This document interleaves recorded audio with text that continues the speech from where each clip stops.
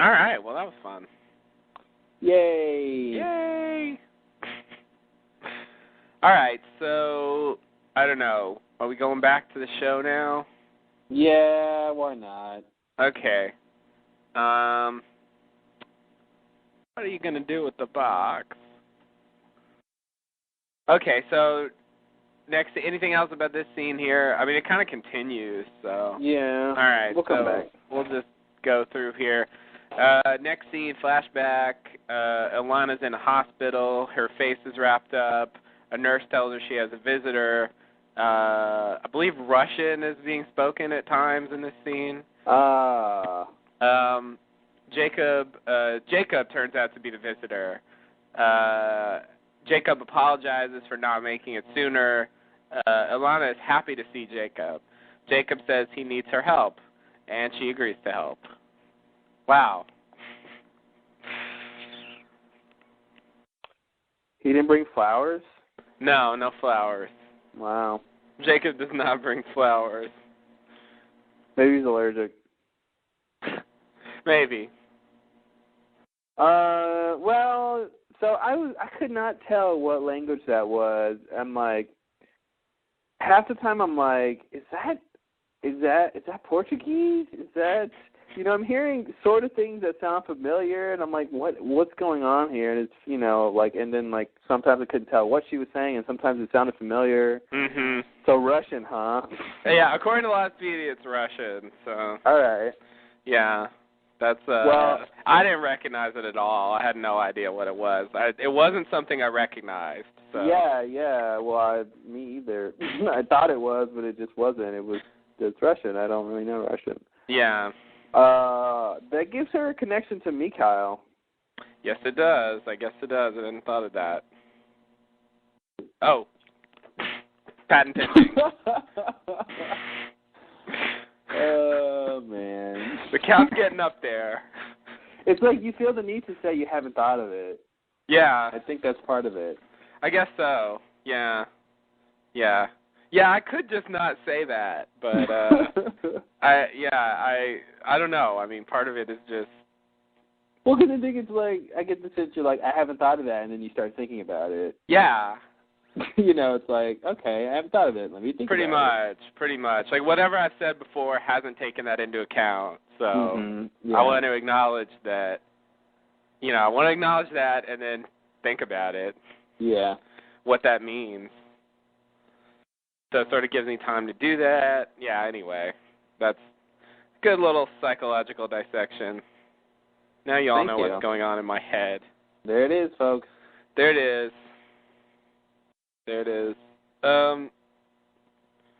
Yeah, okay. So Lostpedia, I don't know. It's hard for a show like this, but they give Alana's profession as bounty hunter. Oh. And I guess that's, if anything, why not? But sure. But it seems like, okay, maybe that's not her job. She was just able to do that. Right. If Saeed dismantles a bomb, he's not a demolitions expert. Right. Like a profession, it's just something he can do. Right. But anyway, I thought that was interesting. Yeah. Yeah, Lostpedia, it's, since it's collaborative, it can be a little weird sometimes. Like, there'll be, like, warring factions about, what should go in there. And, some people think it's this, and other people think it's something else. And it can turn into a whole thing, you know.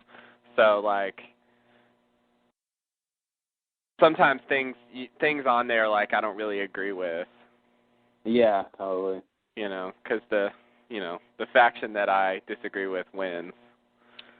But yeah, I feel like she could be a bounty hunter, but I don't feel like it's totally clear that she is, since we know there was, more to her than that. If you think she's working with Bram and she's a bounty hunter? I don't know. Maybe those guys just seem, I don't know. They did kidnap Miles, but well, does she need money? I mean, doesn't she just live? I don't know. So she needs money so she becomes a bounty hunter? Yeah. That's the obvious career choice? I don't know. Yeah, right. Yeah, maybe not. Yeah, it's a little weird. Yeah, it is. Yeah, okay, so she's probably not a bounty hunter then, at least not by profession. Yeah, I wouldn't say it by profession. It seems a little hasty to say that. We saw Yeah. her bounty hunt one time. Right. And right. it was for, a specific reason. It is kind of interesting that they put her in the hospital, like, bandaged all over the place in this scene. Like, That's the next question is, what happened? Yeah. I really don't have an answer for that. Because I don't know what she's doing there. I mean, they don't say anything. She's recovering. Well, yeah. You like it when I point out the obvious? I do. Thank you. I don't know what she's doing there. Well, she's recovering. Yeah. That's the thing to say when I say that. You're right. Yay, I win. You win. What I meant was, whatever, in that area, I guess. So you don't think she's Russian? Oh, well, she might be. I guess she's supposed to be something. I guess Ilana could be Russian. If you say it the right way. If you say it the Russian way, she's definitely Russian.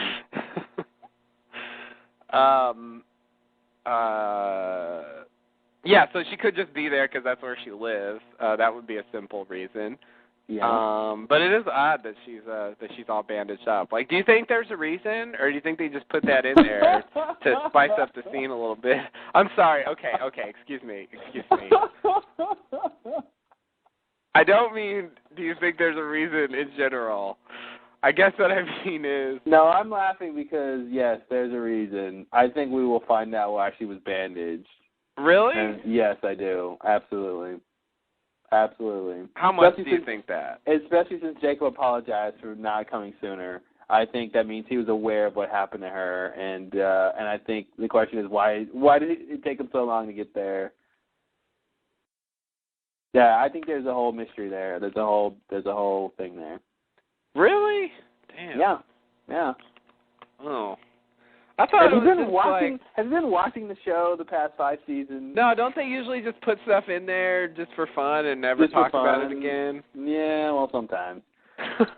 But most of the time, especially with a new character, getting a big piece of new information about a fairly new character, I think we're going to see what that's about, and I think it's probably going to tie into her relationship with Jacob, or how she got involved with the other, or with Jacob in that group, and I think we're going to get her backstory, so I think that's all related. So I think we will see that.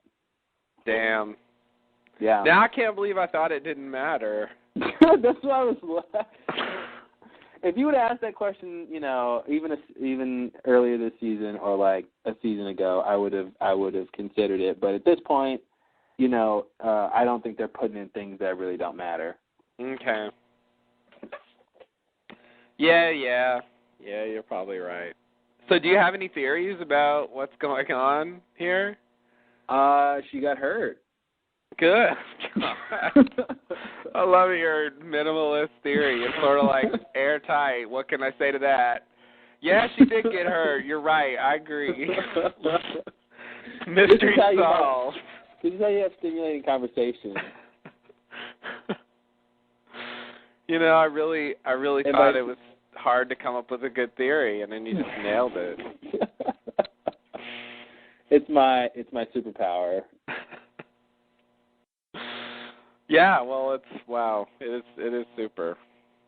At this point, I don't think I could have any guess that I think it's close. I think it was probably something, she was doing for Jacob, or, I don't know. There's not much to go on. It's hard to guess. It looks like she could have been, like, in a fire or something. She was heavily bandaged. So, I'm not sure. There's really not much to go on. as you know. Yes.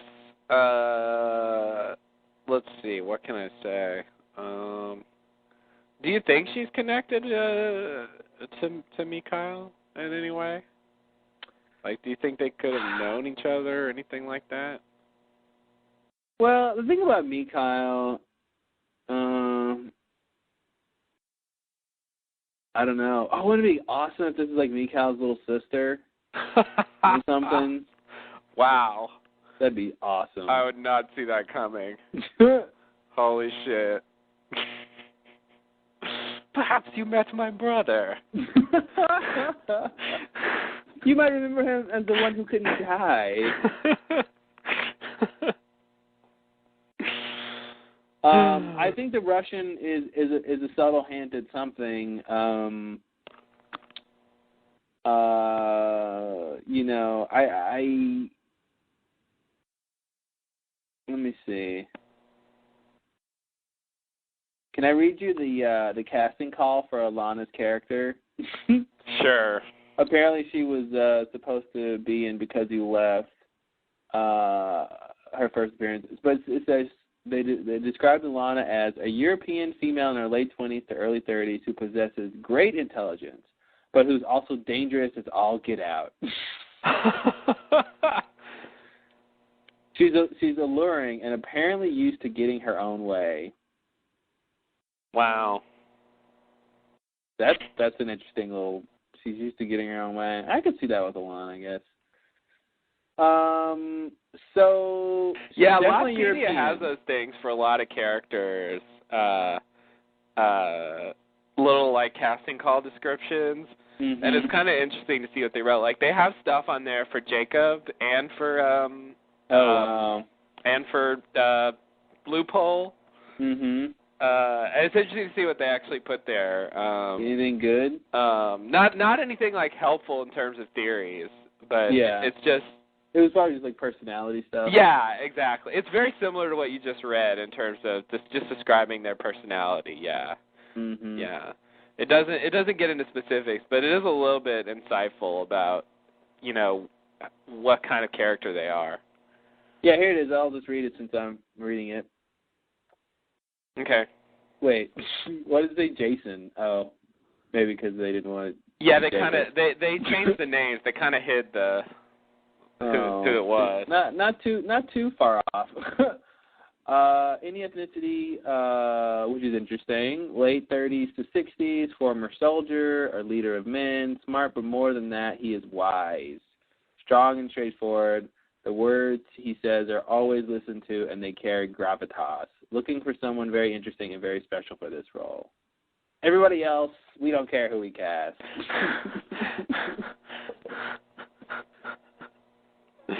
Yeah. Well, that's interesting. These are fun. Yeah. It's almost like reading, like figuring out their horoscope or something. Like, yeah, it is. Your moon sign is. The moon is waning in Jupiter, and is that a thing? A moon sign? Oh yeah, there's moon sign, isn't there? What's your moon sign? There's like there's water signs, and isn't there like really? There's like a sun. Well, different what do you call them? Signs. Are connected to different like planets and stuff. One will be, its planet is Mars. It's dominant. All of the zodiac is just celestial. It's just astronomy. So all that stuff goes back to astronomy. All of that stuff is just astronomy. They were just telling stories with astronomy. Right. They thought the stuff was dancing up there and talking to them.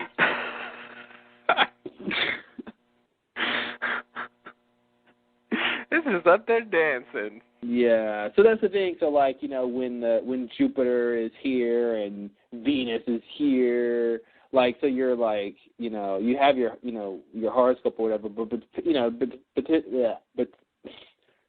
what am I trying to say? What are you trying to say? Oh my God! I'm trying to say depending. Oh man, I was trying to put a P in there. I was trying to start with a P. It wasn't working.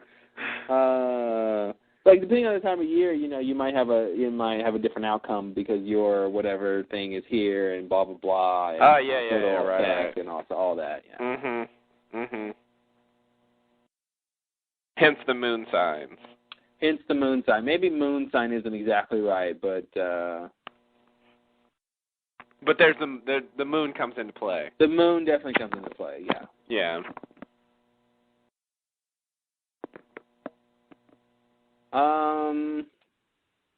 I was just going to read Jacob's Nemesis thing. Yeah. If I can find it.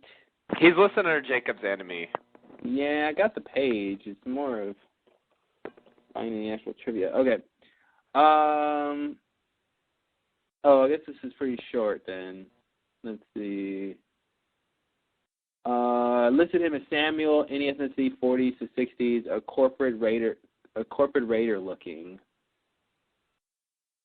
That's not what I read. Is that not what you read? Oh, I'm sorry. I'm under Esau. Wait. What am I reading? Yeah, this is... Wait. Who is this guy? I think some people are calling Jacob's enemy Esau. Okay. Well, this is what it says under Esau.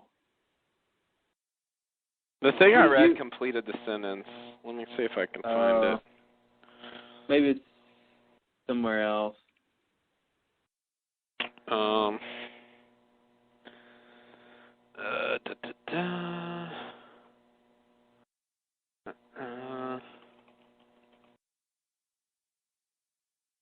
Let's see here.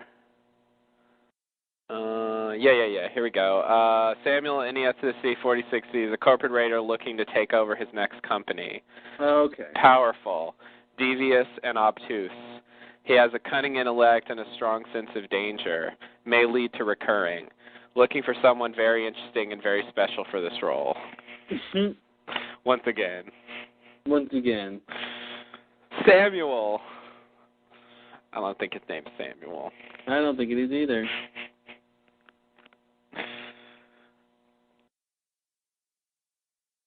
Yeah, so they're going after the biblical thing? Yeah, Jacob and Esau.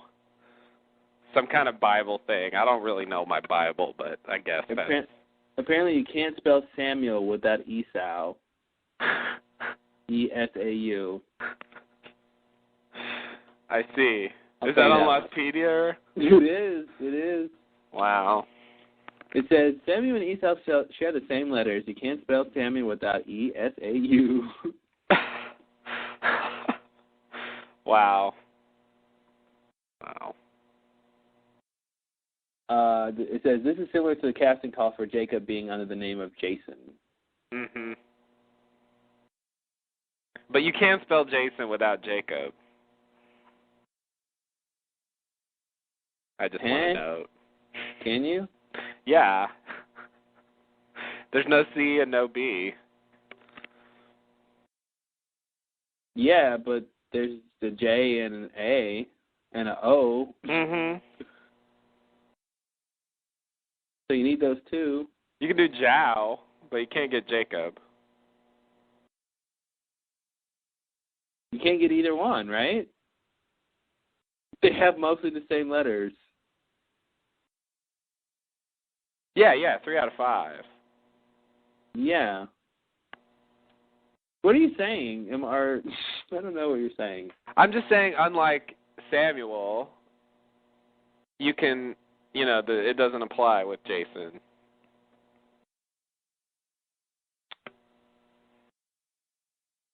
Yes, I don't know what you're saying. Okay, so Samuel has all the letters of Esau's name in the name Samuel. Yes. So E-S-A-U, all those letters are in Samuel. Yes. On the other hand, all the letters in Jacob's name are not in the name Jason.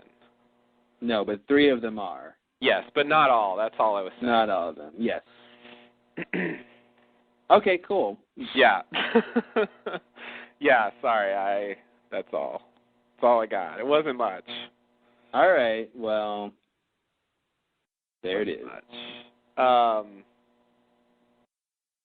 So Alana Mikau connection, I don't really know. That would be interesting, though, I think. Yeah, it would. It would be an opportunity to have Mikau back, sort of. Alana has a bandage on her left arm during this episode, and I didn't remember when she got injured. Do you know? No, I don't remember her getting injured. I didn't notice the Band-Aid. It's not a Band-Aid. Oh, it's not a Band-Aid? It's a bandage. Oh. It's like pretty much her whole forearm is wrapped. Oh, really? Yeah. Well, did she have it before that? I don't remember. I don't remember either. Like, it could just be from the crash. Yeah, that's the thing. I don't know if we're supposed to believe it's from the crash or if we're supposed to believe this is a leftover injury from when she was in the hospital. But I don't think she had it, when she was capturing Saeed or anything. No, I don't think she had it then. I would guess it's from the crash, since I can't remember her being injured any other way. And I would assume it was there before, but I don't remember. Yeah. So do you think Jacob just healed her? Oh, the bandage thing? Well, if it was as long before as we were thinking earlier, then, not necessarily, but possibly. I guess he can. Why wouldn't he, no matter what the time frame? No, you're right. Yeah. Yeah, come on, Jacob. Why not? This is he's asking her to do a favor, Yeah. Yeah, you might be right. Or probably right, actually. Yeah, good point. I'm on board. Awesome. Get on the train. Yeah. Choo-choo. Jacob healed Alana. Thank you. Choo-choo tunnel, man. Choo-choo tunnel.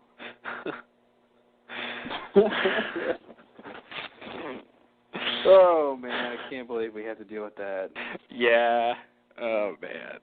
I think it's interesting that Alana was supposed to appear in Because You Left. Yeah. Which was the first episode. I wonder what they were going to do with her back then.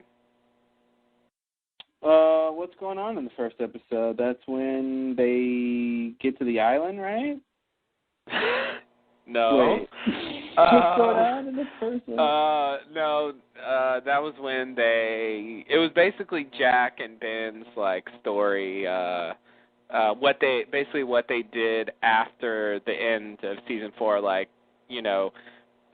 dealing with Locke's body and dealing with, all that stuff. Okay. I don't remember anymore, clearly. Yeah, I kind of got it. I remember now. All that, the pre stuff. Yeah, the pre stuff. Well, you know what? I would guess she was probably one of the people like the butcher shop lady. Was that episode? I believe that was that episode, yeah. Maybe we would have seen her, basically helping out, one of the sort of others that Ben was dealing with. But maybe they were like, well, we wanted to be with Bram's team or something. Mhm. Well, that's a possibility because we could have saw her in that. I mean, I don't know where else we would have saw her. Yeah. Yeah. Or is it would have seen her? Would have seen her. Okay. Yeah. Would have seen her. Ugh. Oh yeah, that's right. Yeah, I forgot about. Oh, and then there's the whole thing with Aaron, and the lawyer comes to get Aaron. Oh man. Yeah. Talk about a red herring. Totally red herring. We need a blood sample, and we're just gonna. Can we come inside? We're just gonna take your baby. Man, that guy. Oh man. That was Ben's lawyer. That's my lawyer. That's my lawyer. Say hello. Oh, Ben. Widmore meets son at the airport. Oh, that crap. Yeah. How dare you lock me in a room with you? Hurley gets photographed with the gun.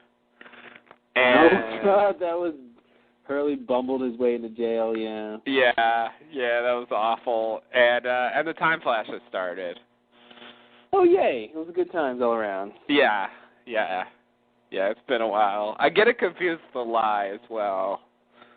Because, they were back to back. Both. Yeah. And I was just thinking, I was remembering Hurley and Saeed's adventures, but that was the next episode. Oh, yeah, that's right. That's the next one. But Hurley is in this one. They do have some adventures, but they have many more in the next one. Anyway. Many Oh, yeah, more. that scene with Dan at the beginning that we saw a couple episodes ago. That was just a little preview, I guess. Which one? That scene with Dan in the Orchid. Oh, yeah. With Chang and all that. Wow, that was a big preview. Yeah. Who knew that, like, wow, the whole LaFleur storyline, right? Mhm.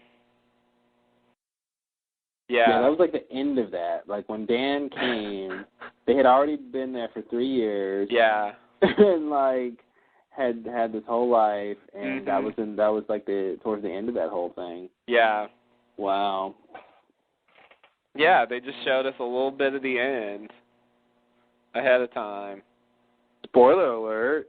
Yeah, I guess that was sort of like a flash forward. Yeah, they totally almost spoiled this. Yeah. Spoiler alert. Love that. The show can actually spoil you itself. That's great. It doesn't seem like it should be possible. Yeah, but it's showing us the end. But that's the show. It can't be a spoiler. But it's spoiling us on what the end is. That's great. Wow. I think season 4 was the season of spoilers. It was all the flash forwards. Apparently so. Spoiling everything. everything. Constant spoilers. Yeah. Come on, guys. Enough. Enough with the spoilers. And here's some more stuff that's going to happen.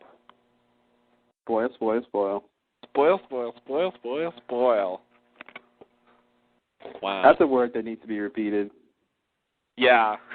It's kind of hard to repeat. Yeah. That oil, that spa and that oil. Yeah. You don't want spa and oil getting together. No, you don't. Spa, you don't want a lot of spa anywhere. Right. Yeah, no. Oil's not so hot. Not No. so hot itself. And I always want to say, like, oil. Oil. I always want to make it 2 syllables. What? Oil? Oil.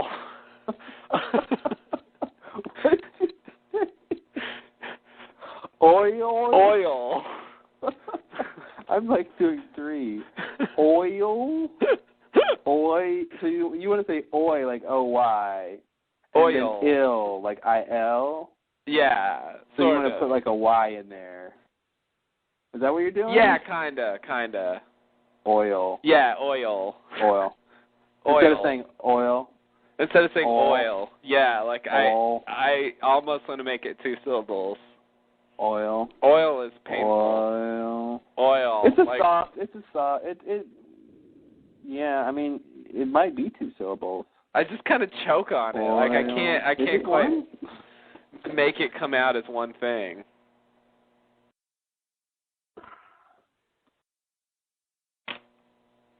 Oil.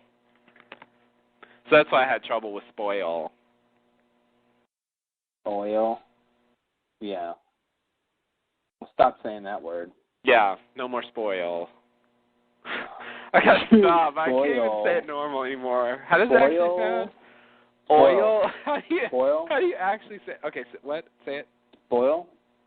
Spoil. Yeah, that's it. Spoil. Spoil.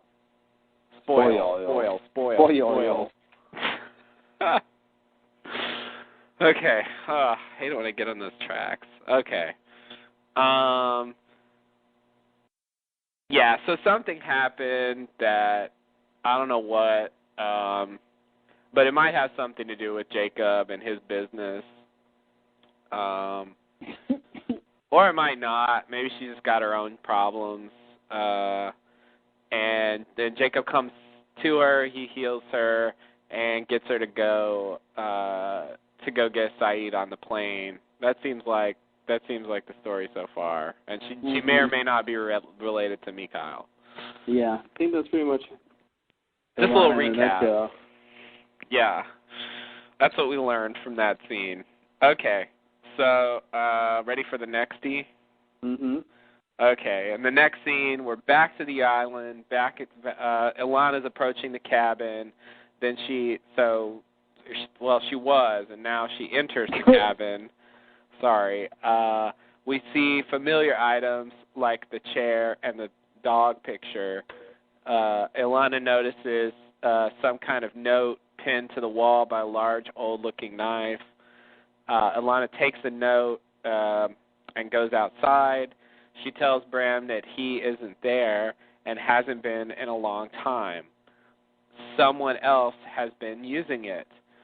Then she tells the men to burn it. Frank suggests it might cause a forest fire. They burn the cabin. Ilana shows Bram the note. It has, I think, the statue on it. Bram says, "I guess I know where we're going." The cabin burns. The group walks away onto the statue. All right. Boom.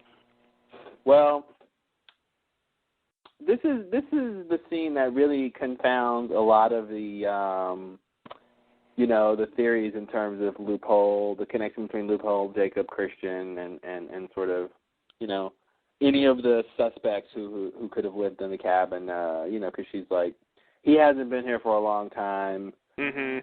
What does that mean? It looks like he was there though at a certain point. Well, that's what it seems like. I mean, it seems like that is his cabin. Yeah. He was there. And he gave him a note to go to the statue, which is where he is. Mhm. So, and how long is long? That's what I wonder. Like, could he have been there 3 years ago? I feel like, oh man, it's weird. I feel like it shouldn't have been too long. I mean, obviously, Alana needs to sort of know, how did she even find the cabin? She must have been there, but she must have been there before. I don't know how she found the cabin unless she's been there before. Mhm. You think so? Yeah, I don't. How did she find it? How did they know where to go? They didn't explain. They just went there. Yeah, I mean, unless she had a map at some point, somebody drew her a map and she memorized it, which, I think that'd be pretty hard to do, to sort of memorize it and then orient yourself when you get there. And, I mean, yeah, Lewis and Clark did it, so how hard could it be? But, wow. I kid Lewis you and Clark. You just did Lewis and Clark. That's intense. Wow.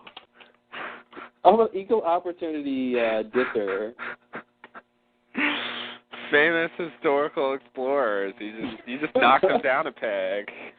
Hey. I could have discovered, I could have explored the Pacific Northwest if if I was around in the 1800s. Mhm.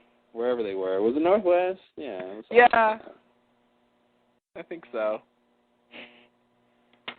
I'm not really an expert on Lewis and Clark. Or the coast, maybe. But I think I want to say the Northwest, sort of.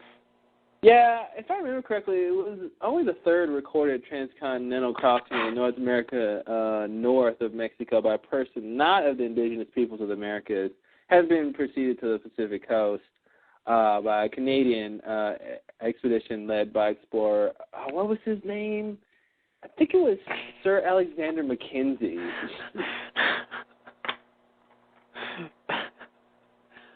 Wow.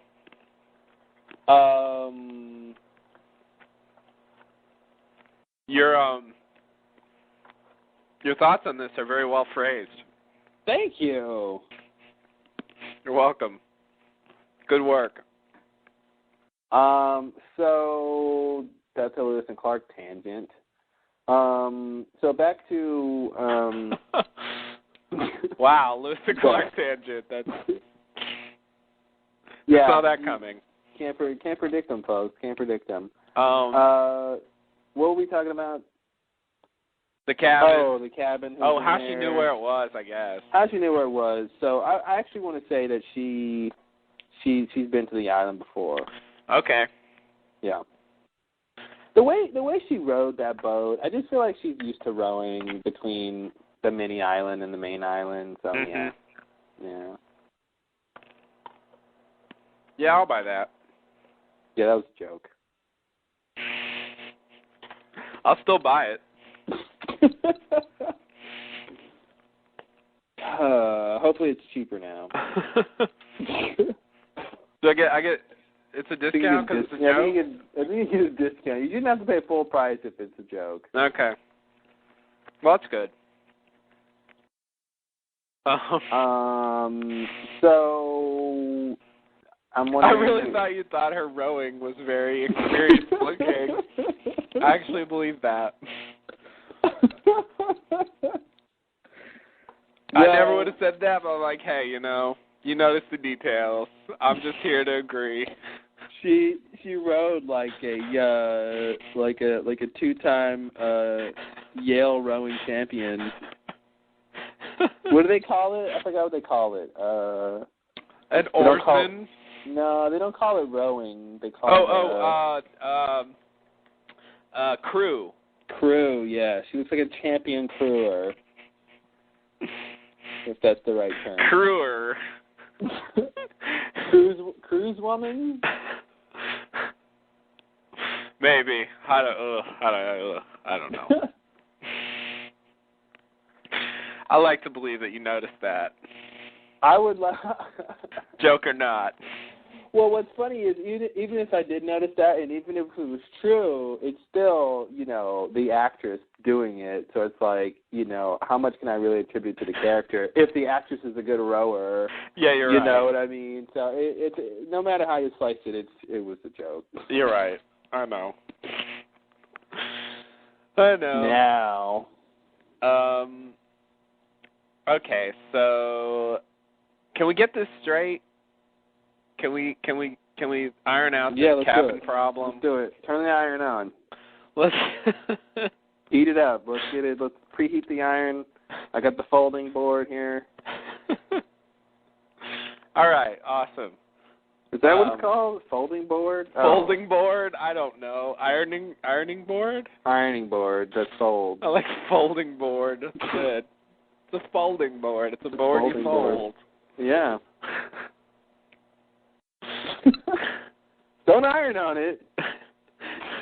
It's a folding board.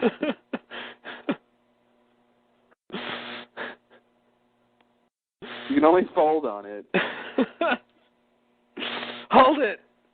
Do not put that iron on that board. That's a folding board. That's a folding board. Folding board. Did you read, sir? This is a folding board.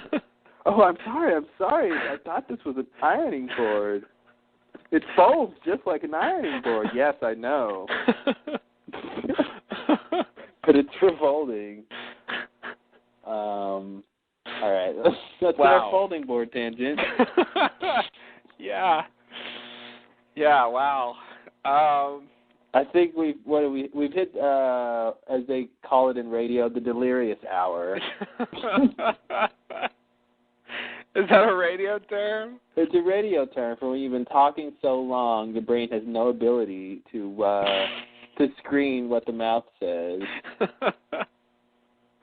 Mouth first, brain second. Yeah, it's too tired. Yeah. No, that definitely happens. All right. Okay. So, back to business. We got the cabin, right? And so Alana says, let's see. Okay, so we got the note in there, right, for the statue. So Jacob was in there at some point. But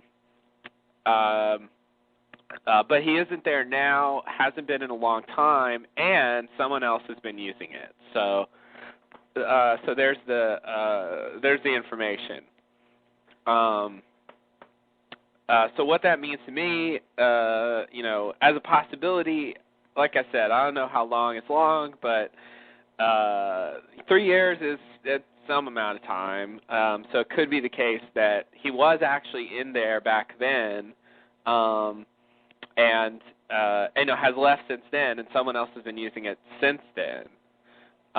It is kind of strange if we've never seen anyone else using it. That's what that would mean if that were true. An alternative would be when we saw Christian in there, for example, that was someone else using it. So he left, before that. So maybe we've never even seen him in there. Maybe he's been gone the whole time. Yeah. And that's a story. I guess another thing to throw in there is the ash being broken, and what that's supposed to mean, and how that fits in. Yeah. So I wasn't really able to come to anything, but we got. I will. Here, let me throw this out there. In terms of Yash, this might do something with the theory. If it seems like Alana expected Jacob to be in there. Yeah. And if the Ash imprisons the person, I think that's weird that she basically expected to find him in prison. But he sort of escaped or something. Yeah. I mean, that's what she should think, right? Like, yeah. This has been broken. He's not here. The way this scene plays off, the way she approaches it, I feel like the ash ring should be protecting the cabin.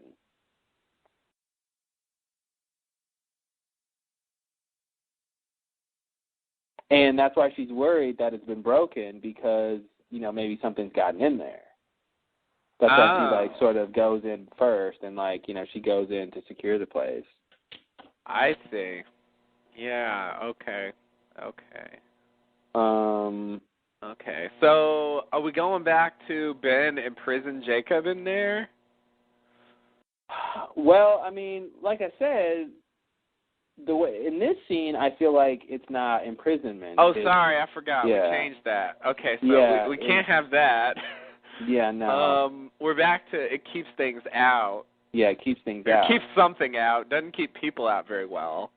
Maybe it keeps Smokey out. Maybe it keeps Mr. Loophole out. I don't know. Yeah, okay. Not that he should have really much to fear from Mr. Loophole. I don't think he can kill Jake. He can't kill Jacob, but I don't know. So the fact that it was broken meant something else could go in there. Yeah. That's sort of the idea. That does seem to be the right way to read this. Yeah.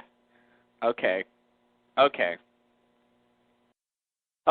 it's a protection thing and not a jail. So something else wasn't necessarily trapped there, but rather I don't know, Jacob left for some reason, or somehow that line was broken and they were able to get in there.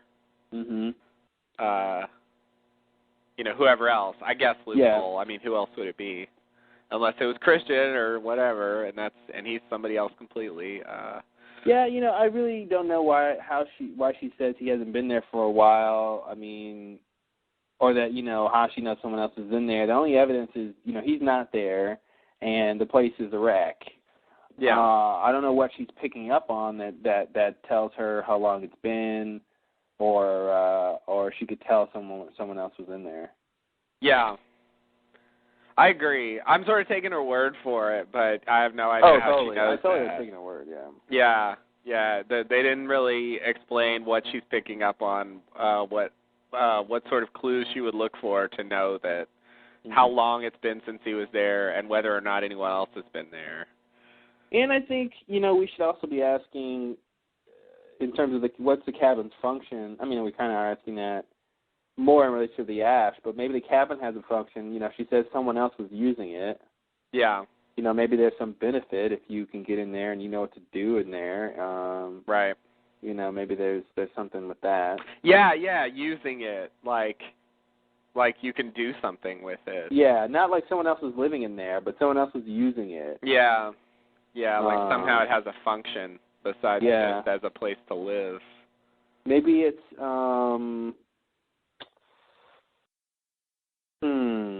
yeah, there's something there. I think there's something there with maybe what the function of the cabin is. Yeah. Can we guess what the function of the cabin is? What is the function of the cabin?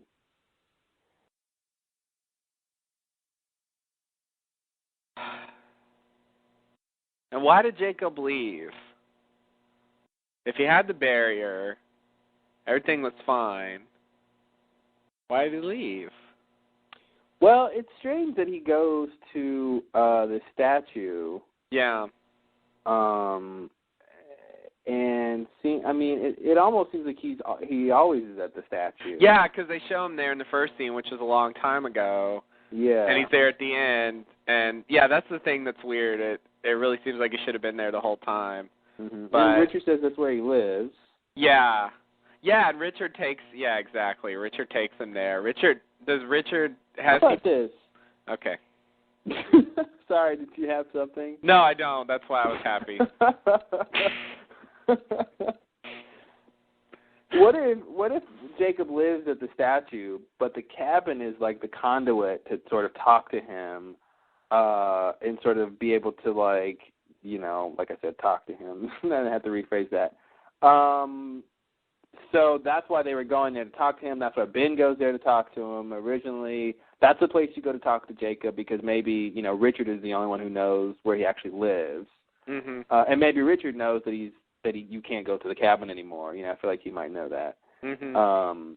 So maybe that's the idea: is he does live at the statue, but you don't want to have to push that wall every time you go talk to Jacob. Yeah, it's like video conferencing, but it's a cabin.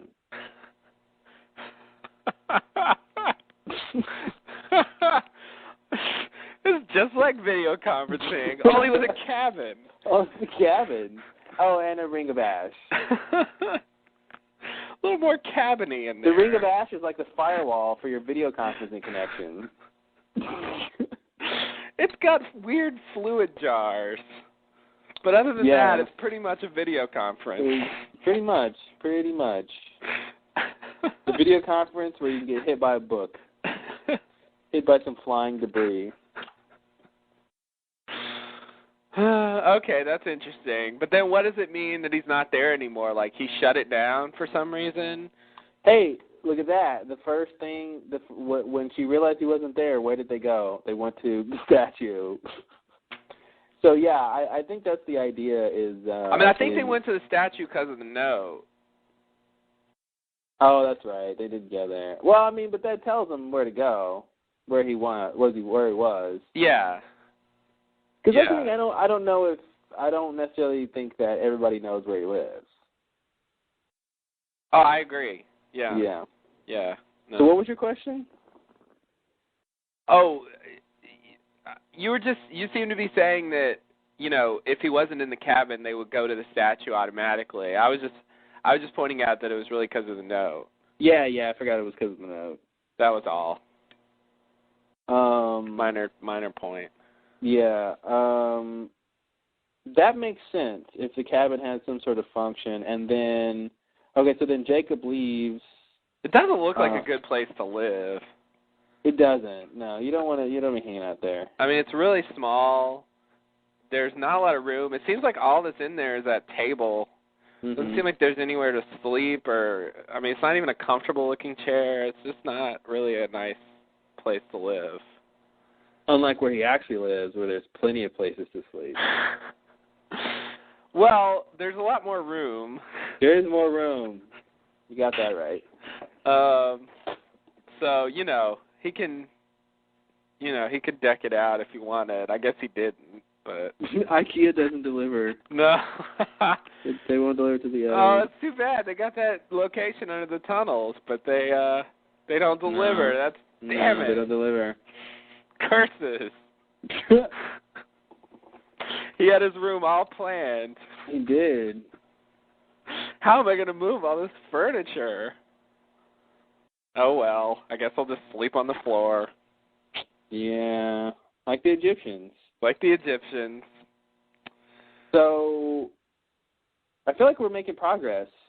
I do, too. I feel like we've made progress by, looking at what's actually in the scenes. It really helped to point out that they're looking for Jacob, and they go to the cabin, and they draw conclusions based on that. That was really helpful. I didn't look at it that way originally. Yeah, yeah. So I feel like we're getting close to something here, in terms of what's going on. So Jacob, he has a need to leave. I'm fuzzy on, obviously when he leaves, but yeah, why we can't quite. I don't think we can quite connect what happened. Yeah. It seems like we're missing something that would explain that. But I do feel that progress is made just by understanding, something about the cabin. Yeah. So who are the people who could be using it, as she says? I mean, we've seen Christian in there. Right. There's always loophole. There's always loophole. He wants to use it. I don't know what he's going to do with it. But, yeah, that goes back to what the cabin does. I mean, there's that communication thing, but then, what good does that do, loophole or Christian? I mean, they apparently they can talk to anybody, wherever. Yeah, I'm not sure exactly what the use of the cabin is. It seems like they could talk to anybody, but it seems like there's something there, though, that, like, you would go there to talk to Jacob. Yeah. And maybe that's the thing. Maybe it's just like you go there and he sort of knows if you're there and he will appear or something, or, Mhm. Maybe that's where Richard went to get the notes or something. Right. Yeah. Yeah, that. But it seems like it was, raided or something. Like someone showed up and broke the line and busted in there, and because it's it's kind of in shambles. Yeah. Stuff's on the floor. It's just kind of not. I mean, it was never really neat, but maybe Ben did it. Ben did it. I don't know why or when, but maybe he did it. Maybe after, Locke said he wasn't afraid of anything he could do, Ben went to Jacob's cabin to throw some dishes around and, and just wreck the place. Oh, good, yeah. He needed some dishes. That's good, yeah. It's like I need dishes. Where can I find dishes? Maybe Jacob's cabin. Wow. Ben went to throw dishes at Jacob's cabin. Mm-hmm. You heard it here first. And when he walked past the line of ash, he drug his foot and it moved the line. Yeah, one of the big questions is, of course, when did the line get broken? Yeah. How long ago? Are we supposed to believe that when Locke and Ben had went there, like they did it accidentally? Was it someone we've seen come there? Did they do it, or was it somebody else off screen? Yeah. Because it was sort of like in the front of where most people enter and exit the cabin, Mm-hmm. that like frontal view. And if someone just accidentally kicked it, would that just break the line? Was it that simple? I mean, I don't know. I don't know if that's what they're trying to say. I mean, it definitely looked like you had to move quite a bit of ash to break the line the way they showed it, but, Yeah. It was broken somehow. Right. But was it accidental or on purpose? Mm-hmm. Probably on purpose, I would think. That's more dramatically interesting. Yeah, it is. That's my new rule of thumb. When in doubt, go with the more dramatically interesting option. Yeah. Yeah, I like that. Yeah, that's a good one. Fun for everybody. Yeah. That way we won't come up with a bunch of boring theories. I agree. So, for a separate question, why do they burn the cabin? Yeah, it seems like it was no longer needed, no longer in use. It had been defiled. That's kind of the sense I got. Yeah, like there's something wrong with it now. Yeah. I thought that was crazy. And I think the idea that he left means that, whatever purpose that cabin serves, like, they don't want anyone else to have it. Yeah.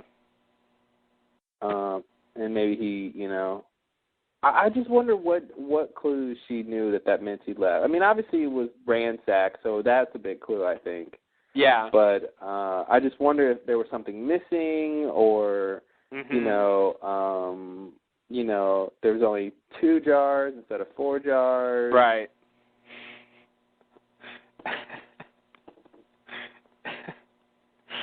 Yeah. And they cut to that picture of the dog. Oh, God, that picture. What the fuck is that picture about? Why? Who is that dog? Who is that dog? And who picks up his poop? Mm-hmm. Yeah. I couldn't believe they burned the cabin. I just wonder, yeah, it was a lot. That was a lot. I guess we'll never see the cabin again. Yeah, they're so done with the cabin. Burned is burned. Yeah. You know what? Maybe that's what it is. Let's put some I don't know what to call it, reality into it. Maybe, they were using the cabin as Jacob's home, and they realized they don't want him to live there. They want him to live at the statue. Oh. I guess you could do that. Yeah. Yeah. The fact that they're getting rid of it means it really shouldn't come back into play. Yeah, they're done with it. Yeah, whatever, like if it has some sort of use, like they're not going to use it. Mm-hmm. Like it's done. So maybe it's just sort of this weird thing of that's where he lived when they originally either they changed their mind or they didn't want to deal with the statue yet, and so they did this cabin thing. Yeah. And now they're ready for the statue. And now they're ready for and what do you find when you go into the cabin? The statue. Mhm. So maybe that's really the big idea, and that the ash. Still don't know exactly what the ash is about. Yeah. I don't either.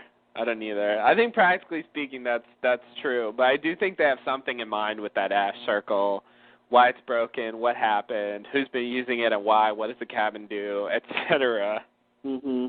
I think all those questions have some kind of answer. But if the impetus is really that they changed their minds, then it's like, well, then they're kind of retconning some stuff. Yeah, that's true. Then they're just saying, well, the times that we saw Christian in there, now we're retconning and saying someone else, So it kind of matters, like, why they decided to do this. Yeah. But it still does, you still got to answer the question. Yeah. If it's that, then the answer isn't as important.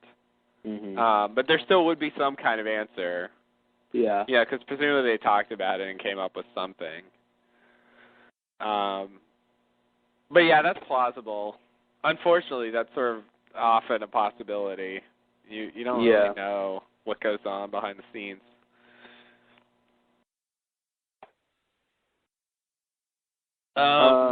But yeah, I think we're done with that cabin. Have you read anything online about the ash that was exceedingly convincing? No. Theories about the ash? Mhm. No, I haven't. Actually, I haven't read a lot of theories about the ash. Everyone seems to be talking about other stuff. What? Yeah. No, ashtheory.com? No. I mean, that probably is a place, but I don't think they're talking about Lost. I don't know what they'd be talking about. It's kind of crazy, but no. No, I mean, pretty much everyone's talking about the bigger stuff. Seemingly bigger stuff, I should say. Mm-hmm. But yeah, no good theories. Does Lostpedia have any good theories? Well, I mean, I'll say again what I said before, I think, from the commentary, I guess Carlton and Damon said the ash is a kind of protection or magic or kind of containment. So again, like we were saying, it's either keeping something out or something in. Right. Being afraid to touch it. Oh. This is season 3 talking, but that's what they had in mind for the ash. Right. Yeah. So that's all we got. I mean, and I feel like, okay, great, I'll buy that, but what does that mean?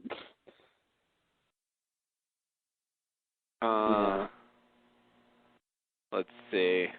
Wow, Lostpedia is editorializing a little bit. Oh, yeah? What are they doing? Yeah. Jacob's cabin is a structure on the island where Jacob was said to have resided. This was shown to be untrue in the incident. And it was implied by Alana that someone else had been using it. What? Yeah, I think that's I don't know, a little bit more than clear. Or less than clear? I don't know. More than clear? I don't know what that means. Yeah. It does, I mean, there is a lot of evidence that he doesn't live there. Yeah. That's true. No, they're probably right, but I don't know. It seemed like they were saying he was there at some point. Mhm. You know?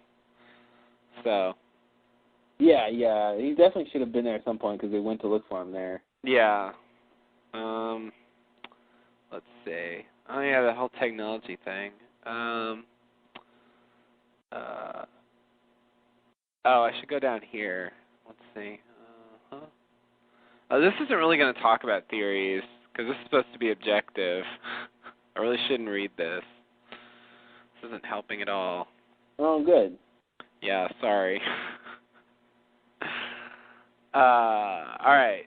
Let's go to the theories. What do we got? Oh, here's the ash. Gray powder. Someone else had your idea about the fire pit in the middle of the nice. In the middle of the place. Someone else has eyes. Good. Yeah, that somehow it's related to that. They don't really explain exactly.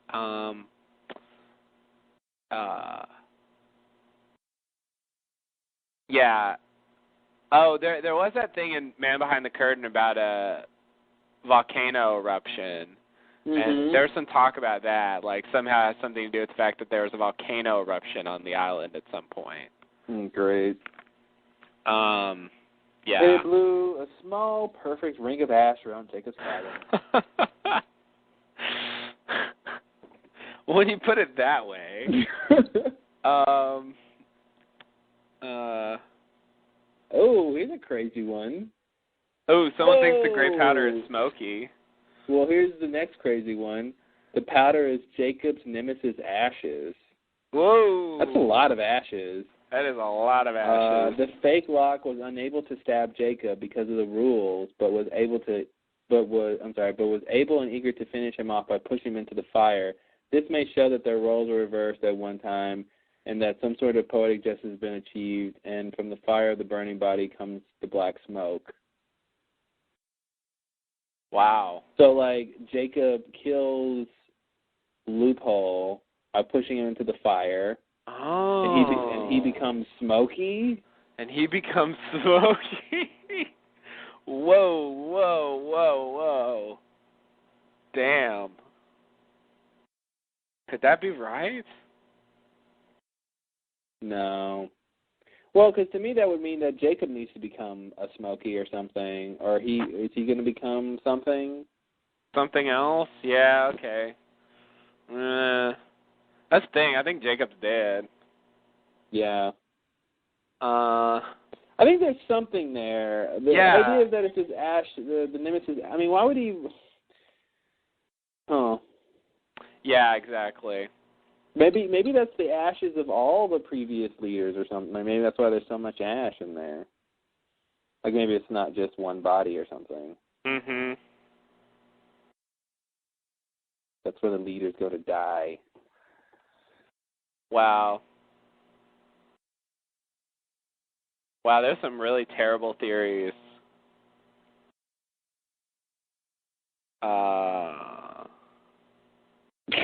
Jacob is one incarnation of the monster, and the monster also inhabits the gray dust surrounding the cabin. What?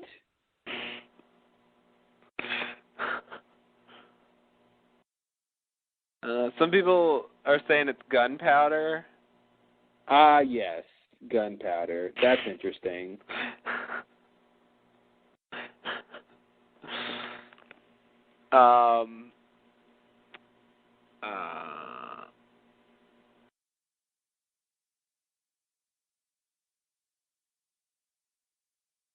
Yeah, okay. No. I'm going to say there's no good theories about it. Now this says, which I don't think is right, and you'll probably be able to clarify. the powders to contain Jacob/the cabin in one location, making it easier for Ben to locate him if he needs to. Hurley stumbled upon the cabin in the woods, and while approaching it, disturbed the circle of powder, lifting the position fix it had. Hence, Locke and Ben cannot find the cabin now as it is moving around the island at will. Is that what happened? Wait, again. Well, but here's the thing. Didn't it move before Hurley ever approached the cabin? Didn't it appear to That's him? the thing. Like, when Hurley first saw it, it was pretty far away. Like, I don't feel like he was close enough to kick the ash. And, I mean, he saw it, and it moved pretty shortly after that.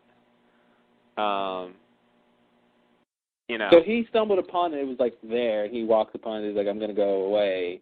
Yeah, like, and then it appeared somewhere else. The first time he saw it, it was kind of off in the distance. You know, I mean, the way they shot it, it looked like it was, you know, maybe, I don't know, 80 feet away or something. And then, you know, he starts kind of freaking out, and then it appears like behind him. You know, on the other side, but closer. You know, more like 30 feet or something. Yeah. And that's when, like, he sees, you know, Christian rocking in there, and he sees the eye. And that's when he really freaks out. And then Locke shows up. So anyway, I don't know. It really didn't seem like, I mean, they never showed him seeing the ash. I didn't think the ash was there. I guess I thought the cabin was moving, and the, you know, the ash circle was the original place. Maybe, yeah, I don't know. Maybe the ash got moved before that, and so it had been moving before the Hurley encounter. Yeah. That is a theory, though. I mean, you know. It was an appearance of the cabin.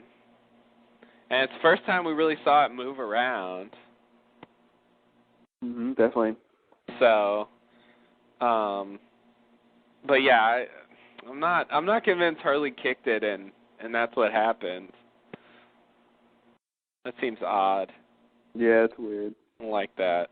I feel like if they wanted to do that, they should have shown him do it. Yeah. They should have done a lot of things.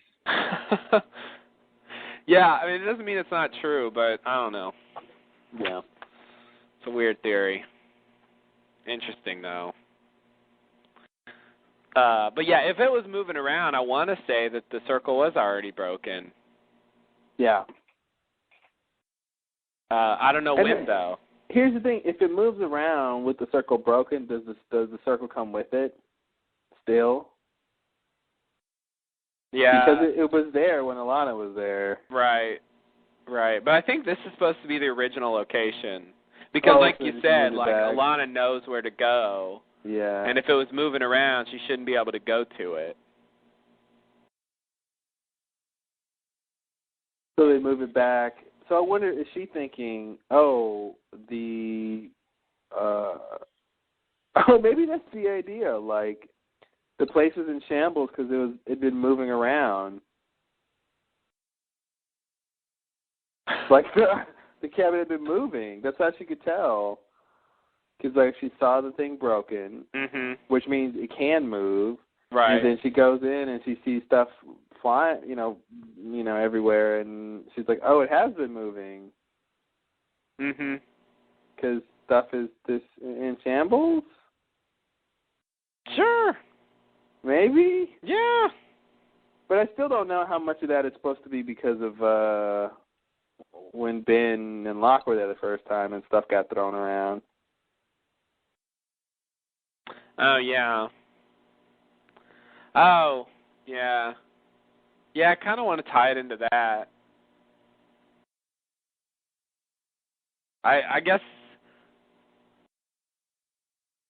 it'd be a little bit, well, I don't know if it really counts, like, you know, the cabin's moving around, but it'd be a little weird if when it's moving around, like, that's, you know, that disturbs all the stuff in it a lot.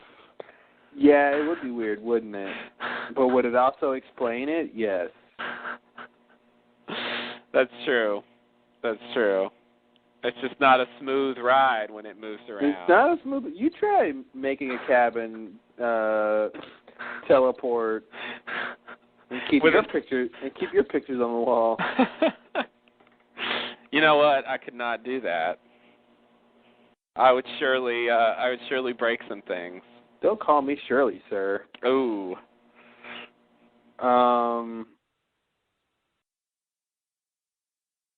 What else is going on? I don't know. Yeah, I think we're just rambling about the cabin. It's a cabin. We got it. Yeah. What are you gonna do? That's what the listener said like an hour ago. The cabin guys. They burned it. I think we're done. Sometimes a cabin is just a cabin. Yes. Okay, so next scene. Please. Okay, flashback. Jacob reads some Flannery O'Connor sitting on a bench outside of a building. Then we hear some breaking glass, and a man falls to the ground behind him. Jacob gets up and walks over to John Locke. Jacob touches Locke, and he wakes up. Jacob tells Locke that everything will be all right and says that he's sorry this happened. The end. Sorry, won't give me my legs back. Yeah, come on, Jacob. You can do better. So, we start the scene on the book. Mm-hmm. What did you say? Flannery O'Connor. Yeah. Everything that rises must converge. Mm-hmm. Which, as a title, I really like. Yeah, it's a good title. Never heard of that book, but I like the title. So, I guess, do you know what it's about? No. Do you? Well, I can read. Do you want to read about it? It probably doesn't matter, but I guess I'll read this little thing. Okay. See what people can glean from it. Probably nothing. Let me see. It says, in a story after which the work is titled, human weaknesses are exposed and important moral questions are explored through everyday situations. Wow, that was really vague. That sounds like it has nothing to do with loss. Critics view the story as a prime example of O'Connor's literary skills and moral views. In the story, an angry young man takes a fateful bus trip with his bigoted mother. Oh, Mom. The mother doesn't like to ride the recently racialized integrated bus alone. I'll mention this was published in 1965. Mm-hmm. You mean it didn't just come out? No. Their relationship shows tensions when a black mother and son enters the bus. Through irony, the blindness and ignorance of the characters are exposed. The title, Everything That Rises Must Converge, refers to an underlying religious message central to her work, aiming to expose the sinful nature of humanity that often goes unrecognized in the modern secular world. All right, well, thanks, Flan. Wow, that was very helpful. Not. Wow. That was great. 90s style.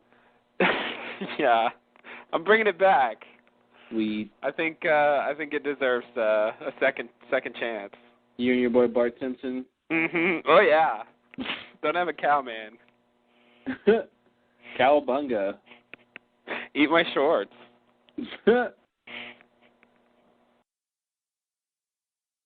And other quips.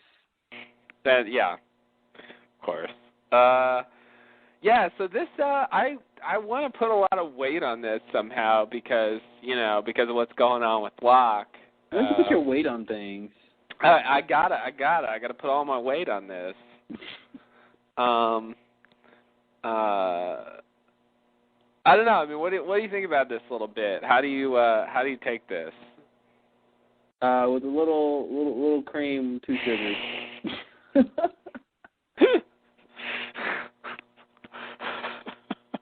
I'm sorry, what did you ask me?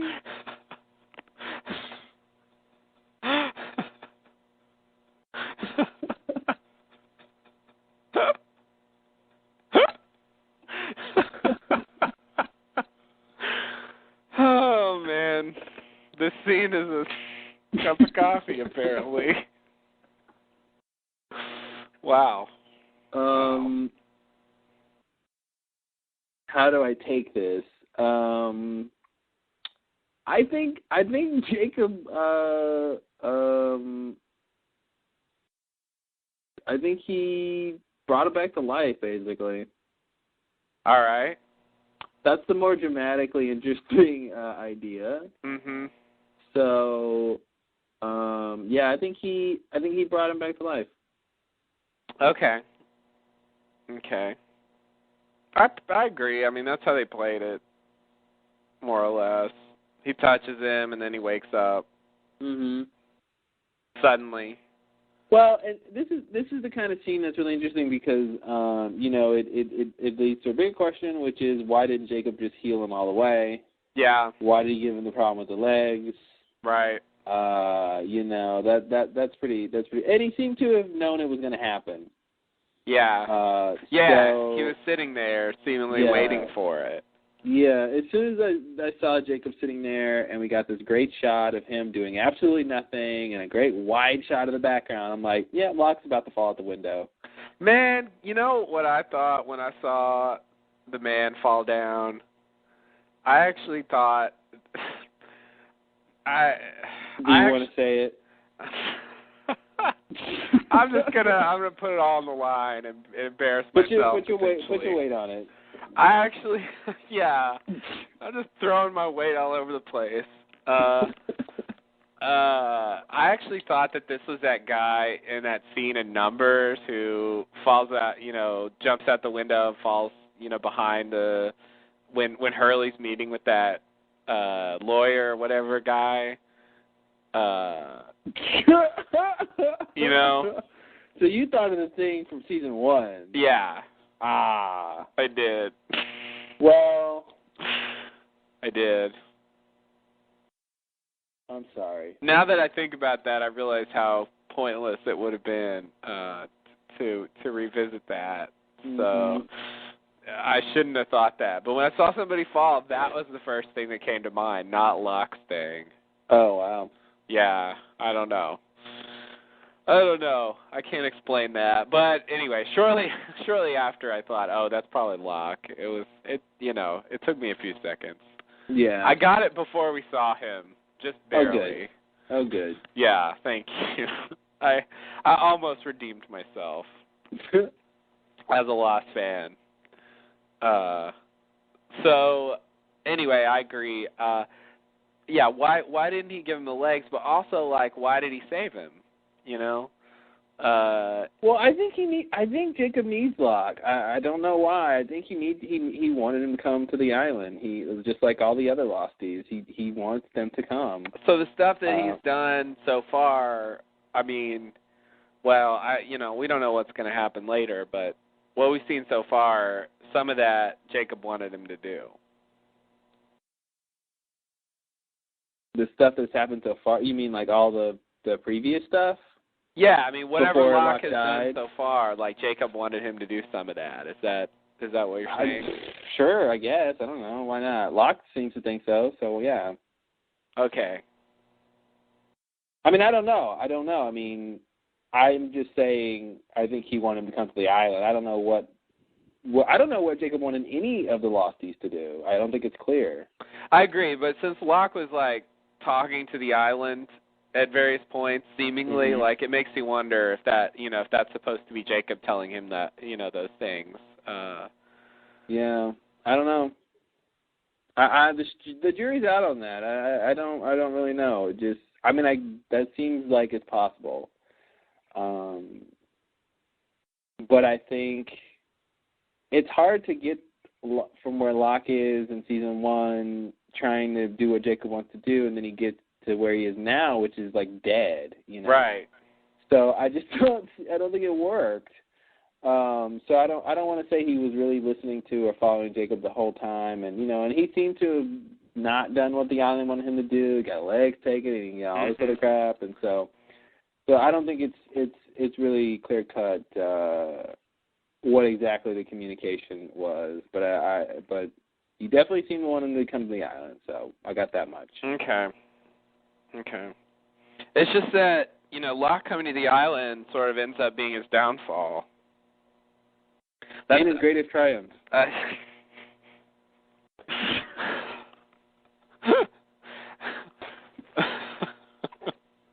Really?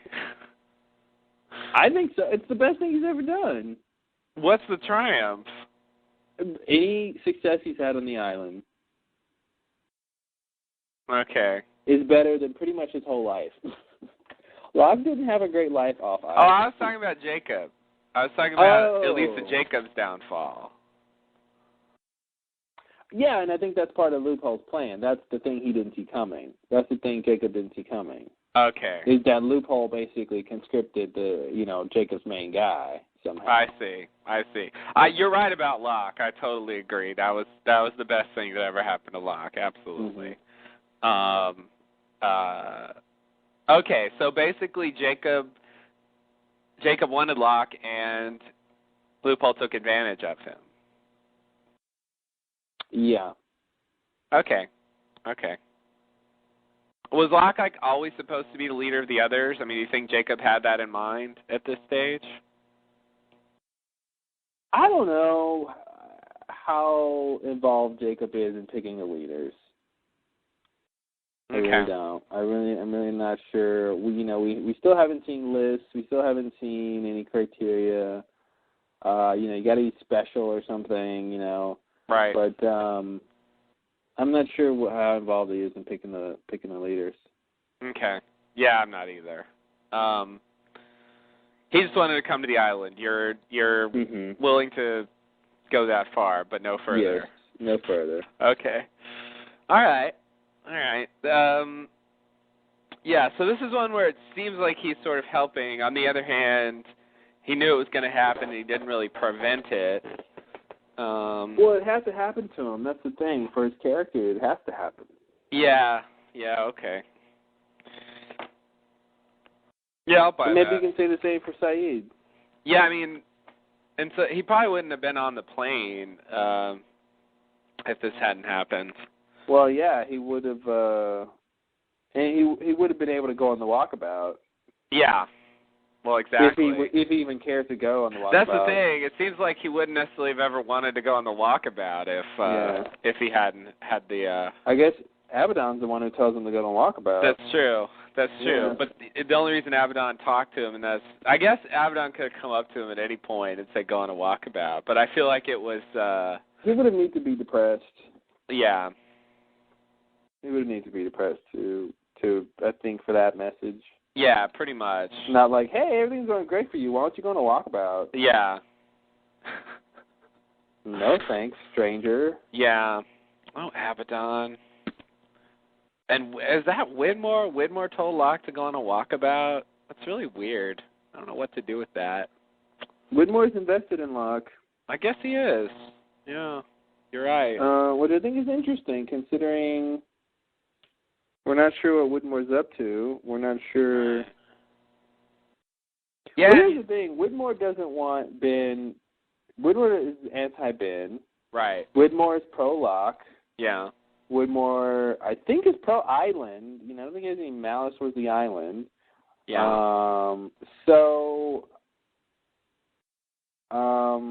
I think that says something, right? He did say, Locke needs to go to the island because the wrong side's going to win if he's not there. The weird thing is that Locke's dead when he goes there, and then somebody else pretends to be him and all that. It seems like that would be the wrong side. So kind of seems like the wrong side should win because Locke's dead and sort of not really there to do anything about it. Until he comes back next season. Good point. Until he comes back next season. Yeah. Okay. All right. Hey, if Christian's around, Locke can be around. That's all I have to say. Yeah. Yeah, Widmore is really into Locke. That's strange. I never really thought about that very much. That's I don't know what to make of that. I don't know what that means. I don't know why he was into Locke. Well, because Locke is special. Oh, okay. Your answers are really, really hard to dispute. They're really simple and direct. And, Yeah. that's all you got. I just quote whatever or use whatever obvious line somebody has said or is in the show. So I think that's what he told Judd. He's special. He's special. Yeah, I think you're right. All right. You're special. You're one of the few people in the world who can host a foreign entity on you.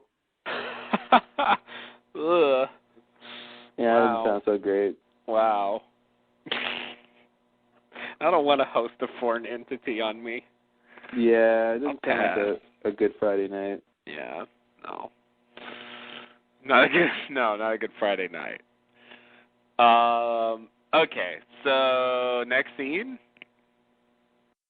Or anything else about this? Do you have? This next scene, I don't really have anything else.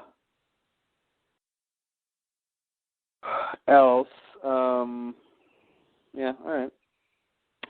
Okay, in the next scene, we go back to, let's see, where are we? The present with the others. The others arrive at the abandoned beach camp of the Losties. Locke tells everyone to rest. Ben sits alone, and Locke comes over. Locke points out the hatch door to Ben and reminds him that that's where they first met. There's another memory. Yep. Locke says, "You mind if I ask you a question?" Locke says, "What happened that day at the cabin?" Ben says he was talking to an empty chair and pretending. Then he says, "So what about it?" Yeah. So what? I was talking to an empty chair. Is that weird or something?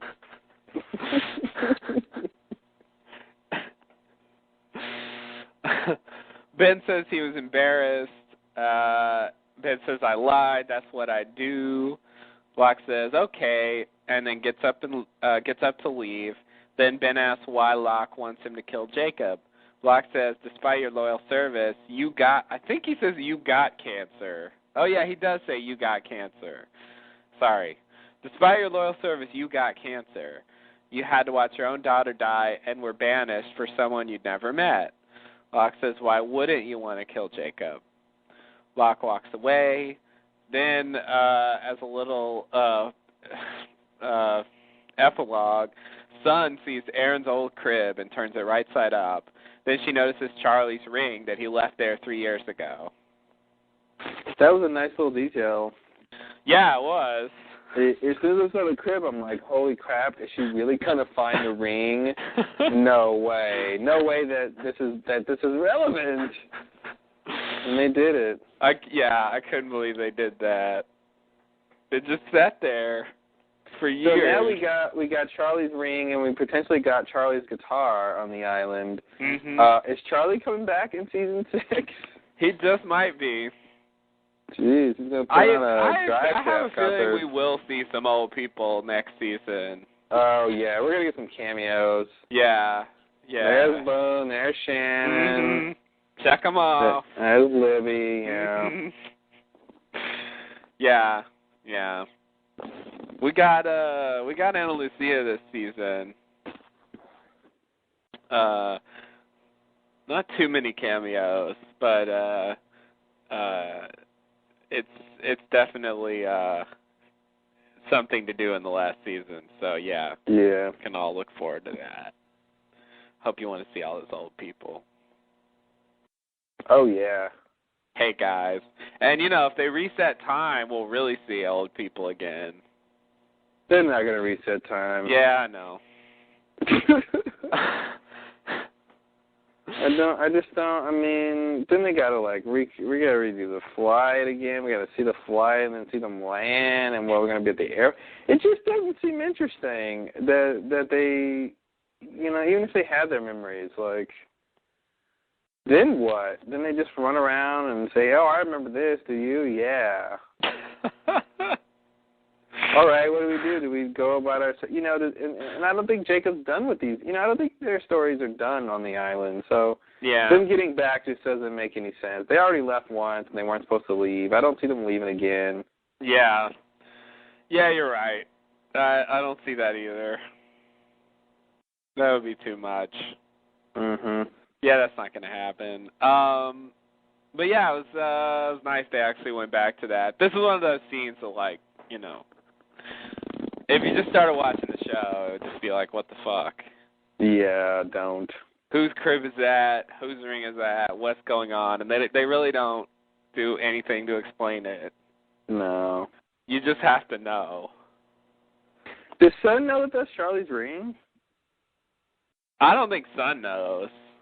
I mean, but do you think she could guess that that's Charlie's ring? Maybe. I mean, he did wear it. She could have seen it. Yeah. They were trading baby duty for a while.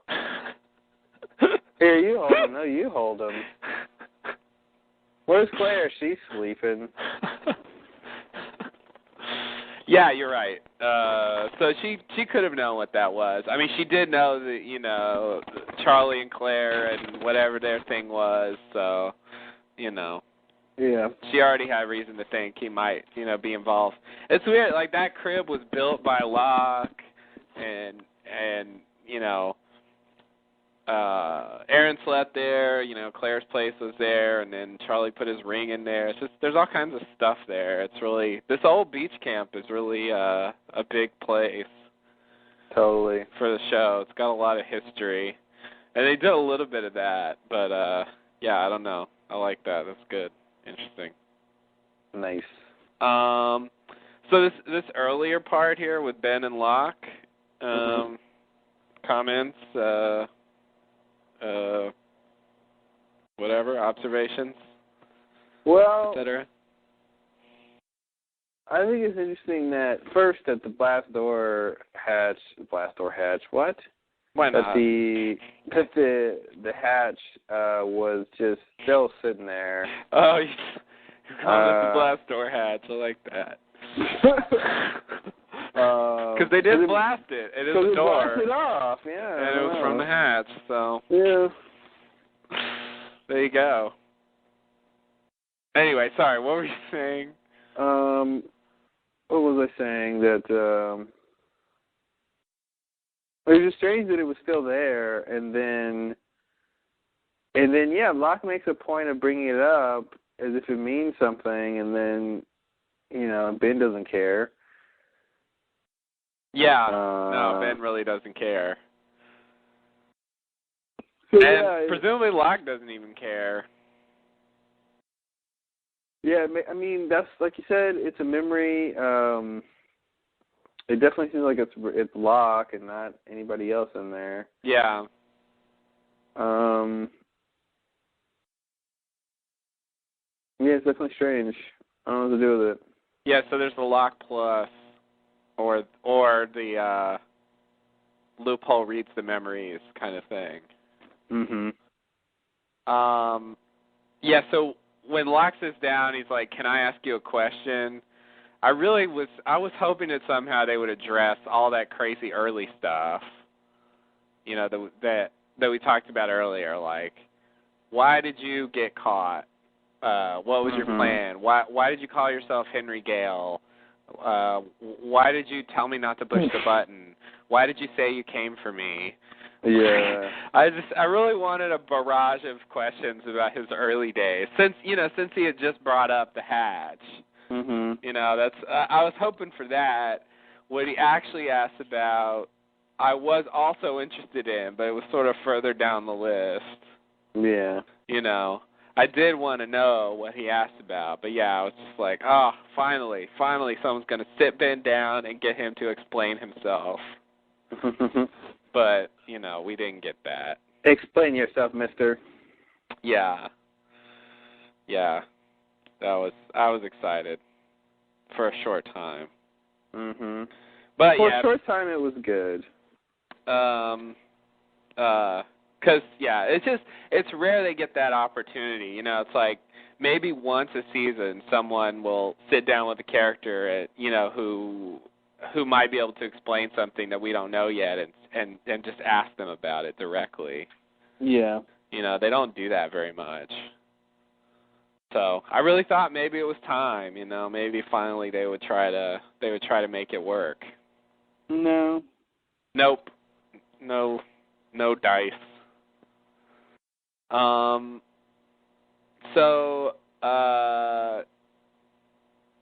Ben was pretending, and he was surprised when the thing started flying. So that's all good. And then the thing about how he got banished, and why wouldn't you want to kill Jacob? Yeah, Locke's little speech was it was okay, you know. It definitely works to get Ben motivated to go do it.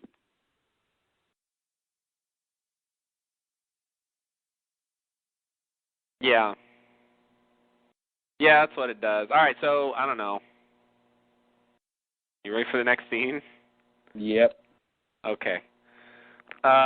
Next scene is Sun and Jin's wedding. They exchanged their vows. Jin wrote his down. Next scene. No, just kidding. Just kidding. Rings are given, then a kiss. Everyone applauds. Later, Jin and Sun are congratulated by guests. Jacob shows up, offers his blessing, saying their love is special and not take it for granted. Then Jacob walks away. Sun and Jin don't know who he was, but Jin knows his Korean was excellent. All right. I do wonder how excellent his Korean was, and just in terms of the actor saying the line. For real? Yeah. Yeah. Yeah, it's the kind of thing they can say and I'll believe them, because I really don't know how to judge. But yeah, I guess the whatever her name is that plays Sun would know that. Yeah, she would. But they had to say their lines anyway, whether she thought it was good or not. She's like, his Korean's awful, but I have to say this lie. I have to agree with this lie. Yeah. So, what do you think about all this madness? Well, I think it's self-explanatory. Really? Mm-hmm. Well, explain it to me then, because I don't. It's not explaining itself to me. All right. I think Jin and Sun's love is special. Mhm. I'm done. That's it. I did get that part. Yeah, I mean, I think that's their thing. Kate had the stealing thing, the whatever morality thing. Sawyer had the thing about his dad. Jack's gonna have a thing. Locke's thing was, getting pushed out of the window by his dad. Mhm. Somehow Sun and Jin's thing is their special relationship. Love. Yeah, and I think it's interesting that they're sort of one. Jin's in the 70s and Sun is in the present, and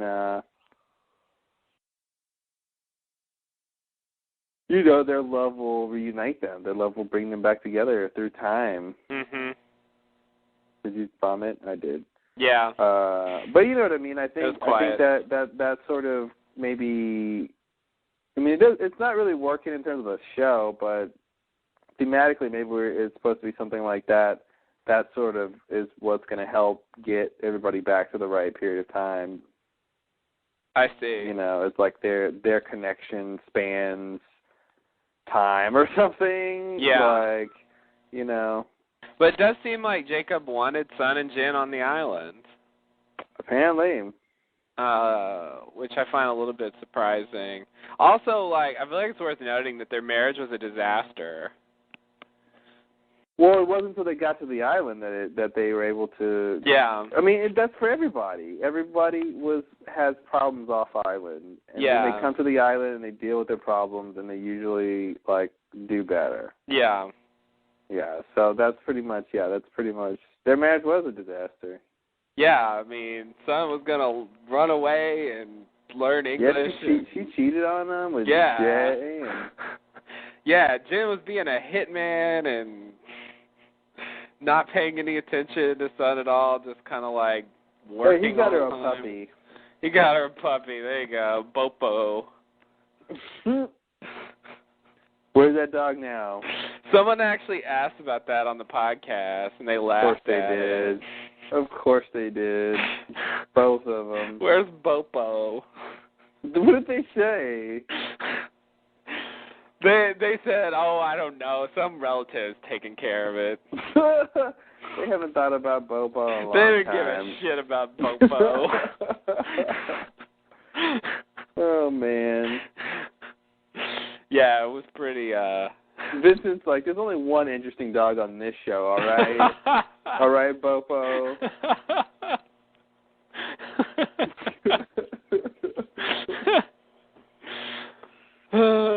Vincent walking around, strutting around the set. Mm-hmm.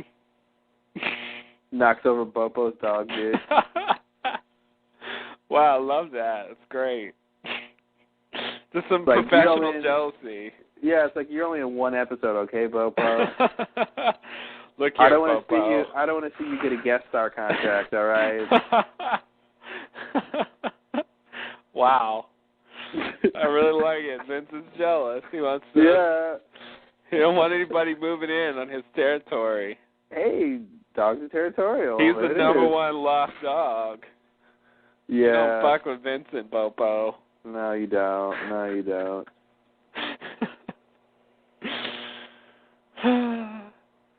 Oh yeah, and like, yeah, Jim was about to kill that guy, and then he like killed himself, and like, God, what a drama they had.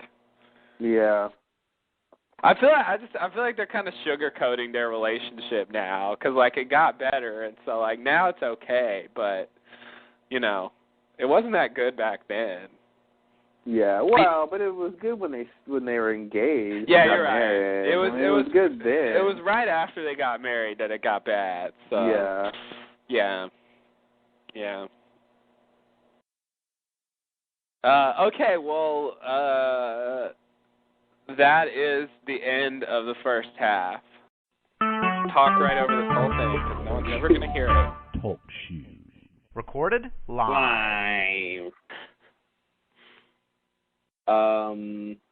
So we are done with part one, and woo! Can we just let's all take a moment and just reflect on all that Claude and Justin yammer.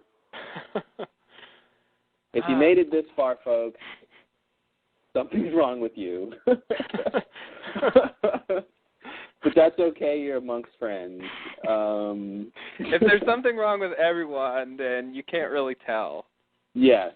Wow. All of that for just one episode. Man, we outdid ourselves, I think. I think which is saying for better a lot. or worse. Because we've done a lot of talking. Yeah, so we beat at this point, it's, 12 and a half hours. For the what we just talked about. So we beat the season 2 finale. We beat I guess we're at the season 3 finale mark. Almost. Yeah, we're slightly under the season 3. Nice. We're on the heels. Yeah, like we're gonna beat it here in about 15 minutes. Nice. Set your timers, folks. Yeah. Everyone take a drink when we beat the season 3 finale.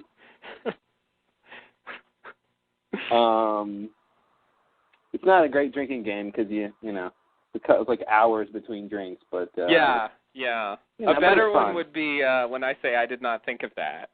Yes. If you want alcohol poisoning, right? Do that drinking game. So we got to beat the season 3 finale, which we will do pretty soon. Season 4 was 17 hours, so we're pretty close to that too. That's only like 4 or 5 hours, so that's nothing. No. That's like 2 scenes. That's easy. Yeah, exactly. That's like 2 scenes, 5 tangents, and a Partridge in a Pear Tree. Yeah. Exactly. I'm curious how long how long it took people to get to this point. You know, like what month is it for some of you guys right now? We started in May 2009, so if this is, you know, October 2015, you took a long time to get to this point. You still feeling that summer heat? Or could it be that the leaves are starting to drop and it's turning to autumn? How long? Or is there a slight winter's chill as the Christmas season approaches?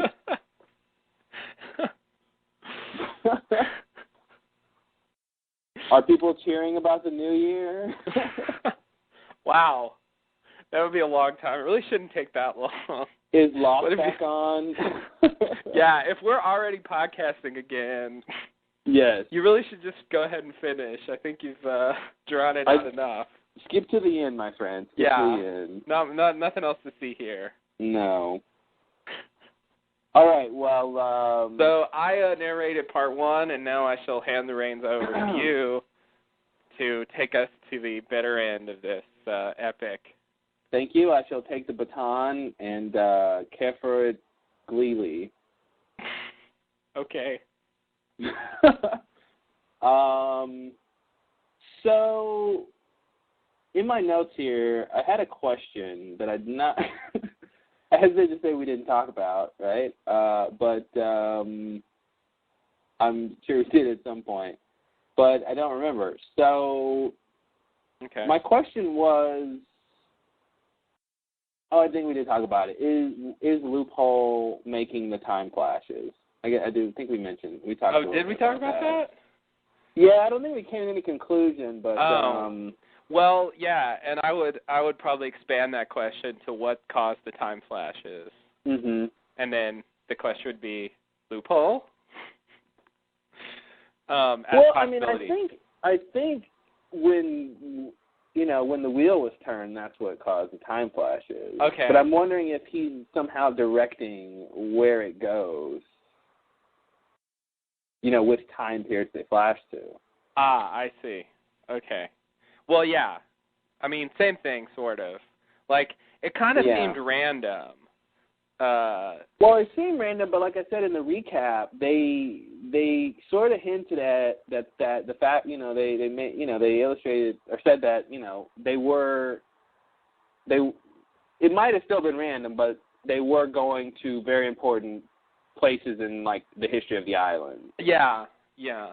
I mean, it doesn't mean like it's not random, I guess, but since they are writing it, you know. Yeah, that's the problem. They're not going to take them to the boring parts, but yeah. On the other hand, they might, you know, based on that recap, want to get the idea out there that it was directed somehow. Mm-hmm. I mean, it was kind of all related, you know. Yeah.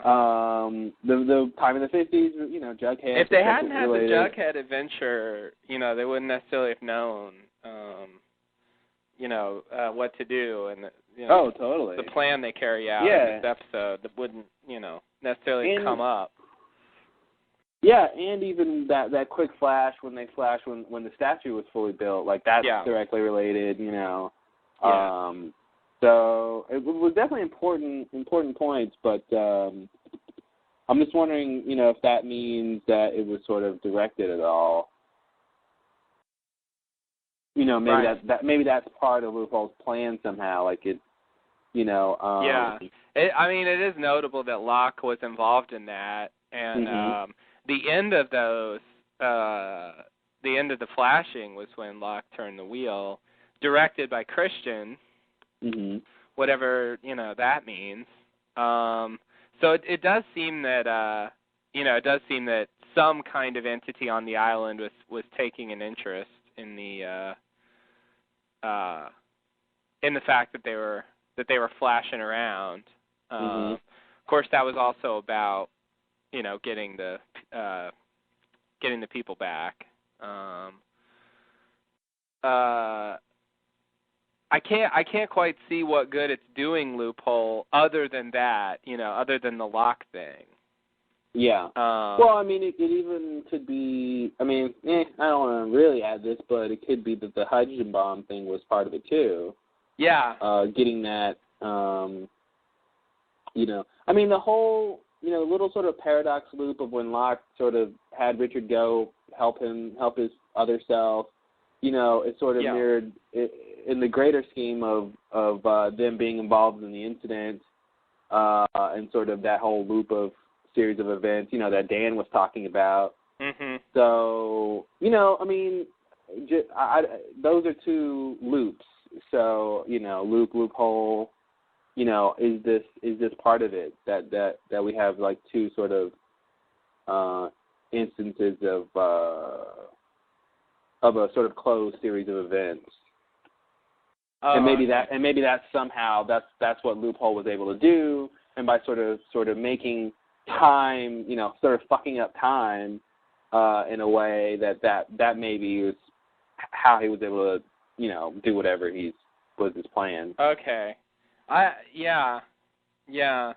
That's. I mean, we don't really know how much that stuff mattered in terms of, what he does in this episode. He may have further plans. He probably does have further plans than just killing Jacob. Mm-hmm. But there's that whole thing about how Locke was. Christian tells Locke to move the island, but he doesn't tell him how. And so Ben says, "Well, I know how, so he must have wanted me to do it." Mm-hmm. And he interprets that as like he's sort of banished from the island or something like that. But then later on, when we see Christian, he tells Locke, "No, Ben shouldn't have done it. You were supposed to do it." And it's sort of, I don't know, it kind of seems like Ben didn't push the wheel right or something. And maybe if Locke had done it originally, then the island would have just moved, and he would have gone back to the real world, and like everything would have been kind of the same, but without the time flashes. Mm-hmm. But maybe Loophole needed those Oceanic 6 people to go back in time and not sort of be in the present when all this stuff is going on, for some reason. Maybe they would have recognized it wasn't really Locke, maybe? Yeah, something like that. Huh.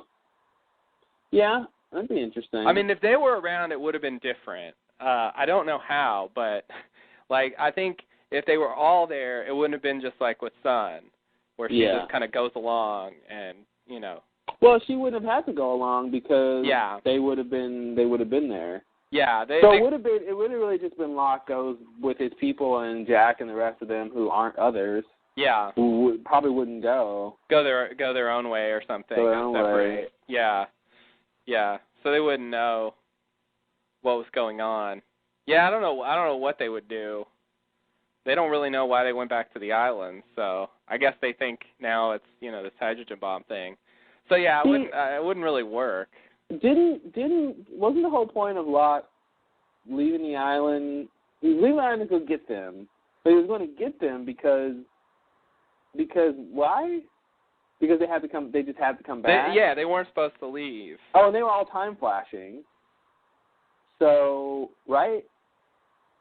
What do you mean? He was time flashing with of course he was time. Yeah. He was time flashing with the rest of them, and okay. But see, and that's what we talked about that before, is that they didn't need to come back to stop the time flash. Yeah, the time flashing stopped before they came back. Although it seems like the way they've written it, it might be since they stopped flashing, but they got stuck in the 70s. Yeah. So it isn't quite right yet. So maybe the idea is they had to come back to, get out of the 70s. Come back to get out of the 70s? Well, they had to come back to get the people who were stuck in the 70s out of the 70s. Yeah, but the people who were stuck in the 70s were them too. Well, yeah. Half of them got stuck there. Well, yeah, but not as long. It seems like they came there and they started doing stuff, and now it might lead to them getting out of there. Well, but here's the thing: if Locke had turned the wheel, then, like you said, they might not have had the time flashes. Yeah. So then, what's the peril?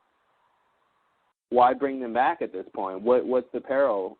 Yeah, there is no peril. That's the problem. I mean, if the wheel gets, it seemingly, I never really said this. It kind of seems like it's not true, but the way they portrayed it just seems like Ben didn't push the wheel right, and that's sort of that was the big problem. Oh, I think I brought up before that maybe it was maybe the problem was not that he didn't push it right, but that when the island moved, when he moved it, it sort of got off its axis because they weren't on the island, the people who had left. And that was the catalyst for the problem. And then to sort of, even though it was fixed, with Locke turning the wheel, it may not have. What am I trying to say? The fact that Locke was going on a mission to get them back somehow made it okay. Is that what you're saying? Yeah, maybe.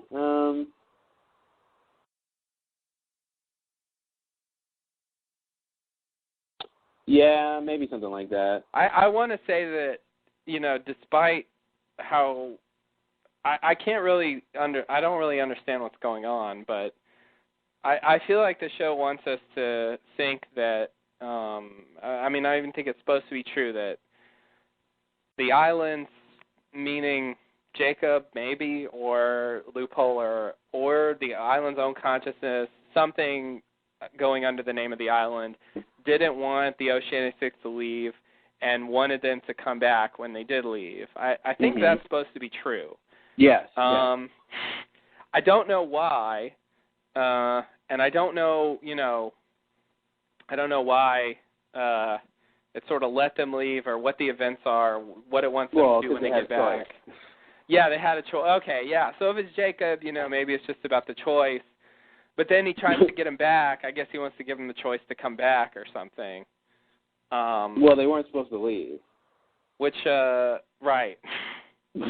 Yeah, they had a choice, but they weren't supposed to make that choice. It's really they made the wrong choice. Yeah. Something like that. Yeah. He's not quite happy with that choice. They had the choice, but...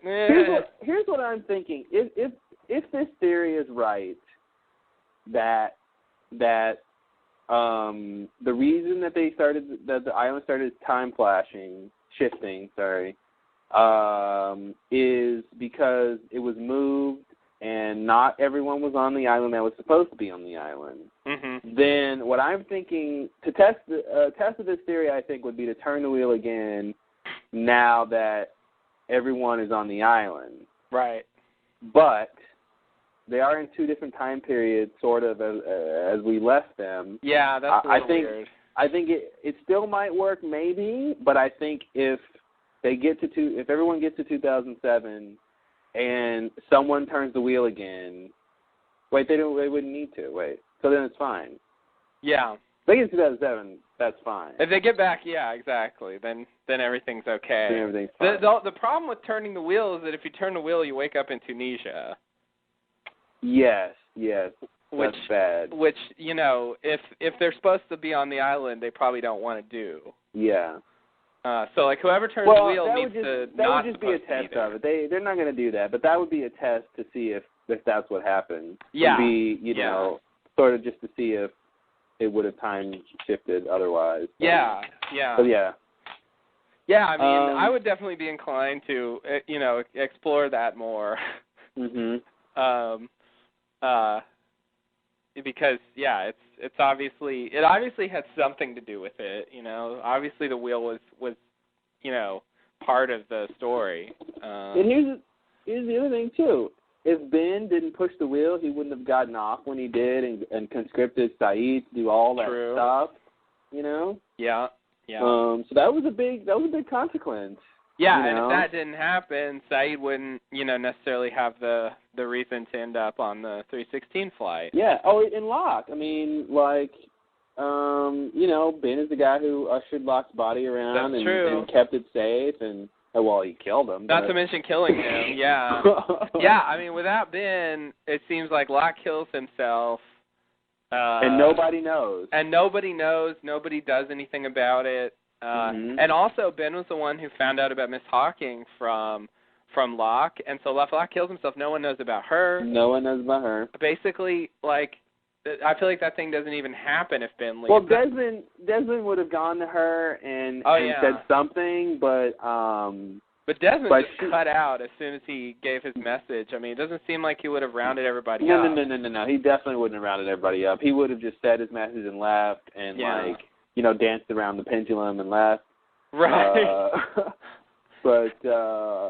It wouldn't have been the same. Such a marvelous pendulum dancer. Yeah. Really. Well, he studied at Cambridge. The Cambridge Conservatory of Pendulum Dancing? Yes, you're familiar. Yes, apparently I am. If familiar means I made it up. Yes, that's what it means. Okay. Good. But yeah, exactly. So since Ben, that's the other problem. Ben had such a pivotal role in bringing him back. And even when he got back to the island, the island, well, some entity on the island, wanted him to do stuff. Mhm. So yeah, and when Jacob said, what about you, Ben should have said, I'm the one who got everybody back. Yeah, what about me indeed? Jesus. Yeah, I know. Yeah, I really feel like he should have had. Yeah.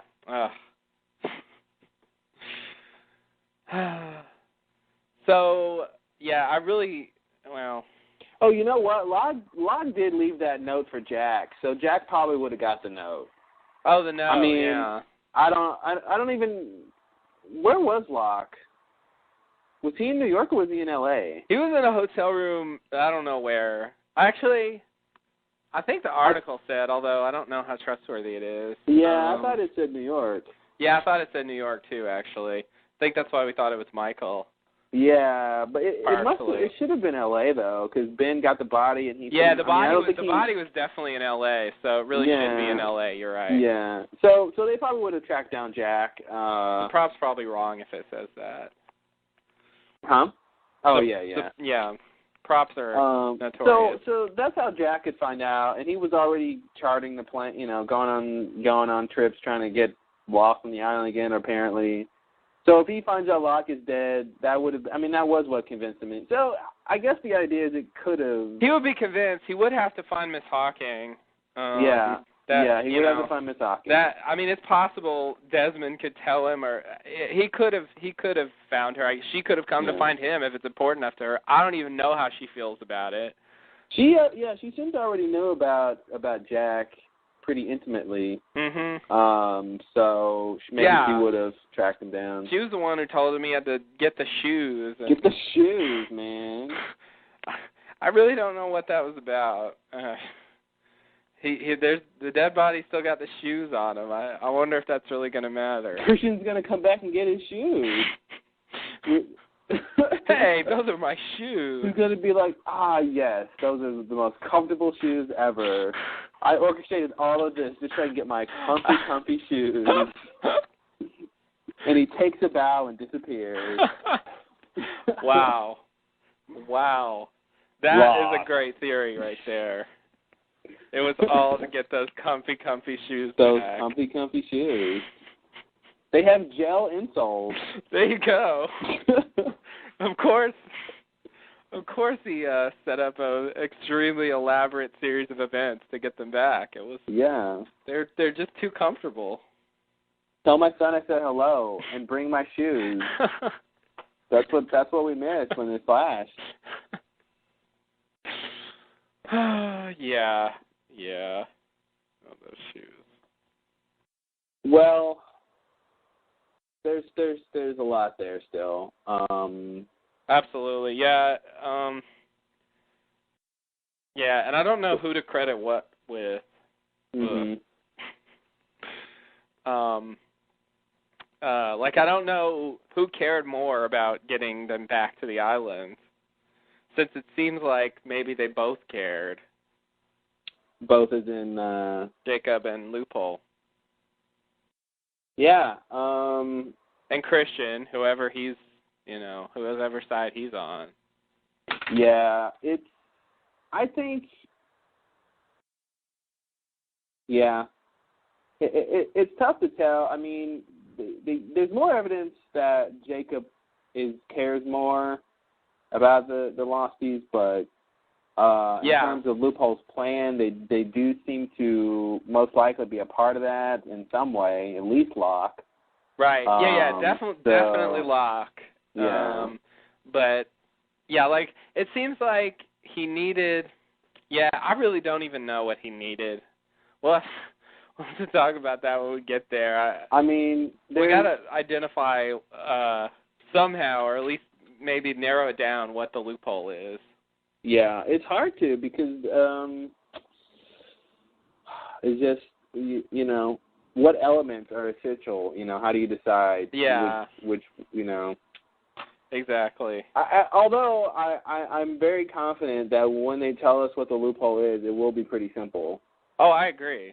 So it's like it's not going to be insanely complicated, but it's hard to sort of reverse engineer that. Yeah. Just from what we've seen. Yeah. But we'll try. Yeah. Yeah. Well. There's a lot of things that happened, and we can probably narrow it down to a list of maybe like 10 to 15 things that could be a part of it. Yeah. We should try to come up with a list. And that's probably the best we can do, and maybe say which ones we think are more likely. But I agree. In the end, it'll be some simple thing that they can state. Yeah. In a sentence, probably. Mm-hmm. It's so many things happened to result in the thing that happens in the episode that it's not easy to pinpoint. Yeah. I wish someone would write in to Carlton and Damon and ask, the way you're saying about the watch, the compass being infinitely old. Oh, yeah. I want someone to say that and explain it and just, have them see what their response is to that. Yeah, that'd be nice. Just be like, is that the right interpretation to have of what's going on? Like, because, blah, blah, blah, that means that the compass is infinitely old, Right. I wonder what they would say to that or not say. On the podcast, I feel like they just didn't think it through enough. I mean, it's, it's a weird thing to argue for, but the argument's pretty simple. You tell me how old it is, and I'll show you it's older than that. Mm-hmm. Because you can just keep following it back. However old you think it is, it's older than that, so it has to be infinitely old.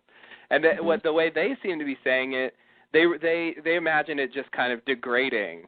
Each time it runs through, it sort of gets older each time. But that's the problem. It's sort of not really like that. It's the way they've set things up with whatever happened. It's like the events are sort of always happening. Mm-hmm. It's sort of constantly in flow. And so you can't really count the number of times. You can always follow it back and then go back to the future and then follow it back more and follow it back more. There's no end to that.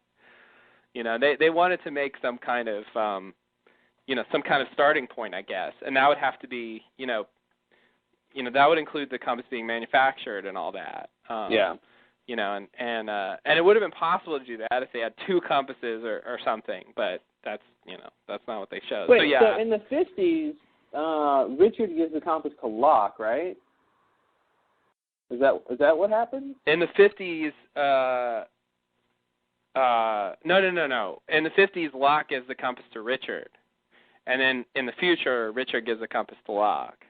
Oh, in the when he gets shot by the plane, yeah. So he says, you won't remember me. Oh, I'm sorry, I won't recognize you. So here's the compass. Give me the compass, yeah. And then he goes to the 50s and says, and then Locke gives it to Richard. And then Locke gives it to Richard, yeah. And then Richard. So then in the 50s, Richard has the compass. And Richard he goes keeps to it. The 70s, and then. How does Locke have the compass to give to Richard to give back to Locke then?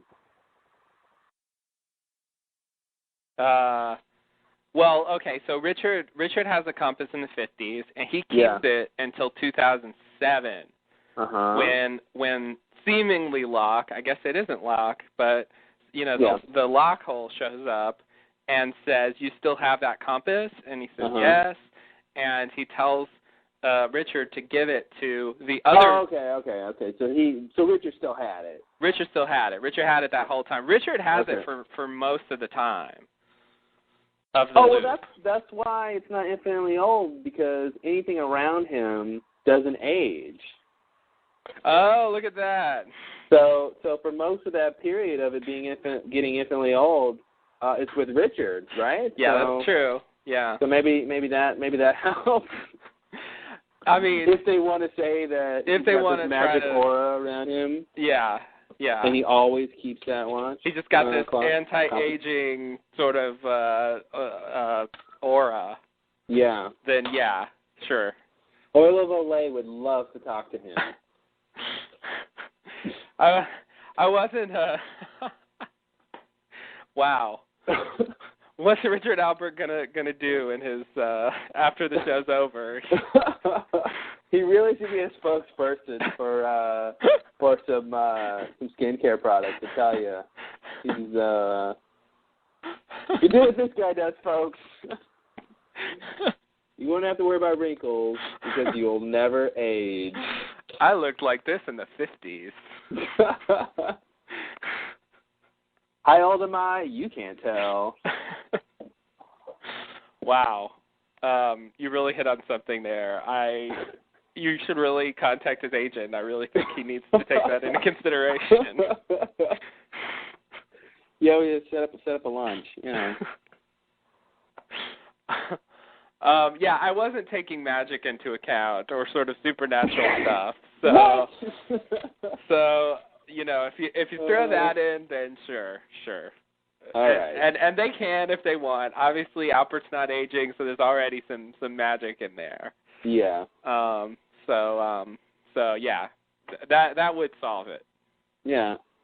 Why do you think that fish Jacob was eating looked so fresh? Right. Right. Not aging. I don't know. Yeah. I didn't really notice. Take a drink, everyone. Gulp. Or sip for some people. Right. If you're more of a connoisseur kind of drinker, then you'll want to sip and savor the flavor. But if you're just having some Coors Light, then by all means, gulp away. Nice. I love how you denigrated Coors Light. Great. I did. Sorry, I guess that sponsorship's not going to go through now. Slap Coors in the face. Sorry, guys. I would agree with that, but they were the first thing that came to mind. Actually, I don't mind Coors Light. I actually dislike the other big ones more, like Budweiser or Miller. But Bud's definitely worse. Yeah. No offense to Bud drinkers. You're fine people, but yeah. Yeah, no, you can sit at my table as long as you don't make me drink your stuff. Exactly. So, you ready to go to the next scene, or? Oh yeah, I think so. A little intro to part two, I guess. Yeah, a lot of stuff we've been. Yeah, it's like a new intro. Wow, that's good. Yeah. Should we recap what we talked about, or has everyone is familiar? We talked about the first episode. Right. There. That was it. Thank you. End of summary. There were things that Justin did not think of. There were what else? There were numerous. There was at least one occasion where a joke was taken as a statement by myself. Nice. That's always good. Yeah, I'm handy for that sometimes. I think it was. What was it about how well Alana rose? Yes. You thought my joke about. I don't even remember. She looked like such an expert rower that she must be I forgot. Oh, that she had been on the island before. So that was my reason that she had been on the island before, because she looked like an expert rower. She was used to rowing between the mini island and the main island. That's right. That's right. And you were like, Yeah. Oh, interesting. That sounds pretty good. Wouldn't have picked up on that. Yeah, that's.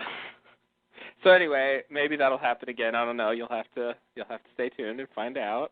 Yeah. Lots of talk about loophole and lock hole, and there's a lot of loop and lock and hole conversation.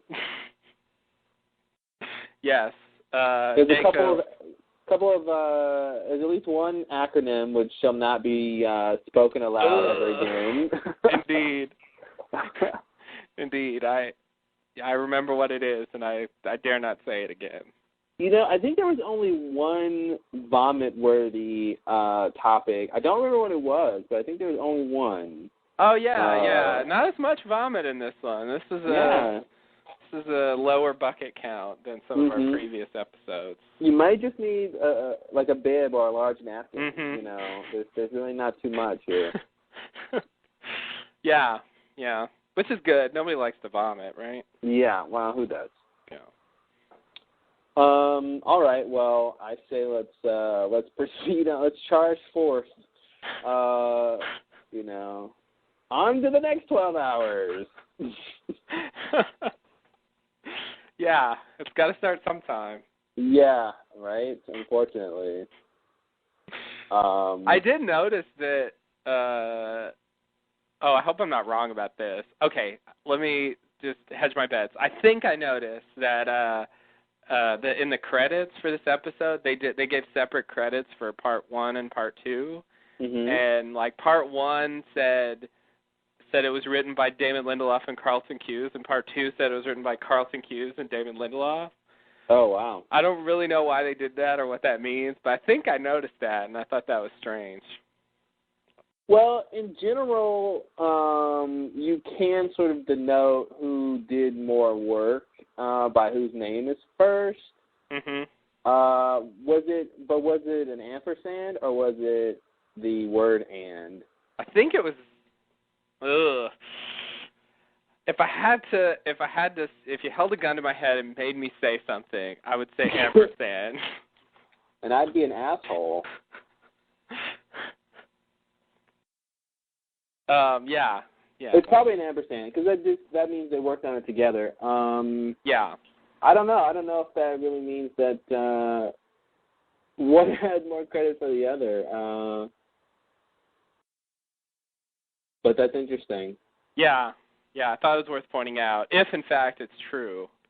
I wonder though if how they're credited in the past for their stuff. If it's always like one person named first, or if they flip-flop before. Yeah, that's a good question. I don't remember, of course. But I don't remember them splitting things up before. Yeah. You know, for the 2 parts. I kind of want to say they did that because of this 100 episodes thing. Like now, you know, if it's an hour, then it's an episode. You know, and so they actually made it separate credits. Because I really don't think they did that with the previous 2-hour finales or 3-hour finales. Yeah, totally. I don't remember that either. Anyway. I'm looking up. Oh. This one, Because You Left, is Damon and Carlton. Yeah, I think that's usually Damon first. Yeah, The Incident, Damon and Carlton. Yeah, here's Whatever Happened is Carlton and Damon. Oh. So there's an example. Maybe, let's see. I know this is terribly interesting. Beginning of the End is Damon and Carlton. The Constant is Carlton and Damon. And, they did that last time then, I guess. There's No Place Like Home, part 1 is Damon and Carlton, and part 2 is Carlton and Damon. Oh. So, it looks like let me see what they did in season 3. Maybe they just do that and we never noticed. I guess so. Season 3 is I Do As Damon Carlton.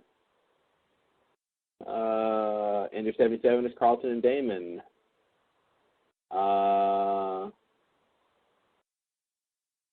What do you think the brig is? What's your guess? I'm going to go Damon and Carlton. Correct. Yes. All right, Through the Looking Glass. There's only one credit here, so who's first? I'm going to go Damon and Carlton. Carlton and Damon. Oh, shit. Carlton and Damon. Thought I could do Close. the always bet the same thing trick. I know, it's like, when you're doing like a spelling thing, it's like, choose E. The most common letter, go. Or most common vowel, at least. Mm-hmm. Which probably makes it the most common letter, right? Yeah, I think so. Vowels are pretty common since they're in most words. Know. Man, I went to well, no. Let me just leave that out. Never mind. Never mind. Yeah, it looks like they flip-flop through the season. Live Together Die Alone is Carlton and Damon. So yeah, they just do that. I would suggest that it's maybe the person who either came up with the story or did more of the writing for it. Okay. Who goes first? I see. Yeah, that would make sense. I thought they always did it the same before this time. I guess I just never noticed. Again. But I did notice this time. You noticed this time, and you know what? That's what counts. It took me 5 years, but I noticed. Hey, you'll get there. That's right. So, you ready for the next scene? Yes, the next All right. scene. So, we're back in the van in 77. Hurley, Miles, Jack, and Saeed race towards the Swan Station. Miles? Sorry. I don't need to add my own sound effects. No. No, wait. Save the sound effects for later. Miles asks if the bomb will blow them back in time, but Jack says no. Saeed says to make the bomb detonate on impact. Saeed wants to make the bomb detonate on impact. They screech to a halt when they come across Sawyer, Juliet, and Kate in the road. Ooh. Looking mean. We're back, bitches. We're back. We got guns. We got guns and mean faces.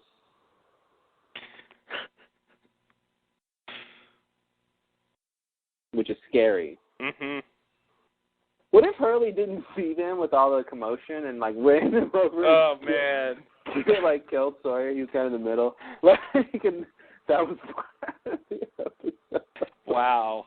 He killed Sawyer in the finale. And then, Saeed's trying to make the bomb, detonate an impact, so it blows. Oh, God. Oh, God.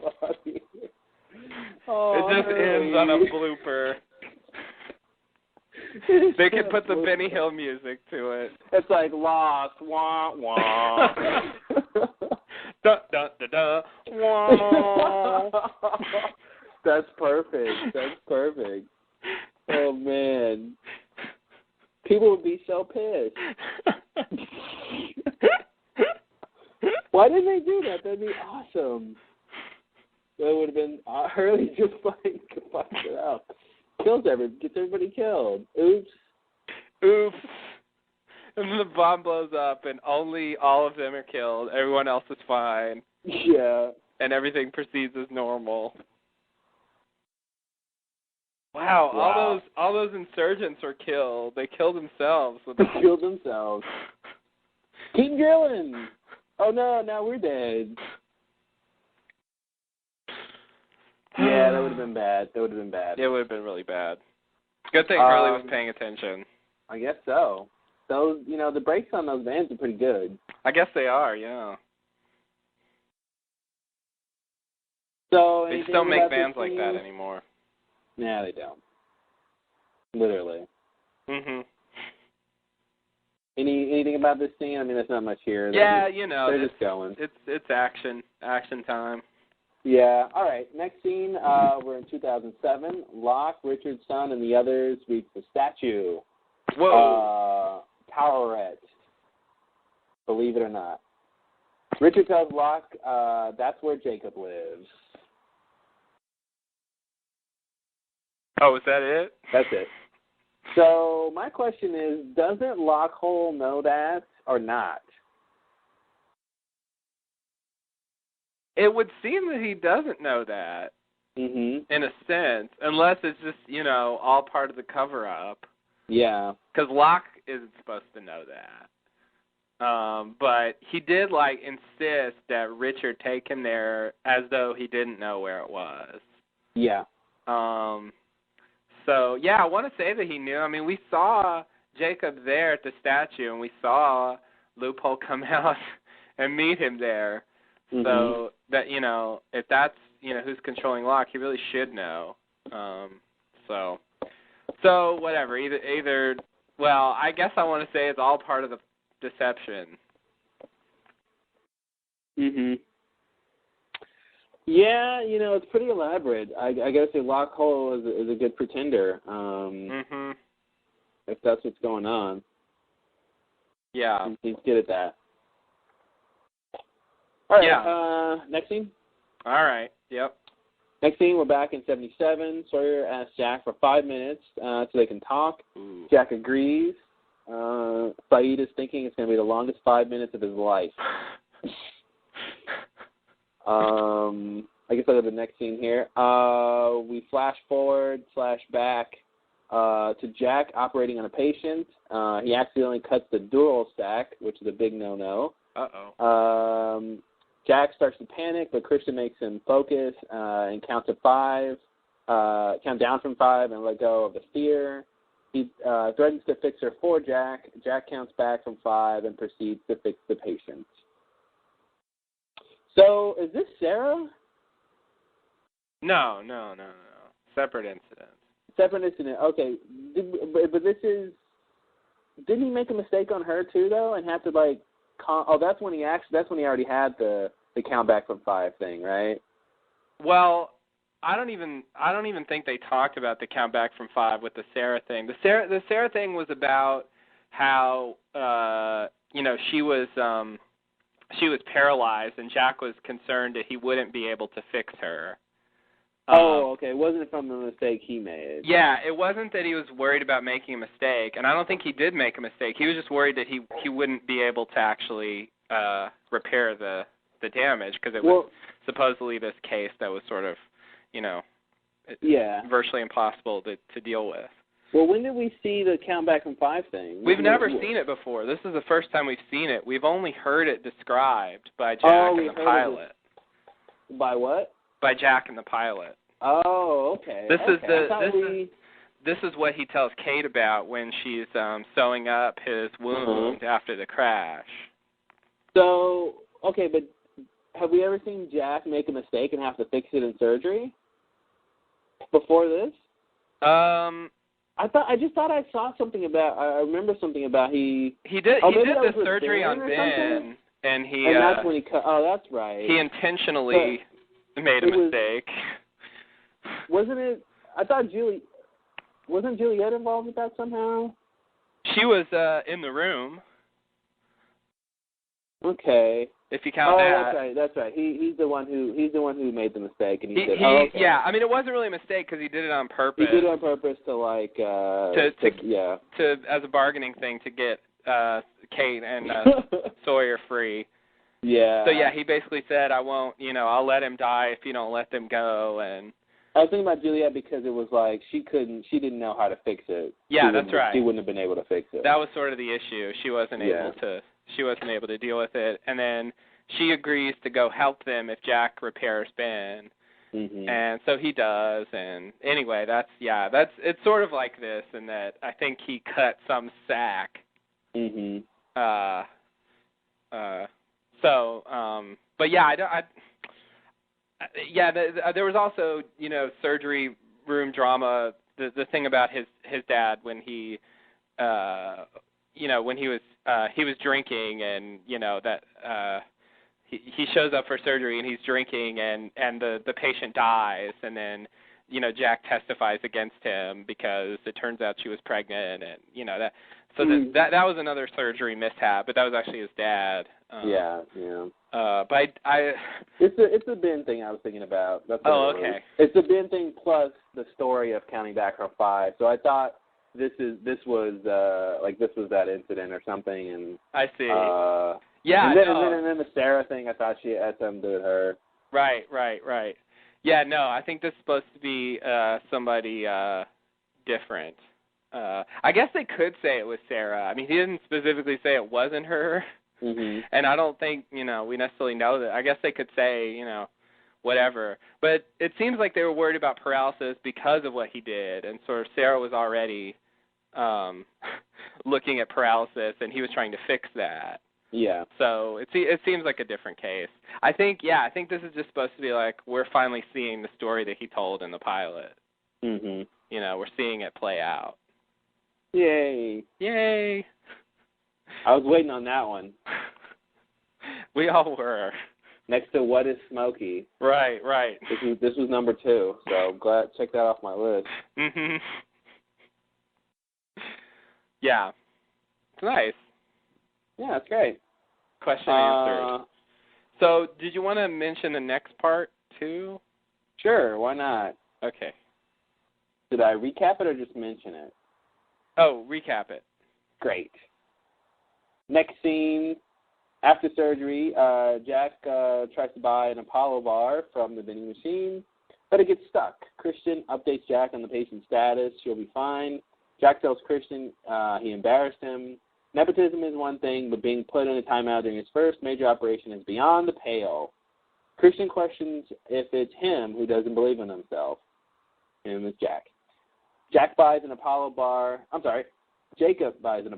giving Jack the one that got stuck, and a little push. Ooh. There it is. Yeah, so, I forgot. It's his first procedure, too, which I'm pretty sure Sarah wasn't. Okay, there it is. So that helps. Yeah, so the thing about this that's kind of interesting is that he tells this story to Kate like it was an inspirational moment that changed his life. And when we actually see it, it turns out he was like pissed that he was told to do this and sort of took it as a as a lack of confidence. Mm-hmm. And it sort of indicates that he didn't appreciate it at the time, but at some point he grew to think that this was actually a good thing to do, and actually use it. But I just thought it was interesting that when at the time he really wasn't happy about this at all. Yeah. I mean, it definitely makes sense. It's kind of a nice little addition to that, because this is how you should react. Mm-hmm. But it, the fact that it worked is something that he can't ignore. Right. Yeah, that's cool. That's interesting. Yeah, it's sort of a character thing. Yeah. And then Jacob tells him you need a little push, sort of suggesting that his dad was right. Mhm. To do that, and that was just what he needed. And I think Jack sort of agrees with that at a certain point. Yeah. Just not right now, which is, I agree, understandable. Mhm. It's a high pressure situation. If it's really his first thing, like, your dad's there, it's a little much. Yeah, it's a little much. A lot of pressure there, and then he's telling you stuff, and yeah. Mm-hmm. Daddy, I can do it. Exactly. Leave me alone. Some of Jack's inner thoughts. So yeah, and then Jacob touches him here, and of course this is another like kind of pivotal moment for Jack. I think Mhm. he definitely uses this later, thinks of it as a, and it plays a role in the pilot too, beyond him telling the story, because Kate ends up taking it and using it when when Smokey's coming after them when they go out to the plane with Charlie. Mhm. So anyway, it's it's definitely a callback. A lot of these are sort of revisiting old stuff that we know about. Yeah. But yeah, I like this a little bit. We haven't really seen old working in the hospital with Dad Jack in a long time. Yeah, it's nice to see Christian undead. Exactly, yeah. The original, that's the other thing we haven't seen for the same reason. But yeah, not undead. Maybe not dead, I don't know. Yeah. Not undead. Definitely not undead. But yeah, like playing his normal self, not just, on the island doing whatever the fuck he's doing now. Because, yeah, he was a good character, originally. Oh, yeah. And it was different. It's not like what he does now with the island stuff. So, anyway, I like this little scene. It's, not too big of a deal, but just a nice little detail, I guess. Yeah. And I have to say, the vending machine was invented in 1857. Why does stuff still get stuck in them? I don't get it. There's no excuse. It's the same for soda machines. I feel like soda machines haven't changed in 75 years. You guys haven't figured out a way that, like, when you press the button, the drink comes out 100% of the time. I don't get it. Why is that so difficult? I think we need more engineers on this problem. I think it's a problem we can solve if we work together. Yeah. But I just think there's no excuse for things getting stuck in vending machines. Yeah. That's my little vending machine rant. Okay. Yeah, it sucks when you have to buy two things. Two, and it's like, I don't want two. I don't want two of them. Or when you press the thing you want and you get something else. It's like, oh, God, I didn't want this one. It's fucked up. And the other thing to have, sometimes if you buy the last one and it doesn't come out, then you don't have one behind it, so even if you push that button, it still won't fall. Yeah. And, like, I've done the thing where, like, I buy something above it to, like, knock, aim it and try to knock it down. Yeah. That's a little more work than you really should be putting into vending machines. Wow. Yeah, you're right. It really is. When I was little, I used to be able to get my arm up to, like, the bottom row. Yeah. And so if it was stuck there, I could grab it. But I can't really do that anymore. They should have a button, a fail-safe button on them. So, like, that's only active, like, right after you buy something. But you press it, and, whatever row you just bought on will, like, jiggle or something. Yeah. You know what I mean? Like, is that so hard? Yeah, they need a jiggler. They need a jiggler. I think I should go design vending machines. Do something good for the world. It's pretty clear that you've got a vision, and you should do something with that. Yeah, I don't know. Set the vending machine industry forward a century. Yeah, right. They haven't progressed since when? I mean. Yeah, it's pretty sad that the vending machines I used to use, 20 years ago are basically the same as what I use now. They really haven't changed. No. Same shit. I think if a vending machine doesn't take a credit card, there's a problem with it. Yeah, they need to figure that out. That's yeah, it's insane. You got to like change. What? Yeah, in many cases, exact change. Exact change. Yeah. Yeah, that's a pain in the ass. Here, they can save money by installing a credit card machine in there. They don't have to have people come out and change the quarters. Yeah. Yeah. They got to restock anyway, but you won't have to deal with the quarters. Right. And all the change. Yeah. Yeah, it's a pain in the ass. It's not sanitary either. Not sanitary. Just,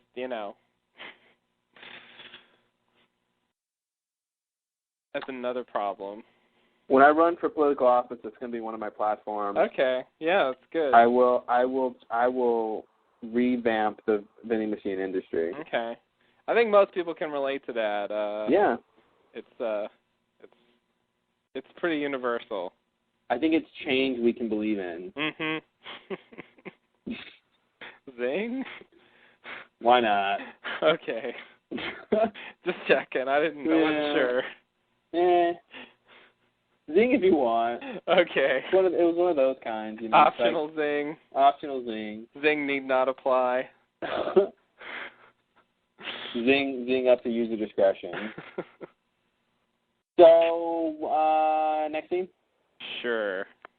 All right, so we're back in 77. Jack and Sawyer talk. Sawyer tells Jack his parents died when he was 8 thanks to a con man. Turns out it was last year in 76. He could have gone back on the sub and stopped his dad from killing himself and his mother. He didn't because what's done is done. Oh.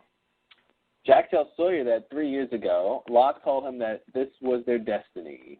Sawyer doesn't buy destiny, only that a man does what he does because he wants something for himself. He asks Jack what he wants. Jack says he had her, and he lost her. Kate? That's what I wrote. Jack says it's too late to ask Kate back. Jack says the 5 minutes is up and tries to leave. Sawyer tells him that if his plan works, Jack and Kate will be strangers and Kate will be in handcuffs. Jack says if it's meant to be, it's meant to be. Sawyer realizes words won't work, so he lets his fist do the talking. They fight.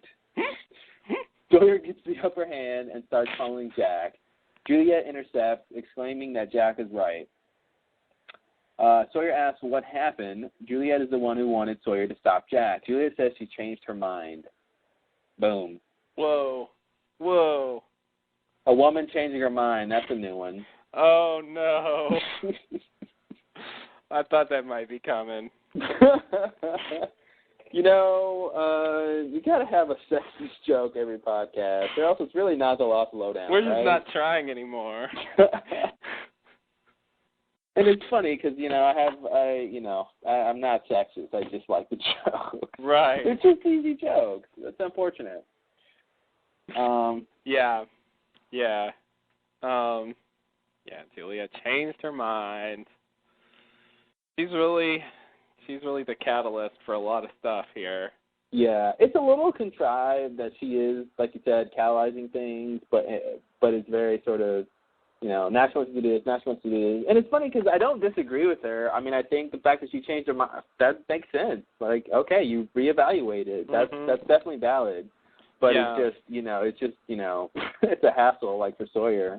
It is, yeah.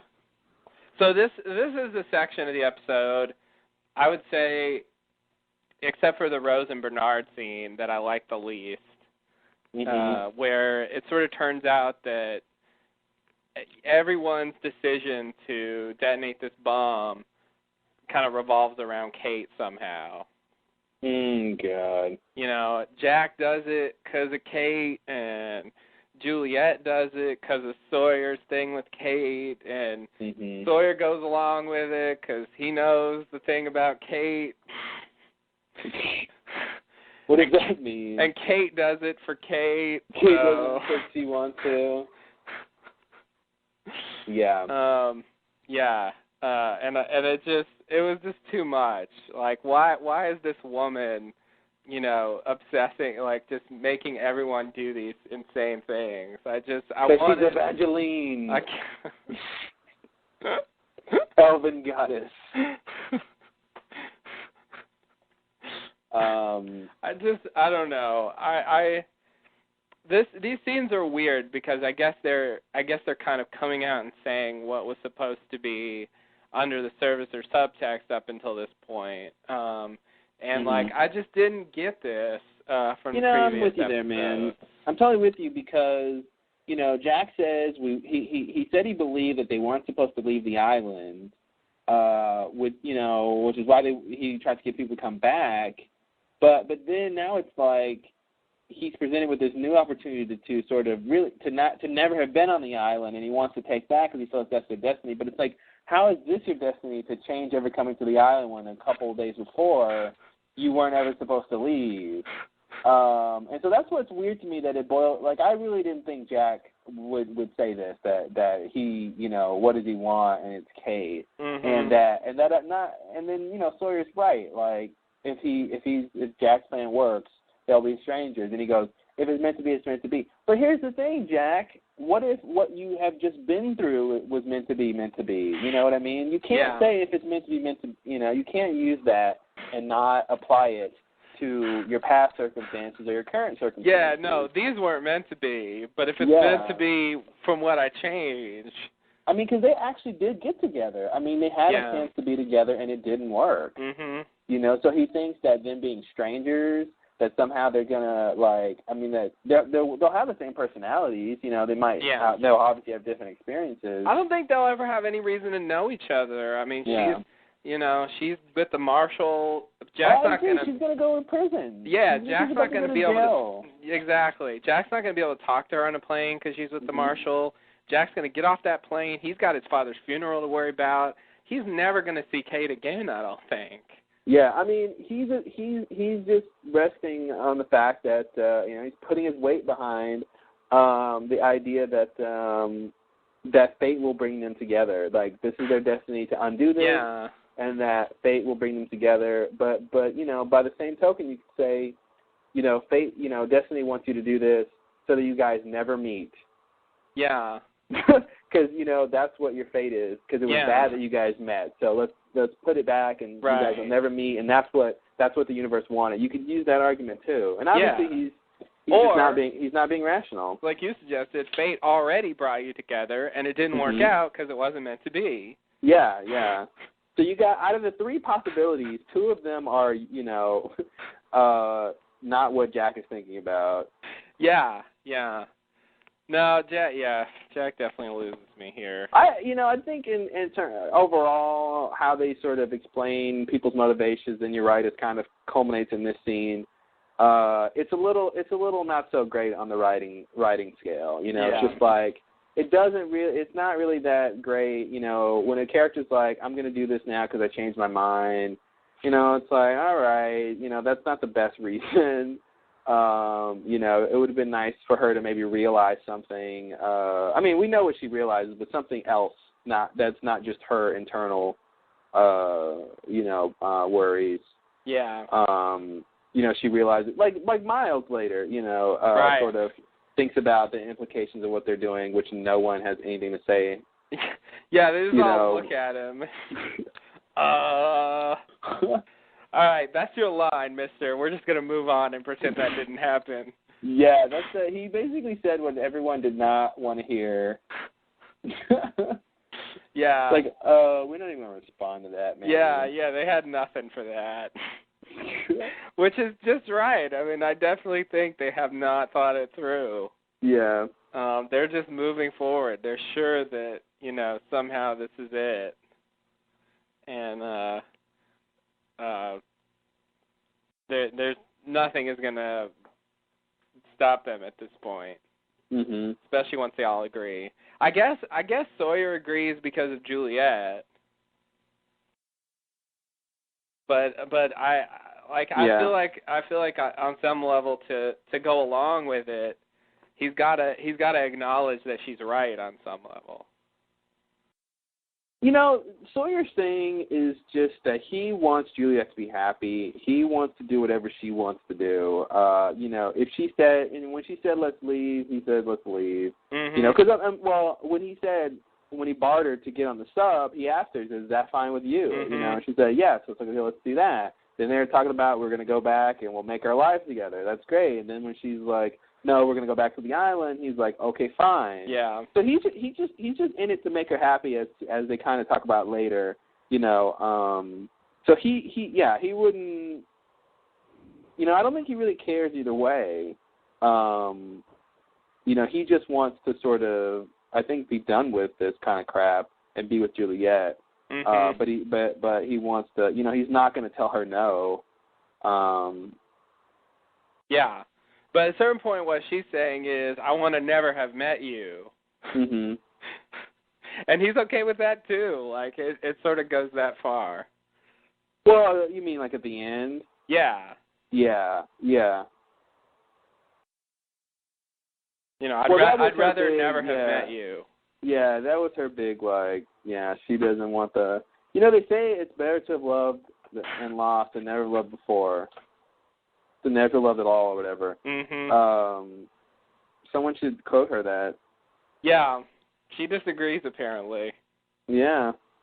She's gonna go with not at all. Someone should tell her just in case, she changes her mind. Oh yeah, that's true. She just might. Oh, hadn't thought about it that way. All right, I'm switching again. Yeah. Especially considering, it just seems to me like Juliet didn't think she could compete with Kate. Yeah. And it's like, Sawyer's into you. Kate is not particularly wanting to get Sawyer back. Yeah. It seems like, part of me feels like she gave up a little too early.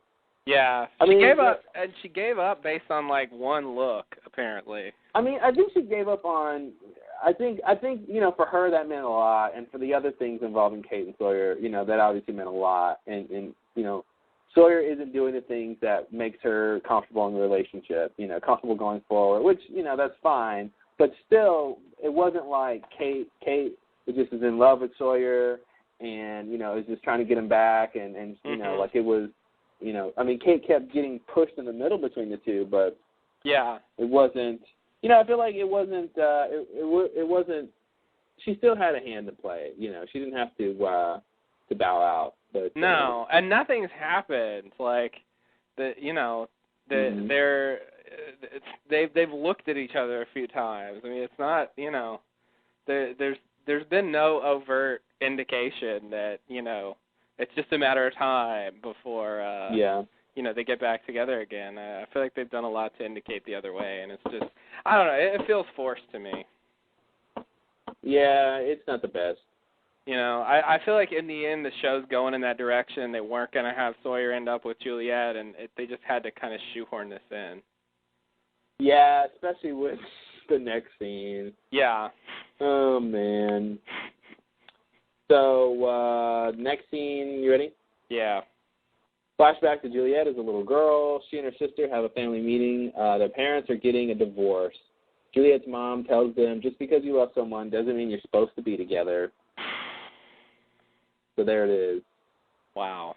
If her parents hadn't gotten a divorce or specifically said this line, I don't think she would have come to the conclusion she came to. I agree. So and that's why you should stay together for the kids. Yeah, stay together for the kids, people, or else you get subpar TV writing. You get contrived storylines and character motivation. Ouch. I don't want that. Nobody wants that. It's bad for the economy.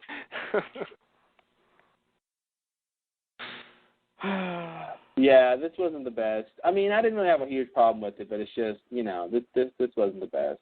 Yeah. Yeah. And then Juliet runs off, and she's like, no, I disagree, or you don't know. Yeah. What did she say? I didn't write that part down. She was like, no, whoever I love, I'm going to stay with forever or something? She was like, you're wrong. I don't, whatever. Yeah, no, I don't remember what she said, but that was the point. It was like, I think they're telling us, well, okay, I don't even think. They're telling us that, she didn't accept it when she was a kid, but now she, just like they said in the thing, when you're older, you'll understand, and so here she is, she's older, she understands, and it's the reason that she makes this decision. This is the kind of flashback that I hate the most. Yeah. Like, this is just too much, where they just hit exactly the thing that, that will come into play, like word for word. Yeah. Like, I can't, you'll understand when you're older, and she repeats the thing when she's older, and it's just, yeah. Oh, God. This was my least favorite flashback. Yeah. Of all of them. I think it's really weak. Juliet's other flashbacks were good, and if this really is her last one, it sucks for her, I think. Yeah, it is. It's a pretty weak flashback. We got to see little Rachel. Yeah. Nobody cares. They did throw that in, but yeah, it doesn't help. No. The fact that she was divorced from Edmund Burke, Mm-hmm. She really, divorce just is bad for the kids. Yeah. Yeah, it's bad for the kids, definitely. Mm-mm-mm. But just because you love someone doesn't mean you're supposed to be together. So Right. take that, kids. Ow. Take that.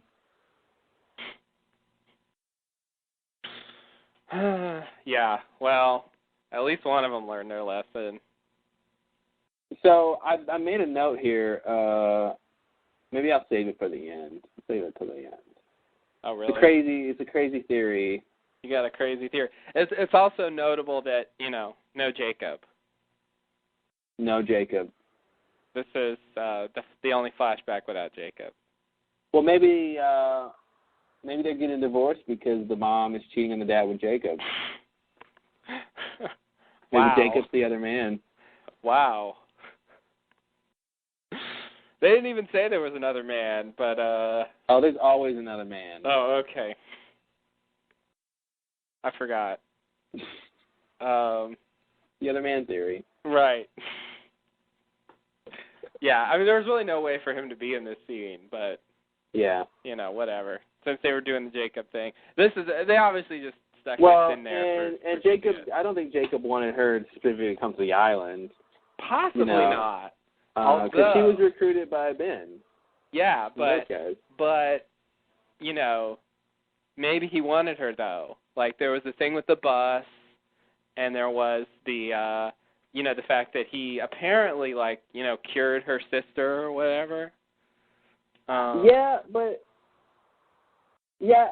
that's the thing. She came there to work on the fertility and didn't accomplish her goal. But it seems like it's something Jacob might be able to fix anyway. So it's weird to be like, I want her to come and work on this problem, and she's not able to fix it, and Jacob might be able to be fix it himself, or be causing it or something. Right. So yeah, it's weird. There was a thing with the bus. That's really the most compelling thing.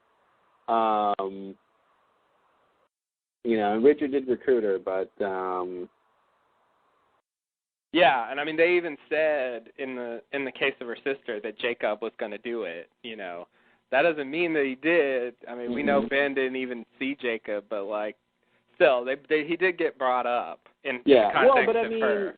Yeah, Jacob helping or fulfilling a whatever doesn't necessarily mean he wanted her to come there. Yeah, no, that's true. That's true. But I guess I'm thinking he'd be more inclined to do it if he did. Yeah.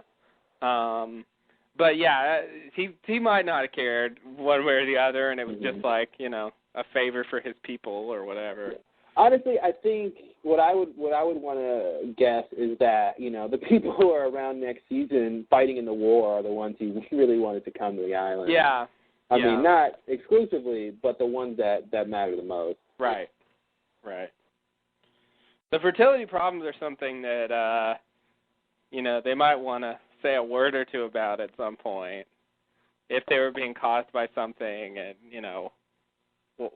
what we're supposed to take away from that. Maybe the fertility problem started when the statue got destroyed, since it's a fertility god. Oh, is it really? I forgot about that. Yeah. Yeah, Tauret is like a fertility god. Good point. Yeah. Okay. Sure. Throw that out there. There it is. Thrown out. Hope you catch it. Okay. All right, well, that's all for that. Yeah, it's pretty much that scene. Nexty? Sure. We're back in 77. Sawyer wants to talk to Juliet. He wants to know where it's all coming from. He demands to know what did I write? He demands to know why she changed her mind. Juliet says she changed her mind when he looked at Kate. Sawyer doesn't care who he looked at. He's devoted to Juliet. Juliet says Sawyer would stay with her forever because of that, which is why she loves him. Maybe they were never supposed to be together. She wants Jack to make it where the Losties never came to the island.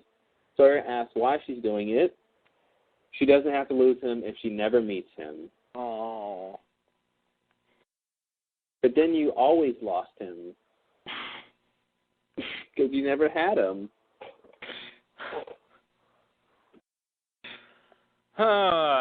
Yeah. just, it's just depressing to me because I thought Juliet was a good character. Actually, strangely, especially in season 3. Mm-hmm.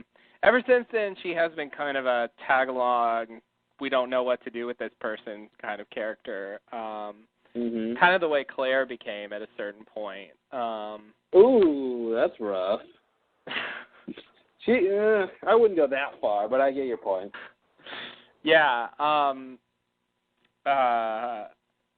Yeah, maybe, I don't know, maybe more so, but yeah. But she still had her moments. And she was still good at times. And I just feel like the thing that I like for her is they actually give her the last scene of this finale episode. Mm-hmm. That's pretty good. I mean, it's hard to beat that. Most characters can't say that. Yeah. But on the other hand, the reasoning and sort of what results in her death is, I think, really flimsy and unfortunate. And I feel like her character deserved better than that. I was thinking the other day. I was trying to think of my top 5 favorite Lost characters. Not like the ones most integral to the plot, or not like a band. Just who do I like? And I couldn't even come up with 5. Really? But immediately I said Juliet, Dan, and who did I say? Who's the third guy? Who's the third person? Saeed. Juliet, Dan, Saeed. I'm like, boom, I had him right away. Then I'm trying to come up with 2 more. Yeah. And I really couldn't quite do it. Like, I want to say Locke, but not really. He had a lot of time where I didn't like him. Jack had a lot of time where I didn't like him. Yeah. Kate has, she's, most of the time she's not that great. A lot, but she's got her moments. Yeah. I really couldn't come up with 5, but Juliet was almost number 1. Juliet and Saeed are really my 2 favorite characters of all time. Saeed went down a little bit in the whole shooting Ben thing, right? And sort of what he did this season, but besides that, they were, of all time, Juliet is definitely number 1 female character. Mm-hmm. And I agree, she did have a lot of parts where she just kind of tagged along, but when she has lines, when she's on screen, when it comes time to turn to Juliet, she's good. She's always interesting, even if it's just one line she says, or one look or something. So I'll give her that. This episode was unfortunately, I agree with you.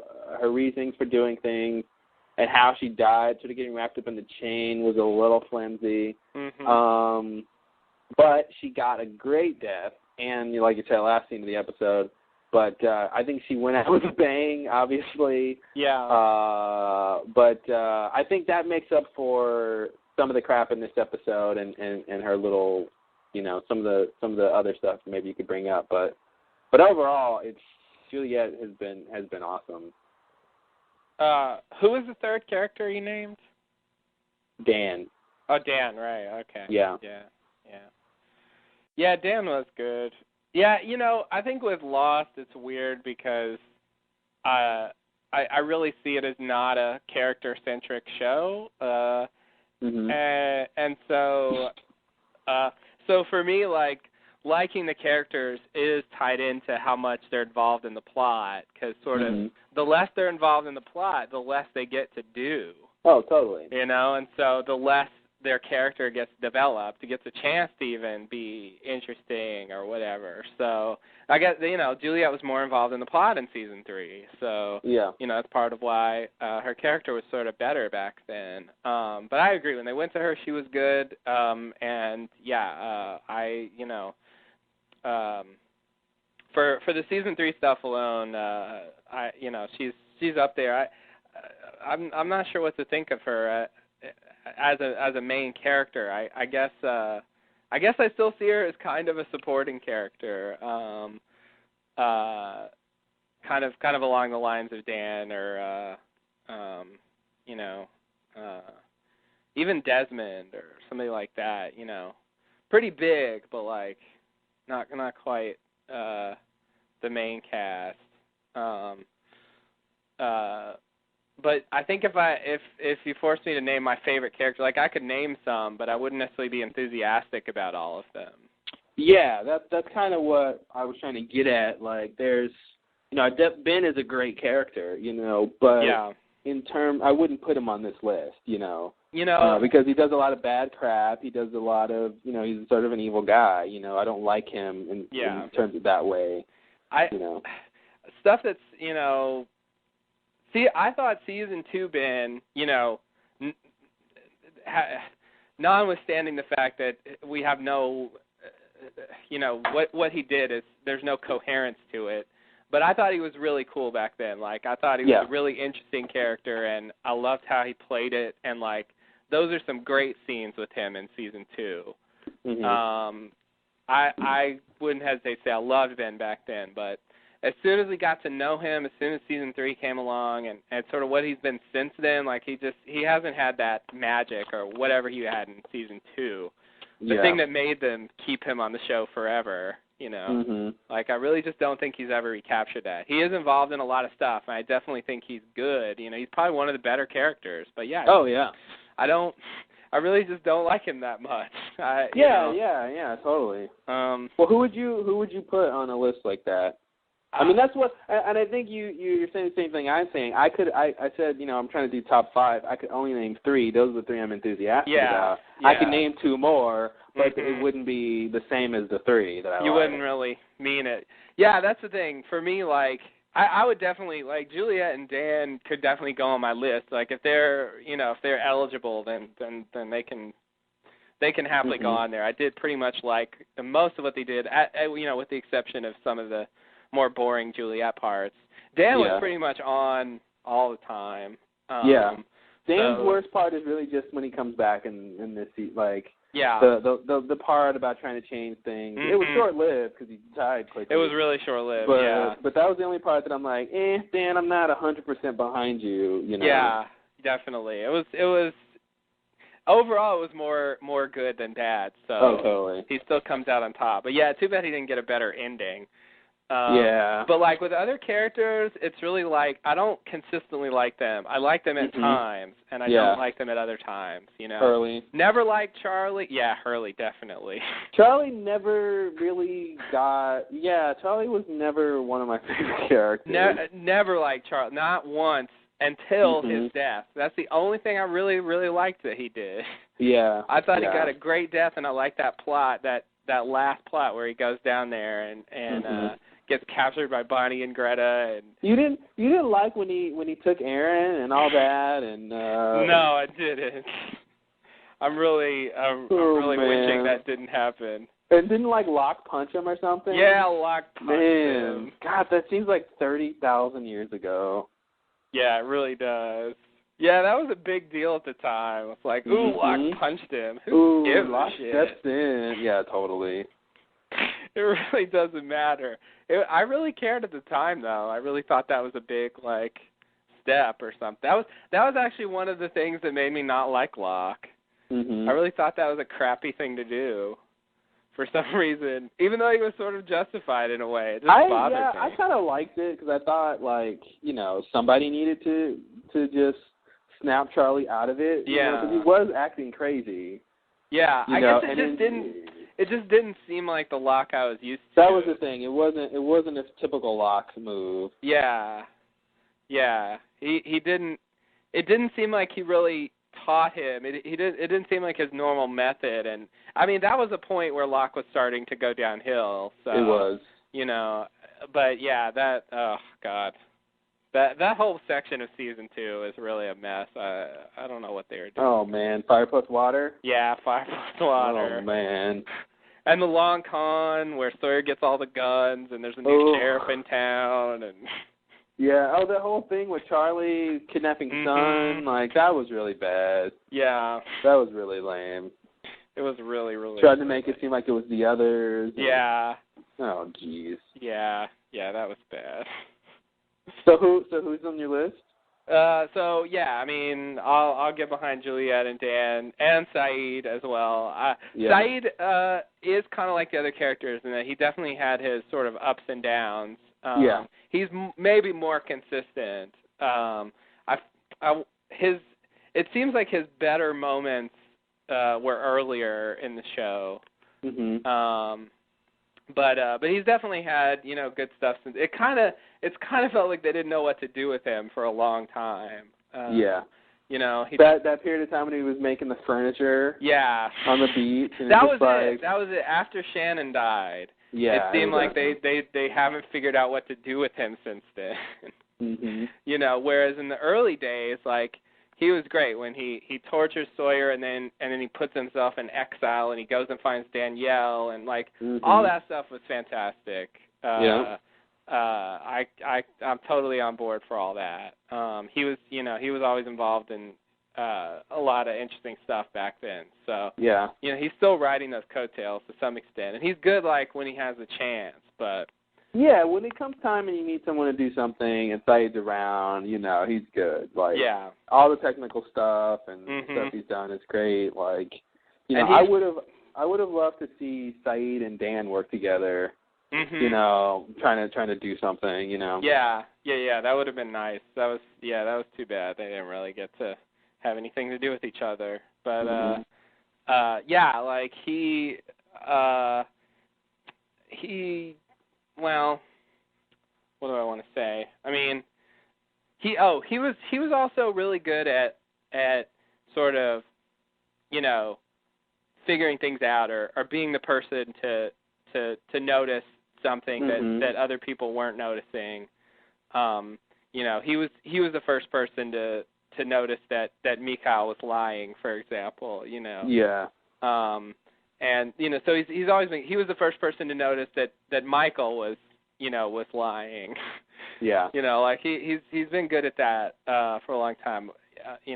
Knowing what to do and sort of figuring things out and all that. Anyway, Saeed would definitely be on there. After that, it starts to get tough. I agree with you. Like, I definitely think Kate, wouldn't be anywhere near the top. No.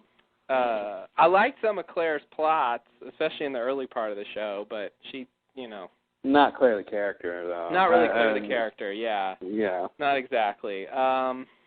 But it made me like her in a way just because, I like the stuff that was going on. But, and Jack, Jack's solid. He's, sometimes good. I don't know what to do with him these days, but, I've definitely liked him at times. Yeah, I like Jack. He's, there was a lot of time that I spent not liking him though. A lot of times that he was just really stubborn and like just would not open up about things and stuff.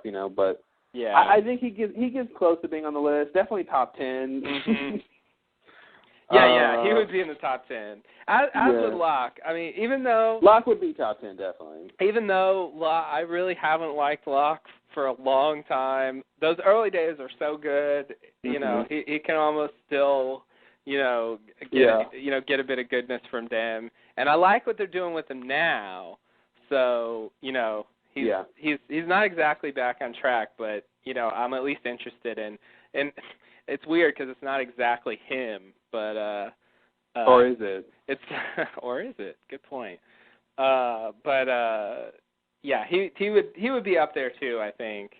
Yeah. Everybody else, Jin and Sun, I mean, whatever. I think they've been better. I think they're better when they're separated. I mean, oh. I felt the same way about Desmond and Penny, when they're separated, there's they more were good. drama. Yeah, exactly. And they're just more compelling characters when they're not just totally satisfied and happy. That's so since they were together for most of the show, but I have liked them better since they've been separated. Although they've kind of done nothing lately. Yeah, they haven't really done much. I think Jin got a bit of a shaft in this season, especially considering he was around in the interesting, stuff in the 70s. Yeah. Like, he was there, but really didn't do a whole bunch. Yeah, there weren't really any storylines about him in the 70s. Yeah, I don't know. I felt like he could have maybe been a bit more involved in what was going on.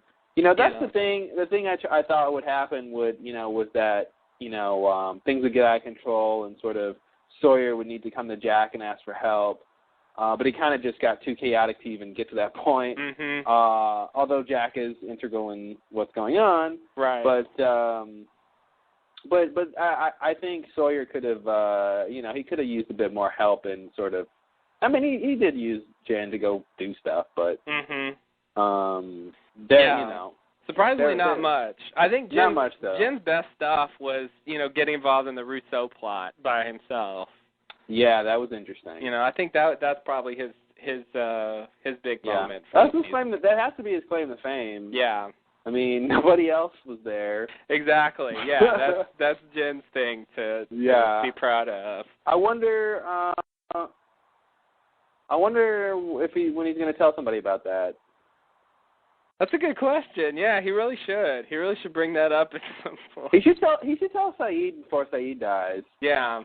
Saeed, I think, would go out with a smile on his face and how he knew that. He'd be like, wow, that's just perfect.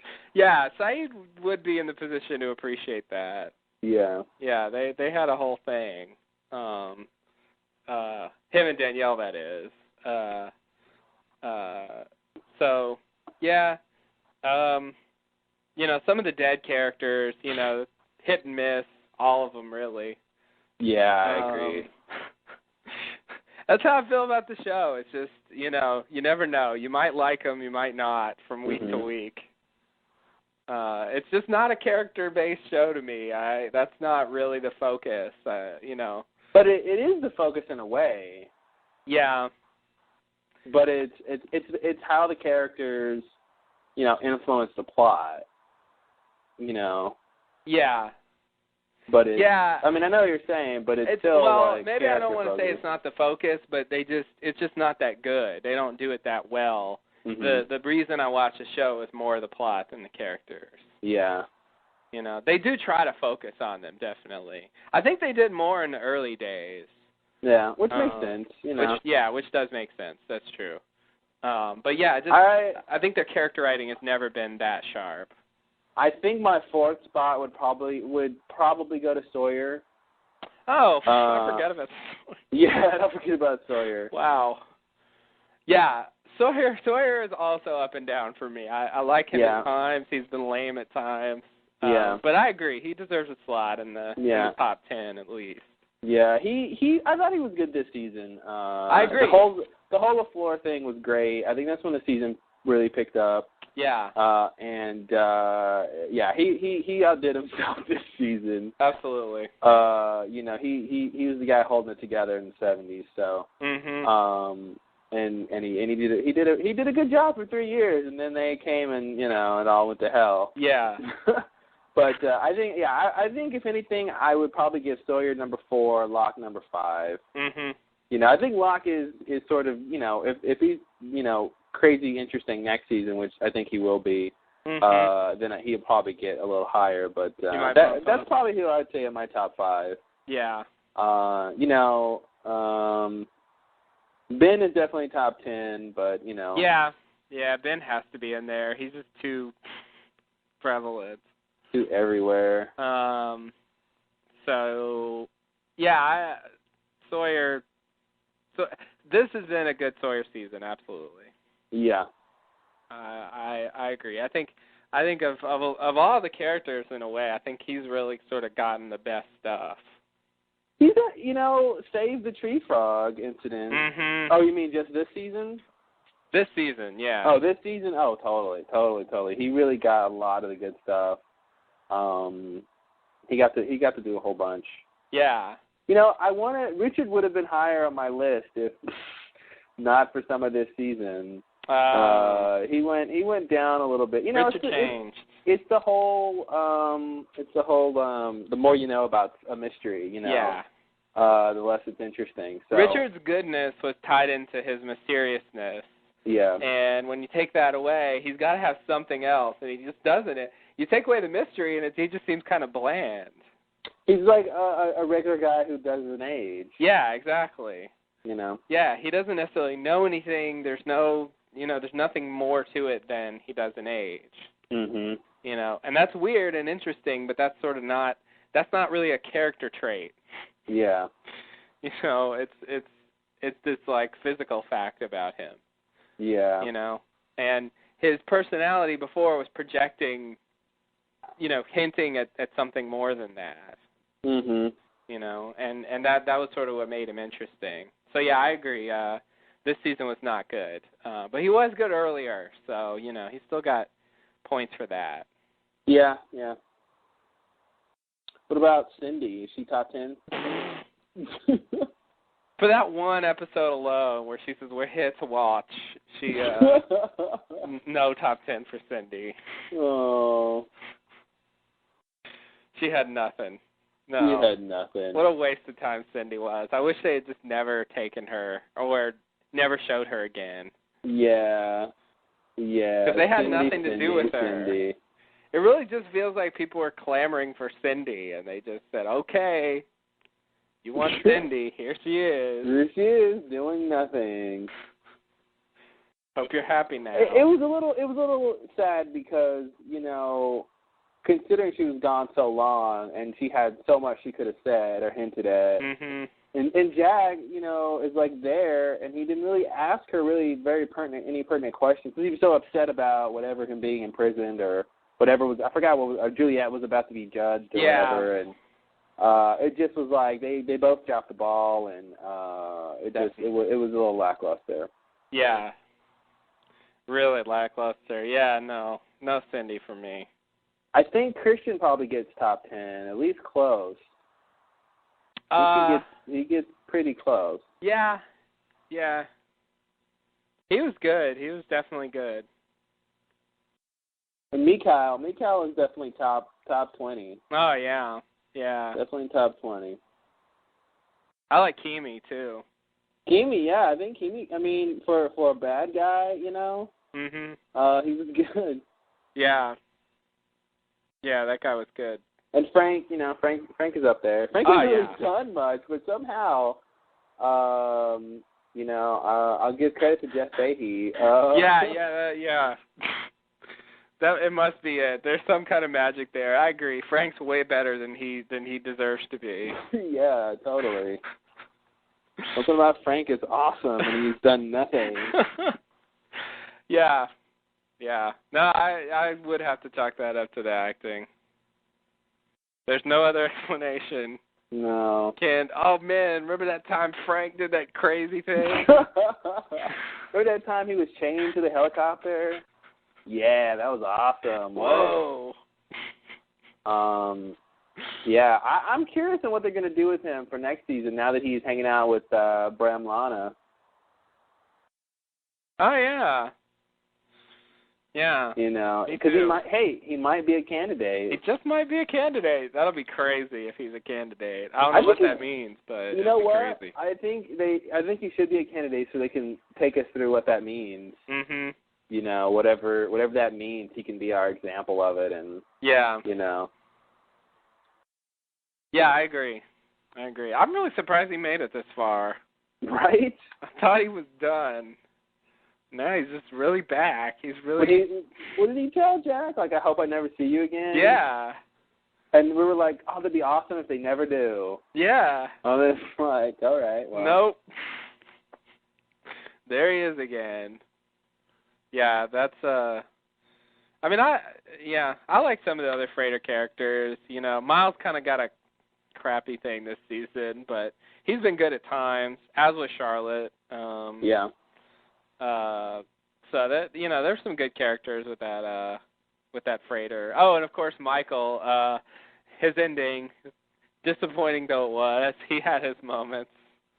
Michael? Yeah. Oh, Michael. I don't know how I feel about Michael. He definitely had his moments. He was definitely interesting in the beginning. he came back and was pretty interesting for some of that time. Yeah. His death was kind of interesting, but lackluster at the same time. Yeah. He came back to sort of do nothing but die. Mhm. So yeah, I think building the raft, that plot was good. Yeah. Both times. Both times. Good point. We learned something from the building the first one. He did. I'm glad the first raft got burned. Yeah, it was like that. It was maybe the first raft wouldn't have made it as far out to sea. Like it wasn't as good. When they blew up that raft, like there wouldn't have been like I don't know, it would have been even worse. Mhm. Like, yeah, exactly.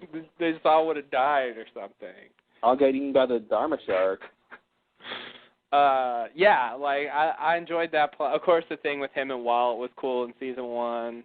Yeah. The thing with him, Walt and Locke, like that was a good plot. I like that. And for season 2, shooting Anna Lucia and Libby and going to the others and all that, I thought that was good. That was a good, good little plot line. It was bad, but it was good. Yeah. I mean, yeah. It didn't make me like him. That's the thing. It's a good plot, but it didn't really make me like him. It made me dislike him. Yeah. That's when he started to go downhill, and then he came back and lied to everybody and tried to get him in the trap, and yeah. It was not good on his part, but definitely interesting plot. I mean, I guess I would say like I didn't like his character in the sense that that I'd want to hang out with him or something, but but I sort of understand why he did it, and like I thought it was good. I thought it was I thought his character was good in the sense of being a interesting character. Yeah, I think it was definitely interesting. Yeah, but not. But yeah. It made him. I'm just saying that plot line made him go lower on my list. Oh, okay. Even though he gets points for being involved in an interesting plot, in terms of my favorite characters, he gets. He doesn't get points. I see. Yeah, I thought that was a big event, a big thing, and it was a crazy moment, when he turns the gun on them. Like, I thought that was good, and I liked the way he played it, too. I really think that death was, like, somehow, more powerful. We talked about that before. Like, I don't know, somehow more powerful than pretty much any of the other deaths, except maybe Boone's. Which death? In the show, when he shoots Anna Lucia and Libby. It was more powerful? Yeah. Than the other deaths. Yeah. You mean just in terms of what? What do you mean? I just think it had a lot of impact. On the plot, or you mean as watching it? Just in terms of how it played out and how it affected a viewer. Oh, okay. Yeah, I totally agree. Totally. Like, I remember, actually, it was that episode that basically started this podcast. It really was. He did that, and, you called, and it was like, holy shit, and we just, started the podcast at that point. So, and I really just don't think any other death has hit like that. Yeah, I would agree. It was definitely a surprise, and definitely, it was definitely a very big moment. Definitely a very big moment. Yeah, and when you sort of look at it rationally, it doesn't seem like it should be that big, and so I kind of chalk it up to, to how they played it. Yeah, and it was the first time, we saw sort of something like that, and, he turned on sort of his own people. Yeah, that's true. And then Libby came out of nowhere, and then it was like, casual, what do they call it? She was just like a casual. She wasn't his target or anything. Right. She didn't sort of have to die or get shot. Like, it was just wrong place, wrong time. That definitely took it up a notch, having Libby walk in. Yeah. She just came to get the blankets. Yeah. I know. It's really Hurley's fault. That's all she wanted. Yeah. Oh. Hurley should have got the blankets and the wine for a good picnic. Come on, Hurley. He just brought a can of beans. But yeah, I liked how he played it. Sort of shaking the gun and apologizing, and it was just it had a lot of whatever in it, and then he goes and lets Ben go, and so yeah. Anyway, yeah. It was a big thing for Michael. I mean, from that till his death, like, that was sort of the big thing that he did. Yeah, pretty much. And hey, he was the first one to get off the island. True. I mean, I think he didn't do it by great means, but he did manage to get him and his son off the island. So he definitely gets, points for that. Yeah, definitely. He was the original Oceanic Six. He was. So yeah, you're right, absolutely. But whatever. He did have his downside, and the ending was disappointing. But yeah.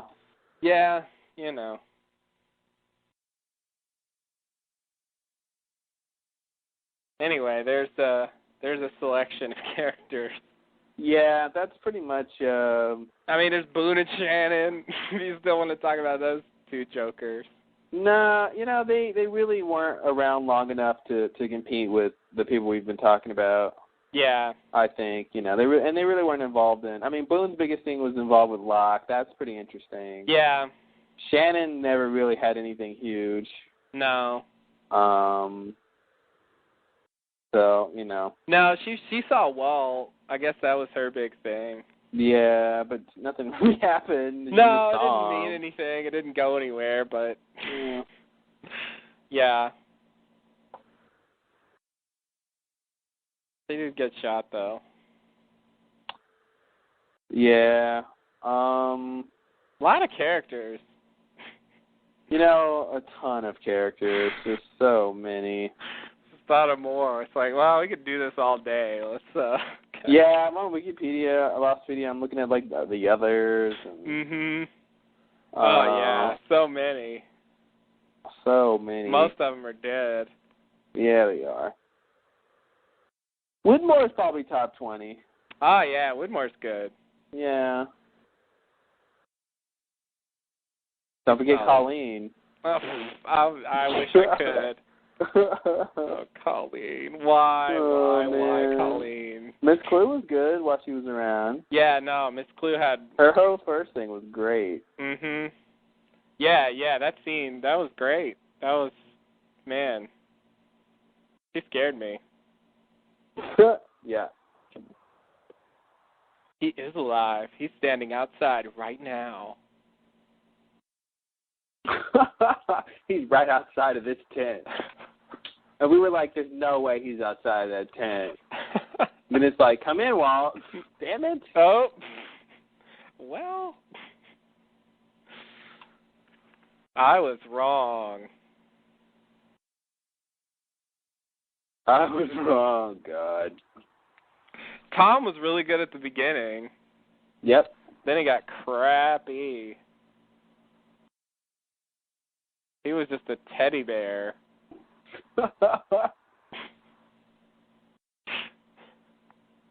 Wanted to poke his tummy. Oh. Yeah. So are we ready for the next scene? Now we've done our... It was actually a Lost-related tangent, but a tangent nonetheless. Yeah, definitely a tangent. Yeah, that was our abridged character run-through. Yeah. All right, yeah, we can go to the next scene. All right. We're at the Swan site. Chang tells Rosinski the readings are off the charts. They are close to the pocket. Chang warns not to hit the pocket. Phil radios to Rosinski that the hostile came back, talking about Saeed, and had a bomb. He tells Phil to come back up to the Swan site. Next scene. Yeah. Man, their understanding of what's going on is really limited. With the drilling and stuff? No, just in terms of what's going on with the Losties. Yeah, they really have no idea. Yeah, they don't really get it. Idea. Like, I guess from their perspective, it's just hostiles trying to bomb their project. Yeah, which they let them do. Yeah. Which we'll talk about. Next scene, which is sort of the same scene. We're in the bushes. Jack appears at the work site. Kate enters asking Jack what happened and attends his wounds. They reminisce about their first tender moment when Kate sewed Jack up after the A-15 crash. Jack breaks his promise and asks about Aaron, sort of. Kate tells Jack that she was mad at Jack for making her come back and that she came back so Aaron could be with Claire. Jack tells Kate his plan is the only way to save Claire. He needs her to believe that nothing in his life has ever felt so right. Oh, no. The drill gets closer to the pocket. Kate tells Jack she's with him. Yeah, that's such a, it's really, and I guess that goes back to what Christian told Jack about believing in himself and who believes in Jack and that whole idea. Yeah. But it's such a, it's such a big, I think, step for Jack to really tell this to Kate and say, please believe in me. Mm-hmm. It's sad in a way, but it's a good character moment. It's so funny. Like, I remember when I was working with some people and we were talking about Lost and it came up that Jack cries a lot, and I'm like, he doesn't cry that much. Mhm. Right? I'm like, not really, And then, then I look online and I'm seeing all this stuff about Jack being a crybaby and crying all the time. I'm like, oh, I guess he does cry a lot. And then in this episode, I'm just like, he's crying every other scene. I was like, yeah, he does just kind of cry. He tears up a lot. He gets really emotional. I didn't really think that about him, but it's true. He, like compared to Sawyer or something, like Jack just cries a lot. Yeah. Yeah, I never really notice it. I don't really think about it. I guess I'm just used to it. But yeah, it's a big thing. Some people are really irritated by how much he cries. Yeah, it never bothered me. It just and I guess that's why it never really stood out. But it's like, he's kind of always crying. Yeah, he's definitely usually his emotions are very on the surface. Yeah. So, and it's the season finale, it's time to cry. It is crying time. I have to say, anything about this? When Jack says there's nothing, what did he say? Nothing has ever felt so right. Something like that. That's just disaster, right? When I hear that, that's alarm bells go off. Like, don't say that. Yeah. That tells me it's going to somehow be disastrous. Like, that's what Locke said when he decided the button didn't do anything. Oh, man. Yeah, anytime a character is so sure, it's like, wow, that's just...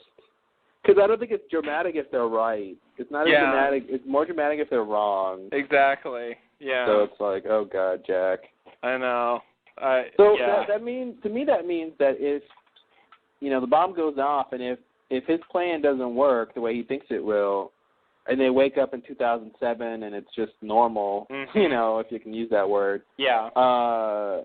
Is he going to, quote, lose his faith? Or will he just be like, oh, look, we're all back together and maybe this is what was supposed to happen, or, because it seems like if he's putting all his faith into this thing, then he should be shaken when it doesn't turn out the way he thinks it will. Yeah, you're right. So we'll have to see if that happens. Yeah, because I don't think it's going to turn out the way he thinks it will. Yeah. At least I hope it doesn't. Yeah, me too. But yeah, like that's I don't know. And yeah, Kate goes along, and this is like I'm not even sure what Kate's motivation is. You mean to help? Yeah. Well, see, here's the thing. Jack gives her the motivation with this line about it's the only way to save Claire. Oh, that's right. Okay. I think if somebody told Kate, hey, what if the bomb goes off and you guys go back to 2007 and then you can go look for Claire? Right. Maybe she's still on the island in the future kind of a thing. Yeah. But, and that was the whole thing. Kate said earlier that, Claire was going to give up the baby, or did she say that earlier? Yeah, she said it. I don't know when. Yeah. Yeah. Yeah, she brings up the fact that Claire was going to LA to give up the baby for adoption. Mm-hmm. So if they go back, like, presumably that's what's going to happen. Yeah. Her going to the island is what led to her wanting to keep Aaron. Yeah. So that's another thing that Jack's erasing. Or wanting to erase, I should say. Yeah, here's another thing. Like, Jack might... Oh, he doesn't... he doesn't know Claire's his sister yet, right? Yeah, he does. Oh, he does. Mhm. When did he find that out? He found that out. When Claire's mom came to Christian's funeral. Ah. Yeah. That's right. So Claire doesn't know. Claire doesn't know. Unless That's Christian says something. Yeah. Exactly. But okay, yeah. So that's the thing. Like he's gonna be he won't remember that that's his sister. That's right. You know. That's right. Yeah. And that whole thing. So he's really. It's strange to bet so much. To put up so much for what he's gambling on. Yeah. Just on the off chance that fate leads him and Kate back together. Mhm. I wish there was some other bigger peril at stake, like they have to do this or else they'll die. Not like they have to do this and it might kill them. Right. Yeah, it's not really or else. It really. Yeah, and it's not even like this is a form of rescue. I mean, it is a form of rescue, but it's not even that's how they're thinking of it. Like, right. Like we need to do this so we can be quote rescued. It's like they're just doing it for Kate. Mhm. Yeah. Yeah, I lost Kate, and but it's actually meant to be. So I just need to go back in time, reset things, and then it'll actually do what it was meant to do. Yeah. That's the plan, apparently. Bad plan that cannot be changed. Oh, bus doormat. Your words of wisdom are still with us. Cerberus Vent. Ah, yes, Cerberus Vent. Oh, God. Yeah. All right. Well, what can I say? I wonder if they'll ever get to a point in the show where everybody's doing something and there's an overall reason and they all know why and it all just sort of fits together and makes sense. Not on this show. Is that okay? Maybe in whatever war is going on, when people start getting on sides, they'll all sort of have an idea of what's at stake and who's doing what and why, in a general way. But mostly people are just fragmented in what they want and who knows what and where they are. And, and that's sort of the problem. But if it's like the last stand kind of a situation, then they might sort of. Each side might be sort of on the same page, respectively. Right. That's the closest I can imagine at this point. Okay. Yeah, I'll buy that. So, next scene? Sure. We're back in 2007. Hurley is being released from jail. The prison officer doesn't want to hear it. What I wrote. Outside, Hurley gets in a cab with Jacob and a guitar case, who rides bitch. Hurley makes chit-chat with Jacob, who tells Hurley he wasn't in jail, but waiting for Hurley. Hurley assumes that he must be dead, which Jacob says definitely not. Jacob wants to know why Hurley won't go back to the island. Hurley says it's because he's cursed. He got his friends killed, and now they're visiting him. Jacob questions. Maybe Hurley is blessed and assured him he's not crazy. Jacob tells Hurley the flight info and gets out of the cab, leaving the guitar, which isn't his. Scene. Wow. Do you remember? Did Jacob tell him to get on the flight, or did he just say, how did he phrase that? Do you remember? He said.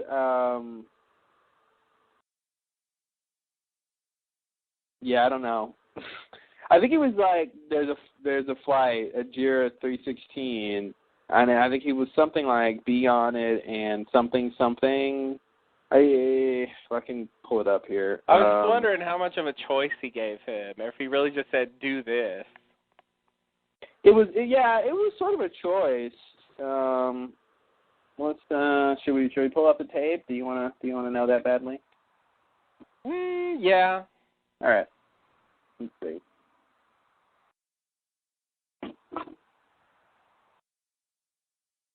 It might be nothing, but I'm curious.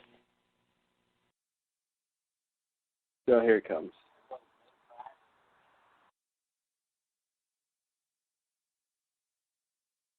Sorry, my speakers aren't that loud, but I'll tell you what he says.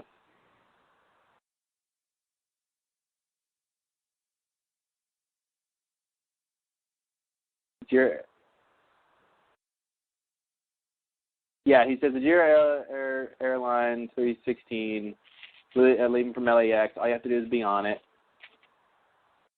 But it's your choice, Hugo. Ah, okay. You don't have to do anything you don't want to do. I forgot about that because that was important in terms of, I think that reminded me of that whole thing with Ben and Ben trying to get him to come to the island, and Hurley sort of felt forced, and that's why he did the whole, going to the cops thing. Right. That whole situation of, I don't know. Hurley's weird like that, so. Really weird like that, yeah. So, yeah, that's what he said. He definitely gave him a choice. He said you don't have to do anything you don't want to do. I just wanted to make sure how he phrased it and if it fit with his ethos. Yeah. Yeah, that's pretty much it. Okay, it's there then. Okay, so on to the more obvious stuff. Here's where we find out why Hurley got on the plane. Yes. Jacob told him which plane to be on and suggested that he might want to do that. Yep. Gave him the option at least. So not exactly what we thought. I think it wouldn't have occurred to me that Jacob himself would get involved. Yep. But, I think the idea was sort of the same in that, something appeared to him and told him to do it. Mm-hmm. So, it was sort of right. Yeah, if this was a scene last season, it would have been Charlie or something. Mm-hmm. Sort of the same kind of thing. Yeah.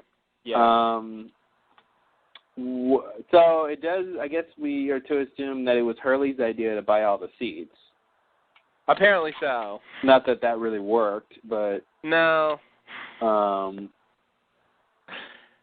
No. And he didn't really tell him what would happen if he got on the plane, or sort of say, not even like, obviously that's sort of opposite, it's not even like, oh, your problem is you think you're crazy. Well, if you go to the island, that'll fix your problem or something. Like, mm-hmm. It was just like, just be on it if you want to. Mm-hmm. But he didn't really tell him what he had to gain by going. Right. Well, I guess he kind of knows what the pitch is. Like, they're supposed to want to go back to save the people they left behind. Mm-hmm. And he's already kind of heard that from Ben. So, I guess, Jacob's just saying, here's what you can do if you want to go along with that. Yeah. But I don't think he has any motivation beyond that. Beyond the sort of overall original thing about how we have to save them. Mhm. Yeah, I guess that's it. But yeah, the seats are him. Yeah, the other thing we get out of this, I think, is that Hurley's not crazy. Well, yeah, I think that's definitely what we get out of this. That he's not crazy. He actually is talking to dead people. I hesitate to put Dave in there, but I guess maybe Dave is supposed to be that too. Yeah. I kind of want Dave to be something else, but maybe you throw him in there too. He was seeing stuff. Yeah. Yeah. And I guess, maybe he was crazy, but he's not crazy anymore. Yeah, maybe. But the dead people he's seeing are actually them. I guess that's the takeaway from this. That's at least what Jacob is trying to say. That seems to be what Jacob's saying, and if you trust Jacob, and I kind of do,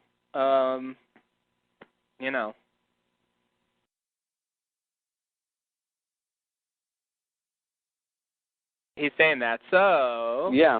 On the basis of that, I guess for the time being, I'm going to conclude that, those apparitions we see are that person. Yeah. At least the ones Hurley's seeing. Yeah.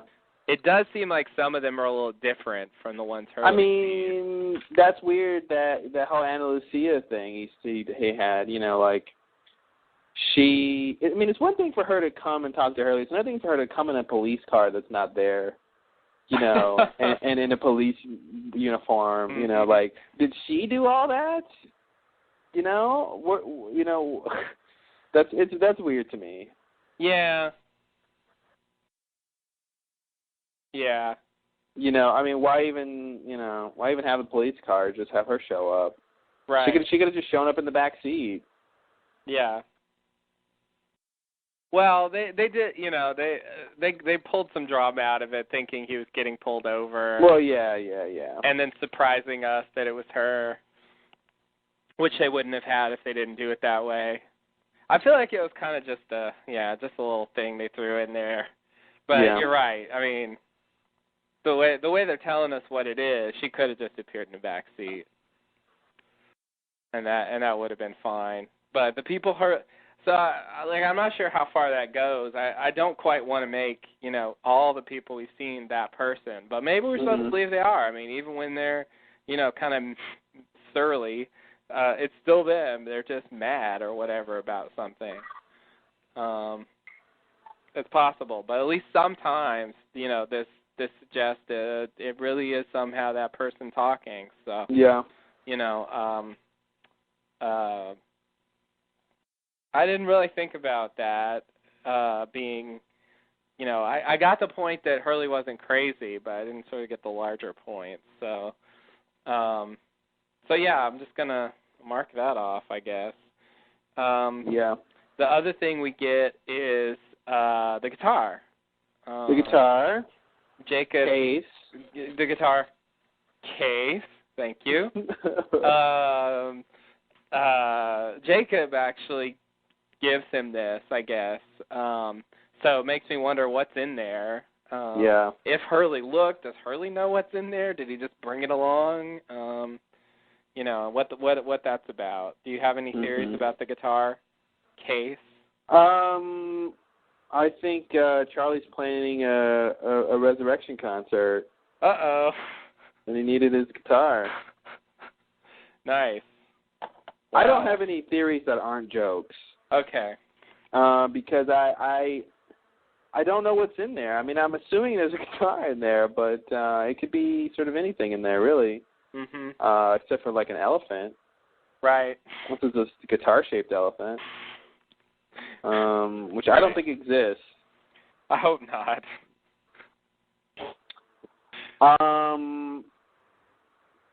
Yeah, what could be in there? What are we?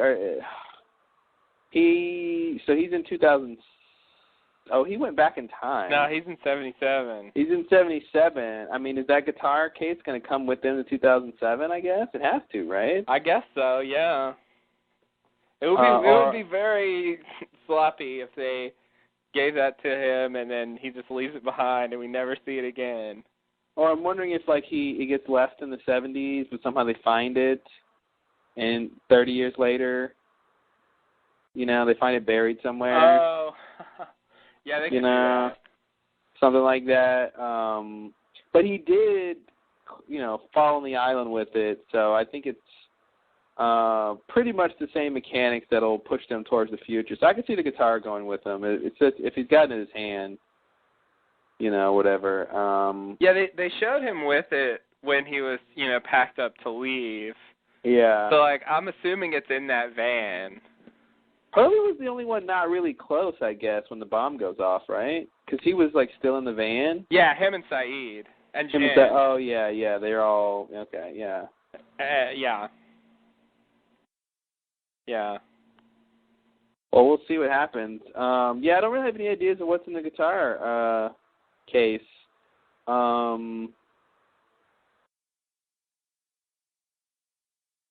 Yeah, it seems like it's going to be used for something next season. I don't know what. I mean, you know, they didn't use it this season, so I think, you know, I don't think there's anything we can draw from this season necessarily. If they're going to use it, they're going to use it next season. Yeah, so It could be something just weird with the obvious answer is just recreating the events of the crash, and right. Maybe somehow that is Charlie's guitar. Yeah. Jacob brought it from the island or something to give to Hurley to bring back to the island. Yeah, It's the new compass. Pretty much, yeah. Yeah. So I'd go with that for now. Okay. That's the best I got, is that it was important for the recreating the 815 crash. Right. Okay. Yeah, I think that's part of it. But yeah. I kind of want to say that you're going to do something else with it. Yeah, I think they're going to do something else too. But yeah, the Charlie's guitar, like, that's the only thing I've seen. I don't know what that means, but yeah, of course it's hard to guess because there's really nothing to base a guess on. But here's a question. Yeah. If Hurley is walking around with the guitar case, and Hurley asks someone if they see a guitar case in his hand, do you think they will say yes or no? I think so. I'm wondering if the guitar case is imagined or not. Only visible to Hurley? Yeah, like That's crazy. He was using it to, like, stay afloat. Yeah, or so he thinks. Good point. Yeah, I think so. I mean, maybe if they want to go crazy with it. Because if it, I don't know. Yeah, they'd have to.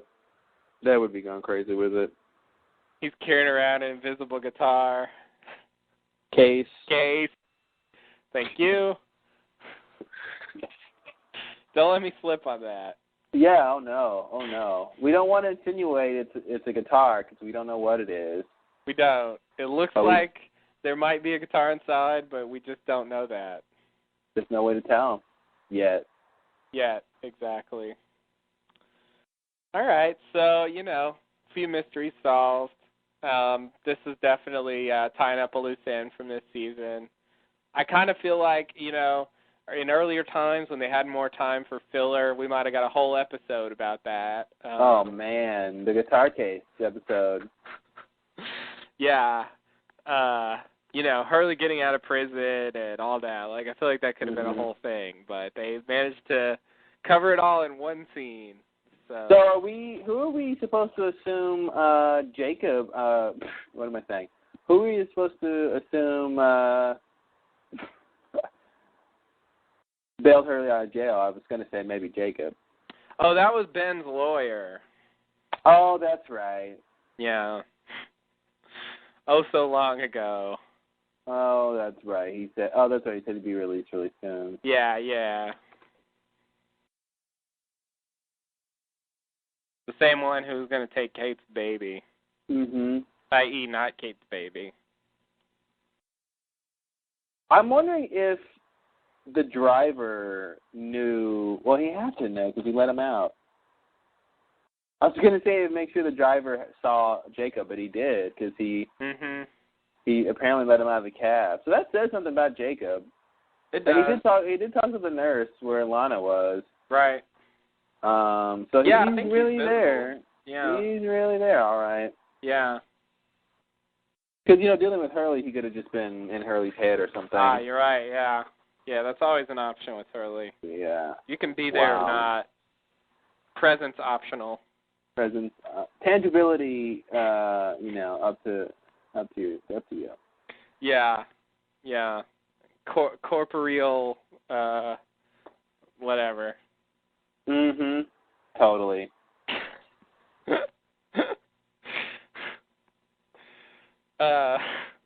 Apparently it's I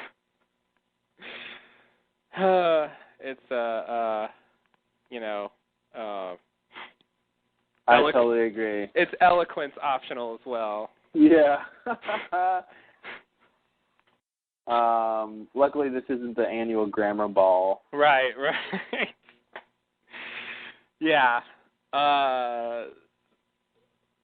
So, yeah, it does call into question, like, how Jacob got there. I don't know, does he just travel the normal way? Did he get in the sub or whatever? No. Did he fly in a helicopter? Did he, I don't know, do any number of other things he could have done to get back to the real world? Or I would imagine that he just pops around most places. Okay. Because, if he's around in, the 1800s, there's a long time before subs are invented. True. And I don't know if he's, taking boats to go leave and stuff. Mm-hmm. Rowing out to sea before electricity and steam and all that. Mm-hmm. So, yeah, I would imagine he just sort of pops around places. Maybe, he pops into a corner and hails a cab and then jumps in the cab and, sort of comes to meet Hurley or something. Yeah. Or maybe he has Jedi mind tricks. He just pops into a cab and says, "Take me to the jail," and Mm-hmm. the guy does it. Boom. And he doesn't think, how did this guy get in my cab? Do you think Jacob paid the cab fare in advance, or is Hurley going to have to pony up? Did he just stiff Hurley? Wow. Jacob had a tour around town and charged up $100. Damn, Jacob. Wow. He should have paid in advance. But maybe he knows Hurley can afford it. Yeah, but does Hurley? I guess Hurley has money, right? Didn't the guy give him money back? Well, yeah, I don't even know. Maybe not. But he's got, he should have a credit card or something. Yeah, if he's in a cab that takes credit cards. Yeah, some do. Many do these days. Yeah. Although I guess he's in L.A. I don't know what they do out there. They do what's cool and hip. Oh, okay. Then they should take credit cards. They should. I agree. Next scene? Sure, yes. We're back in 77. Saeed attempts not to die. Jack comes back and updates the group. Saeed tells Jack he's got to get the bomb close to the pocket. Jack tells Saeed the plan will work, but Saeed doesn't think anything can save him. Jack grabs the bomb and leaves for the Swan site. Oh, man. Next scene? Yowza, sure. Jack comes across Juliet and Sawyer and gives, what? Why did I say that? And gives a temporal see you later. I don't know what I meant by that, but I'm sure it's apt. He gives a, wait, what did you say? Gives a temple see you later? Yeah, I guess he's saying I'll see you back on 8/15 or something, if the bomb plan works. Something like that. Oh, see you later in the future kind of a thing. Temporal? Is that temporal. Okay, yeah. Not temple. No, not temple. Okay. I thought you meant he did that thing where you, sort of like the salute kind of thing, and you're saying he just touched his temple to say see you later. What? Yeah. Yeah, all right. That's what I thought. I'm sorry. I thought I would share that with everyone. Yay! I didn't remember him doing that, so I was going to dispute that he did that, but I don't have to. You don't. Because you didn't even say that. Totally not. So basically, see you in the future past. Yeah, pretty much. Something like that. Okay. Next scene, we're back in 07. Locke and his group make camp outside the statue. Locke tells Richard he's tired of waiting. Sun asks Ben what happened to the statue. He doesn't know. It was like that when he got there. Sun isn't buying it. Locke comes to get Ben. Richard says Ben can't come. Only the leader can see Jacob, and there can only be one leader at a time. Locke insists. Richard pushes back a hidden door and leaves. Should I keep going? Oh, was that the end? Yeah. I mean, there's not much to talk about. There's a lot of little plot things going on here. Yeah, we talked about that scene with Ben. I did like that. I did that. I thought that was a good little exchange. Yeah. Anything else? Nah, I guess not. All right. Locke and Ben enter the foothouse. Locke asks Ben if he will be able to kill Jacob, assuring him that things will change when he's gone. Ben takes John's knife and enters the room. Wait, could you repeat what you just said? About the whole. Yeah, I got confused. Locke and Ben enter the foothouse. Locke asks Ben if he will be able to kill Jacob, assuring him that things will change when Jacob's gone. Oh, okay. Sorry. Yeah. I missed it. Then Ben takes John's knife and enters the room. Okay. Boom. So this is a tiny little thing, but things will be different when he's gone. Do you have any concrete ideas about what that might mean? I think it means things won't be the same. Hence the concrete. Is that not concrete? No. What? No. That means you name the things. Oh, I thought that means it has bits of rock and sand in it. No. Oh. Metaphorical concrete, please. Oh, that's probably lighter. That's concrete heavy. Oh, okay. Got it. So, wow. I don't really know what's going to be different. He can mean any number of things, I guess. It kind of means that, I think the sort of obvious thing is Jacob won't be around to, carry out whatever he wants to carry out, his will or whatever. So, I think that might mean Loophole will be the top dog. So yeah, but I don't know the consequences of that. Okay. Yeah. I'm wondering if this is just if it's just nebulous, like you said, Jacob will be able to carry out his will. I don't really even know a lot of what his will has been so far in the show. Yeah. So I don't know what the absence of that would really change. And like what we've seen so far, for example, like if Jacob weren't there, like what would be different? I don't know, but. I was wondering if it was something like, something simple like Smokey will be all over the place all of a sudden, or he'll be unrestrained, or something straightforward like that. That Jacob had some way of changing, or maybe the others will get more aggressive, or I don't know. Well, I could see. I could see the consequences of this being next season. The big war is really going to come down to maybe, Loophole wants everyone dead, and the people who are alive don't want to die. Okay. I don't know if Loophole is partial to the others. I don't know if he wants to be the new Jacob in that sense. Or if he just wants everyone human on the island dead. He just doesn't care about them and just wants them gone. So I could see that being it. Jacob won't be around to sort of be the one to care about these people, right? And potentially bring other people to the island. But yeah, that's all I got really. So maybe the war wouldn't even be an issue if Jacob were there. Yeah, or maybe it wouldn't be much of a war if he was there to help fight it or something. Yeah. Or, Okay. Or maybe the war is, because they seem to know it was coming. That's what's interesting, I think. Yeah, Widmore. Widmore knew it was coming. Bram and those guys seem to know what's up. There's something about a war coming, so, I'd like to tie it into...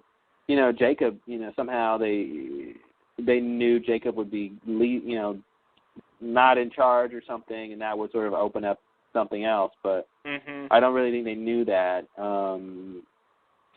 Somehow they knew this war was coming, which means, either they are aware of the activities of their enemy, or it's some sort of prophecy, or it's just, this is the time when, the war is supposed to happen kind of a thing. I'm not sure. Another thing that ties Bram and those guys to the others is them saying that they're the good guys. That's true. Yeah. famous to quote. make that explicit. Yeah. They definitely know that. So, yeah, you're right. I'm starting to wonder why Widmore thought there was a war coming. I guess I always assumed that he was one of the sides, and so that he would know it was coming because he was sort of going to start it, But now I'm really not sure why he said that. I'm not sure, what he had in mind or why he's thinking. Like, seems like he's been out of touch with the island for a long time, and I really don't know. I really don't know where that's coming from. What he's thinking of when he says that that's coming for sure. Yeah, and he seems to know that it's coming. I mean, he tells John, if you're not there, the wrong side's going to win. Mm-hmm.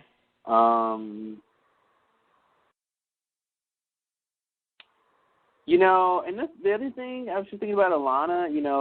Saeed asked if she's working for Ben, and she doesn't really say no. But if she's another, she should know of Ben. Yeah, potentially. On the other hand, it seems as though they didn't know Richard, or didn't know what he looked like, at least. Yeah. So maybe she knew know of Ben or something. Yeah.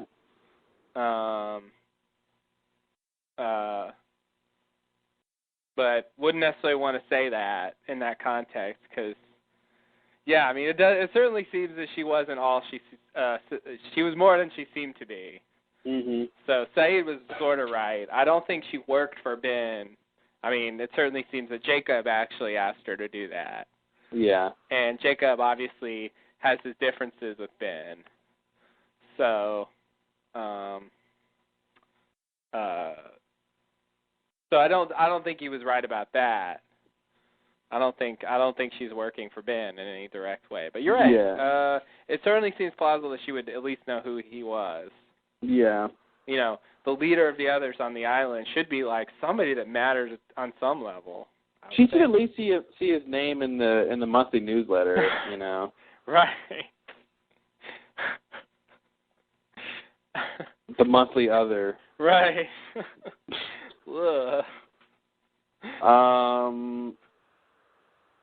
What else was I gonna say about all this?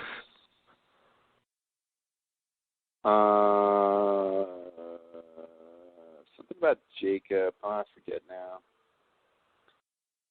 The thing about things will be different, or no. Jacob and Widmore, or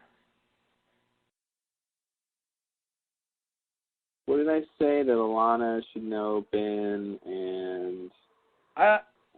Do you have an opinion on whether Widmore saw Jacob? Well, I kind of almost want to say no, only because I want to say that when he says, if the island wants Alex dead, she'll be dead, I think he's talking about Jacob. So I feel like if you're calling Jacob the island and you haven't met Jacob, okay. I kind of want to say that. It doesn't really make sense, but I kind of want to say that. Okay.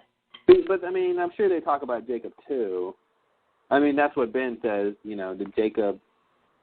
maybe they're using it interchangeably. Maybe that's an example of it kind of being used interchangeably. Yeah, I mean, Ben said, when he brought Alex back originally, he asked if Jacob wanted the island. Sorry. He asked if Jacob wanted Alex dead. Yeah. I mean, that's connected, I think, to what, Widmore. So I think he is using them interchangeably.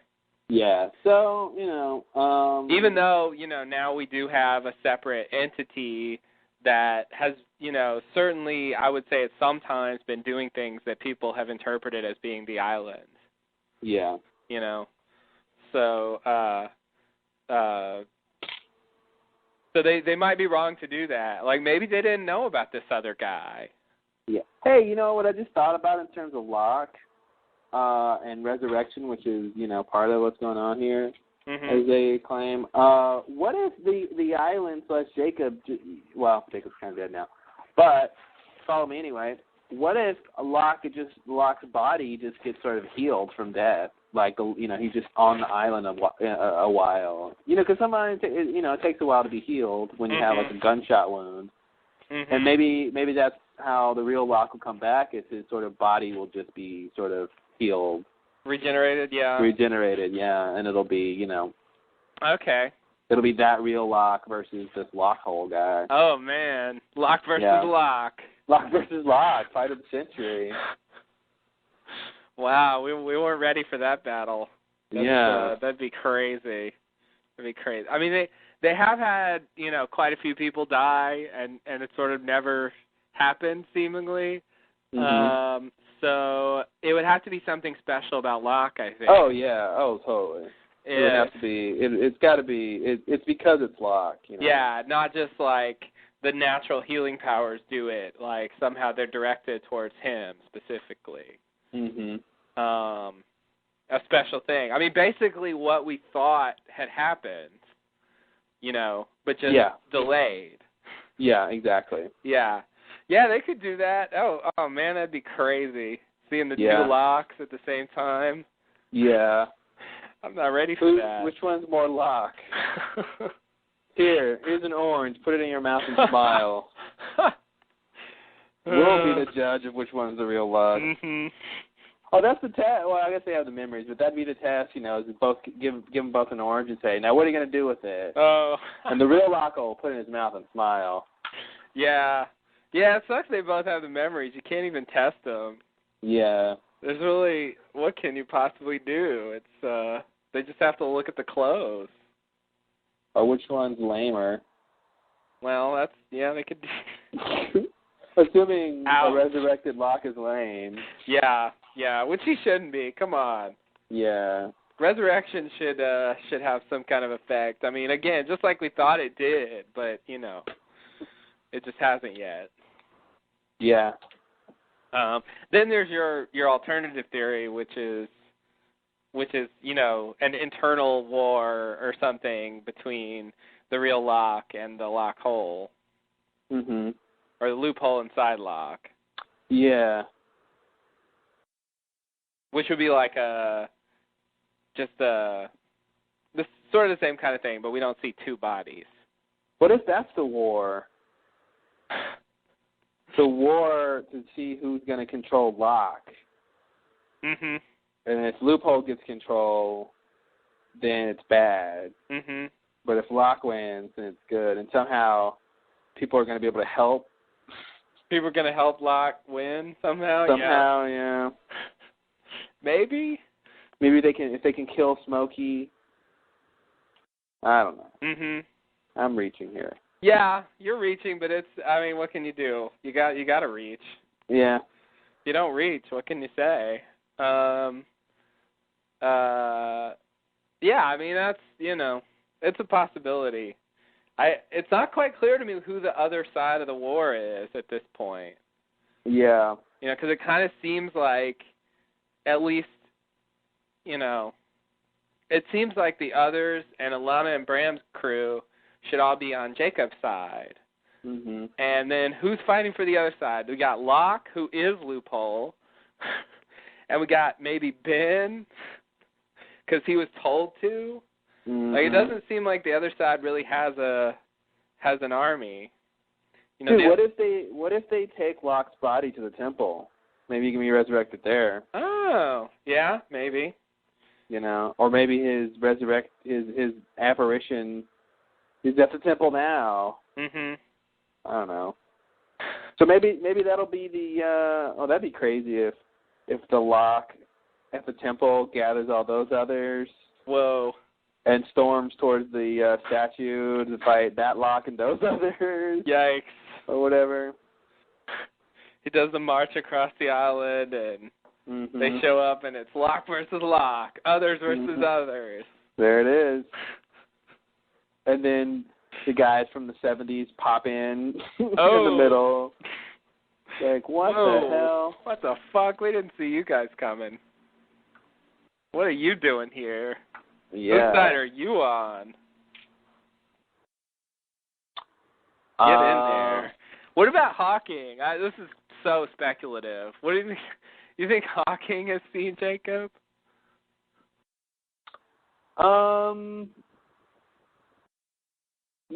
I really don't. It doesn't seem like many people have. If Ben hasn't seen Jacob, that's not good. Yeah. Richard, it seems, maybe has. I think Richard has, and I think Richard says if you're patient, Jacob will come to you. So I feel like there's that's happened before. There's precedent for that, yeah. There's a leader who's been patient, and Jacob has come to them. Mm-hmm. So maybe Widmore, but that's what's weird. We're talking about Jacob being sort of indifferent about the policies and politics of the others. When when Ben ousted Widmore, you think Jacob would care. Yeah. If especially if Jacob came to Widmore and liked him or whatever. Right. So that's what's weird, and then Widmore thinks he's, banished from the island or whatever, but it's really Ben who did it, who is not really in line with the island. Right. And what does it say about Jacob or anybody that, because Ben's whole thing was, look, a spinal surgeon fell out of the sky, and I guess now that's just a big coincidence because Desmond didn't press the button and it had nothing to do with, sort of Jacob wanting to fix Ben or anything like that. Right. I feel like somehow we're still supposed to believe that they were meant to be there, but it's a stretch. Yeah. Because it's so many coincidences. But having Jacob show up to them at various points, it kind of seems like he had his eye on them and he specifically wanted them to come to the island. But it definitely doesn't seem like he would want them to come to the island to help Ben with his problems. Yeah. Especially not based on this. But I agree. It seems like he would intervene if something, untoward was happening in the world of others' politics, which it seems it was. Well, I guess Widmore was apparently breaking the rules, so. Yeah, Widmore was breaking the rules, I guess, but I don't know. If Ben wasn't supposed to be the leader, if Ben was supposed to be the leader, why didn't Jacob talk to him? And if he wasn't, then why did Jacob let him be the leader? Choice. All right. Deleted scene. It's hard if you just give choices all the time. I that's the thing, though. I think he can still give choices and sort of let his, opinion be known. But maybe that's part of the problem. Is he can't sway them maybe too much, or else it's helping them make the choice. That's the thing. If some sort of deity comes to you and says you have this choice, but I think you should do this. It's a little biased, I think. You still sort of have the choice, but Yeah. If maybe that person makes the choice based on any part of what Jacob says or would want them to do, then maybe it's invalid or something. Yeah. So he's got to stay neutral, because I think that's kind of what's going on. Is in the general sort of conceit against with Loophole and Jacob, it's about human nature. And so if Jacob is going around telling the guys what to do, right, he's not really proving his point. He's sort of interfering with the experiment, which he does seem to be doing anyway. Yeah. But he would be doing it more so, I think. Right. So you can't say, look, they made a positive choice when Jacob is the one who said, yeah, you have the choice, but I think you should do this. Yeah. Yeah. Right. I think Alana's separate. He asked her to do something. It wasn't sort of a choice. She had the choice to say no, but right. It was a different thing, than the other flashbacks. And even with Jack, it was more, I guess he kind of validated what Christian was saying, really, mostly, but I don't know if Jack realized that at the time, but. Or he just thought that guy had the same taste in candy.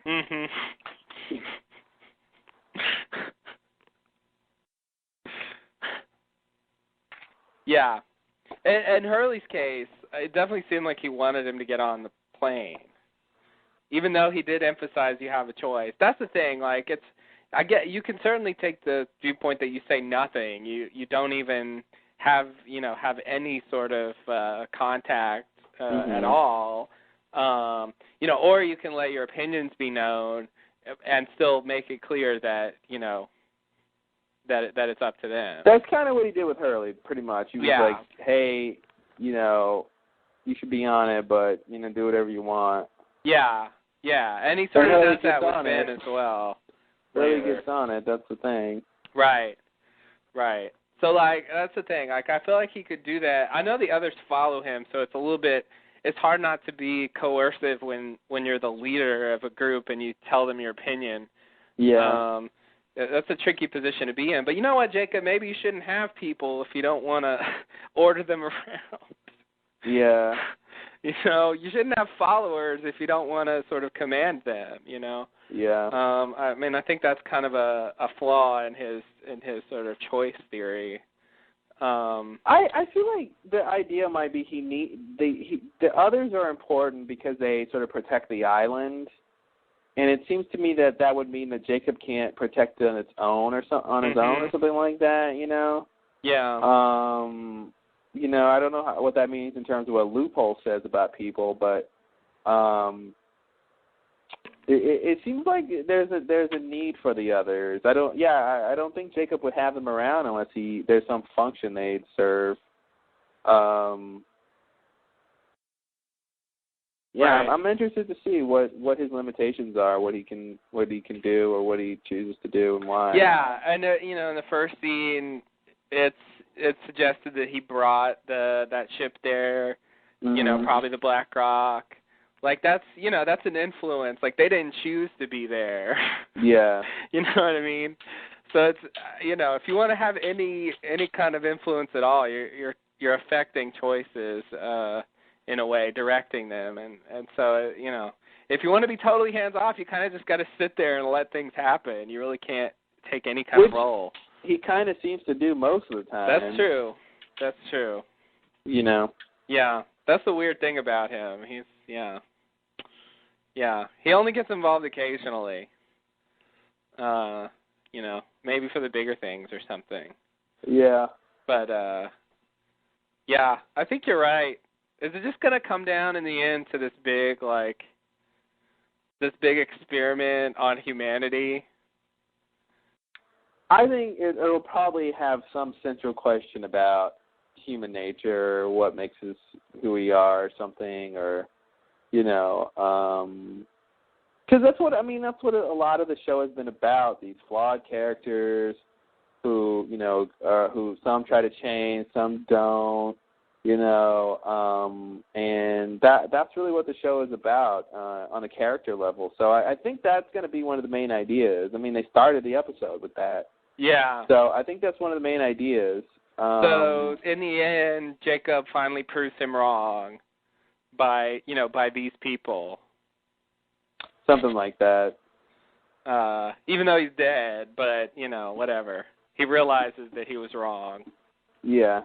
I have a thing about Jacob being dead that I'll save for later. Can't wait. Well, you're going to have to. Right. Well, I guess I can then. Oh, good. Since I'm going to have to. Well, maybe I'll tell you now. Oh. Maybe I won't. I'm a tease. Wow. You ready for the next scene? Yeah. What scene was this? Oh, they go into the place. Richard showed him in. Is that the scene we're on? Yep. Okay. Let me think. Did I want to say something else about this? I guess not. Yeah. Okay. All right. Next scene, we're back in 77. Miles asks the group if they've considered that Jack and his plan might be the cause of the incident. Maybe the best thing to do is nothing. They see Phil and the security team racing towards the Swan site. Kate thinks Jack will need help. Sawyer leaves it up to Juliet, who says, live together, die alone. Oh. Which is what she does. Yeah. Yeah. I thought it was great. Not only does she get a good death scene, but she got to say live together, die alone. Yeah. Which is a nice callback. So it made me wonder where she heard that. Like, yeah, I mean, Jack she was said it at some point, right? If she was just, yeah, but she wasn't around when Jack, certainly not around when Jack said originally. Yeah. She wasn't around when they talked about it in season 2 either. Maybe he said it. Maybe he said it again later, and I'm forgetting. But it made me wonder if like Sawyer told her about it, or if Jack told her about it at some point when he was hanging out in the barracks, and she was there. I don't know. Not a big deal, but according to Lostpedia, it looks like it was quoted from Jack and White Rabbit, later stated by Kate in Man of Science, Man of Faith, and Every Man for Himself, and by Rose and Through the Looking Glass. So maybe, was Juliet around then? She was with them at that point, so she could have heard Rose, I guess. Yeah. Yeah, that's basically the only thing. Oh, Rose. That's the only, yeah. Maybe that's why she remembered it, because she had just seen Rose and Bernard. Could be. That'd be a nice little detail. Could be. She may not necessarily know the bigger significance unless someone told her off screen. But yeah. But you're right. Yeah. Why not? that works. It's just, she's been with them for so long. It kind of feels like she's just one of the gang, but yeah. she wasn't there for half the show basically. Yeah. Or maybe we're supposed to believe she just independently came up with that. Could be. Yeah, I mean, she says like right as if they've heard it before, but yeah. Maybe independent innovation. Why not? Juliet's just good at making phrases. Yeah. Yeah, sure. Why not? She's as good as Jack. Yeah. Yeah, Jack's good at that. There's the other possibility. Since it was, I remember it wasn't Every Man for Himself. That was when Kate and, Kate was about to escape. She climbs out of the cage. And oh, man, the cage climb. I think I can squeeze through the top. Oh, no, I'm going to get back in. Yeah, and Sawyer's just like, no, every man for himself, and she's trying to get him out, and then she's like, no, I'm going to stay in the cages with you, and then she says, live together, die alone. Anyway, we later learn that, they can overhear them, so it's at least possible that Juliet heard Kate say it in that episode. I don't really buy that, but it's possible. Yeah. Whatever. It's a very, very minor point. Very, very minor. I just, had to bring it up. All right. Anything else with this scene here? Oh, what else happened? So Miles is, he's trying to be rational and says maybe we're the one, maybe this is going to cause the incident. Which is something we talked about before, that somebody should be thinking, and it's nice that it was Miles. Yeah. This is the same kind of thing before when he was trying to explain to them about the how this whole time situation is working, and that they can die, but Ben can't die, and that whole thing when he's talking to Hurley before he gets confounded by Hurley's question. Right. Because he didn't know how Ben didn't remember. Yeah. It's because he went to the temple. He went to the temple, silly. The answer should have been, I don't know how he doesn't remember, but he just won't. It's like, I can't explain it, but it's got to be true. Yeah. Yeah, it wasn't exactly, that shouldn't have been the end of the argument, but... Yeah. Oh, well. I guess they'll really never know what happened to Ben. Probably not unless Ben tells them later. Yeah. But he won't remember to tell them, so... That's true. Good point. Yeah, maybe Richard will tell him. He's not going to, though. Yeah. Yeah, he really won't. Like we said before, I love how nobody responds to him. It's just a little too late, you know. That idea of this maybe we're causing the incident. It's too late. Yeah, they're already. Like they've gone through way too much. So he's dying in the back. Like, yeah. I guess he's out now, but yeah, it's really. I love it because it's like they're just like, dude, you should have said that like a long time ago. Yeah, they're all in at this point. There's really no rethinking the plan. No, we're gonna go through with it because, you know, it's a bad plan that can't be changed. Maybe that's what that means. Wow, finally we know what that means. Yeah. Yeah, it was nice to have somebody bring it up though. Mm-hmm. Maybe that line might mean something in terms of, since Brzezinski wrote it, you know, or had something to do with it. Maybe that had something to do with what's going on here with the Swan and all that stuff. Mhm. Oh yeah, maybe so. You know, maybe he realizes the time thing and that, and you know, it can't be changed in that sense. You know? Right. And it was a bad plan to drill in or whatever. Yeah. Oh, Brzezinski. Oh man, that guy. Maybe they'll show us, you know, when he's in the Swan somehow, and he'll be interesting before he'll be he dies. better then, yeah. He'll make up for himself this season. He's got a lot of work to do. He's got a lot. The best he can do is break even, I think. Yeah, pretty much. Yeah. But since we talked about it, I mean, it's one of those things where I feel like they're just covering their bases. They're making sure that it's not the case that no one thinks of this possibility. They want to at least raise it, but they obviously, the writers are as committed to going through this as the characters are, so they're not going to do anything. They're not really going to discuss it. They're just going to, bring up the idea, make sure, everyone's aware they've thought of that, but they're going to go through with it anyway. I'm not sure. Yeah, I'm not sure how I feel about it though. I don't know if the incident really is that, or if the nuclear thing is actually part of the incident or not, or if it's a separate thing.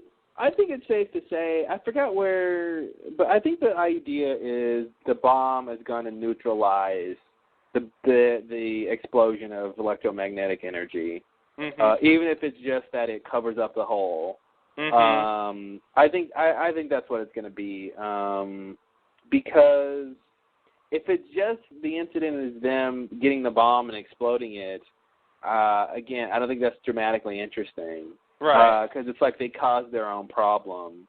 Right. I think it's more interesting if it's more about neutralizing it, and that's kind of what Dan was saying. That it was going to sort of neutralize it. Mhm. Yeah.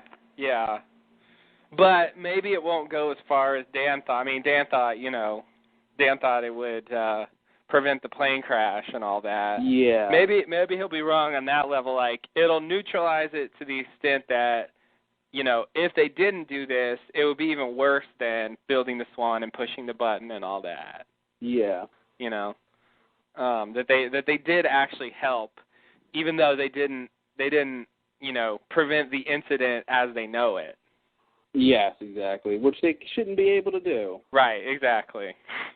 Even no matter what Dan says. No matter what Dan says. I love Dan, but I think yes, even if they are the variables, I think you could argue maybe that it doesn't mean that they can overcome the constant. Which is that this happened. The incident happened. The Swan got built. Desmond didn't push the button that day. Mhm. Yeah, I agree. I mean, I think the variables have already done their thing. It's I'm sticking to that for the moment. Yeah. They've done nothing to contradict that yet. So we'll see. I mean, the Ben story played out, just like that. Yeah. Telling us, well, this is how it happened. Now you know. And so I want this to be sort of the same kind of thing. Mhm. And it'll, presumably help them get back to where they're supposed to be and all that. I kind of feel like it won't be that easy, but maybe it will. I don't know. Maybe there'll be some other problem. There will probably be some other problem. Yeah. Yeah, you're right. Right. Anything else? No, I guess that's it. Alrighty. So next scene, we're at the Swan site. Phil and the team arrive, and he puts them in security points. Steam is everywhere. Jack sneaks up to the site, but gets seen by Phil, and the third shootout occurs. The A-team arrives in the Dharma van, providing cover for Jack.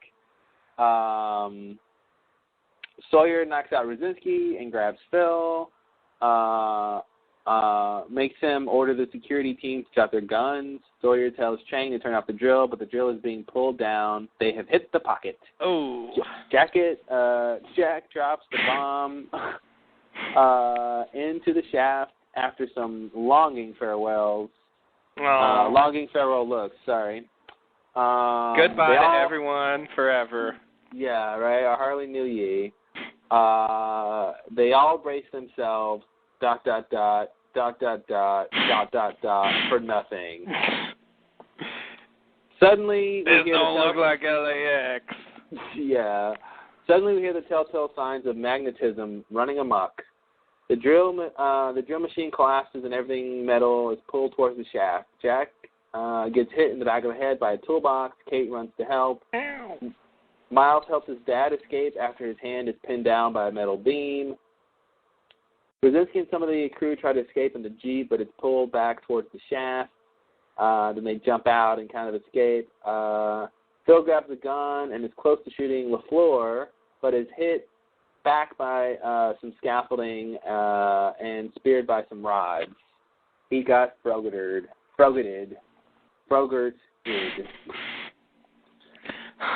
Frogeted? Yes. Wow. A chain wraps around Juliet and pulls her towards the shaft. Kate runs to... Am I in the right scene? I feel like, wow, we just sped through this. Jeez, we're almost done. Wow. Yeah. Sorry, I thought I skipped ahead somehow. This part of the show is all plot. Jeez. Yeah, it's a lot of action too. Yeah, it's just all the action. Yeah. Kate, let's see. Sawyer. Okay, sorry. Let me start over. A chain wraps around Juliet and pulls her towards the shaft. Kate runs to help.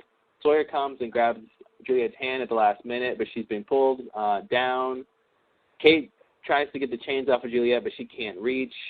Sawyer tells her to hold on. Juliet sees the whole thing coming down, the sort of shaft, the machine stuff, and realizes she has to let go. Sawyer tells Sawyer... She tells Sawyer she loves him, and their love slips away. Oh, no. Yeah. That's the scene. Oh, it just wasn't meant to be. Mm-mm. Well, let's see. So, when Jack drops the bomb, literally, did you, and it doesn't go off, what did you think was happening? I don't know. I didn't have time to think. Oh. I guess part of me, well, one of my questions is did Saeed rig the bomb wrong? Yeah. On purpose, maybe? Maybe he didn't want it to go off. Mm-hmm. Or maybe he just accidentally rigged it wrong. That was, I guess, I guess when it didn't go off immediately, I thought it was just a delayed thing, and I guess I was thinking like, well, there's no reason for because you don't really know what's down there. So I thought whatever reaction that was going to happen between the bomb and the magnetism just sort of hadn't happened yet. So I guess I just kind of thought it was going to just be a delayed thing. Okay. And so yeah, that's what I was thinking. Okay. I was just thinking, no No nuclear, sorry. No H-bomb blast, like they drop it in nothing. Like I couldn't believe it. I was like, did they just mess up? Like I thought the same kind of stuff. Like and I was just wondering, where is this going? Like he drop it in nothing. Like I just couldn't imagine how that plot would resolve itself. Because it just seemed like, wow, there's where do you go from there? Yeah. I was really surprised that they did that. Now that I know what happens after, I sort of get it, but it was weird when everyone started bracing, and I'm like, okay, everyone's bracing themselves, but all right. And then nothing, yeah. So I want to say there's really nothing cooler than when, like, the Losties show up in the Dharma van or whatever, and they just, like, have guns and start shooting people. Like, that's why I called them the A-Team, because they're all just great at shooting at people. And they have a van. And they have a van. But, it's always awesome when they have guns. Not that I'm a gun proponent, but it is good television when the Losties show up with guns and just start, like, wreaking havoc and, blowing up things. Yeah. Yeah, we've had some pretty serious gun battles this season. Yeah. But yeah, you're right. It was definitely them to the rescue with the van, and that's become a classic thing now, I think. Use their own technology against them. Absolutely. Yeah, no, I enjoyed that. I guess we find out how Chang lost his hands. We find out why Chang's hand is injured, which is a nice little detail that I didn't think mattered. I didn't either. Because isn't it just like one video where he doesn't use his left I think so, arm? yeah. And I think it's the Swan one, so I think it works. Yeah. One that would have been made after this. I just can't believe when they made the Swan video that they knew this guy, like, that they even wanted to even write in that the hand thing. That's just so strange. That little detail, and to think that this is, they might not have known Miles was involved, but to think at the very least that his hand got crushed during the incident at the Swan, it's pretty crazy. Yeah. And Miles runs over to help him, and it's all nice. I've been meaning to say this on the podcast for the last, I would say the last 6 podcasts. I've been meaning to say this. Yikes. And I just keep forgetting. And you're going to be really glad when I say it, which is now. Yay. That guy who plays Shang, he was Shredder in the second Teenage Mutant Ninja Turtles movie. As soon as you said Shredder, I'm like, yes, I can see it now. Wow. Yeah, I can see it too, and it blew me away when I found that out. I was like, I gotta say that on the podcast. Yeah, totally. Wow. Yeah, it's crazy. I didn't think I'd ever see that guy again. Wow. Yeah. I guess I never looked up his credits. Yeah, I did apparently. It was the second one, not the first one. Yeah. But yeah, when I look at his eyes and chin, I'm like, yeah, that's Shredder. I can see it. Yeah. Really looks like him. I don't know. Francois Chow. Yeah. That's totally where they got the name Pierre Chang. Yeah, it's pretty close. Yeah. Pretty close. Wow, that's crazy. Yeah. I don't know. A little bit of trivia. In case someone hasn't looked him up yet. Yeah. That movie was weird. Yeah, that one wasn't the best one. That was when he got the ooze and then he made himself the Super Shredder at the end. Oh, God. And he started knocking down the thing that was on the pillars and it was just lame because he was too big to really do anything. Yeah. So it's not a good fight when the thing's like, like 12 feet tall and like, moves really slowly. It's just not very compelling to watch that. Anytime, like, the villain just becomes bigger. I mean, we all saw Iron Man, right? It's just not that interesting. Like, here, I'm like you, but bigger, or I'm like me, but bigger. Yeah. Oh, man. Iron Man was totally a Super Shredder moment. I didn't even realize that. That's why that was the least interesting part of the movie, was that whole fight, because it was quick and like, yeah, it was, and he defeated him pretty easily with that one thing he ran into in the beginning. Spoiler alert. Right. Yeah. I was wondering why I didn't like that. I think that was it. That was, and he talked different too. He talked like he was big. Yeah. It's weird. His voice got all deep and booming. And it's Jeff Bridges. Exactly. It's Jeff Bridges. Jeff Bridges should not turn into a super enemy guy. I really think Jeff Bridges was miscast. I agree. I really think that was a bad. Yeah. I thought he was good up until, spoiler alert, he was the bad guy. Yeah. And then it's like, okay, well, I'm not going to really buy this.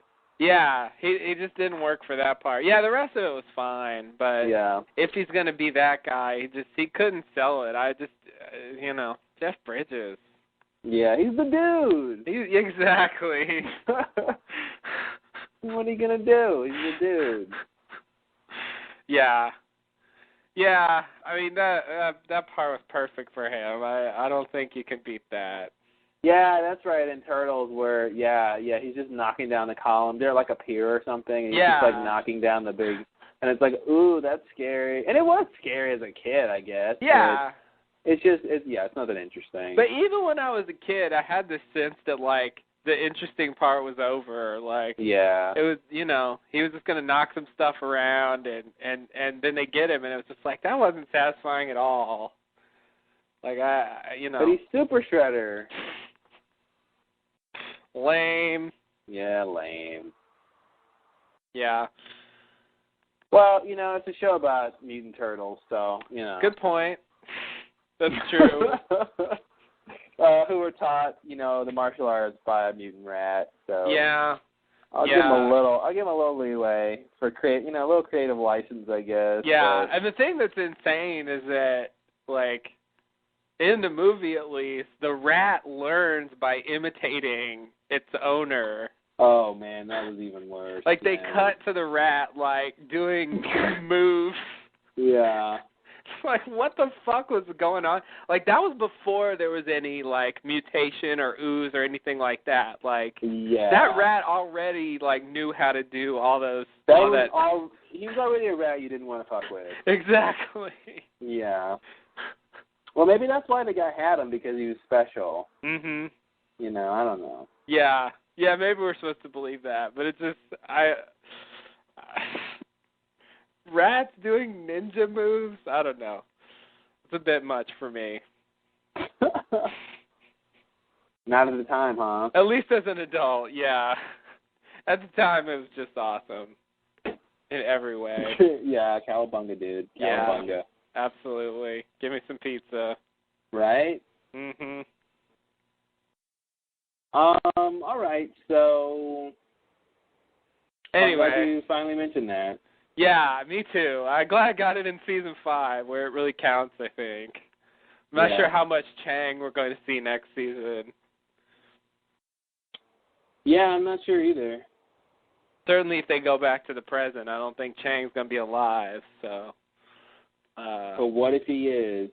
And I don't know how relevant Dharma is anymore. I think they could be totally through with Dharma at this point. They opened the chapter and they told us a bunch of stuff. A lot of it was boring. And mystery shattering. And yeah, I mean we kind of surmised that, I think before when we kind of saw the general outline of what they were doing, but season 3 was about the others. we saw how the other, we were on the Hydras with the Island with the others, and we were sort of with them mostly. Season 1 was like the Losties getting acquainted with the island. Season 2 was like the Swan, which was the first big step to talking about Dharma. Right. Then Season 3 was the others, and actually it seems like they're flip-flopping every season. So this season was Dharma again, but actually real time. And then next season, should really be about the history of the island, the bigger ancient stuff, Jacob, Loophole, others. Yeah. So it's kind of been flip-flopping every season between the two big forces that have been on the island so far. So maybe this will be the third one. Maybe this will be the big last group that matters next season. And that could be Bram and Alana. That's our introduction to that third group. Right. Yeah, I think so. At this point, as you said earlier, how many more groups can we have? I mean, at this stage in the show, if they introduce new groups, they're pushing it. Yeah. Alana and Bram are getting in pretty late. So, they're lucky. I think they're going to make it. But and I can see them, like I said, that being the beginnings of talking about that new group, if it is a new group, Yeah. And I think it's a new group in a sense. They definitely seem separate from the island others too, in some instances. So. Yeah.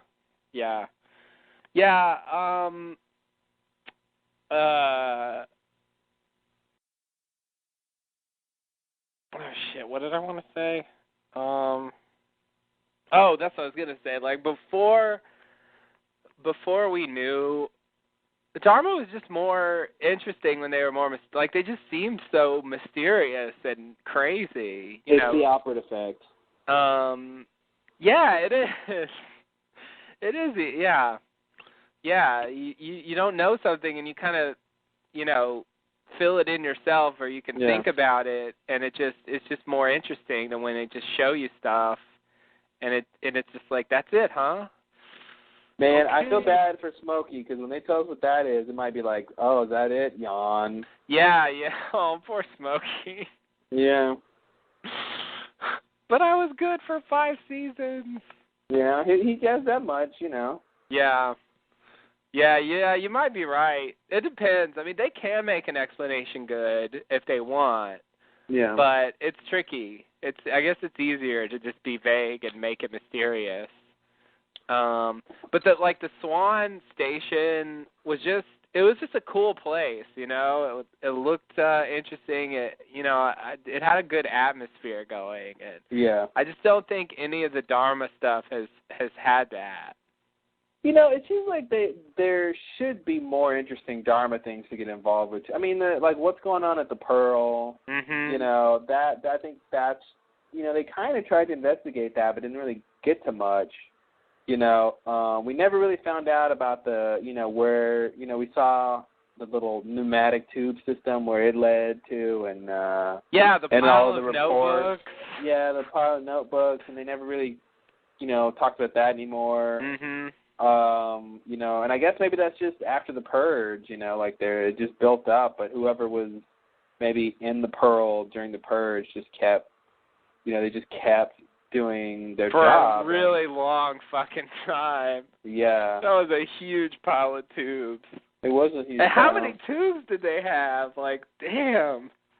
Like, I would assume under normal circumstances they'd reuse those things. Yeah. But it was just a mountain of those things. Yeah, it was really a lot. They just, and it's like, why? How are they getting replenished? Yeah. Where did they store those originally? Like, that's that's ridiculous. Yeah, I really feel like we should have learned more about the Pearl, because the Pearl was like spying on the other stations. I feel like we understand the other stations more than we do the Pearl. Yeah, and the Pearl had its own camera in there. Yeah, that's true. Somebody was watching the people in the Pearl. Yeah. So. Yeah, that was a nice little bit they threw in too, and I still don't quite I'm still not quite clear on what that was about. I mean, we can certainly fill it in, but yeah, it seems like there should have been material there. you know, seems like... What? Oh, I was going to change topics, sort of. What were you going to say? Can you hold on a second? Yeah. All right.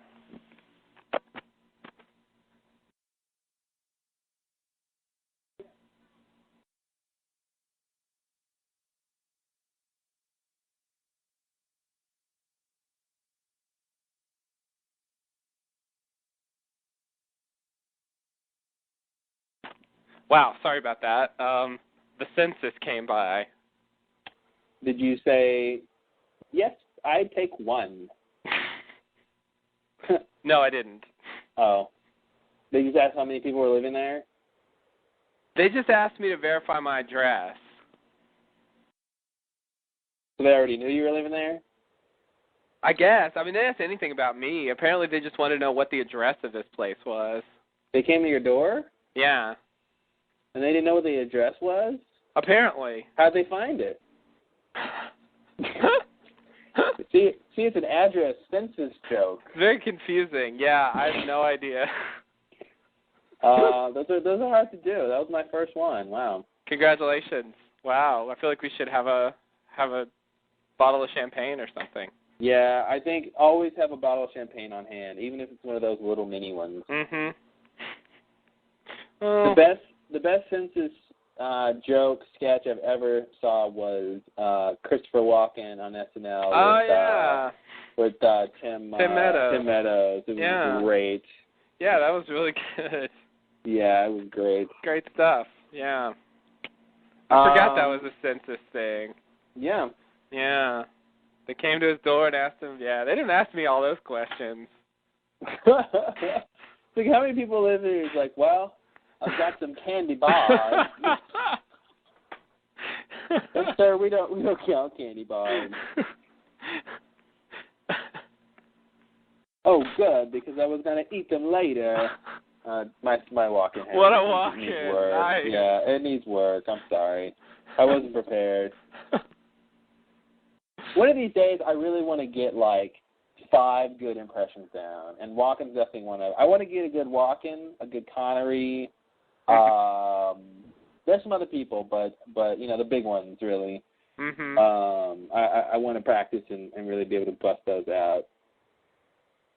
Did you ever see, since we're talking about Walken, the SNL where they had Christopher Walken on, and it was like a Walken family reunion, so they had, like, 4 or 5 of the cast doing Walken's impressions all at once. Whoa. Like, it was pretty awesome because it was just like different versions of Walken impressions, and everybody was pretty good, but there was just sort of differences, you know. Mm-hmm. You know, even Amy Poehler did one. It was pretty cool. You should look for that online, maybe. Wow. Yeah. It was pretty funny.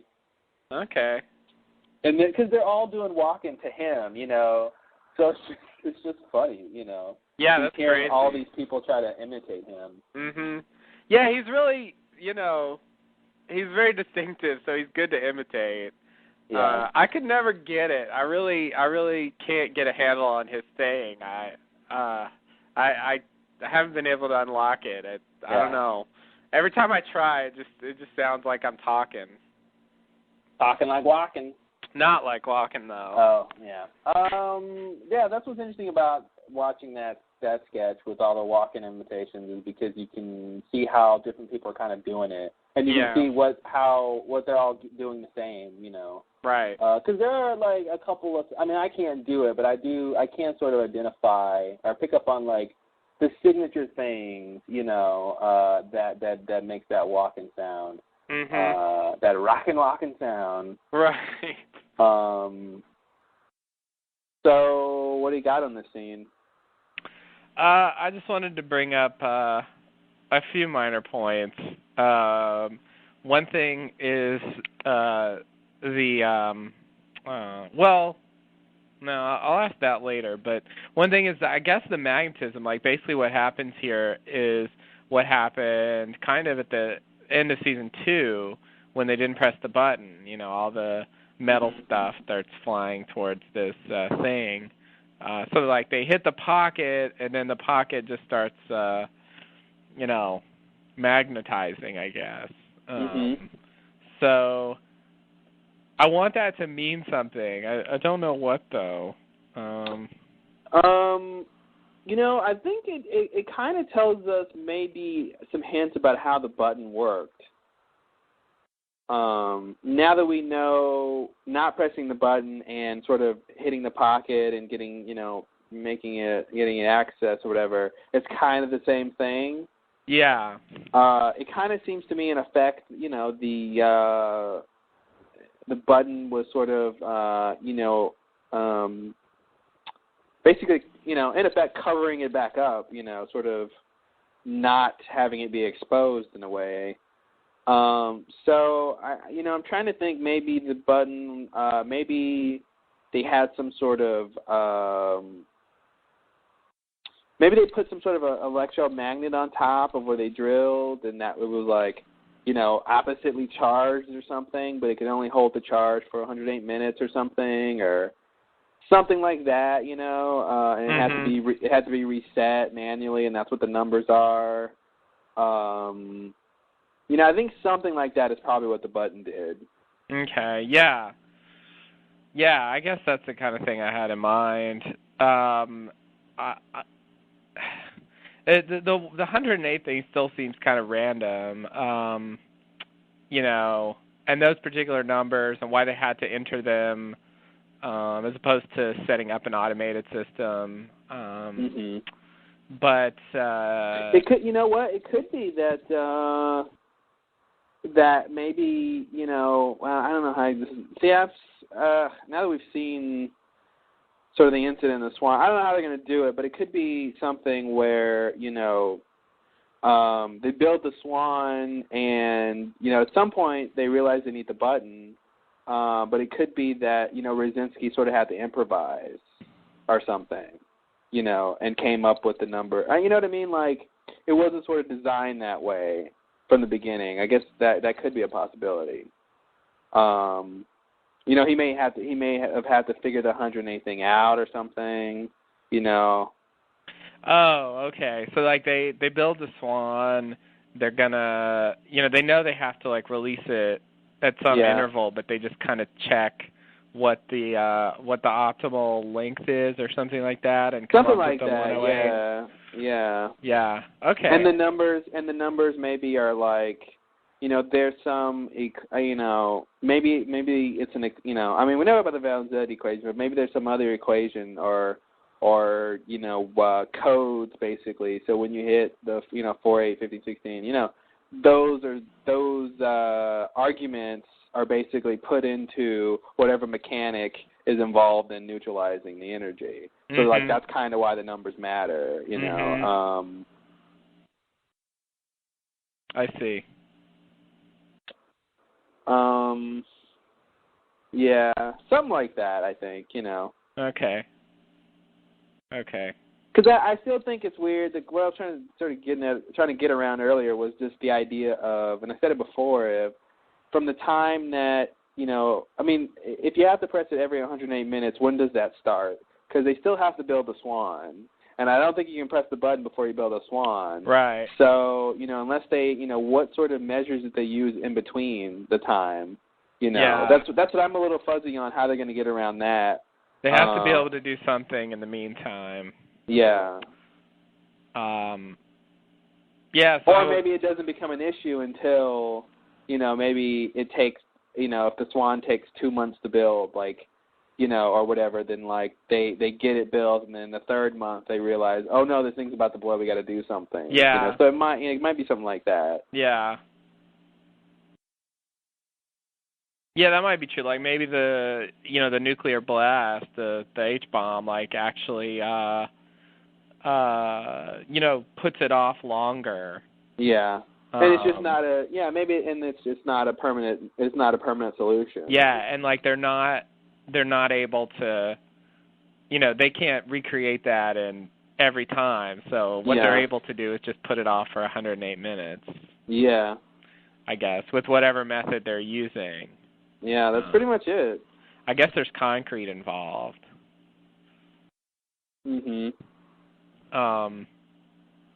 Or maybe they put the concrete because the H-bomb was detonated. Just for radiation reasons. Yeah. I mean, it's definitely over.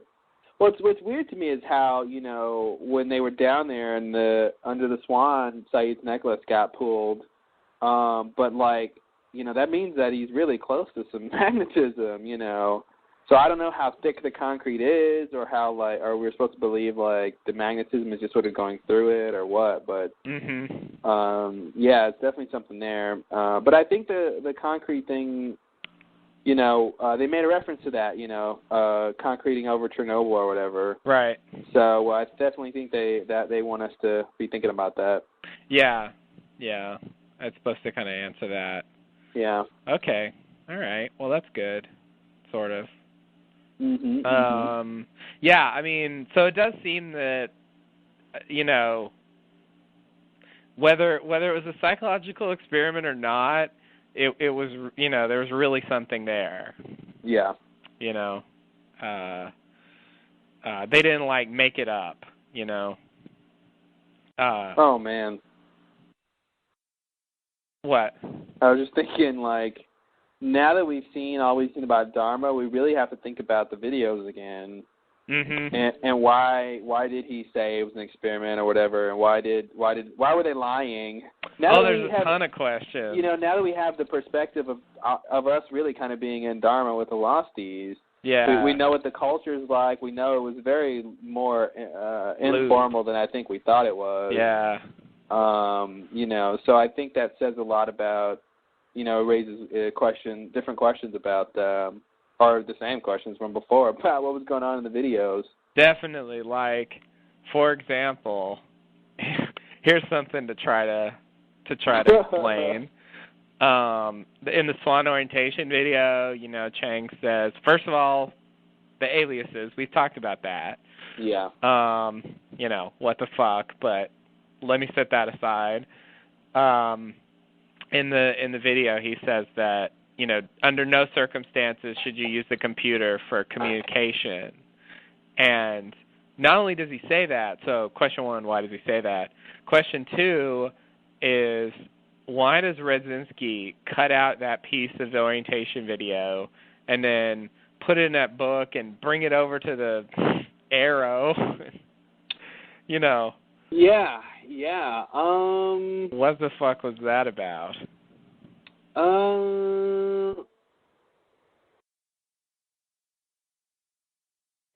He cut out the piece that said don't use it for communication, right? Yeah. Yeah, and I remember Chang actually said in the clip it could lead to another incident. So maybe they were just worried about the hostiles infiltrating information about what was going on there at the Swan. Oh. Did I say infiltrating? I mean intercepting. Right. I thought that's what you meant, even though I didn't. Yeah. I think we speak the same language. Yeah. That's what I heard you say, no matter what you actually said. Yeah, okay. So it's just they were just concerned about being it's almost literally what he says. Attempting to use the computer in this manner will compromise the integrity of the project and worse, could lead to another incident. And like we said before, they, like you were saying, they don't really know what's going on, in terms of the big picture. They just think it's the hostiles. Yeah, that's the thing. They think the hostiles have a huge role to play in this. In these proceedings. I guess they don't really get that the hostiles have, almost no involvement. Yeah. Would rather have not, have anything to do with them. They're fine with the truth. Yeah. And is that going to be a thing, because they think this is a hostiles, that sets off the conflict that eventually leads to the purge? Is it going to be they're responsible for that? They don't even realize that, Ooh. Yeah. I think that's a good one, especially considering, it seems strange. Obviously we got to see why Ben did that and whose decision it was and stuff like that or whatever. How that, the circumstances around that. But it could be, after this, Dharma decides, obviously the Dharma should call off the troops because they think the hostiles did this and took a bomb and And that's if that doesn't break the truce, what does? Fucking A, yeah. You detonate a hydrogen bomb at a Dharma site. I think you're off the truce list. Yeah. Even though the site was in hostile territory, so that's the thing. So good point. They both, the truce was broken on both sides, really. Yeah. But there's enough blame to go around. There is. So I mean, maybe Dharma decides to. But that's the thing. Dharma seems, not only ill-prepared, but a little understaffed to really wage a war against the others. Yeah. But they might some sort of retaliate somehow, and then Ben, or Widmore has to deal with, okay, we just need to get rid of them once and for all. Yeah. And then, presumably somehow they use the Tempest, so that could be something else too. Maybe they found out about the Tempest through communication somebody said, and so that's another compromise or something. So yeah. So are we supposed to think that the Tempest was just like a weapon that they might want to use against the hostiles? Was that sort of the idea? Maybe. That's a good one. I mean, maybe they were building the Tempest and to kill the hostiles, and then it got turned against them. And they basically got killed with their own thing, yeah. So we're going to try to piece all that together. We have like little bits of information. It seems like we should know more, but there is a period where we just kind of don't know what happened. Yeah. So I don't know. That all works tentatively. I do wonder if Widmore was there when the purge happened, or if it was actually, after he was banished. Yeah. If he had anything to do with it, or if Jacob had anything to do with it. If he ordered it or whatever.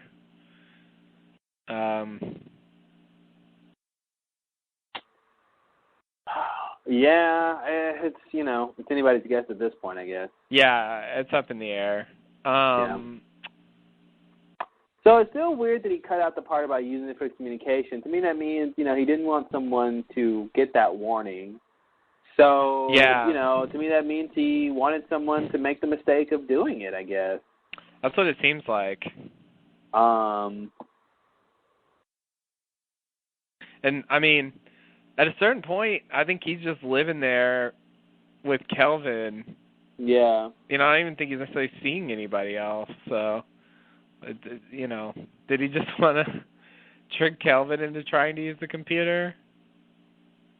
It's really strange because, once they see it, that's when they take the opportunity to show Michael talking to Walt on the computer. Yeah.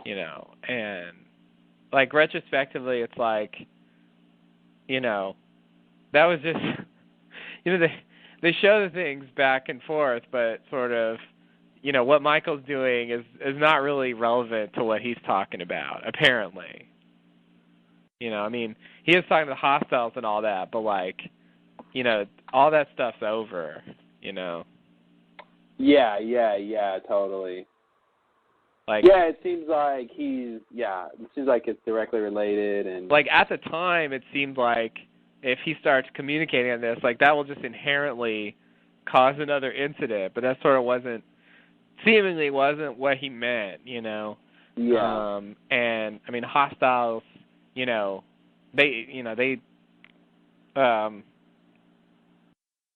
at that point they know they're in the hatch, it shouldn't be such a big deal if they intercept this communication. They know they have Walt, Yeah. But just like communication in general, I mean, and furthermore, like the Lassies don't really know anything, to like communicate. So it's just, I don't know. It's just strange how they played that. But didn't something happen from Michael talking on there? Well, or maybe it that at the time we didn't know if the others knew about the Swan, but now we know they knew? So I'm thinking there was something else. Yeah, that's true. I mean, we did wonder like how he did it and whether the others knew about it or whether it was really them and not Walt or something like that. And yeah, we didn't know if they knew that they were in there. I guess it's a little bit shaky whether they did or not actually. Doesn't Ben show up after that, or am I getting my timeline Ben wrong? shows up after that, yeah. Yeah, so I think that's why we were thinking they were connected. Yeah. Because right after he does that, I think Ben shows up. Yeah. Or at least he gets caught on his way anyway. Right. But yeah, that was all kinds of weirdness. Right. Was it Walt or not? And yeah. They never clearly answered that, which is strange. But I mean, Walt told Michael where the fake camp was, basically, and just directed him there. So that ended up being the purpose it served. It got Michael to go out there, and then they captured him and all that. From what I remember, Walt didn't. It didn't seem like Walt. I don't think Walt said, "Did you get my message?" When he saw his dad. Oh yeah, no, I think you're right. I don't think he said that. It didn't really come off like he had talked to him already. No. Or like, you're here, you came, or like, No, you're right. That's probably part of why it seemed like there was something going on with that. Because if they just had him acknowledge it, then I would have just said, okay, with him, case closed. Yeah. Like, from what we've seen, it could have been him. I mean, they could have had him in some other station, and, they could have communicated like that. It's possible. To me, it's strange that even if Walt is at a computer, it's just strange that it's somehow automatically connected to that one. Oh, yeah. Well, that's Yeah. Yeah, I mean, even if Walt, yeah, that's strange. Or unless, that computer talks directly to some other computer, and then Walt just happens to be near it or something, or sees it, or... Yeah. Yeah. I mean, it would have to be at another station or at the barracks, right? Pretty much, yeah. I don't think there's any other computers. Yeah, and I don't think... And that's where the possibility of Walt doing it with his mind, comes from. Yeah, which is just ridiculous. Oh, that's what I was going to say earlier. That reminds me, that's a good segue to talking specifically about this, which is, what if Walt is like a little Jacob? In what sense? In the sense of powers. Ah. Okay. All right. Like somehow, that's all I got. But, I was just thinking about Jacob and thinking about Walt, and they, they both have powers. Mm-hmm. Just the idea that Walt is the same kind of thing as Jacob. Yeah, or that he's the, he's gonna be the new Jacob or something. Mhm. At some point. Because I was just thinking earlier about the fact when we were talking about season 3 stuff or whatever. Just thinking about they did all those experiments with Walt and the rooms, whatever. It was 23. Called. 23, yeah. Yeah. And I'm like that wasn't for nothing. They were interested in him for some reason. Or maybe Jacob was interested in him for some reason. Yeah. I know they dropped it like it was nothing, but I feel like we'll see Walt next season, and I'd be interested to see if he has a big role to play or not. Because hey, if there's a war, I want Walt on my side. Yeah, me too. Me too. Yeah, that'll be interesting. I'm teetering on the edge about that. I'm not sure if he'll come back and really fulfill the promise of the early days, or if he'll just be dropped and it's just too bad he got old too fast and they never talk about him again.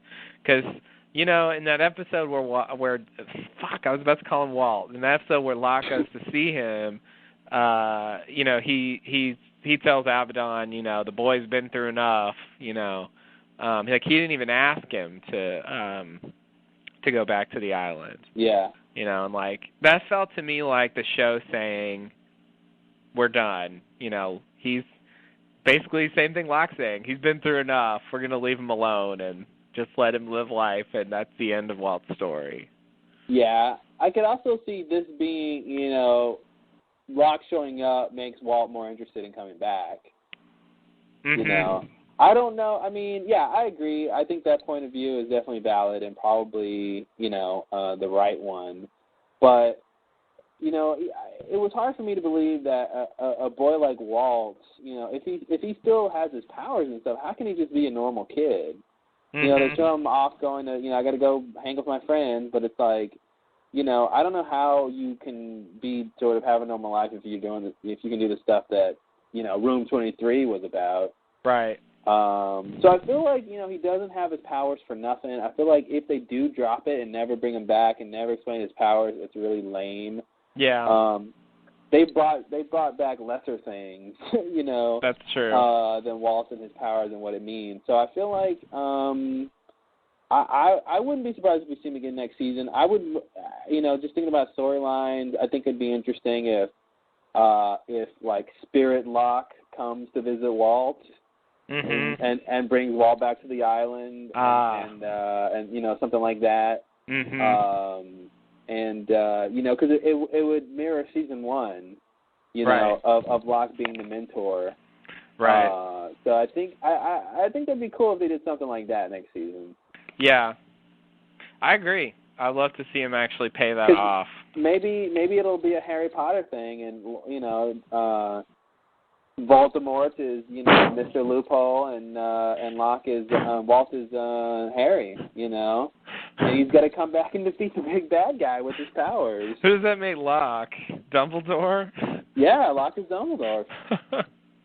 Dumbledore, yeah. Wow. All right. That's sure. You know. Because Yeah. I think, you know, if Loophole is in charge and he's doing stuff, I don't, you know, and Jacob's out of the picture, who is there to help with an entity like that? Mm-hmm. You know, I think you got Locke, and that's it, and Walt. You know, pretty much. And I don't know who else.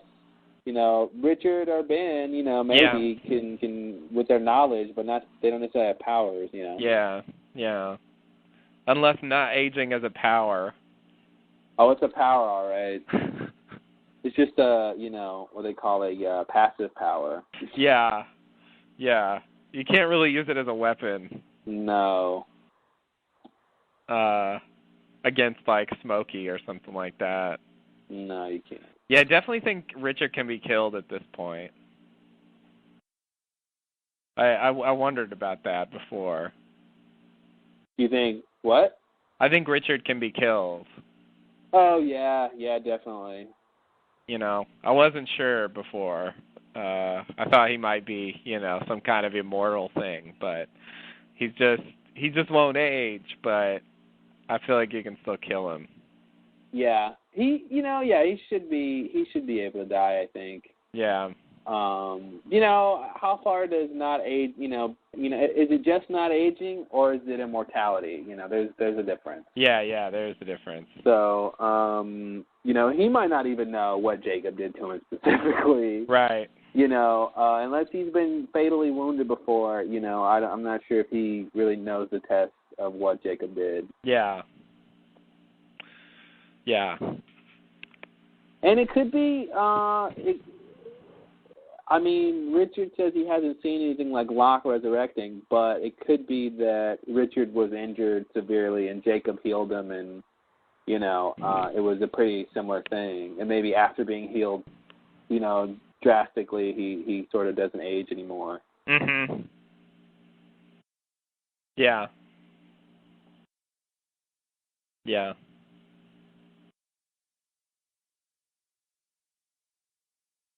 Yeah, they could do that. Yeah.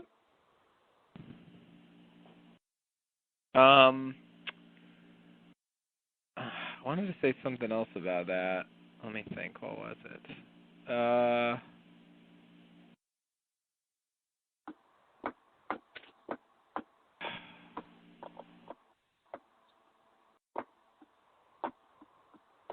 Yeah, that was strange. I mean, those experiments, like, that really seems more like, I don't know, that really just seems like a different version of the others. You know, of the others? Yeah. Oh, you mean,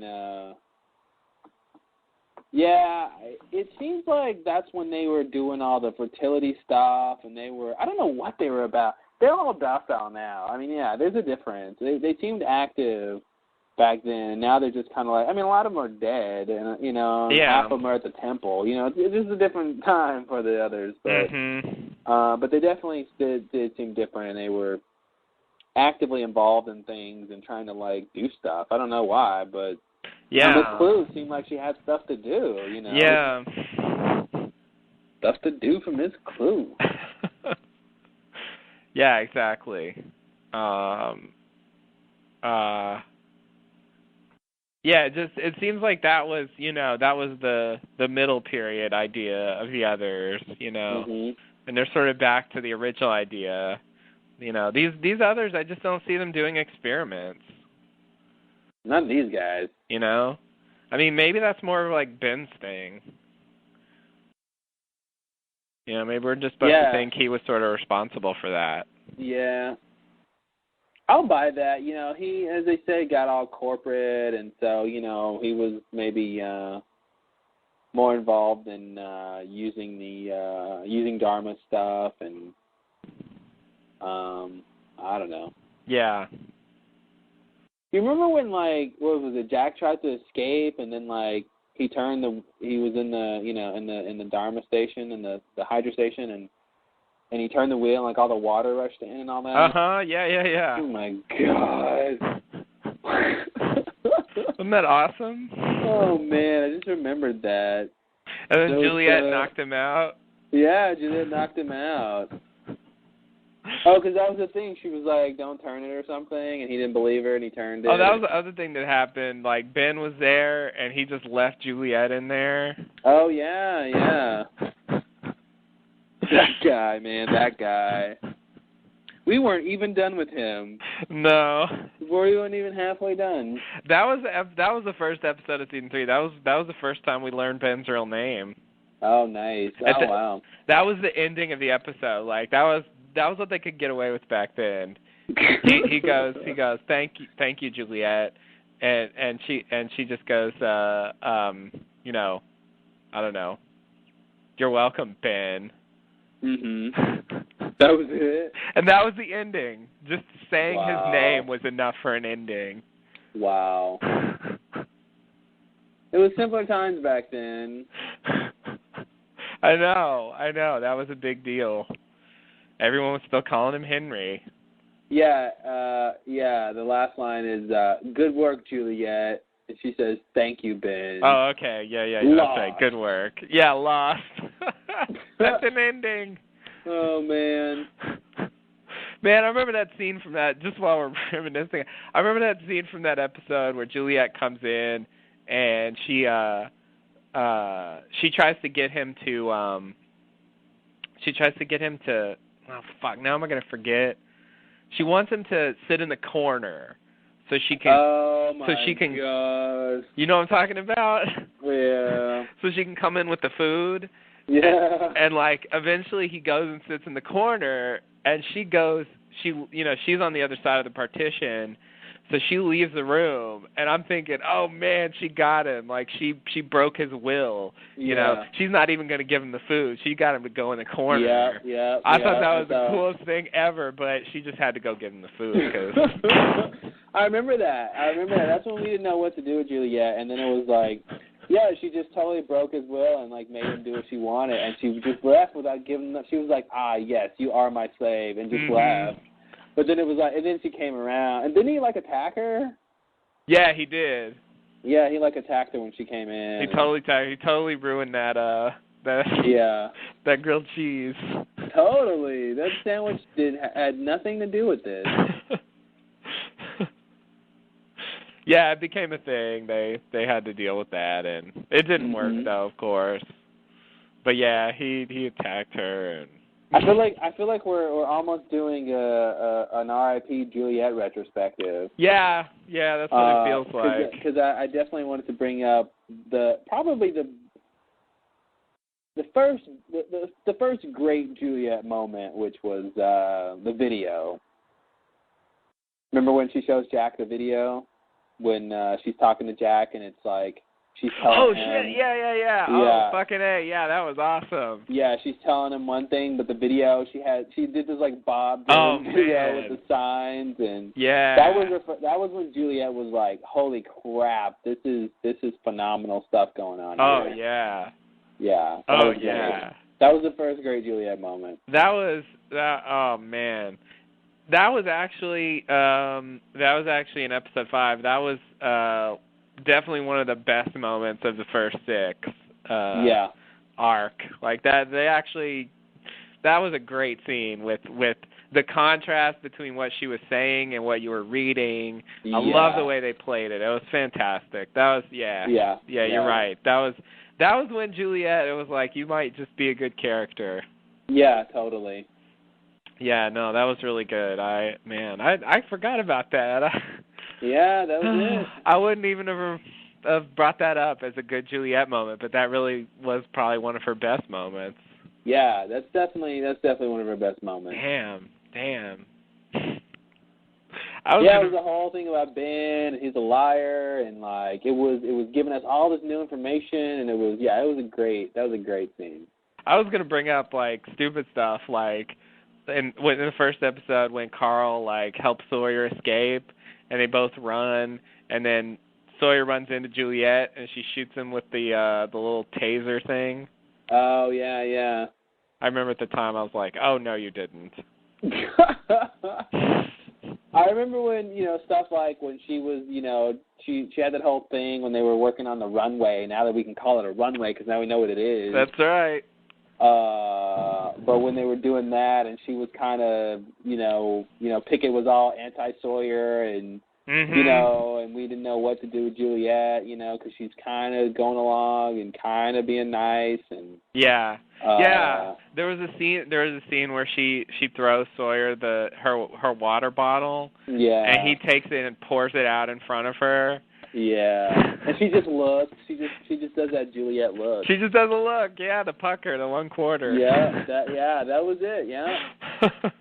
Then she came out with I think that's when Juliet became great. Is around the time we christened the 1/4 pucker. It was like all about Juliet. Yeah. Yeah, definitely. Yeah. And I think let me think. What happened? Oh, that's right. She brought Jack in to try to deal with Colleen.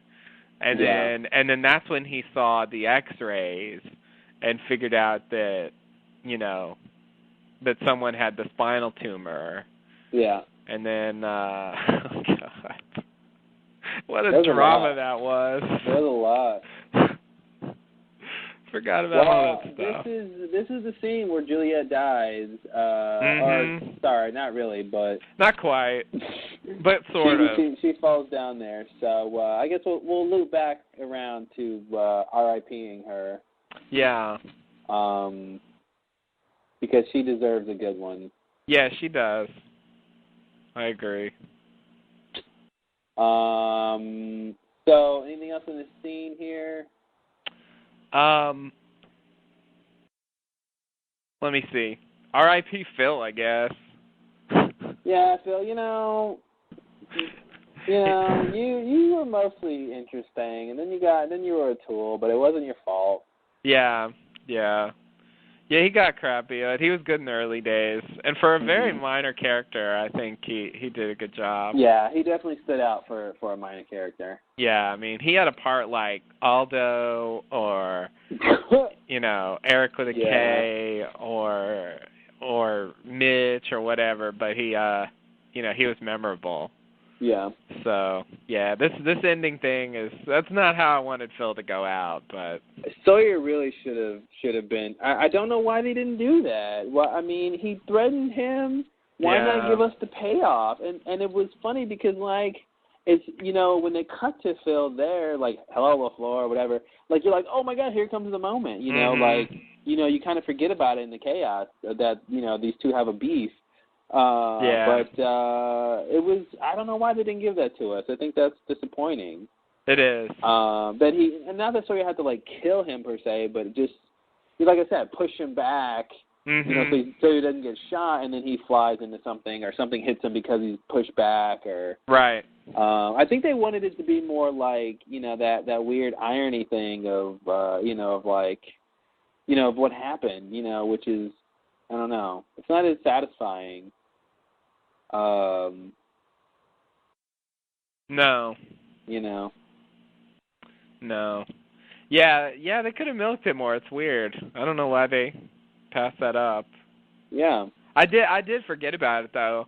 Like when I was watching it, I didn't even remember that Sawyer and Phil had an issue. Oh, totally. And that's what's cool when they cut to him and it's like, oh yeah, that's right. He said, you know, Sawyer said he was going to kill him, and now, but Phil's got the gun, so it's like, what's going to happen? And then they do this thing, and it's like, well, that's it. Right. Yeah, killed by the scaffolding or whatever that was. Scaffolding and like rods. Yeah. Yeah, rod in the chest. Oh, well. Oh, well, indeed. Yeah. So we, you know, Chang escapes thanks to Miles. Oh, yeah. With the injured hand. He saved his daddy. Oh, yay, look at that. Miles got redemption. Man, he, you know, his character, he must, I mean, he I wonder if he's going to be sarcastic anymore, because, like, he just got, like, everything he wanted now, I think. Like, his character should be complete. Yeah, it seems like he should have died. Yeah. What else are they going to do with him? He got so much more than he thought he was going to get, you know, in terms of that. Mm-hmm. Yeah, you know? Definitely. Yeah. Yeah, like, pretty much all of his, you know, childhood issues were cleared up by this time travel thing. Totally. And so, you know, he really, I mean, I think he'll still be sarcastic, but somehow it should be nice now. Yeah, it should be like Sawyer when, like, Sawyer lightened up, you know? Yeah, pretty much. Without the dark edge. Yeah. Because it doesn't have that, He shouldn't be bitter, you know? Yeah, the pain behind it. The pain. Yeah, so much pain, you know. It's hard to watch. Yeah. But yeah, so Juliet's pseudo death,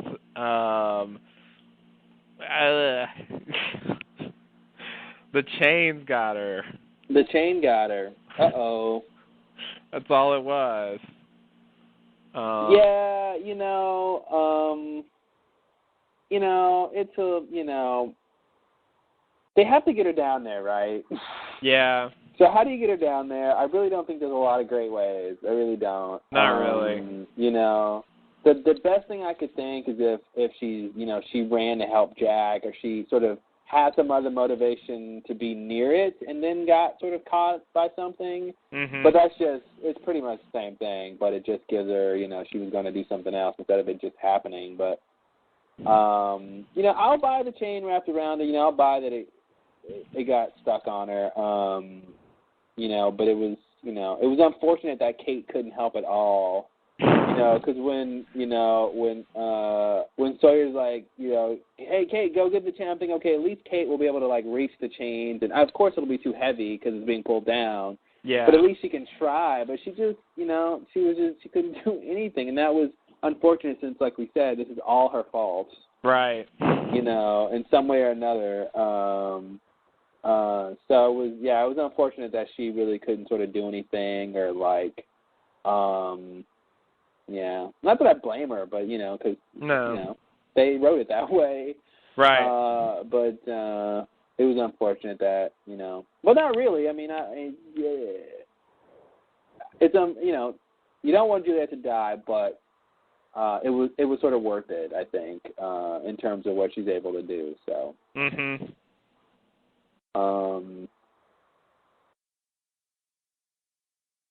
Yeah, you're right. They gave her something to do. They gave her something good to do. So Yeah. That's some kind of redeeming quality to it. Yeah. You know, I thought it was a little bit, I don't know, offbeat or whatever, that they had Jack get hit in the head with a toolbox or whatever. And that was random. I think, like, especially since, like, because the way I was writing this, and it's like Jack gets hit in the head by a toolbox, Kate runs to help, and it's like, Juliet gets pulled, Kate runs to help. It just gave, like, Kate something to go do and a little more John. But it was like he didn't have to get hit in the head. That was not, that was just a time waster, really. That ends up being the end for Jack, right? In this episode, like he gets hit in the head with the toolbox, like the end for Jack, right? I think he gets back up, doesn't he? Oh, do we see him again? Let me go to the tape. I thought we saw him. Oh, okay. But let's see. Oh, I don't want to watch this. Juliet's getting pulled down. Yeah.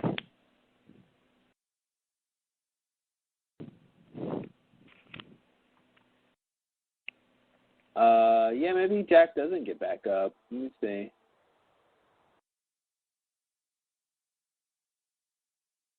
Jack. Oh, Jack. Can't even not get hit in the head. Clonk. Yeah. So, Jack, you would have to stand there and be that tall.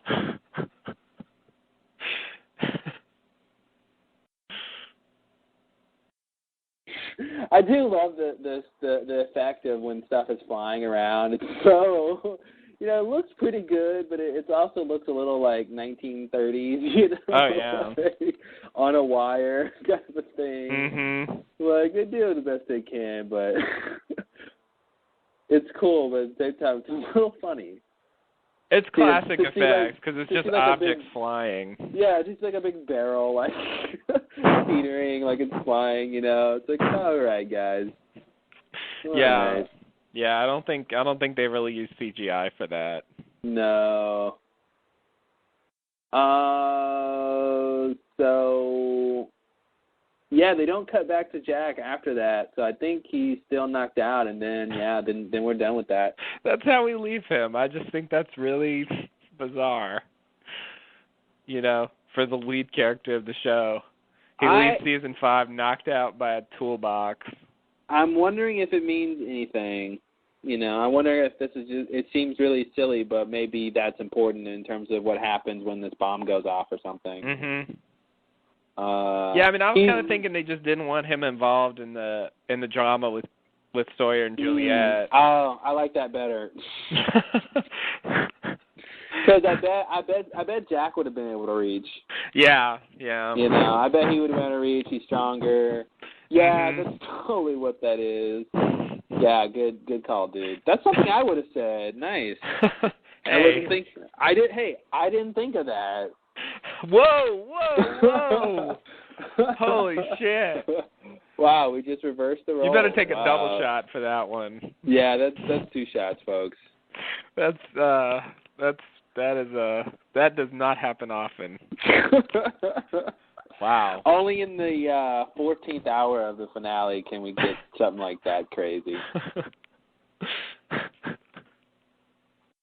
Yeah. Wow.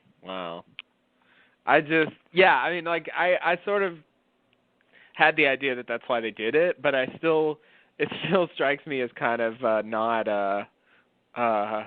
it doesn't flow normally, Yeah. To take your lead character to this point. He's been leading this charge, and the end for him is just boink, and that's it. I don't know. I'm not used to... I think I think it was more important that Jack wasn't around than anything else. Yeah. But I do think you're right. I think it's a little jarring. It's a little weird, and it was weird to see it happen too. Yeah.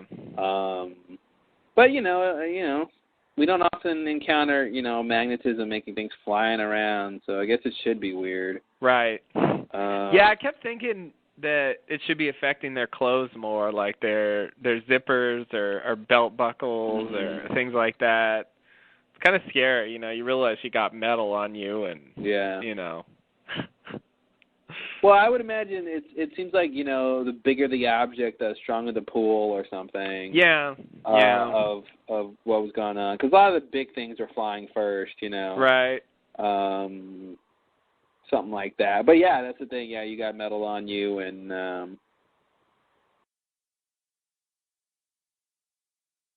I also feel like it should, give you a headache or something. Mm-hmm. Yeah, I mean, you have, iron in your bloodstream. And yeah. That was the whole thing with, what is that? Magneto. Mm-hmm. Killing people with the iron in their bloodstream. Yeah, Magneto can, using it to form a ball. Yeah, he can, in the movie, yeah. And I think in the comics he can, stop the flow of iron to your brain to make you pass out or something like that. Oh, nice. Yeah. I think I read that once. But yeah, in the movie he makes the ball and that was such a cool scene. Oh, it was a great scene, yeah. He makes a board and flies away on it. That's insane. Yeah, no, that was crazy. You know what? The Wolverine movie came out and most people said it wasn't great. They're doing a Magneto movie, I understand, and I think that one,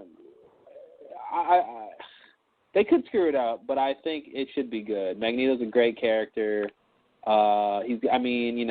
His story takes place in concentration camps, so that's always great entertainment, right? Yeah. People like movies about that. So I'm expecting good stuff for his movie. Here's my thing, since we're talking about it, that I brought it up and no one cares, is I haven't seen the Wolverine movie, but I've talked to people about it, and I think where they went wrong is that they, because when I saw the trailer, have you seen the trailer? No. Well, in the trailer, basically Logan, Wolverine, he's has lived a long time, at least 100 years or something like that, or more. But basically, he's fought throughout different wars throughout American history. So he was in the Civil War, and he was in, you know what I mean?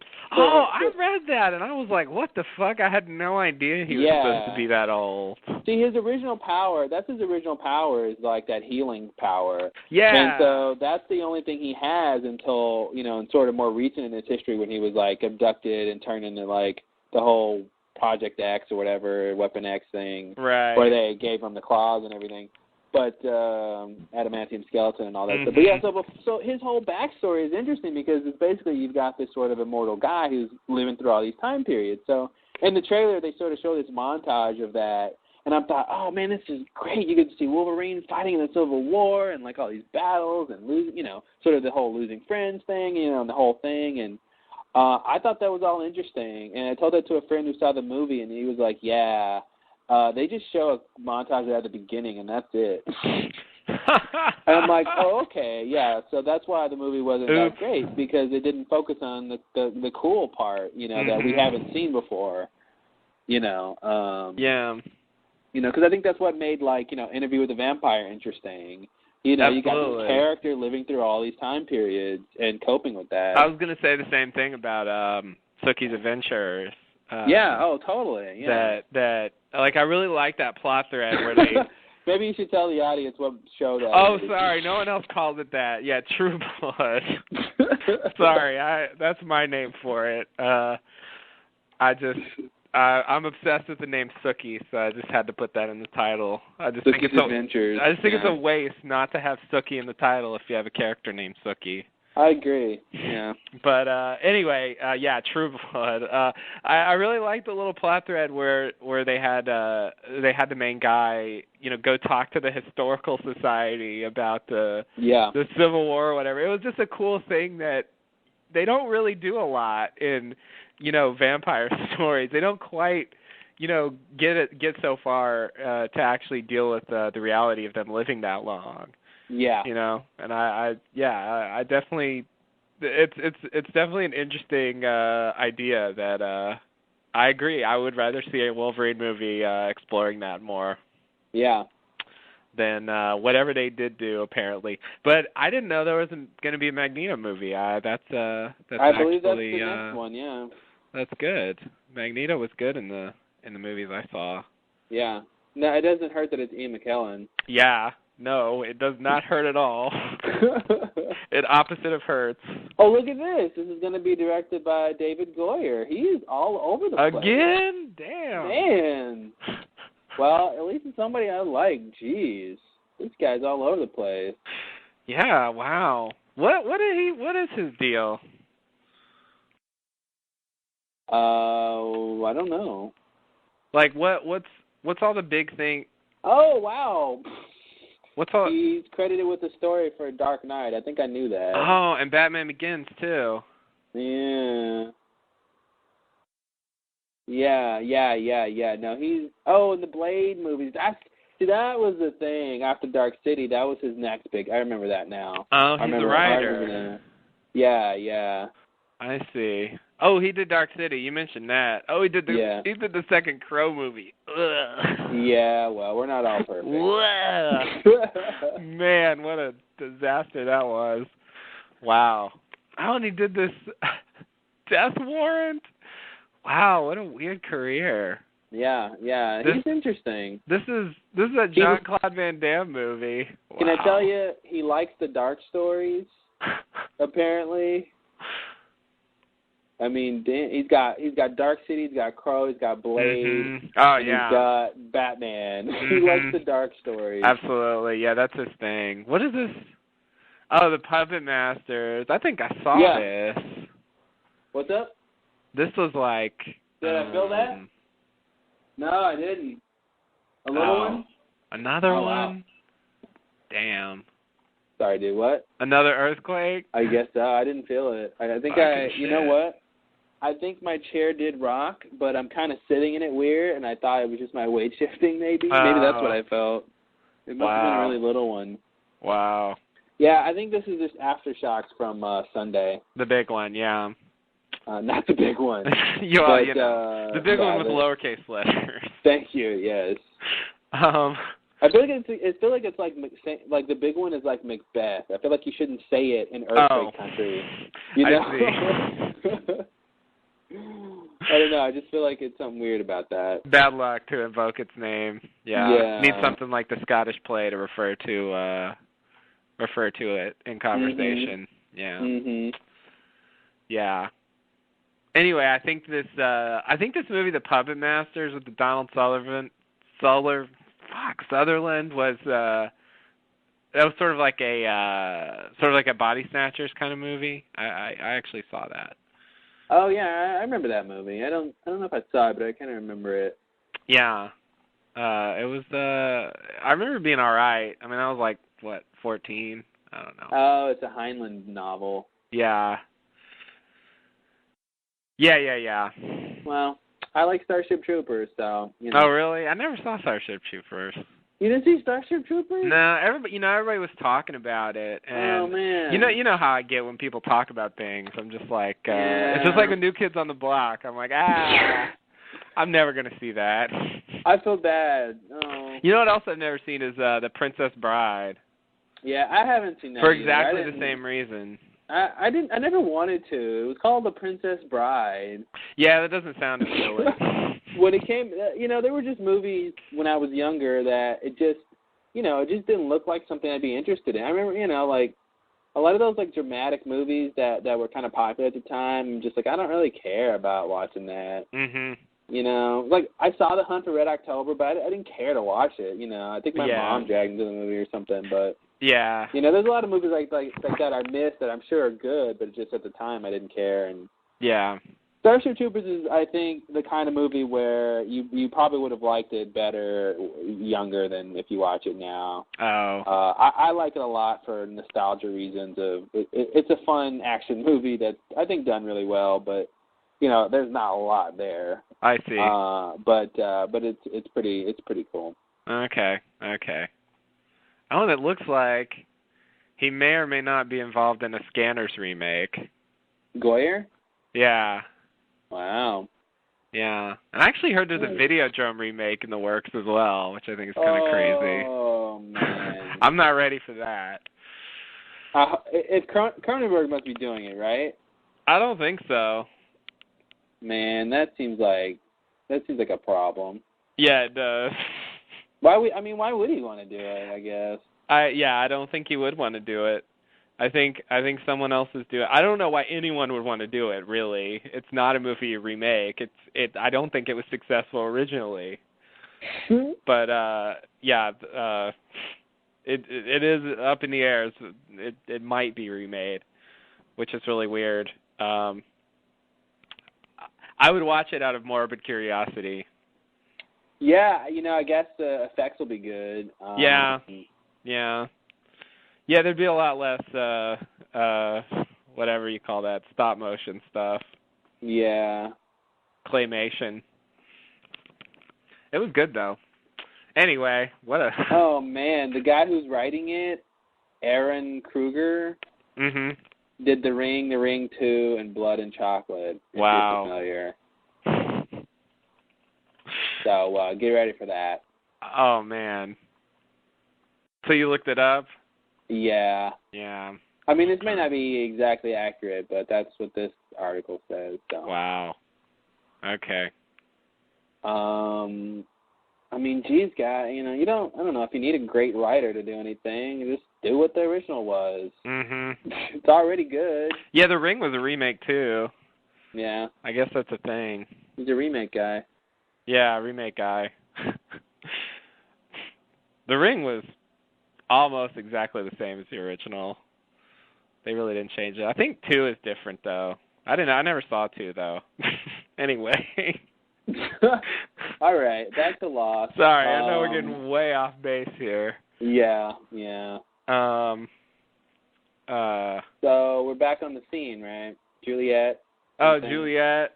I guess we were talking about Jack and how he died and Jack. What? Oops, spoiler alert. Spoiler alert indeed. Holy shit. I'm sorry, how he got knocked out. God. The day we're talking about Jack dying, the show better be just about over. Yeah. Yeah, Jack in the toolbox. Jack in the toolbox. I didn't mean for that to be a title of a short story. But, whatever. There it is. There it is. Anyway, I guess that's it for this scene, Yeah. Everybody loves everybody, but not enough to stay together. Oh, okay. Yeah. She couldn't hold on, she just couldn't. I mean, Yeah. Kate, once Kate realized she couldn't reach her, she should have stopped trying to reach and went to grab something else. I mean, your arm's not going to go longer, Kate, just because you wanted to. Like, she kept trying to reach, but it's like, you look pretty far away. I think you're not going to make it. Yeah. She should have, I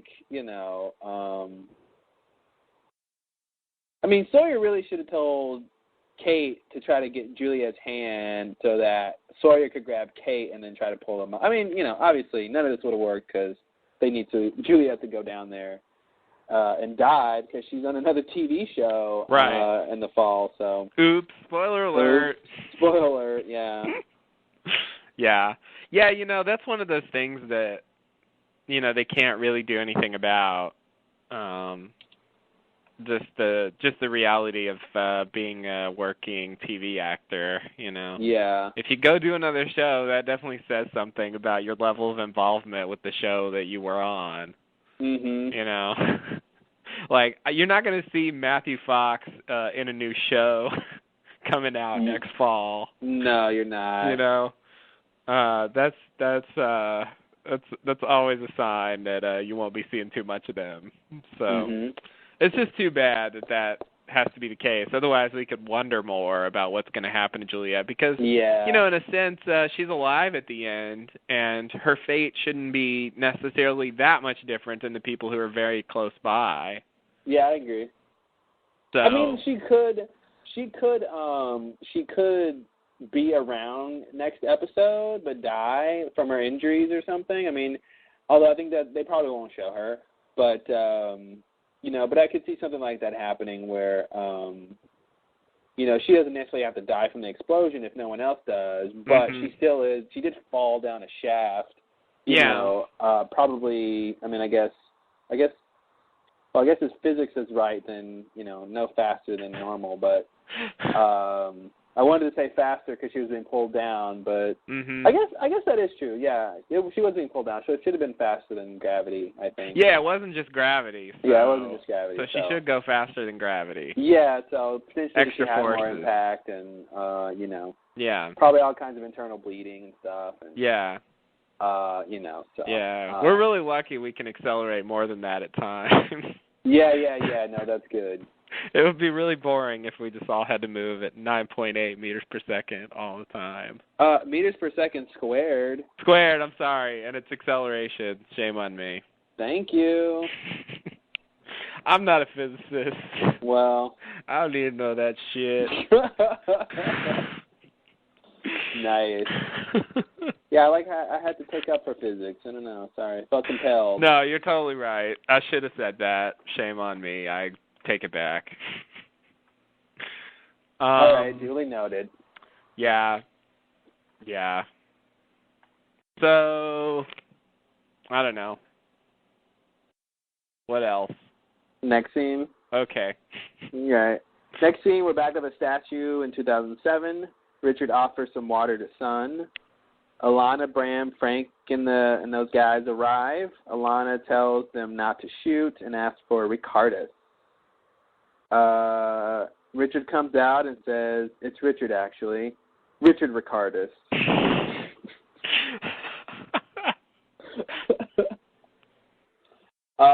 Richard Ricardus Ricardo. Yeah. The third. Alana asks him what lies in the shadow of the statue, and he answers correctly in Latin. They open up the crate, and he dump out Locke's body. They found him in a coffin in the cargo hold of the Giraflight. Sun questions who's gone to see Jacob if Locke is dead. Lost. It's a twist. Yeah, that's totally lost right there. Yeah. We don't need more. Anytime you dump out a dead body. Yeah. Says, well, who's the other guy? Yeah, no, that's pretty crazy. This is like well, before I get on that track, let me say something minor. I just wanted to point out, you didn't quite bring it up, but I like how Sun, when Richard offers Sun water, she wants alcohol. I just thought that was a nice little touch. Oh, yeah. You have any alcohol? Sun just wants to get drunk. Sun's like, Sun needs to calm her nerves. She's like, this is too much drama. I've had enough of this shit. Give me a drink. Ben and Locke just went into the foot of a statue to go talk to some crazy guy, you know. Yeah.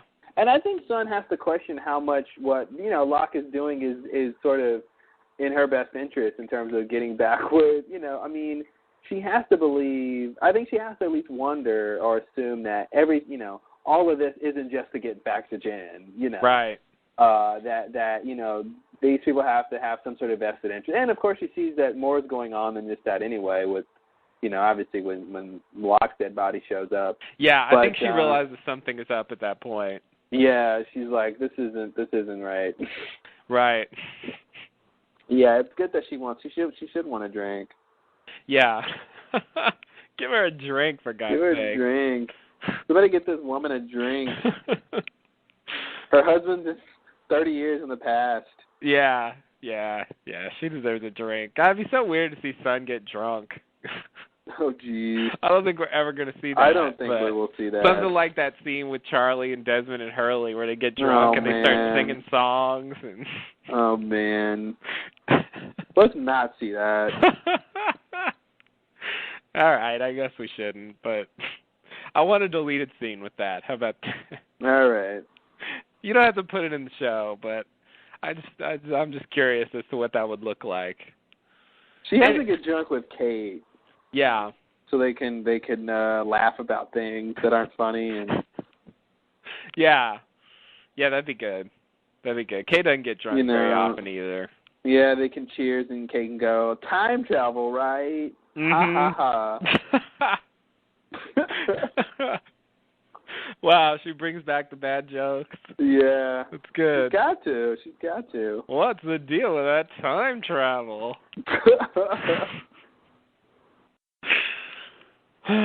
Yeah, okay, so whatever, I like that bit. I like Sun's little bits in this episode for some reason. They were working for me. From like, who is Jacob? Nice, direct, simple, but very pertinent question. To getting Ben to, admit, he doesn't even expect her to believe her, and he just doesn't even care anymore. That was a good bit. And now, give me a drink. I want some alcohol. Give me a drink. I've had enough. Yeah.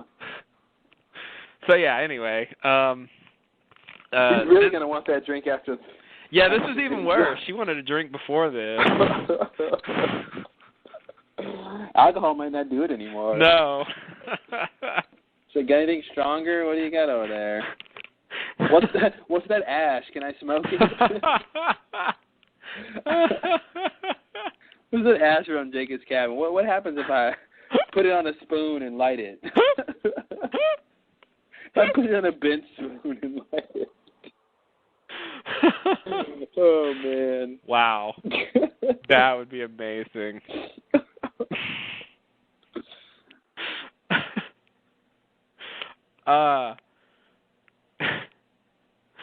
So, this scene here is sort of like a juiced up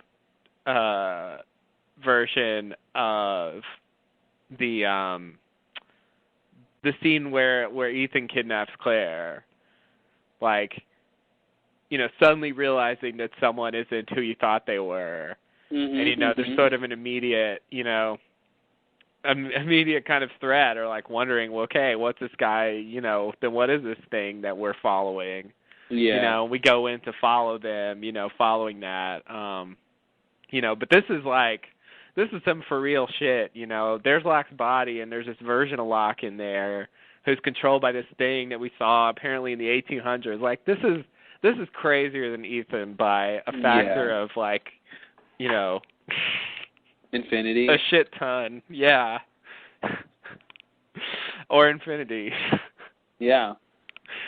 If a shit ton is less than infinity, then yeah. An infinite shit ton. Right. There you go. Thank you. So yeah, this actually really surprised me. I didn't see this coming. As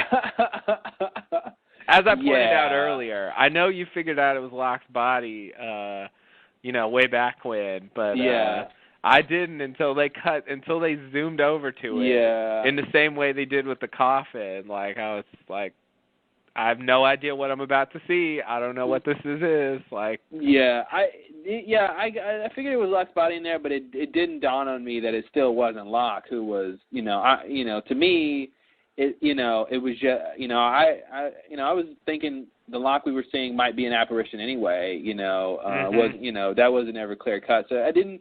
That's the thing that even if you could guess that it was Locke's body in the coffin, very few people, I think, would have guessed that it's Loophole controlling this Locke. I think very few people would have guessed that. Yeah, it's a good twist. It is. Yeah. We didn't really know what was going on, so. Yeah, we didn't know what was going on. Yeah.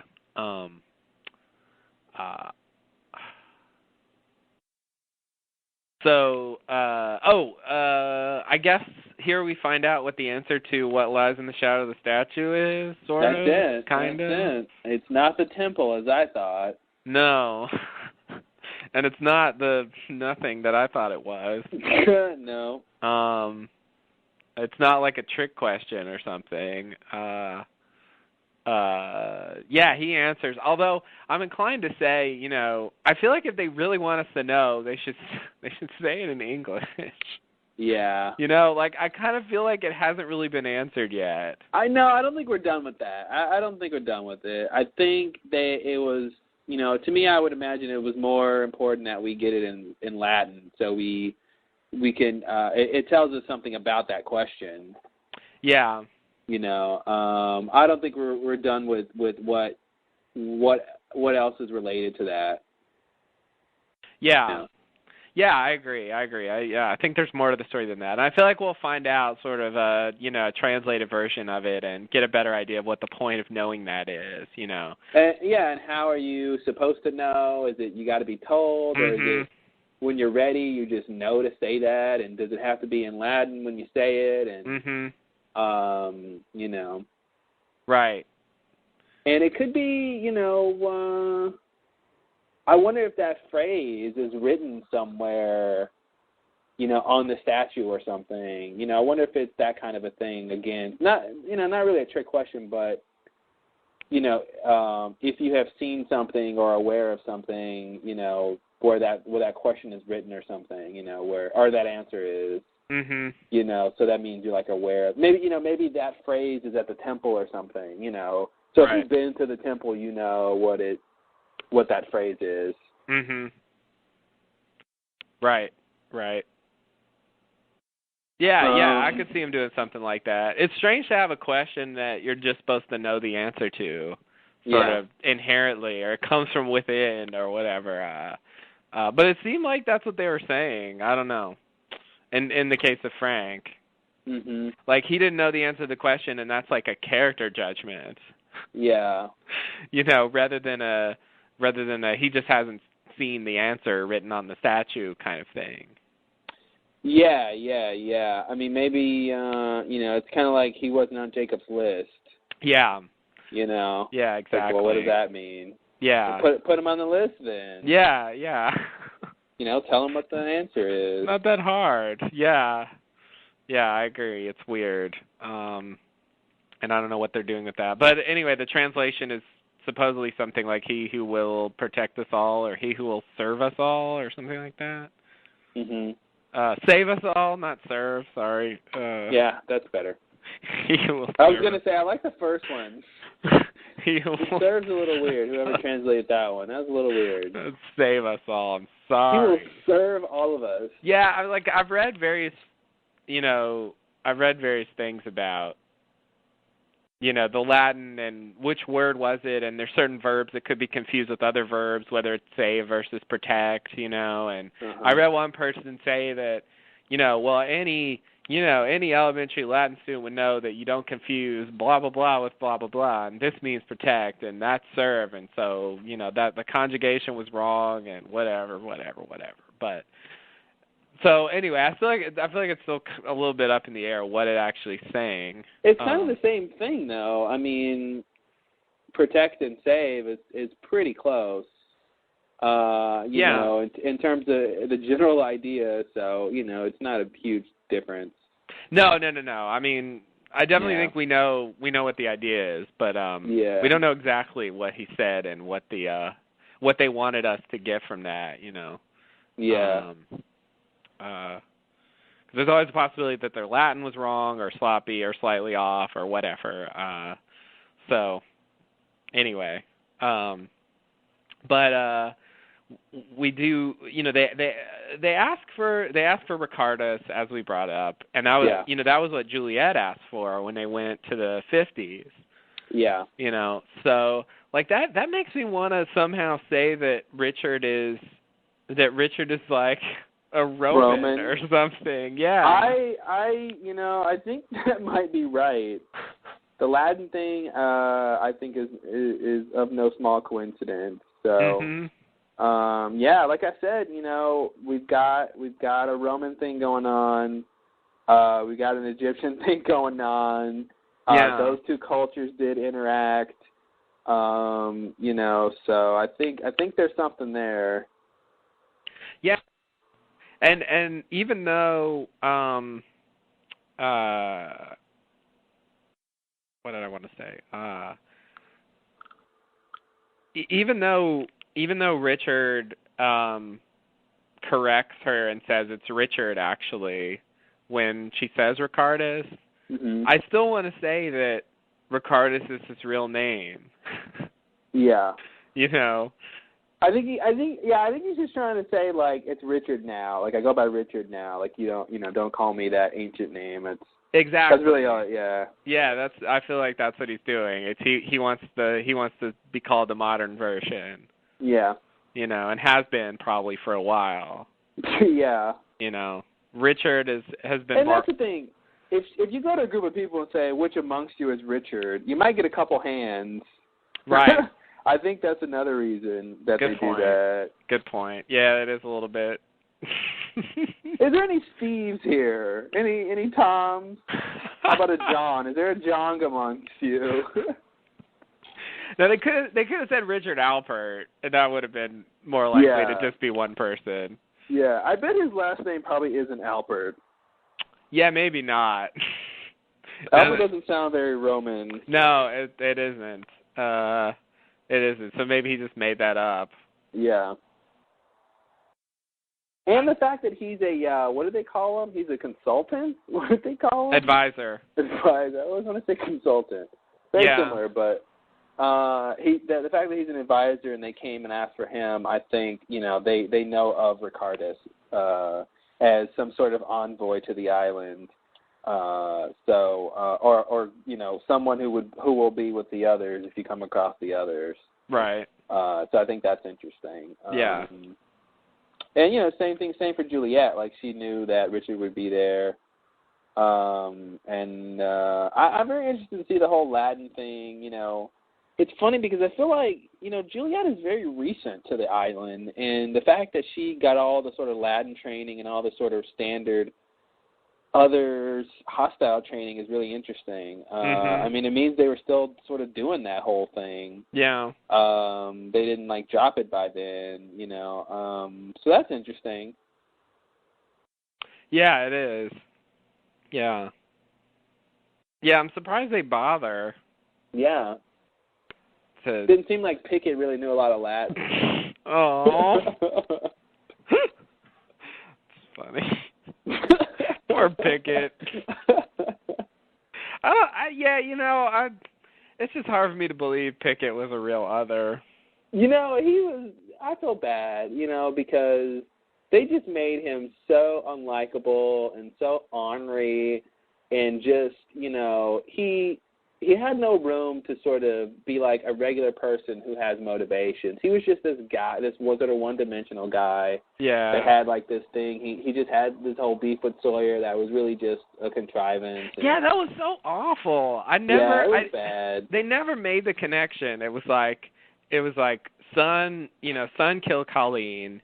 Mm-hmm. Now I'm gonna kill Sawyer. Somehow, that's what it was. Somehow, all of my aggression about that is going to be taken out on Sawyer. That's what it was. Yeah, Sawyer became the poster boy for his hatred for the Losties and for Colleen being killed, and he just wanted to kill Sawyer.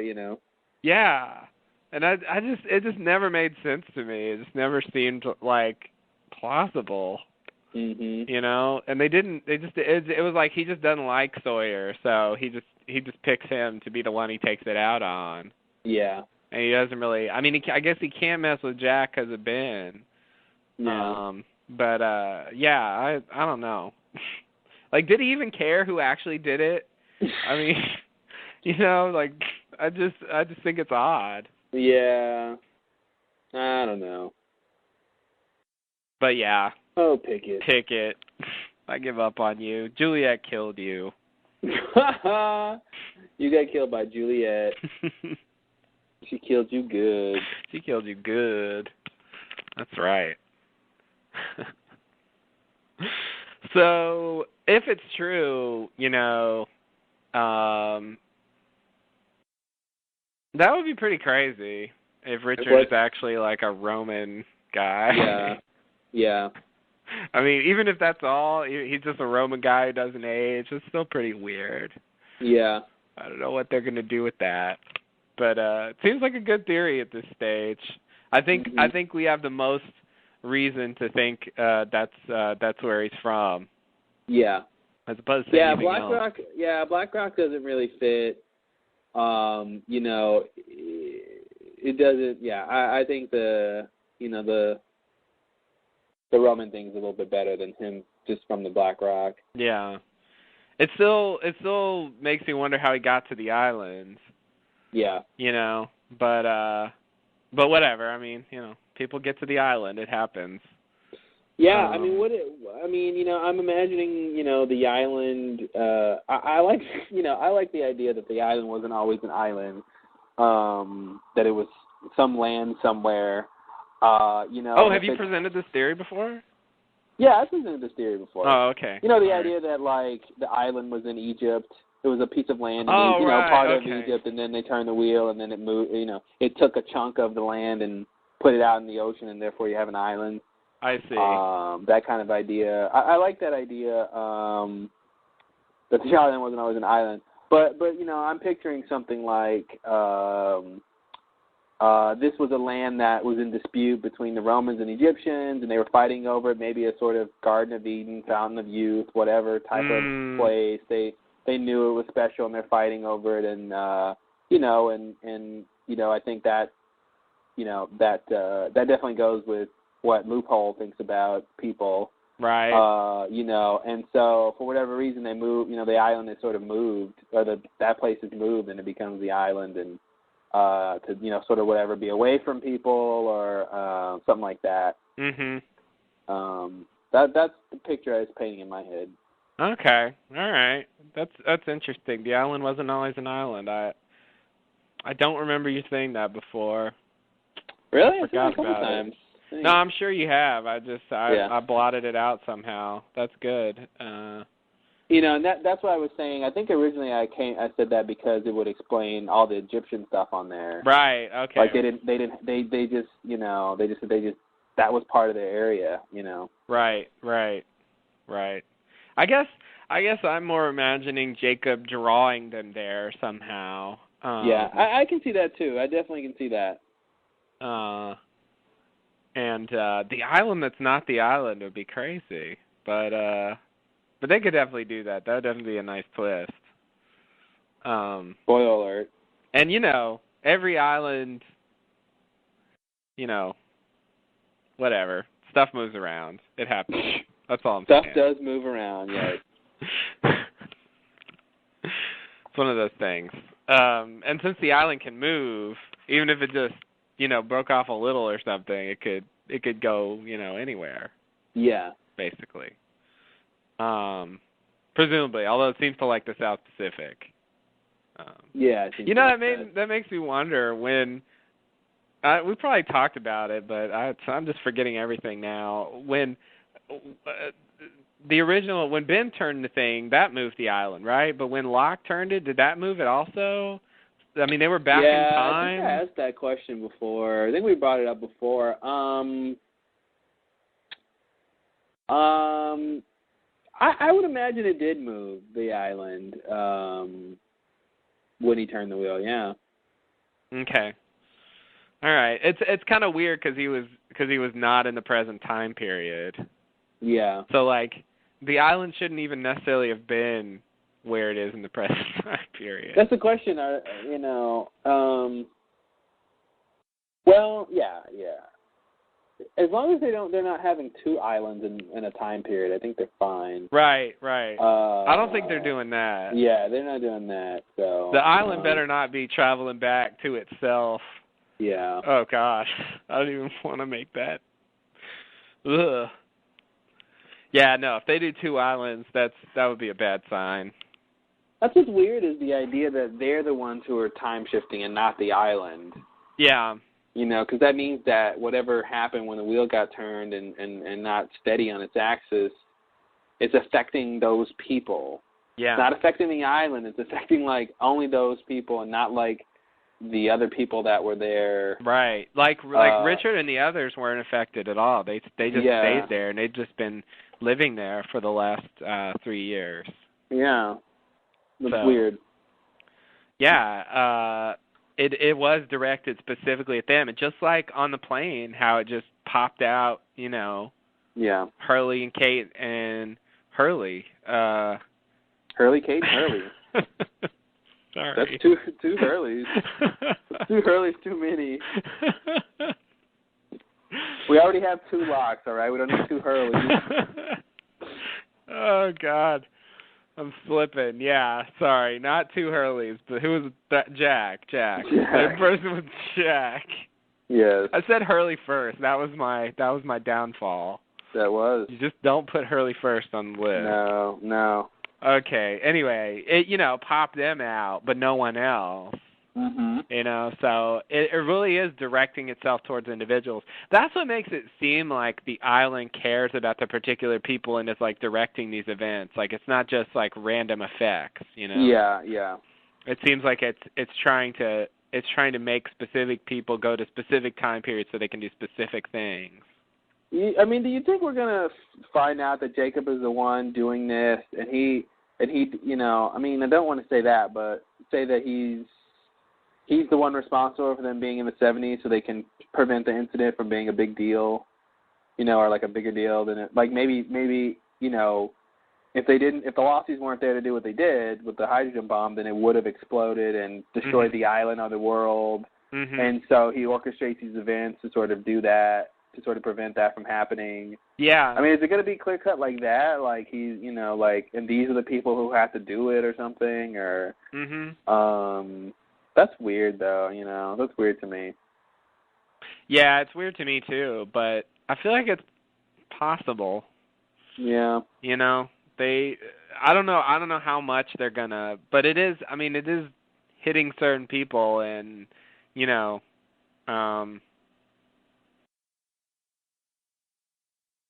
I don't know how else they would explain it. It's strange to not tell Richard any of this, like. It is, yeah. To not get him involved, and yeah, it seems like Richard should have known more. If you're right, if Jacob is doing it, he really should be telling Richard about it. Yeah, or like the fact that none of the actual others were capable of doing this. Does that mean that the Losties are destined to be others? Are they supposed to be Jacob's people, and they're eventually supposed to like stay on the island and sort of just be others? Mhm. Maybe, or maybe the others have sort of lost their way, and the Losties are going to be like the new others. The new others. Yeah. Good. The Nothers. The Nothers. Not another Nother. Well, yeah, maybe. You think, but that means that Jacob is like at war with his own people or something, or I mean, the others should only lose their way if their leader is bad, right? And they got rid of Ben. Yeah. Richard's around. I mean, does he count as being, like he seems to be like somebody who could keep them in line if he needed to. Maybe. If they were astray, but. Mhm. Yeah, I don't know what's going on with that. Yeah. No, that's a total crackpot theory. Yeah. I'm just making shit up. I really don't think that's going to happen. Yeah. It's hard for me to imagine them joining the others, though. I guess that's why I wanted to make up something. Hey, they joined Dharma. Yeah, you're right. Why not? Why not? Fucking A. What's the difference at this point? I agree. Most of the real Losties are dead. There's only really a sort of small group of them left.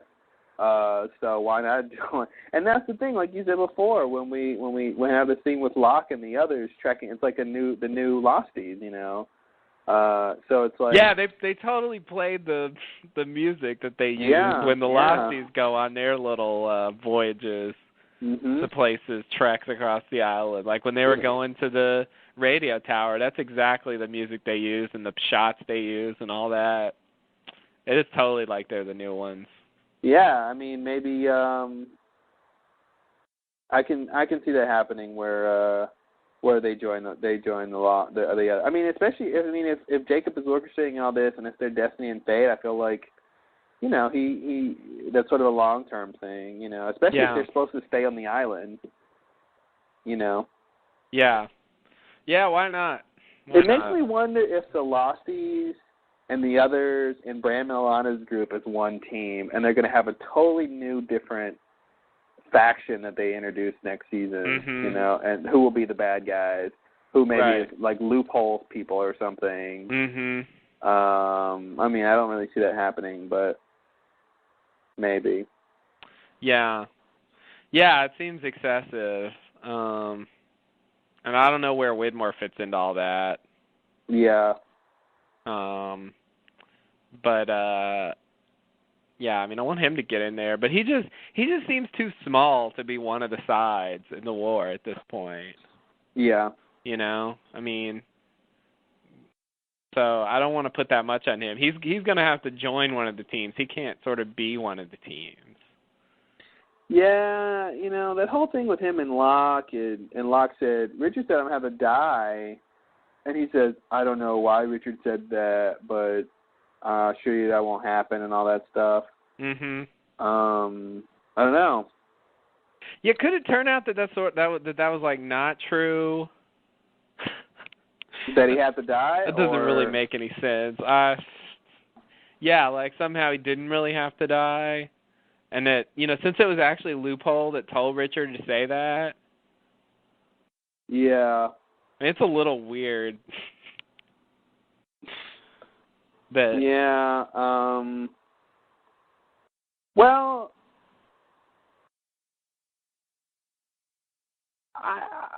I mean, I think it is true that he had to die to get them to come back to the island. But I think it could be a case where it just served both purposes. You know, it just so happens that it was beneficial for Loophole too. Oh, okay. You know, that was sort of part of it. Yeah, like now I view that scene as Loophole ensuring that his plan goes through. But that's what's funny is, you know, it's Ben who killed Locke. I mean, Locke was going to do it, but, you know, it's still Ben who actually does it. Yeah. That's what's strange is, you know, it's not like Locke, you know, Loophole told Ben to kill him, to kill Locke, you know. Right. That's what's strange. And is Loophole factoring in Ben into the plan, you know? Is that maybe... I mean, maybe that's it. Maybe the loophole is Ben. You know, maybe the loophole is, you know, corrupting a leader, and you know, maybe loophole is the one telling Ben what to do or whatever, or I don't know.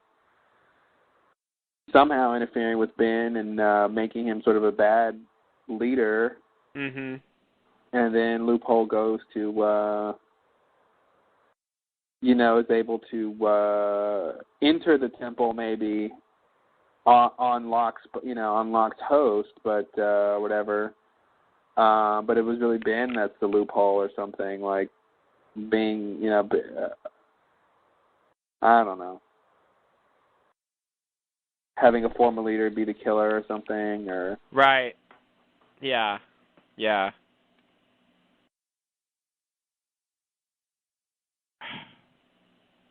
There's something there. Yeah. I don't know what though. Yeah, it definitely seems like a problem. But I don't know. I want to do something with the fact that Loophole is actually the one that, you know, they got Richard to tell him that stuff. Yeah.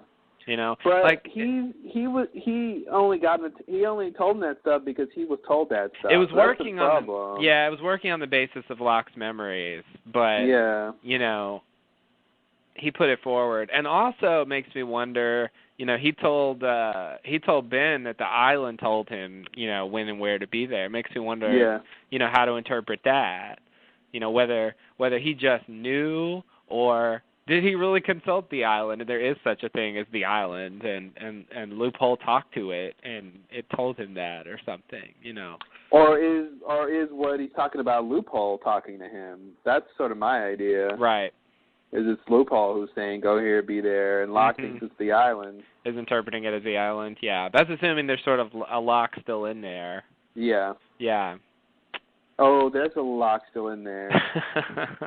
His will is as strong as the day is long. Wow. If there's a hope, there's a Locke still in there. And there is a hope. Don't give up on Locke. Don't give up on him. Jack said it.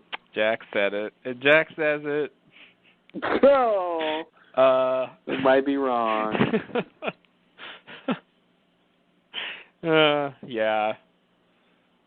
But he might have been right that time, though. You know, that'll be another shitty thing if Jack says don't give up on Locke, and then like Locke is just like dead, you know. Mm-hmm.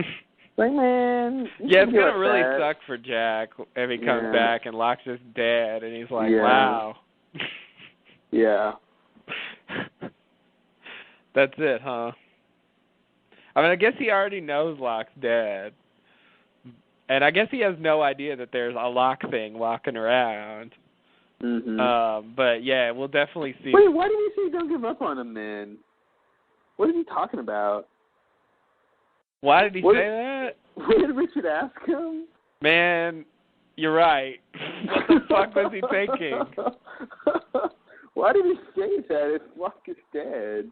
I mean, I guess he's saying that for Richard's benefits, because for Richard, Locke sort of isn't dead. You know, he'll see him in the future, and he's trying to influence him. But Jack doesn't know that. Well, Jack kind of knows that. I mean, Jack knows that Richard is around in the barracks and Locke's around at the same time. He knows Locke goes with them at a certain point, so. I mean, he knows they're in proximity in the future.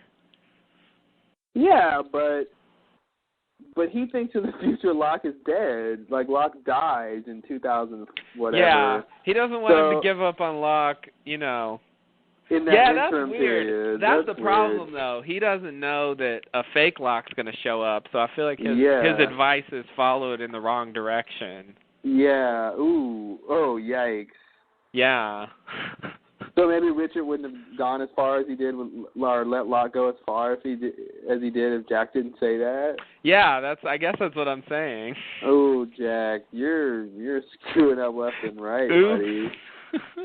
Oopsie. Wow. Yeah. Oh, Jack. Yeah. Oh man, I hope that's not true. I do too. Oh man.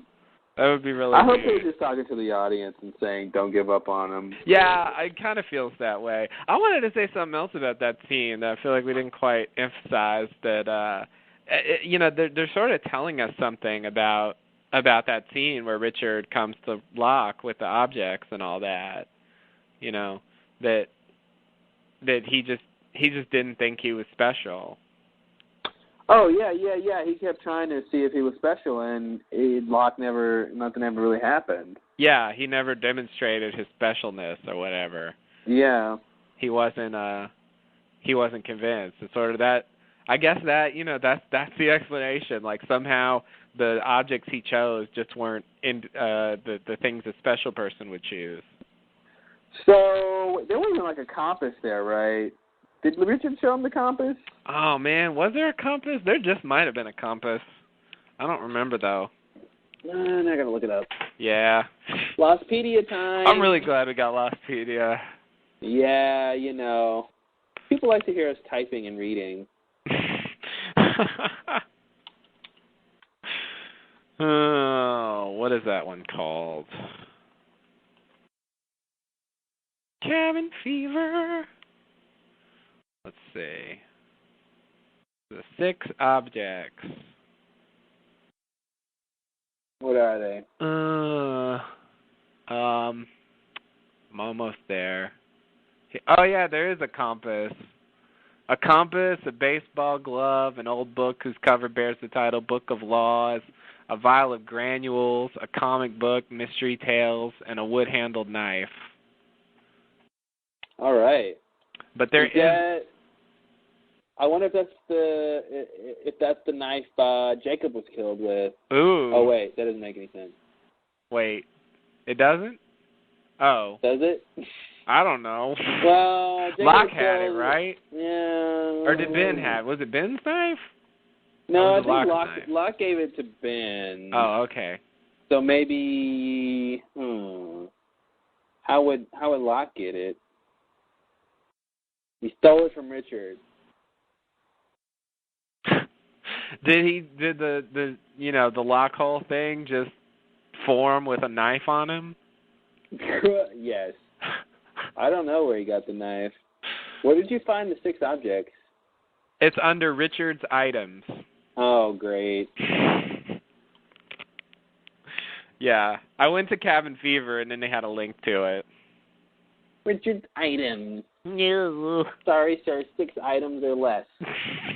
I have just enough. Thank you, ma'am. Yeah. So there is a compass. It's apparently a different model.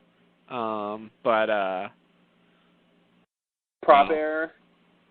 Yeah, I mean, there's always a possibility. It could be meant to be the same compass, even if it isn't. Yeah.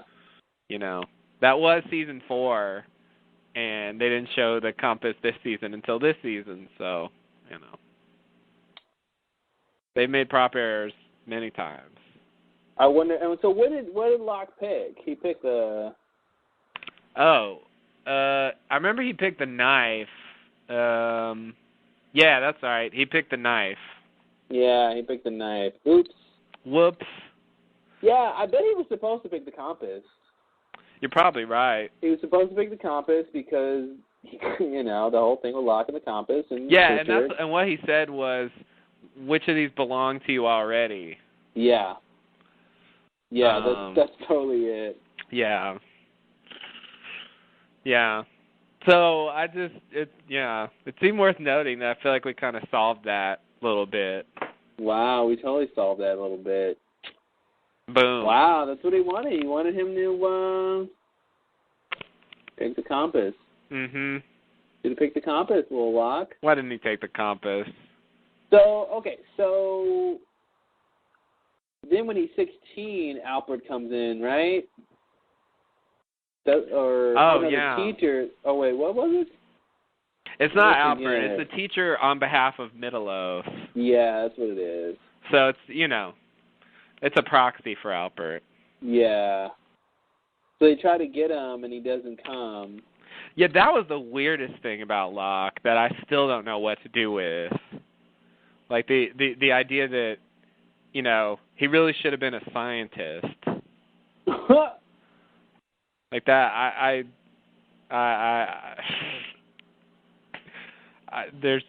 have no words for that. I don't know what to do with that. Yeah,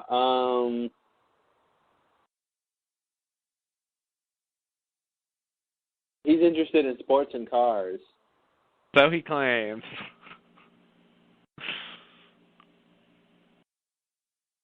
Scientist? I know, right? It's just really hard to believe. Wow, that's a funny one. Scientist, all right. Yeah, like he would have been happier if he had just pursued a career in science. Oh, Locke.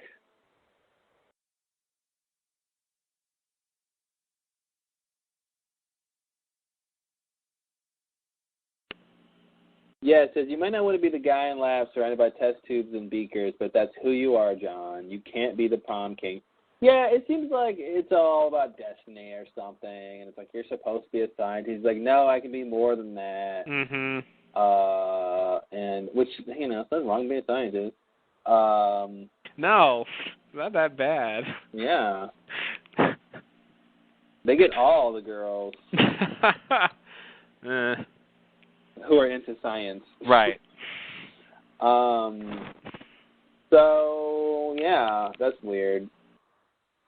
That seems to mean it would have been like, man of science. Right, exactly. Not much of a conflict. They would have agreed about a lot of things. Jack, I'm a man of science. Oh, me too. Me too. That's good. Let's have a cup of coffee and talk about it.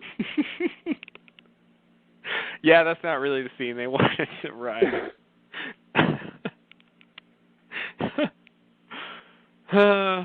Although I do like the title, Man of Science, Man of Science. Mm-hmm. It's got a certain ring to it. Yeah, it does. Just can't, nice little repetition. Yeah. So, what else is going on? Anyway. That's nice. Mystery solved. Cross that off the list, Vince. Wow. Yeah, Vince. Nice. Cross it off. Like, when we talked about that scene earlier, I think we didn't hammer it enough. Yeah, we should have hammered it more. There's a little more juice to hammer it. Had to bang it out. Yeah. Bang out the bangs. Mm-hmm. All right. So what we got? What's next? Next scene, or we got more to talk about? Let me see. I don't want to say something else. I don't want to miss something. Let's see. I think that's it. So, I mean, I'll just state the obvious. They found Locke's coffin and took him out of it because coffins are heavy. Right. And just put him in the cargo box. Mm-hmm. So there. Yeah, and of course, if we had seen the coffin, we would have had a better idea what it was instantly. Yeah, totally. Like, what's in that coffin? I don't know. It's Locke's coffin. What could be in there?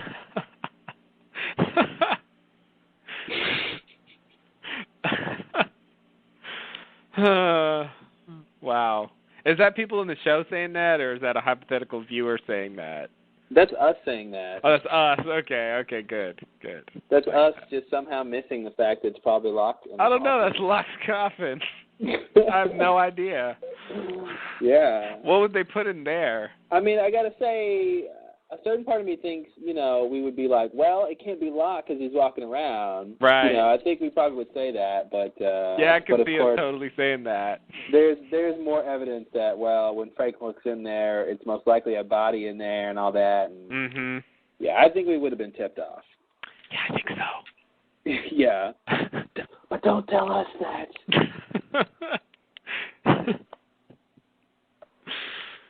I like this other version of ourselves where we're a little more stupid. I do too. Just a little. You don't quite get it. It's pretty much the same Lost Lowdown with about 10 to 15 fewer IQ points. Yeah, right? Exactly. I like that. But strangely enough, I am able to distinguish Walt and Locke without any problem. Oh, so, that actually solves that. That's good. Yeah, I don't know. I don't get confounded. Well, I'm glad there's a benefit. Yeah. Don't ask me how, but somehow that works. Mm-hmm. Something about the brain, language, the medulla oblongata. Yeah. The hypothalamus and right. the cerebellum, mm-hmm. all that. Definitely. Frontal lobe. Oh yeah. The prefrontal cortex. Prefrontal cortex. If I had to hear one more thing about the prefrontal cortex, it's everywhere these days in the news. Everywhere you go, everyone's talking about the prefrontal cortex. Yes, prefrontal cortex is this. Prefrontal cortex that. Enough already. I want to talk more about the actual frontal cortex. Yeah. I think that's where the action is. Definitely. Yeah. We get stuck. We get stuck in the prefrontal. Yeah, we get stuck on the hype and the glamour of the prefrontal, but mm-hmm. It's really the actual frontal cortex is really where it's at. Yeah, no, that's where all the fun happens. Yeah. All the frontal fun. Right.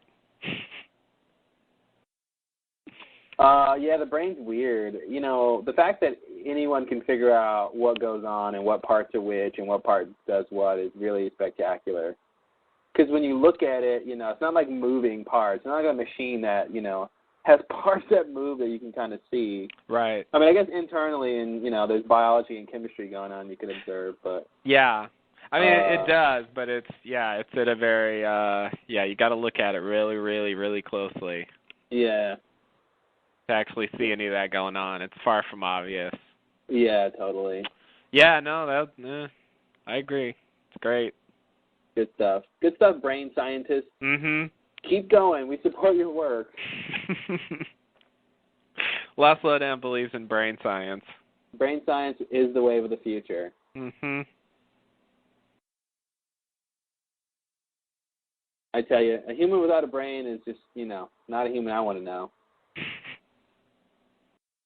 Or have as president. Ooh. Oh, ow. Ooh, burn. Burn. Man, that was a cheap shot. That's that 2006 humor. Yeah. It's kind of 2000 to 2007 humor. Yeah. Well, but I think that's when we got fed up. Oh, okay. The beginning wasn't great, the beginning wasn't great, but there, at a certain point there, it was just like all gripe all the time. Yeah. For some of us. For other people, less gripe. Right. Yeah. So. Yeah, we don't hear very many of those anymore. No, everyone. Well, a lot of people are lauding the current administration. Yeah, it's more kind of or less. down. Kind of awesome that people like their government. Mhm. I say that's a good thing. Yeah. Well, I guess I should say that's a bad thing then. We can debate it. Let's not. Oh, okay. I don't really believe that, so. Oh, good. It'd be hard for me to debate. Devil's But I have advocate. been known to debate issues where I don't agree with what I'm arguing for. Yeah? Yeah. I did it once in 7th grade. Your teacher made you do it? Yeah. Yeah. Was it abortion or was it euthanasia? Euthanasia. Yeah, there it is. Yep. I know it was one of those big topics. I gave a rousing speech about euthanasia. You had to be, you were, against it or something? Against it, yeah. Yeah. Yep, brought up the Nazis. And plus, people should suffer when they're sick, right? Exactly. Yeah, makes them stronger. Yeah. You brought up the Nazis? What did you say about the Nazis? Basically that the if we allow euthanasia, it's a short step from there to genocide? Yeah. Oh, wow. But it's pretty good for a 7th grader. Sort of like killing the weak, Yeah. Like I tried to make that leap. A lot of people do. Yeah. So yeah, that was the idea. Yeah. Nice. Yeah. It reminds me of that genocide chart. Remember that genocide chart? No. It's like the sort of warning signs of genocide. Oh yeah. The top the things, yeah. Yeah, the sort of steps to genocide. Yeah.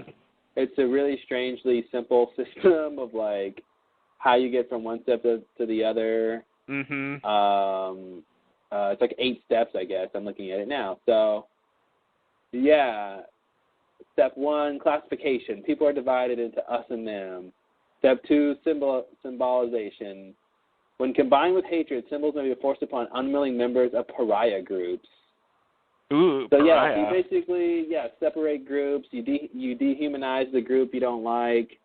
There's organization, then polarization, then preparation. When victims are identified and separated out because of their ethnicity and religious identity, and then it's extermination. And then what's interesting is that's not it. Step 8 is denial. Ooh. The perpetrators deny they committed any crimes, because that's part of it, is they don't think they're committing a crime. Right. So, nice. Yeah, it's strange that we have identified the steps of genocide. It's not a great thing, but it's a good thing. So. No. Brain science, good. Genocide. Genocide, bad, yes. Yeah. Yeah, no, that's an interesting. Where did you get that from? A little thing called Wikipedia. Oh. Under genocide, under stages of genocide, I think, yeah. Oh, okay. Okay. Nice. So, anyway, back to Lost. Yeah, what's going on with Lost? Lost has its share of genocide. To a certain degree. Mm-hmm. You ready for the next scene? I mean, I don't know what else is here besides, we see Locke's body. I think we got it. Yeah. We got it, yeah. All right. Yeah. Next scene, we're inside Jacob's room. This is a big scene. Ooh. Locke and Ben enter. We see there's a sunroof that looks up at the statue. Ben admires the tapestry. Jacob asks if he likes it. Locke greets Jacob. Jacob tells Locke that he found his loophole. Locke concurs, saying Jacob has no idea what he went through to be there. Ben asks if they've met before. Locke says in a manner of speaking.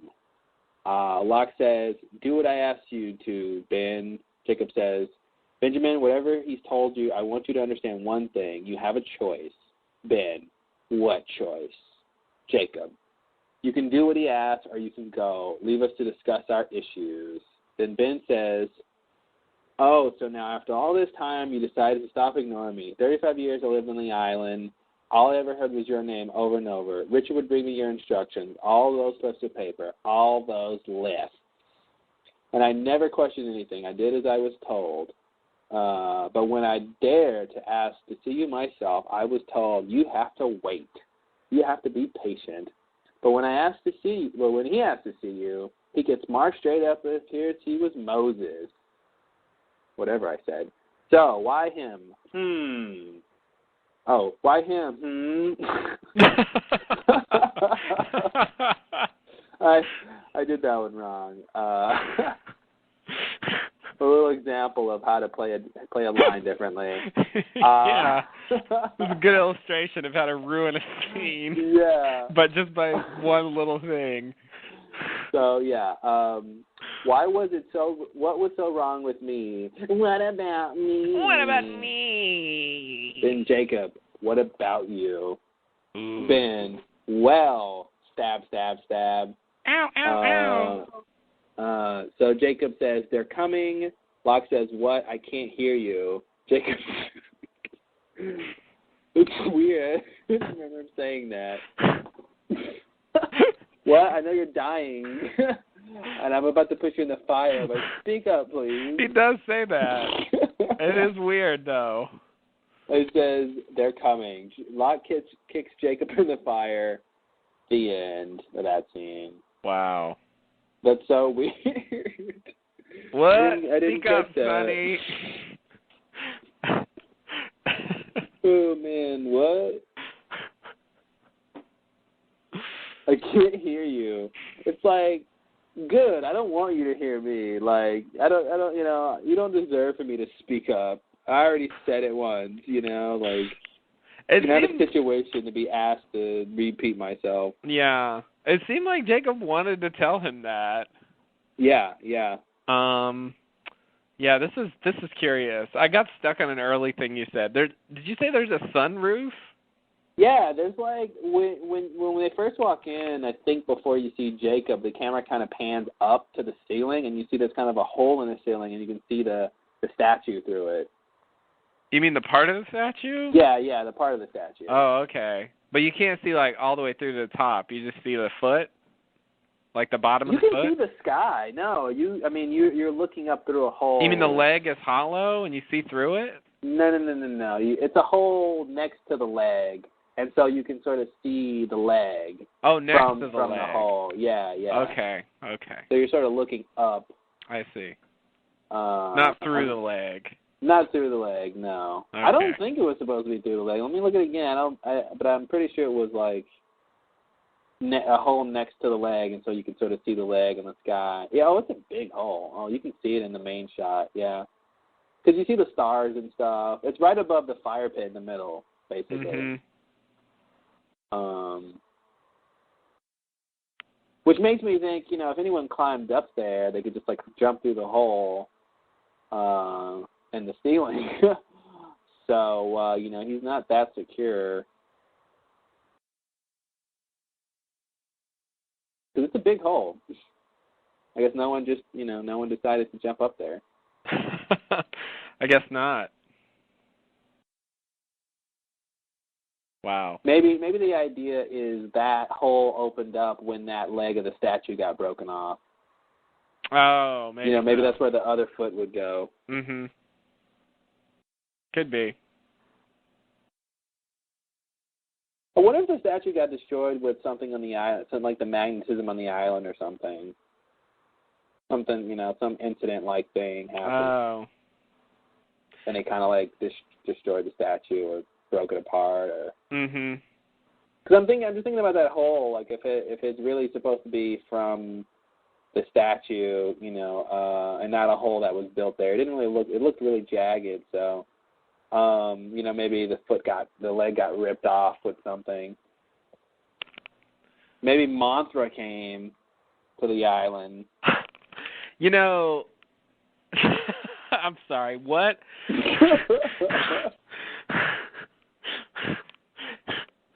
I thought I just heard something. Did you say Mothra came to the island? Yeah, you never know. Mothra. Wow. Wow, I didn't think I would hear any talk of Mothra. Came over, attached itself to the statue, and flew off with it. Wow. I have an alternative theory that I want to offer. All right. On the basis of the line at the beginning where Loophole says they come, they fight, they destroy, they corrupt, it always ends the same. I want to say that some people that maybe Jacob brought there or something destroyed the statue. Yeah, that definitely could happen. That's my best theory at this point. I wanted to make sure he actually said destroy. It's curious, where are the other pieces of the statue, If it just toppled, they should be around. They just washed out with the tide like the plane. Oh, no, they're going to say that? It is at the cliff. It's at the edge of the water, so. Yeah. Fine. Maybe they'll say that. I don't know. They're gone, though. Oh, we're going to get, dynamite from the Black Rock and they blew it up or something? Yeah, something like that. Yeah. That's what I'm imagining. They want to sell it or something like that. Mhm. Something really crappy, but that's the idea. Screw the slaves. Let's sell the statue. Yeah, we're going to go into the statue selling business. Yeah. Who knows? They could have made money off of selling statues. And okay, let's screw. We're not making money on this slave trade. Let's just go into archaeology and the fossil business. Mhm. And the entire course of human history would be different. There you go. Our Western civilization. Mhm. Mhm. Or not. Yeah, or not. Something tells me what happens in the past on the TV show won't affect the past of reality. I hope not. It's just a thing. It's just a guess. I hope not. But you never know these days. Sometimes TV shows affect your past more than you want them to. I definitely agree.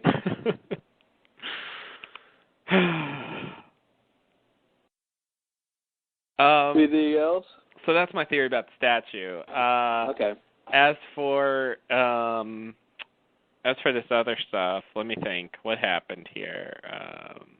So it comes down to choice. Ben has a choice. Course.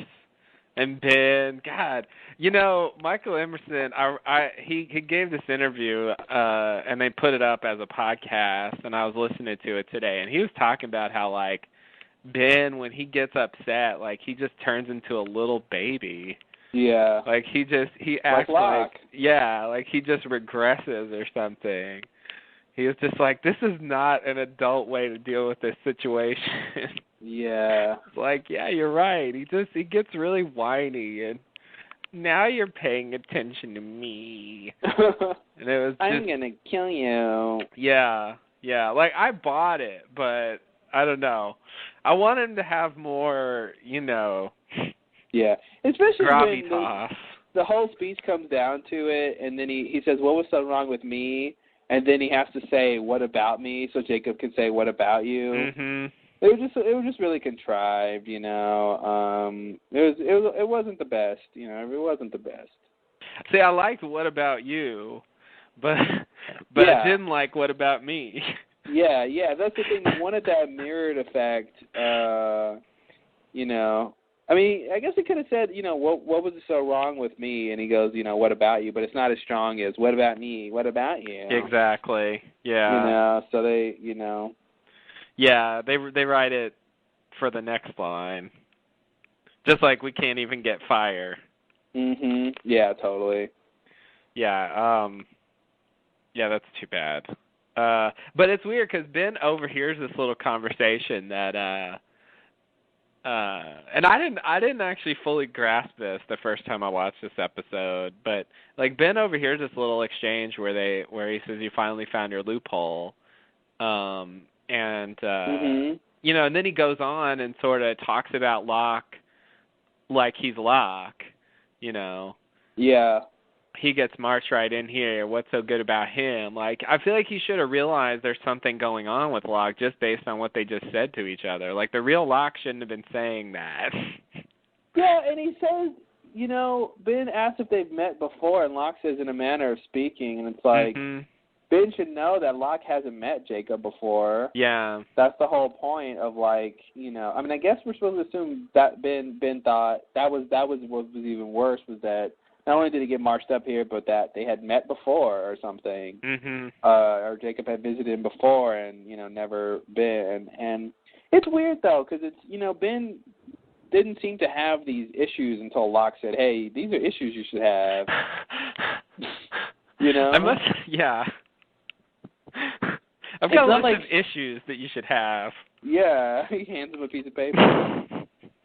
Ben's like, not another list. But that's the thing, like, it didn't seem like Ben came back to the island and killed Jacob for all of these things. It was just like 3 scenes ago when Locke said, hey, you should want to kill him. You know? Yeah. No, they forced that. It was God. Another thing I want to zero in on is Locke saying you have no idea what I've been through to get here. Yeah. You know, like, that makes sense for Locke, but it seems not to make sense for Loophole. Like, what has Loophole been through? I think it makes sense for Loophole because I think he's been through a lot. I don't know what, but I think it was no small feat to engineer this loophole. I guess so, but I'm just wondering what that means. You know, I don't specifically know. Well, we don't know what the loophole is. I guess that's the question. Like, what exactly has in mind? Okay, yeah, we don't know what the loophole is. That's another thing. But yeah, I want to attribute the time flashing to certain periods and the whole Locke thing and given the compass thing of that. I want to attribute that to Loophole because I think that's a lot of effort if someone is doing that. You know. Okay. I see. You know, you don't know what I went through to get here. I had to, you know, engineer some time paradoxes and you know, like all kinds of stuff. I see. Okay, that kind of thing. Yeah. All right.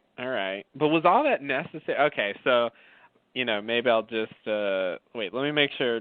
I want to bring up minor things first. So Ben brings up the lists. And I guess we learned in this scene that Richard brought Jacob's lists. Yeah. And like he didn't know what they meant, and he just like went along with them or something. He did as he was told. Yeah, he did as he was told. But it really makes me wonder, like, what was up with those lists? Like, Jacob went to visit Jack in person. Why didn't he put him on his list when he was on the island, for example? Yeah. Maybe Ben lied. Maybe Ben lied to Pickett and said, you know, Jack wasn't on Jacob's list for some reason. Yeah. Ben wanted Jack to do the surgery and all that stuff. And, you know, Mikhail thought the same thing about Cade and Locke and whatever, Saeed. So yeah, I mean, he might have just lied to everybody, I guess. Yeah. About what the list said. I don't know why. For the Jack thing, he has motive, but well, we still don't know exactly what the lists were about anyway. That's true. It's true.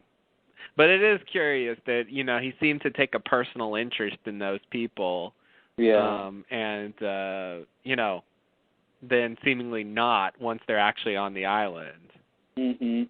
That's kind of bizarre. But, whatever. Reference to lists. So it does seem that the list did come from Jacob, though. Yeah. That's like that's something, I guess. I would love for Ben to let Jacob interject in some of these parts here, like, Jacob's like, list? What list? I never sent any lists. Like, I wanted him to confirm some of the stuff Ben was saying, or, Ben's like, I did what I was told, and I'm like, does Jacob care about that? Like, right. Did he even notice that Ben was following orders, or did he care? Mhm. Yeah, I took the fact that he didn't dispute it as being that it was true, but yeah, who knows? Jacob's definitely aloof in this scene. Yeah, I mean, he just basically responds to the last thing, what about you? Yeah. Which is such a weird thing to say to Ben, I think. Yeah. After all of that, what about you? Yeah. Yeah, it really seems like Ben deserves better than that.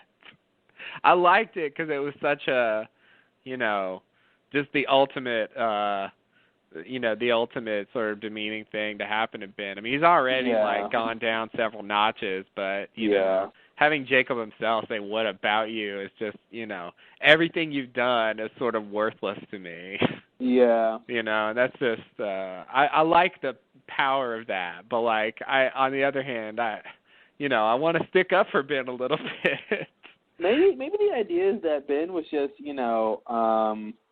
he really wasn't supposed to be the leader. He only became another because Kate did what she did. Maybe, Richard claims Jacob wanted Ben healed, but maybe that it just wasn't.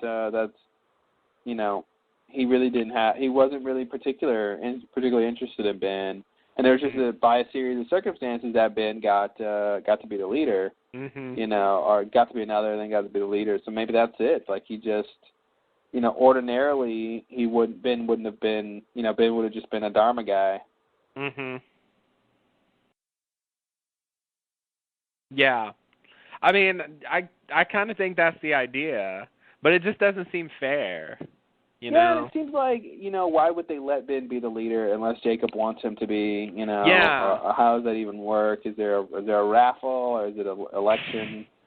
Yeah, they don't really explain how the leader's chosen either, so. Yeah. They kind of made it seem like Ben became the leader because he banished Widmore. It seems like if you say you're the leader and no one disputes you, then you're the leader. Yeah, pretty much. Yeah, because that's how it was Locke. Like, Ben said, you're the leader now, and Locke's like, okay, I'm the leader now, and that was it. Yeah. And they agree to follow him, so he's the leader. Yeah. Yeah, you're right. We've seen a change of power, so I guess that's it. Mhm. I'm the leader. Okay. Everyone agrees. I guess that's it. Yeah, I just, as much as I like this scene, I just, I feel like Jacob owes Ben a little more of an explanation.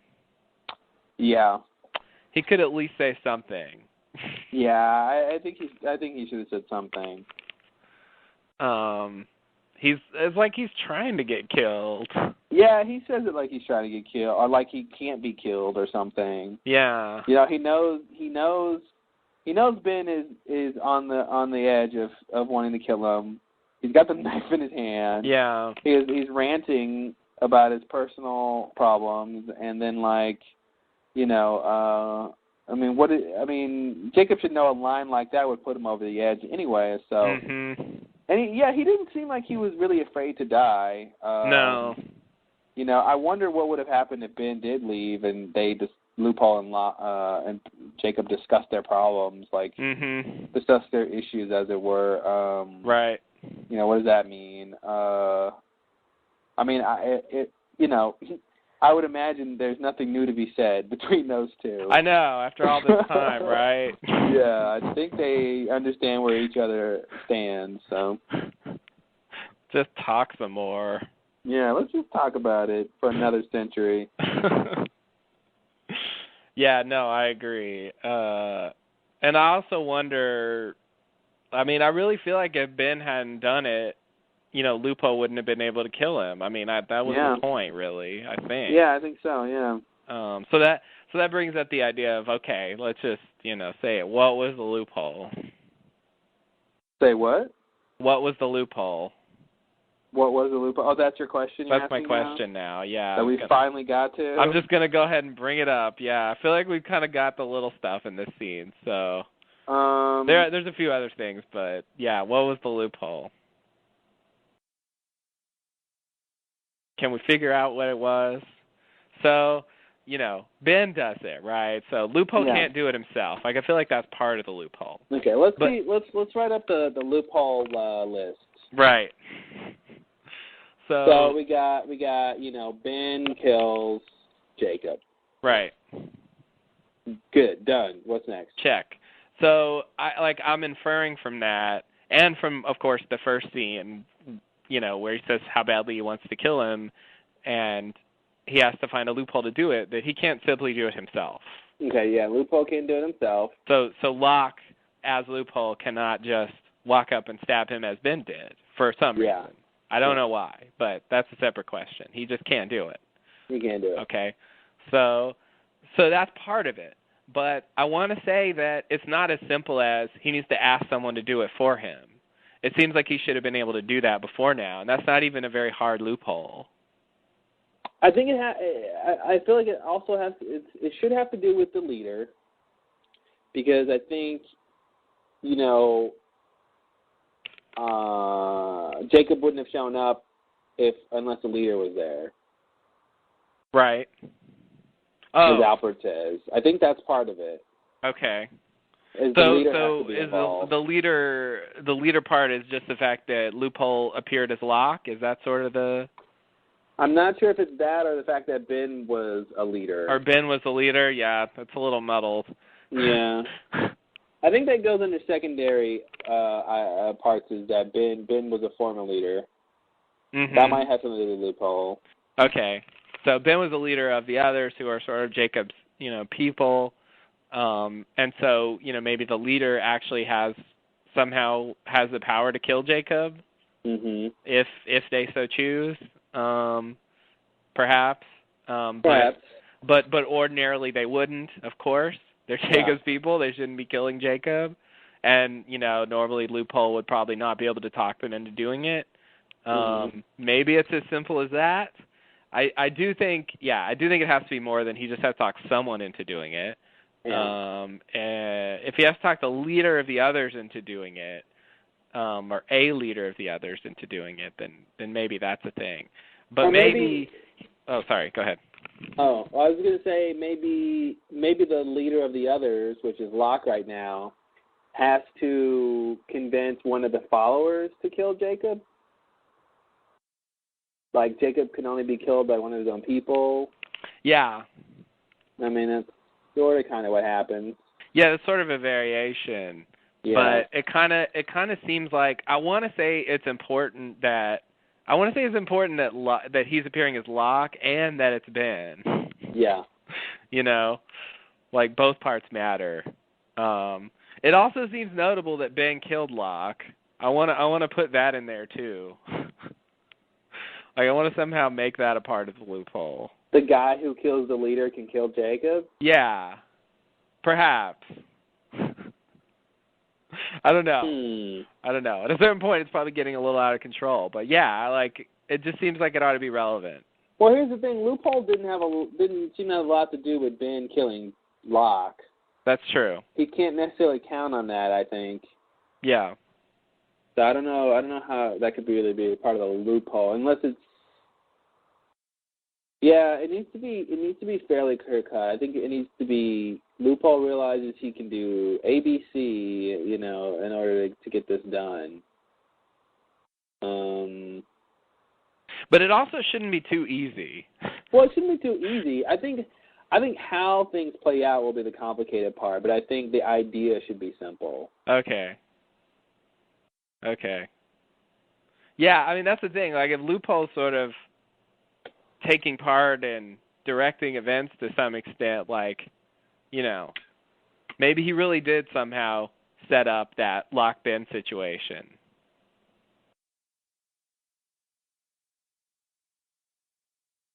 Yeah. You know, could he have tipped off Ben about Locke, for example? I mean, I think Ben found out about Locke because he had his guys following Saeed. Oh, I forgot about that. Yeah, and then you know, Locke shows up, and I think that works for that. Yeah, all right. I tried.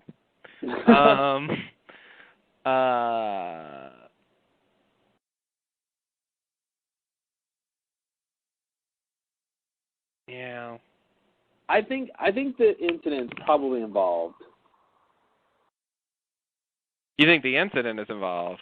Yeah, I think Damn. something with well, I mean the whole sequence of events, you know, like I mean, I think, you know, the way they show it and they cut it, like, well, this will make no sense, but forgive me. At the same time the incident happens, you know, Jacob is being killed.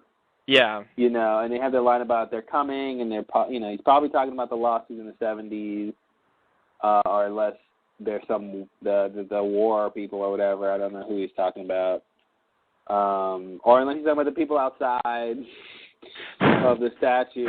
You know, that seems like a little less interesting. Yeah. But and it seems like they're already there.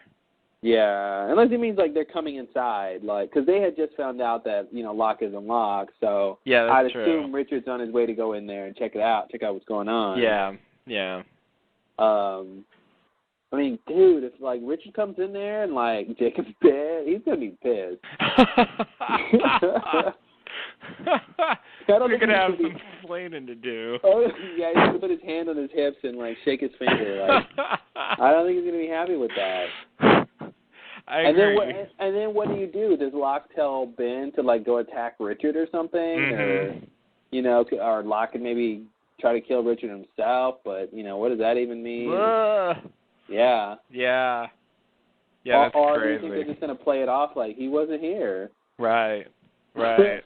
We haven't seen him, like, you know, as Ben has a knife in his hand. Right. What are you stabbing at then, Ben? Oh, nothing.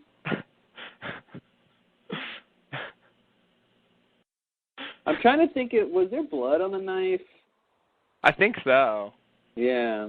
I think you see blood. Yeah. Do you know? There's blood on the knife. It's got to be really hard to stab someone through their chest. Oh yeah. You know, I feel like there's a good bit of resistance there with your, you know, rib cage and all. Right. Gotta go around that. Yeah, gotta go around it. Go around the rib cage. You know that song? Yeah. I mean, I've heard of it. Can't go through it. Oh, Gotta you know go what? around it. That's an old school LLD thing. You told me about that a long time ago. That's the only reason I know about it. Actually, you told me about it on the LLD. That was the first I ever heard of it.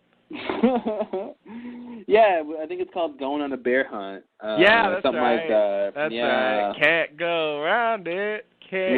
Yeah. Okay. Yeah, and you come across all these obstacles, and you have to go different ways around them. And then you get to the bear cave and you get scared and you have to go do it all in reverse really fast. Oh, no. Yeah, and you have to sort of remember how you go, you know, you get to the river, and you have to do it sort of all in reverse. Oh, okay.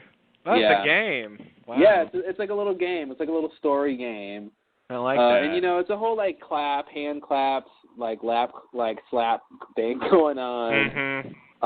You know, it's like a sing-songy kind of a thing. And, nice.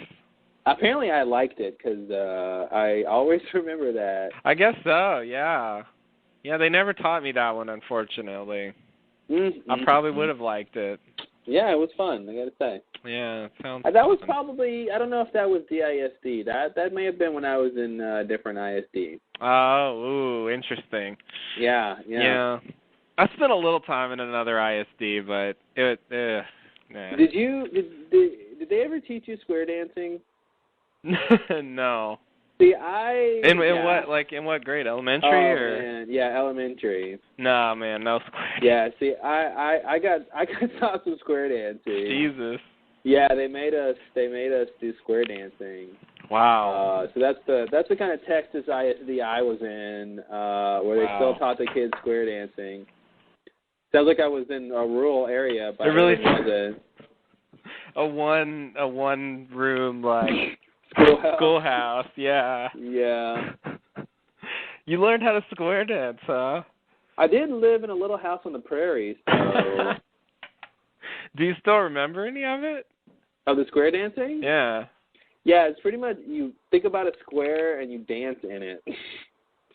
No, I mean, the grab your partner, do-si-do thing. Like, we went through all that, and, it's just like a big line dance thing, and the guy tells you what to do. Oh. Okay. So, yeah. It's not that hard?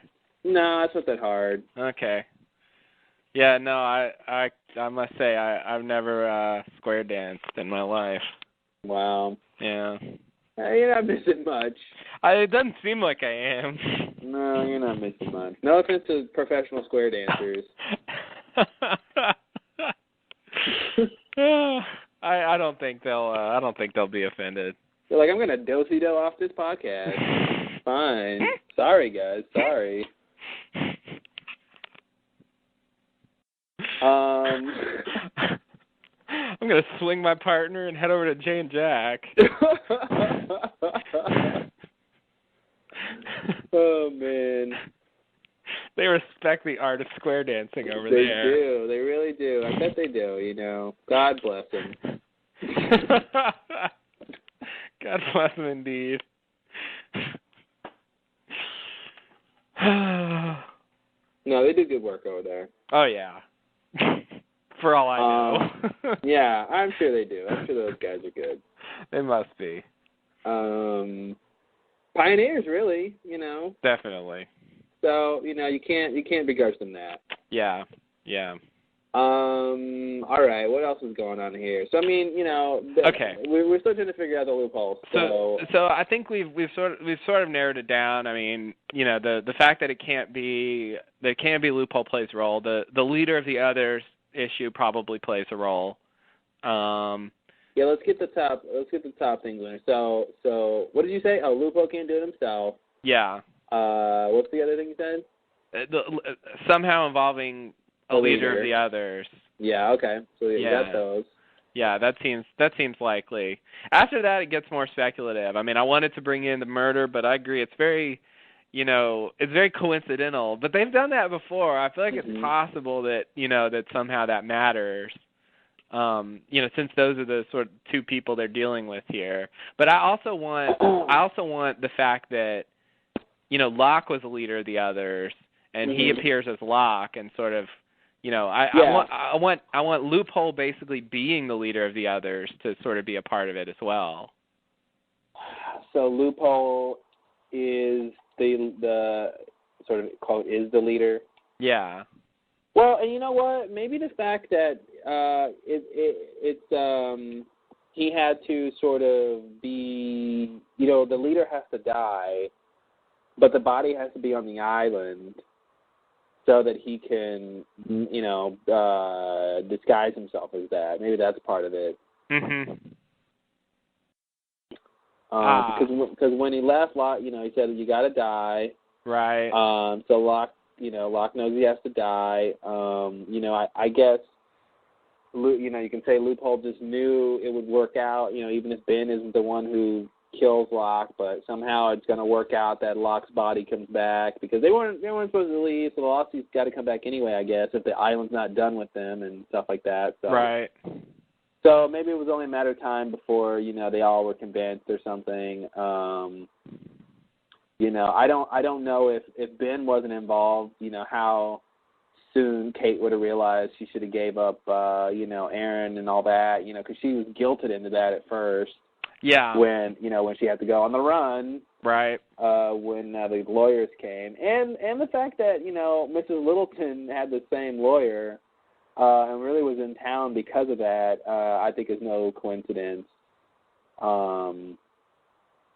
She wouldn't have been around if that lawyer hadn't have called her and said, I got your settlement or whatever. Mm-hmm. So, without a safe place and reasonable place to give up Aaron, I don't think Kate would have, Yeah, that's true. I don't see her turning him over to anyone else. No. Maybe Cassidy, but I think that's weird. Yeah. That's the next closest, but Yeah. She's next in line. I mean, I could see her giving her to Sun, but Sun was going. Sun's got her own problems. Yeah. Yeah. Ji Yeon's already by herself. Yeah. Need another abandoned kid to hang out with. What? I'm glad Grandma's around. Yeah. She's got Grandma. Yeah. Hang out with Grandma for a while. Grandma was like, I was retired. I didn't want any more kids. Too bad. Too bad, exactly. Did Sun even say anything? Did she even tell her mother she was going anywhere? Like, off screen, maybe. Like, hey, don't worry. You might not hear from me like ever, but don't worry. I'm, or something like. She really didn't. I don't know what she did, but. She talked to her in that one scene, but I don't think she really, at that point, she didn't know that she was going to go to the island yet. Yeah, so. She thought she was going to kill Ben, and that's it. Exactly, yeah, so they didn't really talk about that, and I think she decides to go, and I don't think we ever see her talking to them again, so, I would assume she'd do that, but they didn't show it, so, draw your own conclusion. Yeah, there was a bit of time when she left after knowing they had to go back, and Jack thought she wasn't going to come and all that. So maybe she video conference with Ji-yeon or something. Maybe so. There you go. Yeah, why not? She could do that. Yeah. She's a businesswoman. Yeah, she's got some money. She's got that settlement money. Mhm. She can buy a webcam. She totally got a webcam. Yeah. Skype it. Oh, yeah. I'm sure it's just, yeah. If it's not a deleted scene, it's a scene that, they talked about at some point. Yeah. All right, what else is part of the loophole? I think Locke dying is part of it. I do too. I mean, that kind of goes with the, Ben killing him, but specifically him dying also, I agree. Yeah. Now, if it was Loophole's plan to come back as Locke after Locke was killed, then that means he has to be aware of the fact that Locke is going to be the leader at some point, and maybe has to even help engineer that. That's true. True. Now, I don't know how he's able to do that unless the Christian that told Locke to move the island was really Christian Hole.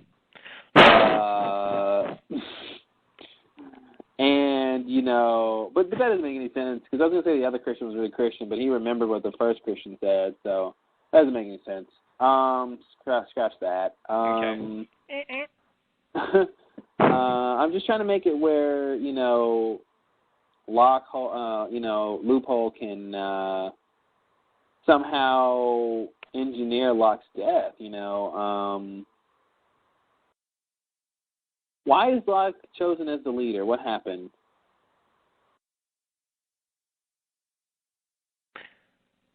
Yeah, that's okay. That's a good question. Why is Locke chosen as the leader? I really don't know. It seems like. Let me think. What happened? See, there was that whole drama with his dad originally, Like yes. they brought his dad and put him in front, and Ben was like, you have to kill him. And when he couldn't do it, Ben was like, he's not who we thought he was. It seemed like they were already set up to sort of think that he was going to be, somebody important. Uh-huh. And maybe even potentially a leader, And I'm wondering if that's just because of meeting Richard in the 50s. Yeah. And Richard thinking that and telling the others, one day Locke will be our leader. It kind of seems that way. Yeah, so scratch the extended history. It does seem like it comes down to the fact that Locke told Richard in the 50s that he was their leader. Yeah. And so they expected him, and the fact that they did that sort of lent weight to him, like the fact that he could actually, predict it, it made it seem like prophecy. But in the end, it was just sort of a happy accident, I guess, that Locke ended up there. The weird thing is, he had already been, oh, God, it's another kind of time loop situation. He wouldn't have known to say that if the effects hadn't already happened. Yeah, totally. Of what he said. So that's weird. But anyway, so it's sort of suggested that he has to kill his dad to assume his position among the others. And, well, he doesn't. He basically gets Sawyer to do it, and, that was sort of a cheat, I thought. But he gets Sawyer to do it, and then he brings the body to Ben, and then they go see Jacob, and Jacob says, help me. I feel like all that is sort of part of the story of him becoming the leader. Yeah. But then there's a side trip because Ben shoots Locke, and then Locke gets the message from Walt that he's supposed to kill Naomi and stop the freighter, and then it becomes all about the freighter for a while. Yeah. And so the other story goes in the background. We barely even hear about the others in season 4, and so their importance sort of disappears. But then at the end of the season, when after Locke talks to Christian, supposedly speaking on Jacob's behalf, like, I guess Ben concludes that Locke is the leader now, and Ben has to be banished, and Ben turns the wheel and basically says, you're the leader now. So it's sort of like what was going to happen got interrupted by the freighter. Yeah, and that's the thing. Like, Walt shouldn't be Loophole, right? Why would Loophole care that the freighter people are coming? Well, Loophole did not want outsiders on the island, so maybe. Yeah. But I agree. I kind of don't want that to be Loophole. I don't necessarily want it to be Jacob either. I don't know who I want that to be. Yeah. I don't necessarily want it to be Walt. Why do you want to kill Naomi? She's not that bad. Yeah. That's weird.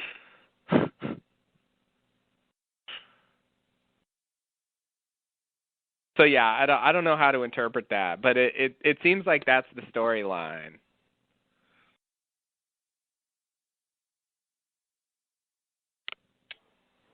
So what was this thing about? Okay, so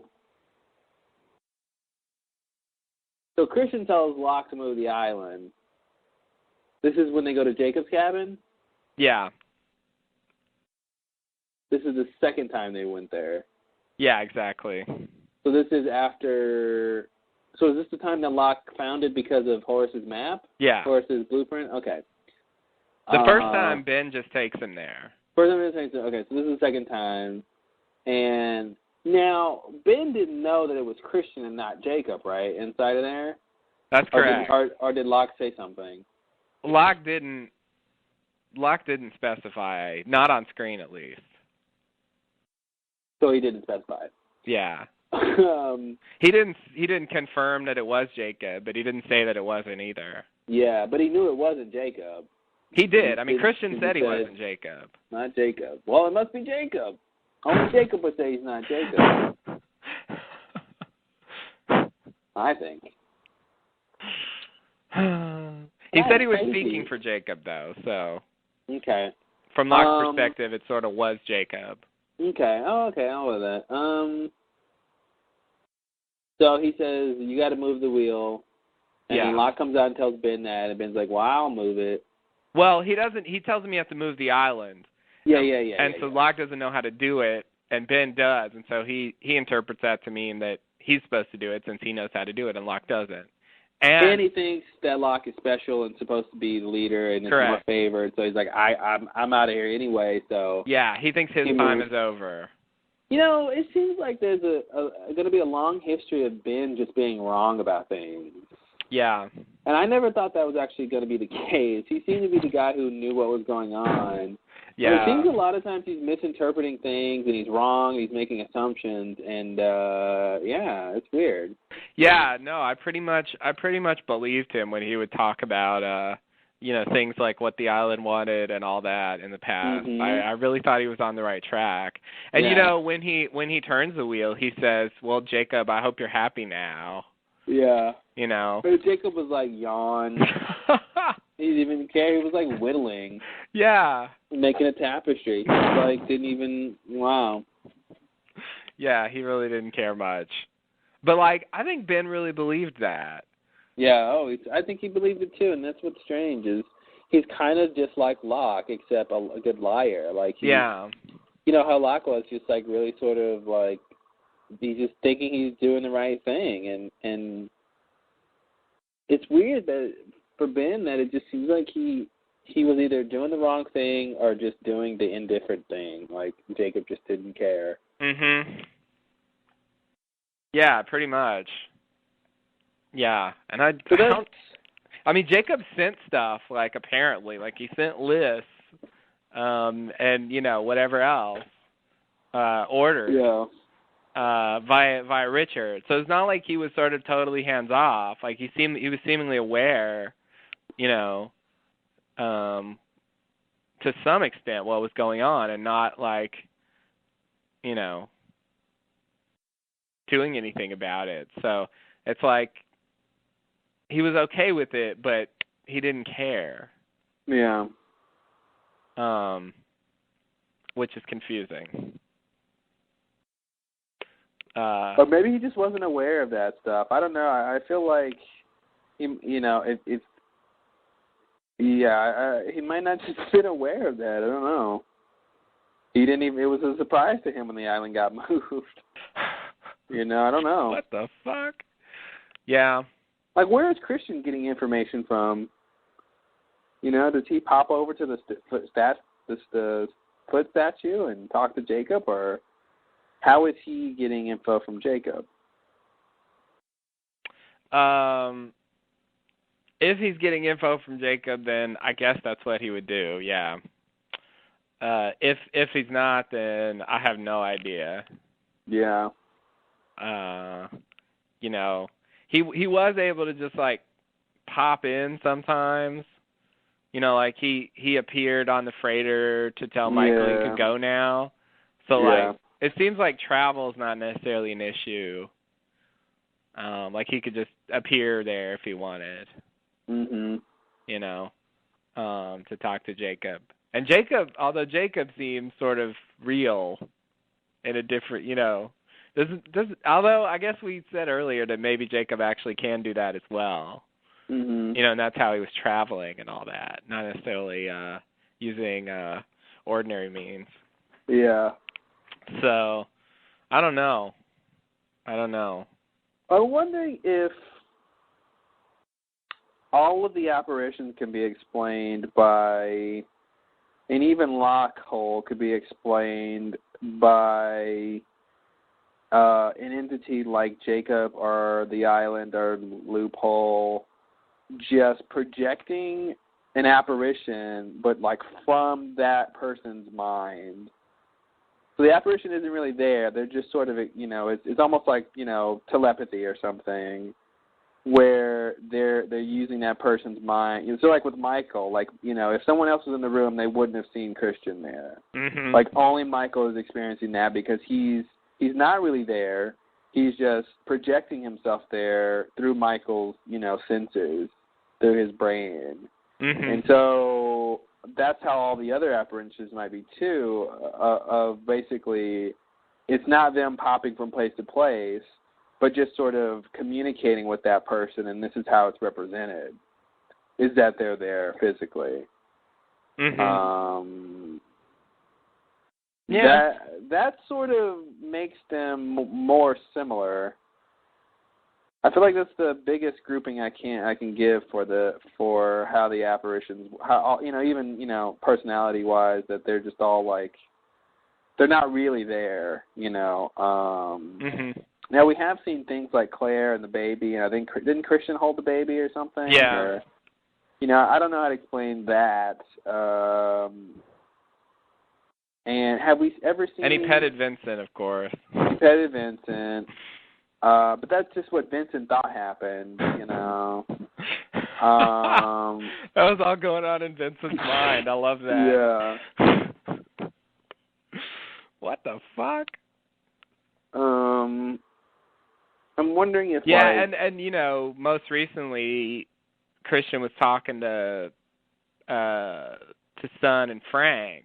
Yeah. Oh, that's what I was gonna ask, if there's ever been more than one person who's seen them, but yeah, there you go. That's Son and Frank. Yeah.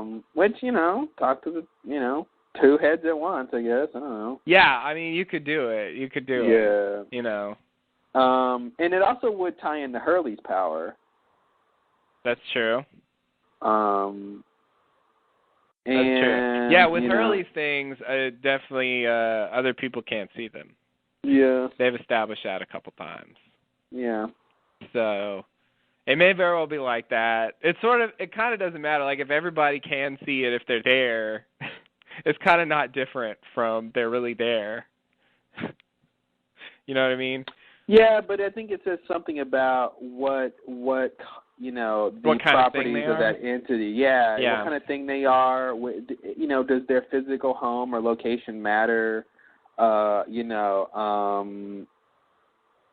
like where, like, can you answer the question, where is Christian right now? You know what I mean? Like, right. Is he at some place on the island right this second, or or does he only appear when he wants to talk to somebody and it's in their head? You know, I mean, yeah, it doesn't really matter in the big scheme, but it helps, I think, with figuring out what they are and what they can do. And I'm inclined to say no. I'm inclined to say, you know, he's not necessarily anywhere at a given time. Yeah. But I would have said the same about Jacob before this episode. Yeah. And I think I would have been wrong. So what about, you know. Sorry, go ahead. What about when Ben and Locke are in Jacob's cabin the first time, and whoever says "help me"? Like, what's the explanation for that? Who is that, and what's going on there? I have no idea. All right. I have no idea how to interpret that at this point. It really seems like that's more the old idea where Ben had Jacob locked in the cabin. Yeah. You know. And he was asking Locke for help, and then Ben shoots Locke, and, you know. Maybe that's it, because, he definitely doesn't seem like Ben locked him in the cabin. Like, you know, this new version of the story doesn't, you know, doesn't fit with that. So, you know, maybe that's just the old thing. Yeah, and they didn't discuss it either. Like, they discussed that incident, but they didn't talk about the help me. Yeah. They left that part out, and they should. Like, I feel like Ben should have said. Like, Ben knows that's what he said because Locke told him. I feel like it should have been, you were going to kill him. You think that's what he meant by help me? Like, you know. I feel like there should have been discussion of that if that was relevant at this point. Mm-hmm. You know what I mean? Like, if you're not going to discuss it now, like, you know, I feel like it just. I don't know what to do with it. It doesn't seem like it matters anymore. Yeah, I mean, I'm just trying to figure out if they're trying to tell us that was lock hole or loophole or something. Oh. You know, help me to lock, and lock is the one who kind of, you know, is able to let loophole do all this. Mhm. You know, something like that. But I see. yeah, it's weird. The whole stuff around the room shaking, and you know, that's weird. That seems so long ago, so like removed from what's going on now. Yeah, and it's sort of nothing like this, you know. Like the way they depict Jacob in this scene, you know, and Loophole in his, you know, one scene. It's just not like how they did that. Yeah. You know, it really seems like their idea has evolved over time. Yeah. So what we got for the loophole is Loopy can't do it himself. Mhm. The leader has to be involved. Okay. Locke has to die. Mhm. That's all we got, really. That's the big ones we got. Okay. What else? Do you think the incidents in the 70s? You think that has anything to do with it or no? They really felt totally set. That was one of the weird things about the finale to me, that, you know, since they were taking place at separate times, it wasn't like in previous finales where, like, if a big catastrophic event occurs, sort of everybody knows, you know, simultaneously that it's happened. You know, when the hatch imploded, they cut to everybody seeing that it happened. When the island moved, you know, everybody saw that it happened. You know, it's in this case, you know, the bomb goes off, and in the future, sort of seemingly, you know, nothing, you know, that's already happened. You know, so it's not affecting them. On the other hand, I think you bring up, you know, a interesting possibility that. Sorry, my phone dropped. Oh shit! Have you been talking this whole time? I did. I was just going on and on and on. Well, I hope you remembered it. All right, let me see if I can reconstruct it. I think I kind of said this earlier, but it's sort of a setup. Like, usually in previous finales, since they're all taking place at the same time, when big events happen, sort of everybody can observe that it happened. You know, like the hatch imploding. You know, everybody could see that. You know, they cut to everybody when that happened. When the island moved, you know, everybody could see that. I mean, they're all living in the same world there. So, but in this case, you know, they're in 2007. So those events already happened, you know, a long time ago. So they're not like directly affecting them in any way. Like, and H-bomb's gone off on the show, but sort of it doesn't seem like it's having any effect at all. Now, with that said, it seems like, you know, you're bringing up the possibility, which is interesting, that actually there's a connection between the two, and that the incident, the H-bomb going off, and Jacob being killed are all somehow related, and that you know, it is notable that, you know, this plane that's here, you know, sent some people back to that time period. Yeah. You know, so there is some kind of connection between those events. Like this wouldn't be happening if that plane hadn't shown up. You know, and same thing can be said for the events in the 70s. So it seems like maybe there is a connection, but I don't know what. Yeah, and you know, I just realized something that I don't think we actually specifically said, but it's pretty damn strange coincidence that Alana and Bram were on that plane that crashed on the island that they were involved in. Like, they must have known that then, right? I think so, yeah. I mean, yeah, it shouldn't have been a coincidence that, oh, look, we're on the island that, no. You know. And I think for Alana, I think Jacob told her. Yeah, oh, yeah, he definitely told her, yeah. You know. And, but I wonder if he told her just what to do, or if he told her, like, or if she knew it was going to crash and you know, all of this stuff was going to happen. Because when they got there, they didn't seem to enact any plan right after the crash. Like, she was helping Caesar trying to figure things out, but maybe she already knew some stuff. But it seemed like it wasn't until they found Locke's body that they were like, oh, okay, now we have something we need to go do. Mm-hmm. So I'm wondering if, like, they, you know, and it's weird that Bram was trying to get Miles not to go to the island, but he ends up there. Mm-hmm. You know, so I'm wondering if... I think Bram wanted Miles not to go on the freighter with Widmore's crew. I feel like his plan would be, you know, I think he did want Miles to go to the island, you know, in the end. Yeah. That's what I want to say, at least. You know, I feel like, you know, since that's sort of the source, and, you know, he didn't really specify, but I feel like what he was talking about was, you know, would involve going to the island at some point.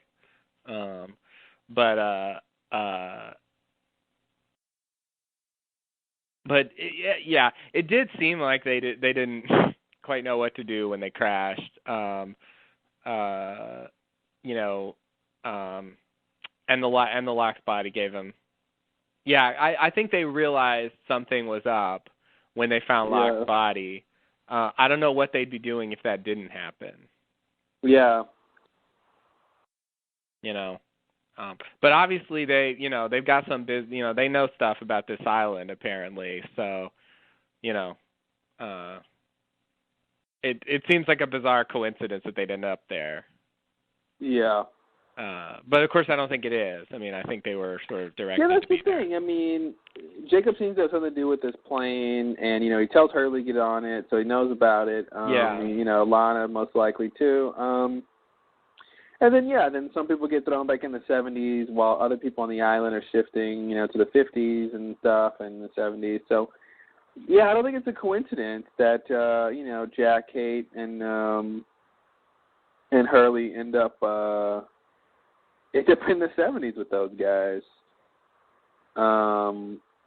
You know, directly as a direct result of having to come back to the island from the whole Locke thing. You know, that definitely seems all connected. I'm not sure how, you know, what the impact is, but yeah. But I want Loophole to have something to do with this whole time shifting thing. I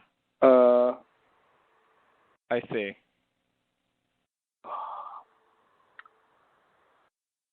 And so the stuff that happened with the time shifting. I mean, the time shifting, it does seem played some role in the fact that Locke became the leader. Yeah. So there is at least that bit. Yeah, I mean, it's interesting. Yeah, if he didn't go back in time and say I'm the leader, they wouldn't have been expecting him. Yeah. You know? Exactly. How does Loophole know Locke is going to say that? Well, I don't know. Guess he just hopes. Yeah. Sometimes hope is enough. Yeah.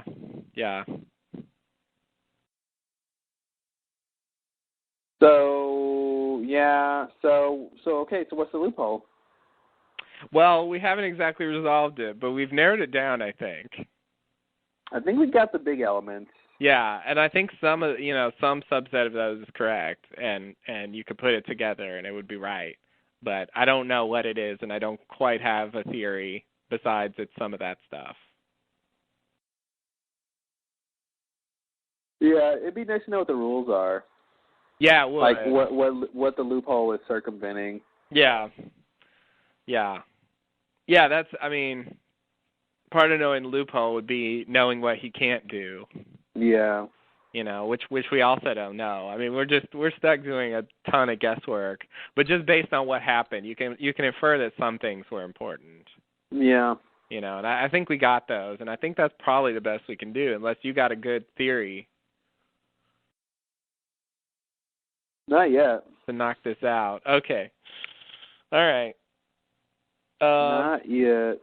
So a different thing.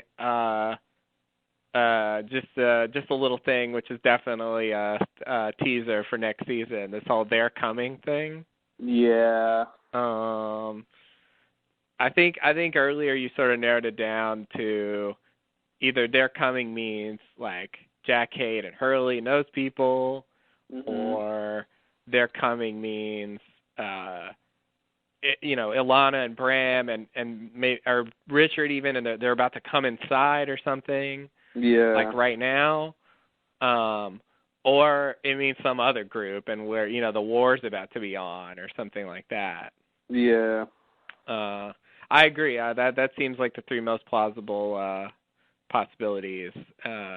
If I had to vote, let's see, what would I vote for? I'm going to vote for the Losties in the 70s. Yeah, if I go with what's most dramatically interesting, I want to say,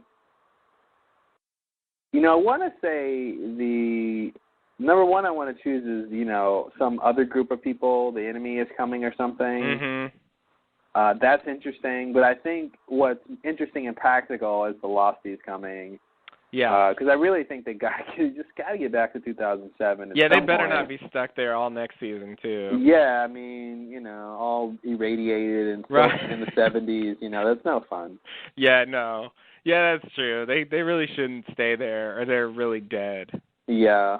And they're just going to shoot them. They're not going to kill them all, even if Richard says they're all dead.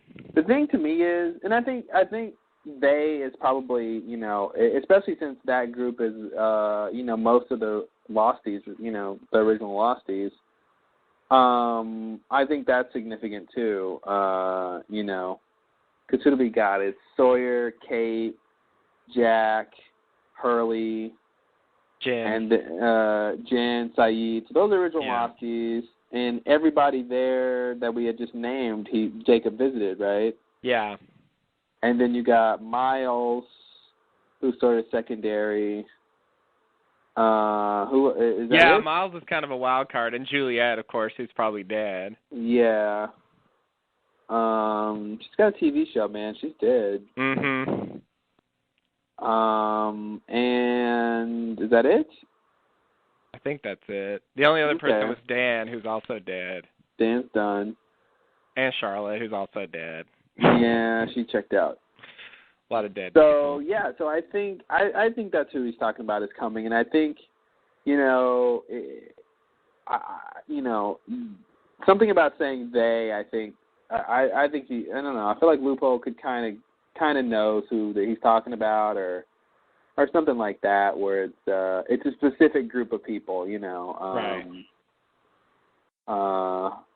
But saying they're coming is like saying is it's in the present tense, so it's weird since that happened in the past. But like I said, the way they shoot it's like these are concurrent events because it sort of is their present in the past. So. Yeah, they're concurrent events if you judge time by their biological age or something. Yeah. Yeah. So yeah. Yeah, and it's sort of they're coming for them, even though it happened in the past. Like they're going to be here soon. Mm-hmm. So, but it is a little weird. I'm kind of wondering why Jacob said that. Yeah, to Loophole. Strange. It's like he's giving him information that's helpful, maybe. And I don't really know what his motivation for saying that is. Yeah, Jacob is weird. He seems to not care about dying, not care about anything, really. Yeah. Except for visiting people and touching them. Right. He's all over that. But everything else... Maybe it's a threat. Maybe he's threatening it. Maybe he's like, my guys are coming, my boss is about to show up. Mm-hmm. You can't stop these guys. But it is a little weird to tell him that. Sort of give him a heads up. Yeah. And of course, he's already got Bram and Alana's crew who are against him outside. Yeah. And they're telling the others that there's something up. The others aren't. Here's the thing. I don't know who's gonna know what Lockhole is. Lockhole might give some sort of explanation about why his body's over there, but I don't think they're going to assume it's, Loophole in there or anything like that. Yeah, they're not necessarily. I mean, the only person I could see maybe knowing who Loophole... Well, okay. Bram and Alana, I think, have some idea of who this Loophole character is. Yeah. So they can say something if Locke tries to give an excuse. And I think Richard might also have some idea of who this guy is. Yeah. Besides that, not necessarily. Certainly Sun doesn't know. But it doesn't necessarily seem like Loophole's really going to have any people, unless he's just really persuasive in his story of. Yeah, but I mean, there's got to be more going on here. I mean, I don't think he's, Locke is going to come out and they're going to be like, look, imposter, and like what? I mean, try to kill him, like. Yeah, that doesn't seem right. I don't know what they're. Yeah, I agree. That's what I feel like should happen, but it doesn't. That's what seems reasonable to me, but it doesn't.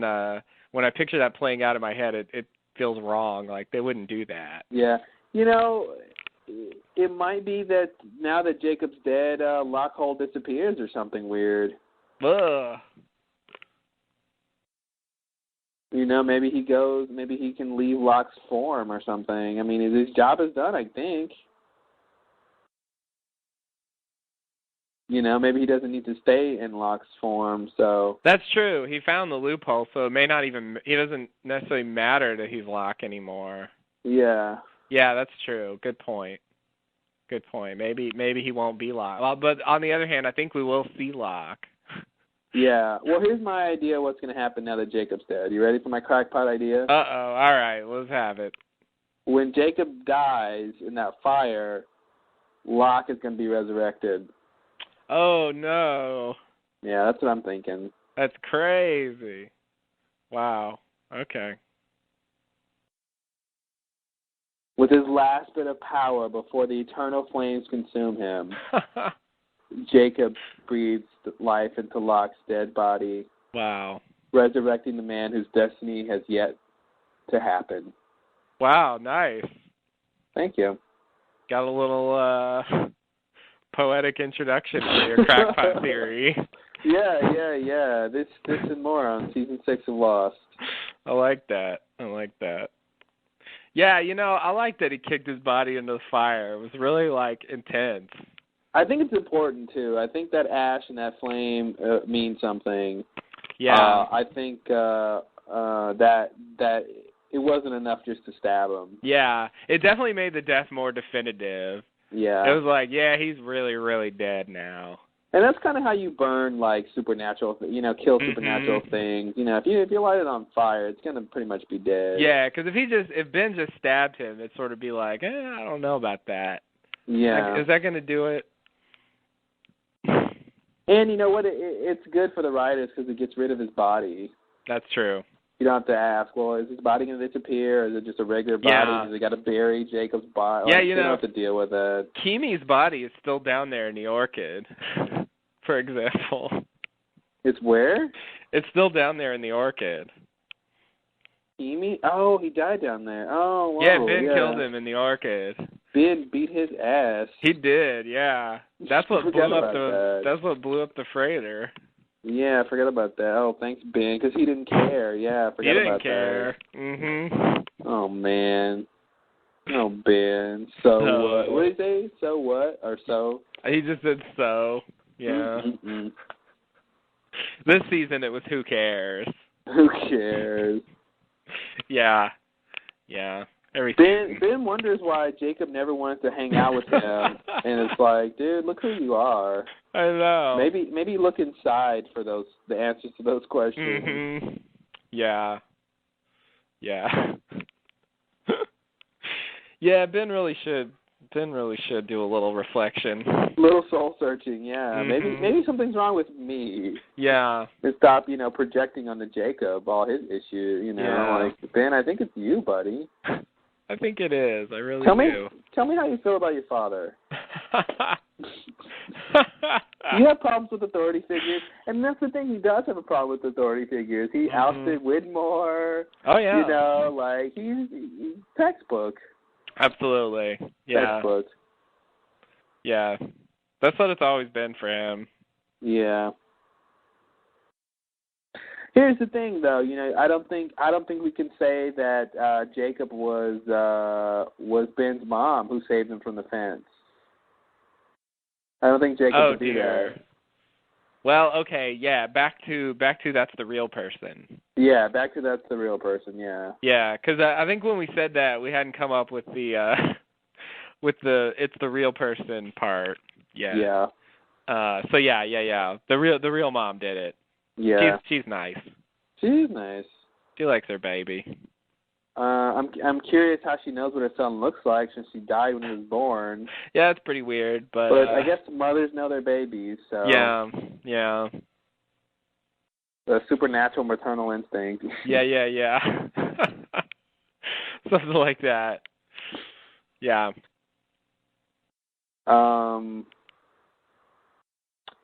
Yeah. There's a lot there. So so Jacob dies in the fire. Yeah, I think that ash is like I said before. The ash is related to the ash around the cabin. Okay. I think that's another thing too, though. It was Ben who stabbed Jacob, but it was Locke who pushed him in the fire. That's true. So that's weird to me, I think. Yeah. Like at that point, the whatever was stopping him from doing something like that to Jacob wasn't there anymore. Yeah. Just Ben doing the stabbing. Like now Loophole can kill him. Yeah. Seemingly. But I agree. That was odd. I liked it, but I don't really know how to make sense of it. Yeah. Because it made Locke like more, I don't know, scarier. Yeah. Because I'm not used to him doing that. Yeah, it's not typical Locke. Yeah. So yeah, they're coming. I think is the cavalry from the 70s. I guess. Okay. I mean, I can only imagine they're going to team up with Bram and Alana and Richard and those guys. Mm-hmm. I mean, they already trust Son. But yeah, I'm not quite sure. Yeah. I guess if they're gonna fight anybody, I guess it's just gonna be the others. But I don't know. Who's going to fight the others? Bram and Alana and Jack and all them. Well, that's the thing. They're all I think that's all one group. I mean, Bram and Alana are with the others now, and they have Richard. They're connected to Richard. He trusts them, I think. Yeah. I don't think they're going to be fighting those. I don't think those others who are there at that statue are fighting ready. They seem like a listless bunch to me. Ouch. They don't seem like they're really like all of a sudden just going to pick up guns and start fighting. Mm-hmm. So I think that's the thing. Son is already there. They already sort of kind of trust her in a way, or at least don't distrust her. So when Jin comes back with all those guys, like there's a little leverage there. Yeah. Richard is familiar with some of those guys. So that's the thing. I think that's all going to be one group of people on the same page. Mm-hmm. I don't know what to do. I don't know who the other faction is for this war. I agree. That's the problem. That's why I kind of want maybe for it to be some other group of people who's coming. Yeah. Like I do find it odd that Jacob would say that though. If the people who are coming are the people on Loophole's side, like why would he tell them that? Well, maybe that's the thing. Maybe it's not the people on Loophole's side, but maybe it's like Whitmore said, if Locke isn't there, the wrong side is going to win. Maybe what it means is whoever is coming won't, Jacob won't be around to help, and maybe Loophole can't do what Jacob can do. Mhm. So that's the idea of that. That Jacob isn't. This whole thing, the way he got killed, and I think he's not. I don't know. Even though there's rules, I feel like he doesn't feel like he lost like a battle with Loophole or something, because I think they have the same interests in terms of maybe just generally protecting the island, but they have different views on how to do it and how to interact with other people or something. So warning him may not be a bad thing if at the end of the day they want the same thing. It's like maybe if Ben and Widmore, if they're on the island together and Ben wants to get Widmore out of the picture, but if there's another faction coming, and Widmore is about to be ousted, he might tell Ben, watch out, there's some people coming. Mm-hmm. Because at the end of the day, he cares about the safety of the island, even if he's not there to help protect it. Right. So I could see it being like that. Or maybe, maybe this crew, maybe Bram and Alana and all these guys are bad and, maybe Jacob summoned another group of people like he did the Black Rock. And maybe that's who's coming, and he's sort of telling Loophole that, it's sort of too late already. I got another group coming or something, and either they're the cavalry or they're the bad guys, or I don't know. Yeah. It doesn't seem to fit. I mean, he personally went to Alana, so I really feel like Alana should be on Jacob's side. Yeah, he should be on Jacob's side. So, yeah. I mean, I don't think Jacob summoned the bad guys unless he just did. Or unless they turn out to be bad. Yeah, I agree. He really shouldn't summon the bad guys, but he shouldn't. He seems to already have good guys. Doesn't seem to need more. Yeah. Like, more good guys show up, and, is it just going to be Loophole by himself versus an army? And Smokey. And Smokey. Man, Smokey couldn't even kill Kimi's team. That was lame. That was really lame. Yeah, it was. I think Smokey could do better than that if he wanted. They better tell us, like, he couldn't kill them for some weird reason, know. Like, they, I don't know. Yeah, that was pathetic. That was weird. I couldn't. He charged in there like he was about to tear it up, and, like... Yeah. He didn't really do much. No, he just hurt him a little bit. They were fine. I mean, he couldn't kill Kimi. And I guess they needed some of the other guys for... That's what we talked about at the time. Like, they kind of needed some of those people for later scenes. Yeah. And so, like, they couldn't have him kill... But he really should have been able to, based on what we've seen. They're, like, shooting smoke with bullets and stuff. Yeah. And, even though we have the new theory, now that we know about Loophole, that he might be Smokey, it still doesn't explain the sound effects. No, it really doesn't. No, it's no help with that at all. Yeah. No. I'm thinking they're separate. I kind of think they're separate as well. I mean, I feel like Loophole might, be able to deploy Smokey or something. But that, I still wonder, what about the drain and Ben summoning Smokey and all that stuff, Yeah. I wonder how that works and why. Yeah, I imagine that hole is connected to some series of tunnels or something that echoes through, like, to where Smokey comes out of. Mhm. Something like that. Yeah. And so he can sort of talk, The fact that Smokey can be talked to is a little much. Yeah, it is. That means it's got some sort of consciousness and, like, not just pure, like, instinct or something. Mhm. Although it didn't come when he talked to it, it didn't show up, and Locke had to go take him to it. Mhm.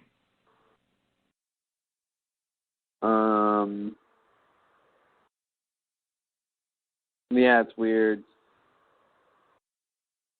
But it took the pilot out of the plane and killed him in like 2 seconds. Like it really. Yeah. It really should have been able to take care of Kimi's team if it wanted to. Yeah. It seems like it was on a low setting or something. It was on stun. Yeah. Set Smokey to stun. Yeah. Yeah, that's what it seems like, I guess. Maybe Ben went down there when he summoned it. He said, "Hey, there's some people out here to roughhouse with." Mhm. And Smokey's like, "Yay, let's go play." Ben really should have wanted Smokey to kill him, though. Yeah. They Kimi had just killed Alex. Like, he should have been more forceful than that. Yeah.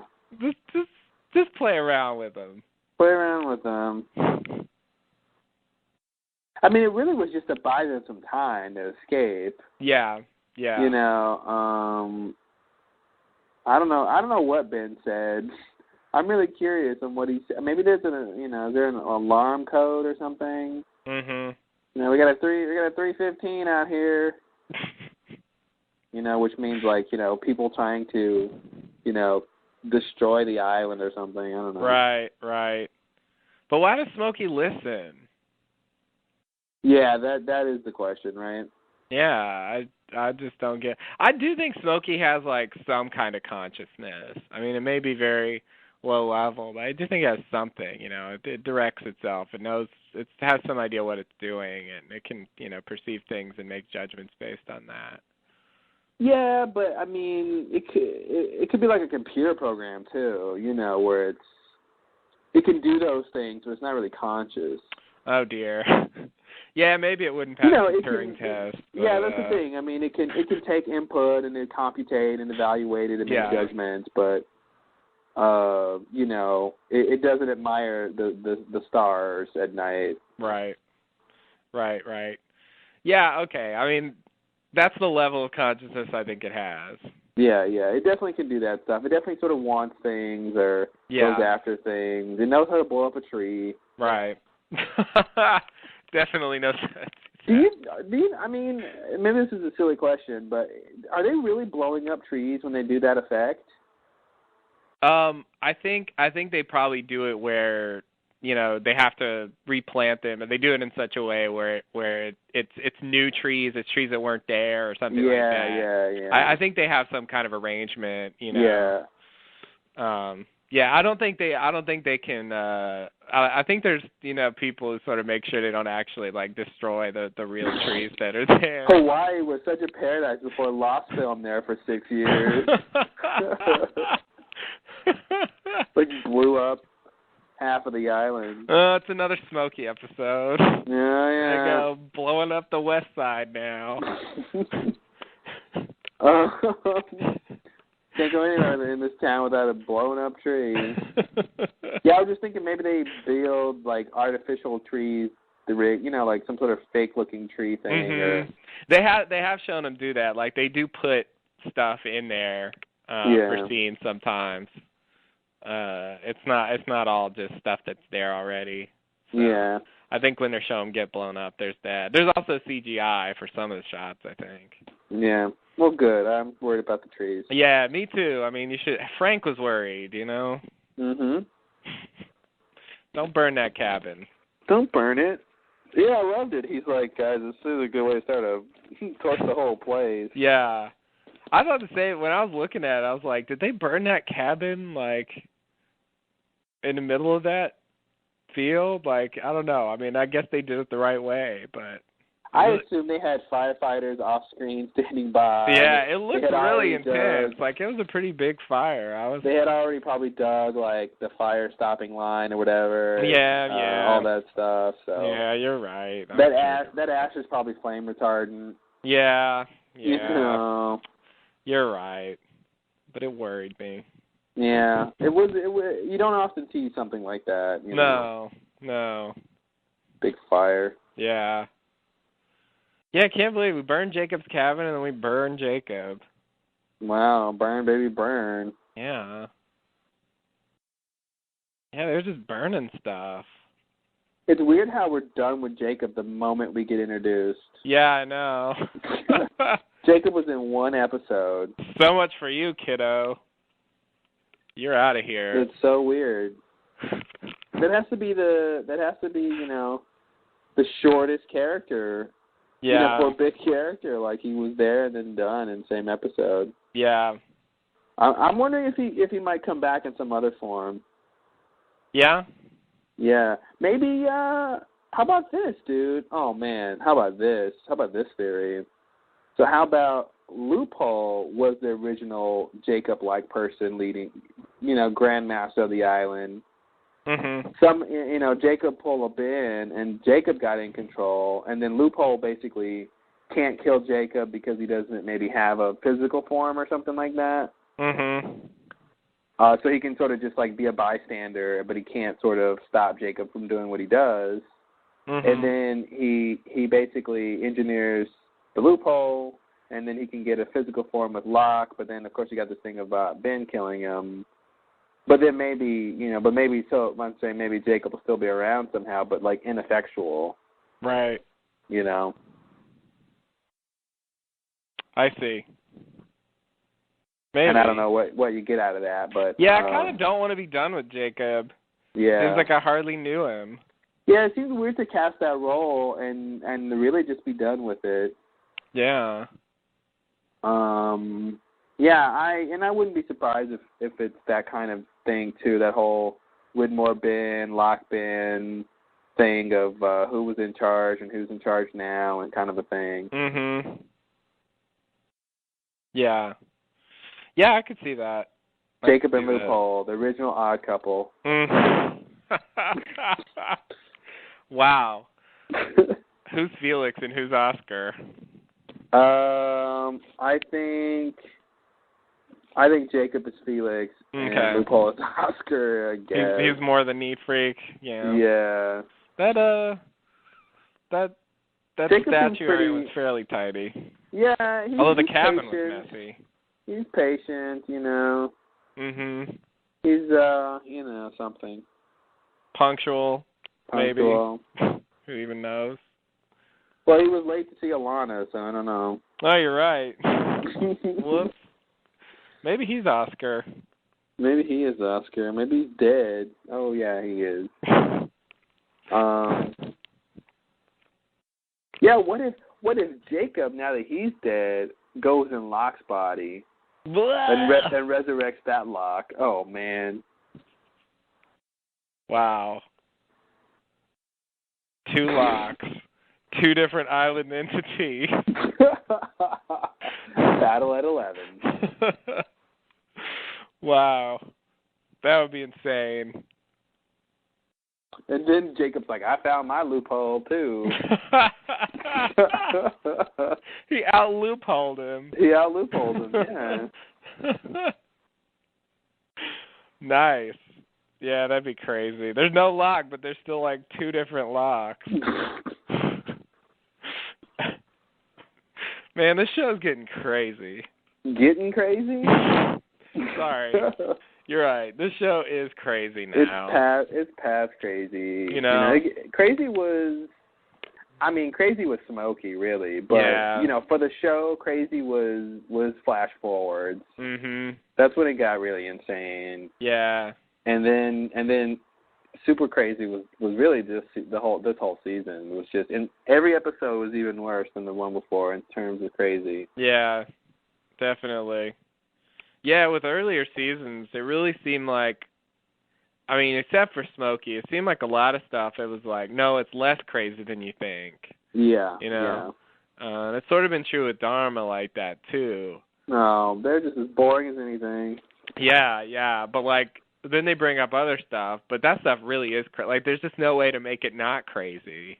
Yeah. They can't say no, it's not crazy that they, were time flashing for a while and Jen ran into Russo's team and they went to the 70s and joined Dharma for years and that's automatically crazy no matter what they say about it.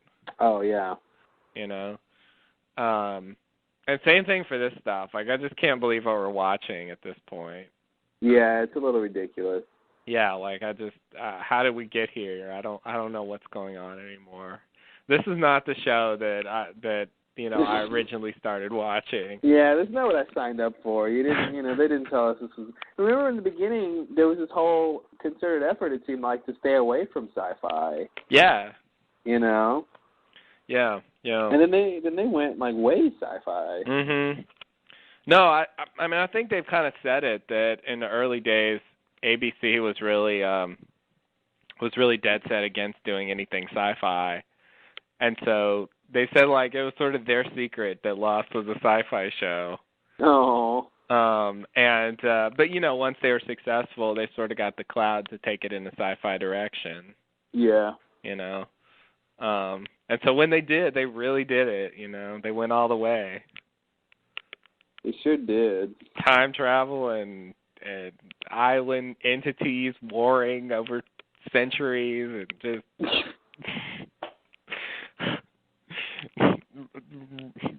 old Romans living on the island. It's just getting all kinds of crazy now. Yeah. It's a little more than we bargained for.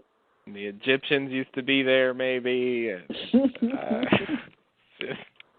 And the Roman, you got, and the maybe the Greeks showed up at some point. They just might have, yeah. They're like, what's all this hubbub? That's my Greek impersonation. What's all this hubbub? Yeah. Good. Wow. I didn't know they said that in ancient Greek. Yeah. You might not know this. Was the Greek Empire pretty much done by the height of the Roman Empire? The Greeks were done, right? Yeah, Greeks are first, then the Romans. Because the Romans took all their stuff and pretty said, much. This is ours. Yeah. They kind of built their mythology on top of it. It was definitely a thing. Yeah, I don't know what to do with this show, but it's definitely something. It's the kind of show you can spend 1 billion hours talking about. Apparently so. And not say a damn thing. Not a damn thing.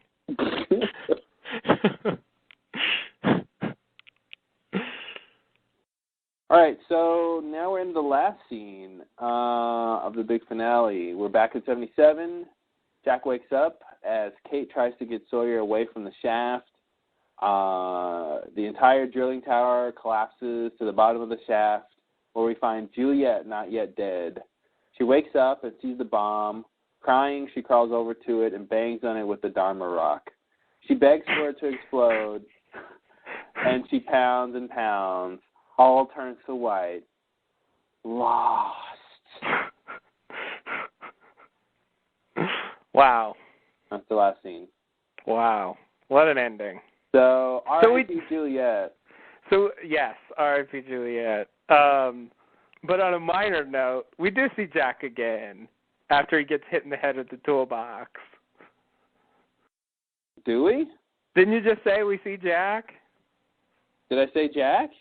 Oh, do we not see Jack? Oh, this says Jack. Yeah, I did write Jack wakes up as Kate tries to get Sawyer away from the shaft. Oh, I didn't even realize I said that. I didn't even catch that in the actual episode, though. It must have been a really quick shot, and I missed it when I scanned for it. Yeah, I don't remember it. Oh, yeah. He's there helping Kate with Sawyer. Okay. He's there helping Kate with Sawyer. Sorry, guys. So his last shot is not getting hit in the head with the toolbox. No. Oh, I kind of like that. I did, too. Yeah. That's how we'll remember it. Yeah, I agree. We'll remember it the way we want to remember it. We'll remember Jack knocked out the way he's best. Best on screen. Yeah. Okay. Well, Okay, I didn't remember that part. I thought they just cut to Juliet. Yeah. It's they pick back up on it at the end of Sawyer, like, he's still trying to reach, and then the whole tower finally comes down, and we follow it down. It's pretty cool how they do it. We follow the tower down to the bottom to find Juliet. There. Man, what a hero. What a Juliet. We talked about it, but she had to be a little crappy, with her reasonings in this episode and what her decisions were in terms of Sawyer. I would say just a little crappy, because they're contrived, but we get this because of it. We get her down here with all the emotion that's going on and all the drama, and she goes out, she nails it home, as they say. Absolutely, yeah, literally and metaphorically. Yeah, and it's awesome, and you think, and especially considering, when you first see her, you're glad she's not dead. You're like, oh, she's not dead. You sort of assume when she falls that's yeah. But then it's like, oh yeah, just because she falls doesn't mean she dies. And you think, oh, what's going to happen? But then, of course, when she sees the bomb, here it is. She's got to, bring the plan to a close. And and I always like those situations when you have this sort of big plan, and something usually goes wrong, but I love it when it's something that is just sort of random and unexpected. And her down here able to make the bomb go off, and and she kind of wants to. I'm sure she's in pain. I think she was probably surprised to wake up. Yeah. And she's like, oh wait, I'm alive, holy shit, and then it's like, oh, the bomb, of course. Mm-hmm. Yeah, I mean the way things came off, if Juliet weren't down there, that bomb never would have went off. It never would have went off. It just would have sat there, and I would have been like, okay, yeah, well, never mind. Or it would have went off at the wrong time. Yeah, something like that. Yeah, later or too late, or I don't know.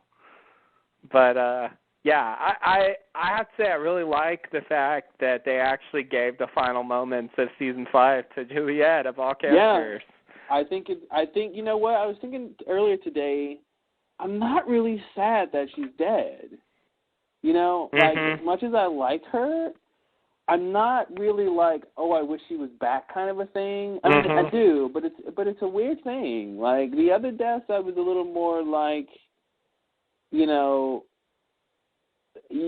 since the loss of their character, but the fact that it's Juliet and how she dies, and it's the last episode of the season. I mean, last scene of the season. It just really makes it work. It really makes that whole thing feel like it's a good ending, even though it's a tragic ending. I think the best deaths are tragic and heroic, and I think this is the best death on the show. Really? Yeah. Wow. From what I'm trying to think of the characters who died, and I think this is probably the best to me. I think Locke's death is very, very interesting. I've yet to decide how I feel about that because I don't know what his whole situation is. Yeah, his death is mitigated by all these things that happened since then. Yeah, but in general, Locke's death was very, I don't like it in the same way, of course, but it's very powerful. But this, in terms, Boone and Shannon and Echo and Lucy and Libby, like, a lot of those guys had tragic deaths. Charlie. No one really had heroic deaths except for Charlie. He had both tragic and heroic deaths. But I think the fact that he chose to keep himself in that situation makes it a little contrived, because he could have sort of opened the door. But you get that added weight of he did choose to sort of sacrifice himself. But the thing is, he didn't kind of have to. Right. And so it's almost like he made the wrong choice, in a sense, versus Juliet, sort of being sort of swept up in all this. Right. And then what she did. So I think hers works a little bit better, but I think his is probably the next best in terms of being tragic and heroic. Yeah. Yeah. Yeah, I guess that's it. His is more tragic than heroic. I'm sorry, more heroic than tragic. Because he kind of put himself in that situation more than it was thrust upon him. But for Juliet, yeah, she's got A+ on the tragedy and A+ on the heroism. Right. Yeah. Yeah, I agree. I think with Boone's death, it was really good, but it wasn't exactly heroic. The thing about Boone's death is I really felt like the story with him and Locke was sort of incomplete. Yeah. It really felt like they could have gotten more out of that, and so it was kind of shocking to take him out when they had, just kind of started. Started what seemed like an arc of him being Locke's like apprentice or something like that. That's kind of why I didn't like Boone's death too, was because they kind of copped out on that whole thing, and it was like, oh, this was it. Like, it was just a test of the island for Locke. Like, Boone was a sacrifice. Yeah. That whole thing. It didn't. It was a little weird. It was a little weird. They didn't. That whole sequence of storyline didn't really add up, I think. Yeah. Plot-wise, I agree that there's problems there. I liked how they played it, though. I liked the whole thing. One of the great moments of the show where Locke goes to the hatch and the light comes on. Yeah. And Jack dealing with it as well. Using himself for a blood transfusion and then getting ready to sever one of his limbs and That's when Sun comes in and she gets the needle. She knows the plant that has a kind of a needle thing. Mm-hmm. Yeah, it was a big team effort on that one. Yeah, they really rallied together to kind of get some stuff done. Yeah, and you think after all that they got to save him, but they don't. So as drama, I thought it was great. Really, a lot of impact there. But story-wise, it was disappointing. Yeah. I didn't really want him to die at that point. Yeah.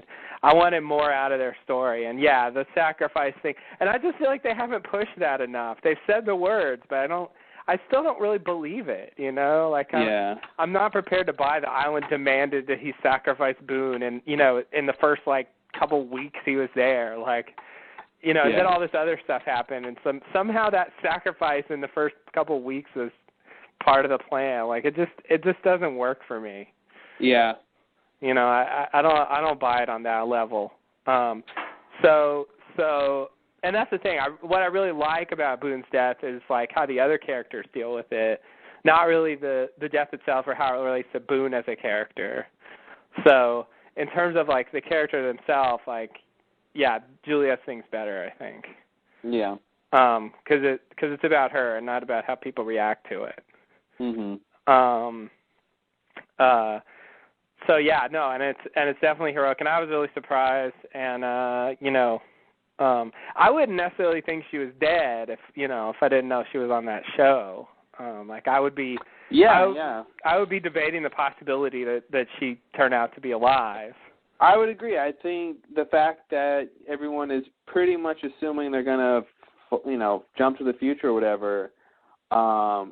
She could still be alive and just be at the bottom of the well in the future or whatever. But here's part of the problem, I think, is, where are they going to sort of manifest themselves? Because, it's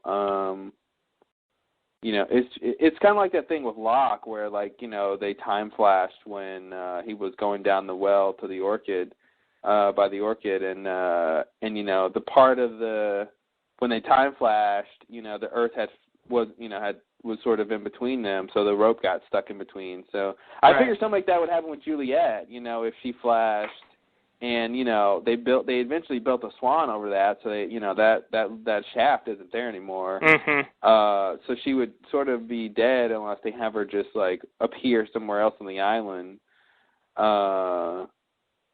So that would be weird, but yeah, I think we definitely be considering the possibility. I was thinking Dan would be alive, so I'm an optimist when it comes to characters I like and them seeming dead. But the fact that she's on the new show, and it's also maybe I feel like the fact that Juliet's character is so great because of Elizabeth Mitchell that somehow Juliet will live on this new show and I can go watch her on this new show. Oh, mm-hmm. It's the fact that the actress is going to do something else kind of helps, I think. Yeah. It seems like somehow she's living on some reincarnated version of her. Right. Yeah. I agree, and I think, much like we were saying about Frank, I think Juliet is one of those characters that is good, largely because of the way the actor's playing them, as opposed to anything in terms of dialogue or things she's given to do specifically. Yeah. I think the way she plays the thing is sort of what really sells it. So, that makes it, more, that makes me more want to, follow her on another show. Mm-hmm. Where some actors, I think. Because it's the actor. Right.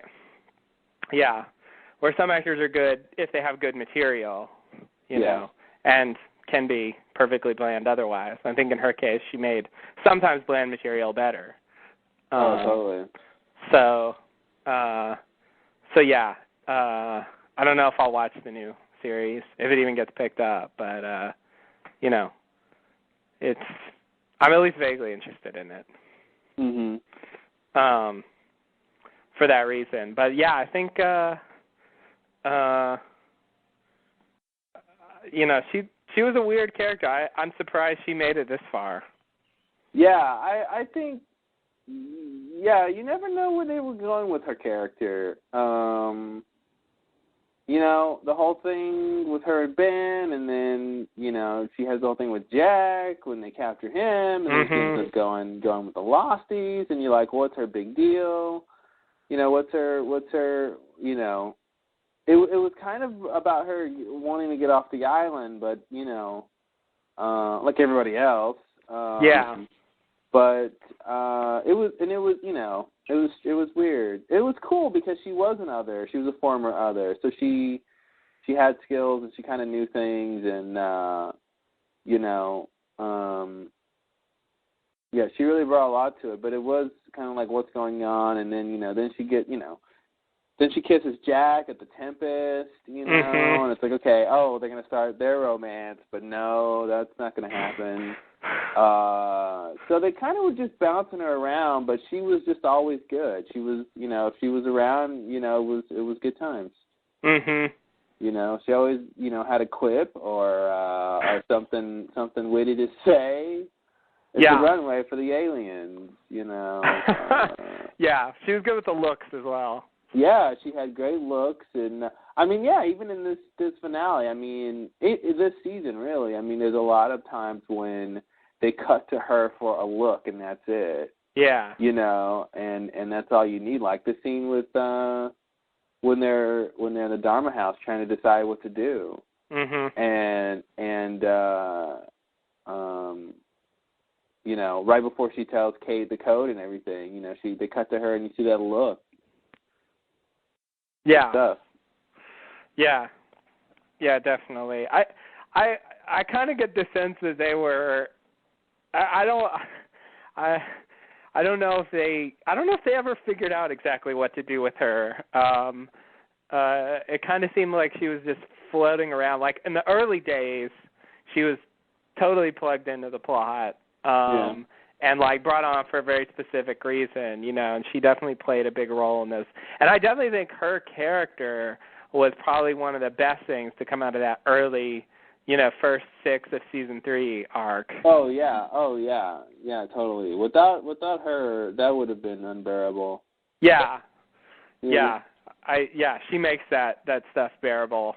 And you know, we already mentioned the great scene where she comes in and plays the videotape with the message on it. That's the thing. It's sort of strange because it's kind of like Ben's banishment. Like she sort of gets banished from the others, but like not quite officially. You know, like just sort of everybody knows that it's the case, but it never happens explicitly. No one ever says it on screen. You know. Like she, you know, she gets left behind. That was the big thing initially. Like when, because she was with the others up until that point, and then they go off. They leave the barracks, and leave her behind. And you know that's Jack's argument for why they should trust her. In the episode Left Behind. And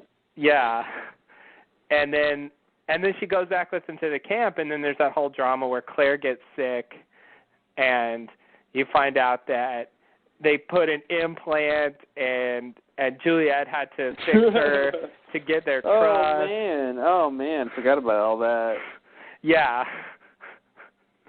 Yeah, and she had to go get her kid or whatever, and all that stuff. Yeah. Yeah, and Juliet was supposed to like report on that, basically find all the pregnant women and mark their tents, and like so like up until even when they leave her behind, like she's still actually with the others at that point, you know. Yeah. On official business. But at a certain point, she decides not to do it, you know, and like tells them about it and helps them out with the ambush and all that, you know. Yeah. At a certain point, she changes her mind, and like the others realize that she did that. But I don't know. They never really played that up. Like it just sort of happened. Yeah. But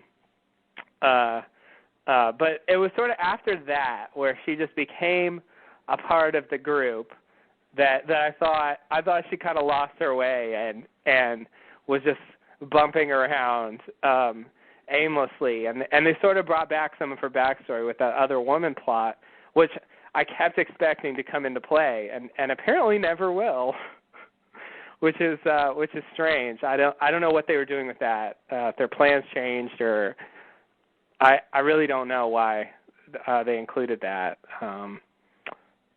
Even at the time, it felt like something that belonged in season 3, when the Ben Juliet drama was sort of was actually, you know, the characters even had the opportunity to interact, and they haven't even been in the same place for a long time.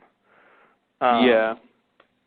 And, you know, like I said, like apparently, you know, that's completely irrelevant at this point. But yeah, I never felt like her storylines really came together after season 3. I still liked her as a character, and I was glad she was around. Yeah, but it was you know, it changed though. I mean, you know, season 4 was, you know, about getting off the island and all that. And yeah. She just wasn't plugged into that stuff. It was about all that other crap. And they never. I mean, yeah, they gave her that episode, the other woman, to, you know, but it wasn't. It did seem a little disparate because it wasn't what everything else was, you know, about. Right. Yeah, it really. My working impression is that was a bit of story they didn't get to in season 3. Yeah. And that they put it in there, but you know. The way they put it in there made it seem like it was going to matter. But whereas if they put it in season 3, maybe we could have felt like what they had in that season was sort of the outcome of that, you know. Not inviting him to the book club and all the discussions they have on the Hydra, and, you know, basically, and her leaving eventually, like that's the outcome of that, and that's it. You know, the end. It was weird. I think what made it especially weird was the whole thing with Jack, you know, of Juliet saying, you know, Ben wants me or whatever, and you know, if he knows what about us, he'll come after you. That whole thing. That's what made it seem like they were going to get at something. Yeah. You know, because they were showing Ben having a history of that, and then showing Juliet thinking about it, and right. And then Jack's like, Ben knows where he can find me, and you think, oh, okay, that's going to be an issue, and it wasn't. Yeah.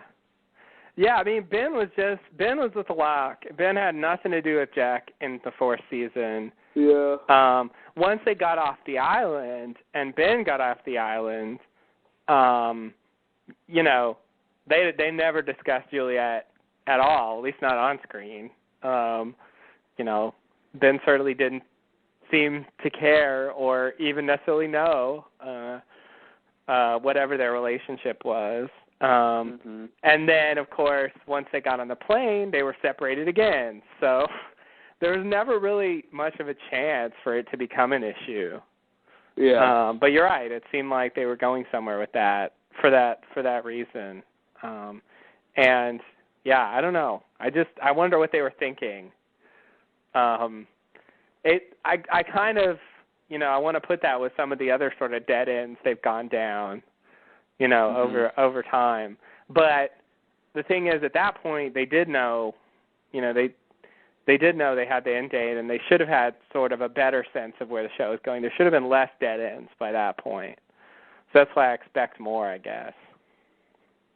Yeah. You know, I just, you know, I don't want to put it with training the army and then, like, when Echo dies and he says, you're next, and, you know, all that stuff. Like, oh, Echo. Yeah. Chicken necks? Yeah. Simpsons reference. Yeah, Echo's death was really good, but Echo was, in the grand scheme of things, a very minor character, and yeah, Echo was never one of my favorite characters. He was good, but he was never one of my favorites. He was one of my favorites at the time, but I think, I think he could have been good if he had stayed on the show. Well, they just should have let him finish that church. Yeah. That was such a waste of time. What's he building? I don't know. What's he building? Yeah, that was the point where they lost it with him. Yeah. And then they were going to have him push the button. That never went anywhere. Oh, that was horrible when Locke finally decides not to, and he's like, "Oh, I will do it." Mm-hmm. Like, no. Yeah.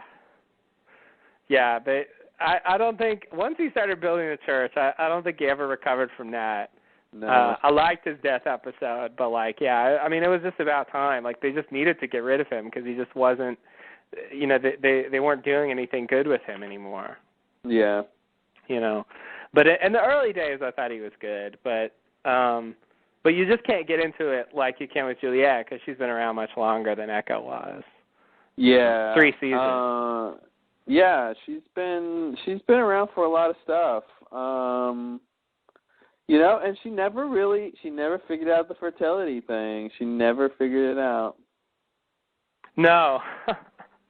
No, she didn't. And we still haven't. Yeah, she never, that's so crazy. All this time on the island and just never got it. She couldn't do it. Never knew what caused it. Never knew why she couldn't do it. Yeah, that was the end. But yeah, since we're sort of talking about Juliet, I guess I should bring up a couple things. One of my favorite moments, a small thing, but when she spills the muffins and looks up at the door, still love that shot, still think that's great. And the way she does it is the thing that makes it good to me. So, yeah. And that was the first scene, that was her introduction as a character. Yeah. And I think it really, it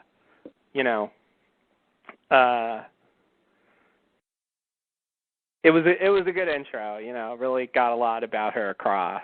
Yeah, totally. Very simply. So yeah, I love that bit. We talked about the messages. Of course, her first flashback, not in Portland, where we first met Richard Alpert, was great. Yeah, that was a great episode. That was great for many reasons. It was an interesting plot. That the Alpert character was great in that episode, and her character was great in that episode. She was totally different. She was just, very introverted, mousy scientist. Yeah, she hides around. She tries to hide when her ex-husband comes in, and it's it was so awful. It was great. And then her cell phone goes off. Yeah. And she tries to pretend like she was there, looking for something. And yeah, it was crazy. She does a horrible job playing it off. Yeah. And then her husband's killed by the bus, and then she finds out, that it's not in Portland. And then they continue that story where, in a later episode where she, actually goes to the island, and they give her the orange juice or whatever, and it comes on the sub, and then she has to, work on his problem, and Ben tells her that stuff, and he has Jacob fix her sister's problem. All that stuff was great. I enjoyed her saga. Yeah, she had a lot of good stuff. She had a lot of good stuff in the early days, and I think that's what makes the fact that she wasn't really, the plot wasn't centered on her later fine, because we had all this stuff of, we got to know who she was, and I think to a certain degree, once they get the big ideas of the characters out there, they can move on, and deal with something else. And then, when we see her in a situation, we know who she is, and so when she responds, it works. Yeah. Because they already had a character up and running, because she had all that good stuff in the beginning. Right. And then they gave us, then the other woman with all the new stuff, and her and Goodwin of all people. Mm-hmm. That was crazy, and that's the one where she has a big fight with Charlotte, right? Yeah. At the Tempest. I mean, that's one of the best scenes, man. She comes busting through there, and it's just like, and it's such a just like brutal fight. Yeah. And they're just like going at it. They're just knocking shit around.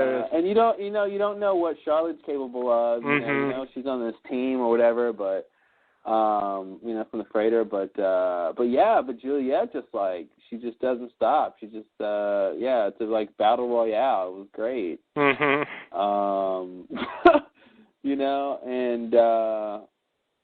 Like that wouldn't have, she was instrumental in that whole thing. So that whole sequence of events. Yeah. And we did get something out of that. I mean, I think we found out that that's how the purge happened. Yeah.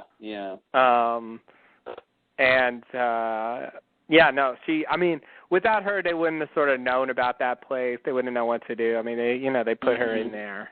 And you're right. I mean, that's definitely the idea. You establish who the character is, and then you put them in situations, and you care about them because you know them at this point.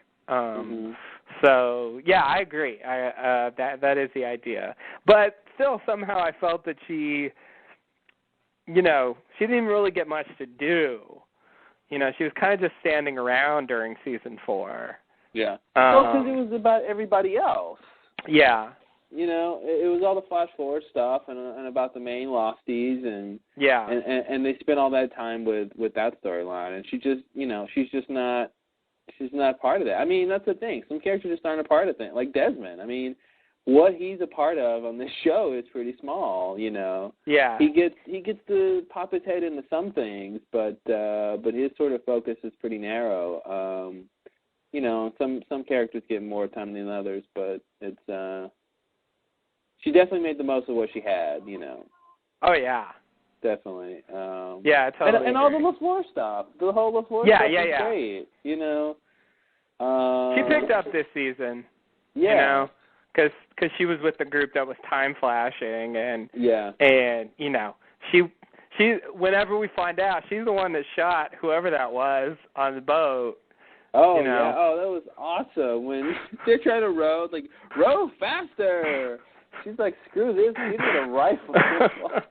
And she just starts shooting and, like, she gets somebody. And and it's like, this is why you have Juliet, because she's able to pick up a rifle and pick some people off, man. Yeah. Kate couldn't have done that. Sorry, Kate, but you can shoot a gun, but I don't think Kate would have done as well. Yeah, I agree. I don't think she'd be as quick to do that. Yeah. She would be on the row faster side, I think. Yeah. That was great. And I can't wait till we find out who she got. I'm ready for that. I really thought we'd get that this season. That's so strange that they left that. This finale, I mean, since we didn't get it up till now, it's like, okay, it's time. Let's find out who that was. But yeah, I guess it's like you said, when they come back to the beach, like that's when we'll get it next season. Yeah. It's weird though, yeah, because there's going to be like the real Locke in there, and Juliet, and Charlotte, and like Dan, and they're just all dead. Yeah. Like, it's just a boat full of dead people. It's a boat full of dead people. Yeah, that's so weird. They don't know that they're gonna die yet. Wow. What if they could tell them, like, don't get, watch out for chains, Juliet. Yeah, I know. They should. Seems like they should be able to. But that's. I once it's all said and done, I want to see a chart. I want to see a timeline of what happened during all the time flashes. Oh, when, yeah. Because we're starting to figure out when some of those flashes were that we didn't know before. So I want to get a sense of how they were popping around and when, like where they went when they were flashing and stuff. Because some of those things we know were like really far in the future. Further than 2004. That thing must have been 2007. Yeah. So. Yeah, exactly. Yeah, it'd be nice to get dates. Like, just to put together all, when they saw the statue, when the well was there, when the well wasn't there. Of course, Rousseau's thing. I definitely want to clear up Rousseau versus The Purge and all that stuff. That would help with that if we knew some of those dates. And then, of course, the boat thing. It'd be nice. It'd be nice. I wish there was some way they could have told us that. I guess part of it was, discovering where they were. So they wouldn't just, flash it on the screen. But, it would be helpful, because I feel like they have some idea of when it is, Yeah. So, but I don't know if we're ever going to find out. I don't know, how they're going to tell us that. But we do know some, and we know the 1954 thing, since they spelled it out. And we know that thing's 2007, and, of course, the 70, I guess the original trip was 3 years before that, so it was 74 that they flashed into. And, she was good with that whole thing, when they came upon the others and they were about to kill Amy and, Juliet came and that was the whole I got your back thing. Yeah, totally. Yeah, that was the beginning of all that, that was good. It was her idea to take Ben to the others. Yeah. She delivered Ethan. She did deliver Ethan. Holy crap. So I can't say she didn't do anything this season. She had a lot to do this season. Season 4 was her season to kind of sit out, And part of the thing was, at the time, one of the big issues was who's the Oceanic Six? Who gets off? And they played her, the initial part of her flashback, like she might have been one of them, at the beginning. This might be her talking to a counselor about being famous because of the Oceanic Six. Like, they play it, ambiguously like that. And then they say it's a flashback. And so then at that point, it's like, well, if they're not going to say she's a part of the Oceanic Six, then she's probably not, because they're going to tell us who they are. They're not going to give us a flashback and then another one saying she's, so at that point, she's taken out of the story, because they really don't tell us anything about what happens to the non-Oceanic Six. Yeah. So I think that's part of why she really got sidelined in season 4, except for that one episode. But this season she was definitely back. So so it's good they gave her stuff to do, before they killed her, instead of just killing her as an afterthought. I mean, they kind of did the same thing with Charlie. Yeah, it made him more relevant. Yeah, they brought him into things. They gave him actually something real to do, because he was kind of sitting on the sidelines for a while in season 2. Once he got over his drug problem, I feel like they just didn't know what to do with him anymore. Yeah. That was his big thing, and now what? Now you die. Now he dies. That was it. That was their answer. Yeah. Yeah, I mean, in general, that's sort of the story. Whatever their issue is, when they get over it, they die. Yeah, Juliet's issue was love or something. Yeah, I guess so. Some sort of commitment thing. Yeah. And she got over that and died. And accepting that some people are not supposed to be together. Yeah. Even if they love each other. Even if they love each other. So, Oh, she does the surgery on Jack. Oh. His that's appendix, right. That whole thing. The appendix thing. Something nice back home. That's right. I forgot about that. Yeah, that was great. Okay. That was awesome. Although Jack's like, you just hold the mirror up. I want to watch and direct you. And, 2 seconds in, she's like, knock him out. Yeah. Yeah, that was great. It was ridiculous. All right, Jack, settle down. Yeah. You can't handle this. Yeah, no, I forgot about that completely. I don't know what they were doing with that. That was a weird plot, but that was weird. That was one of those like season 1 plots. Mhm. Yeah. He's injured. Let's fix him. And they had Rose sort of suggest that the island was doing it because, like, I think that's supposed to be the idea. Like, he got appendicitis because the island didn't want him to leave. Yeah, which was supposed to. Which is somewhat laughable, but I do think that was the idea. But the island also let him, get surgery for it and recover.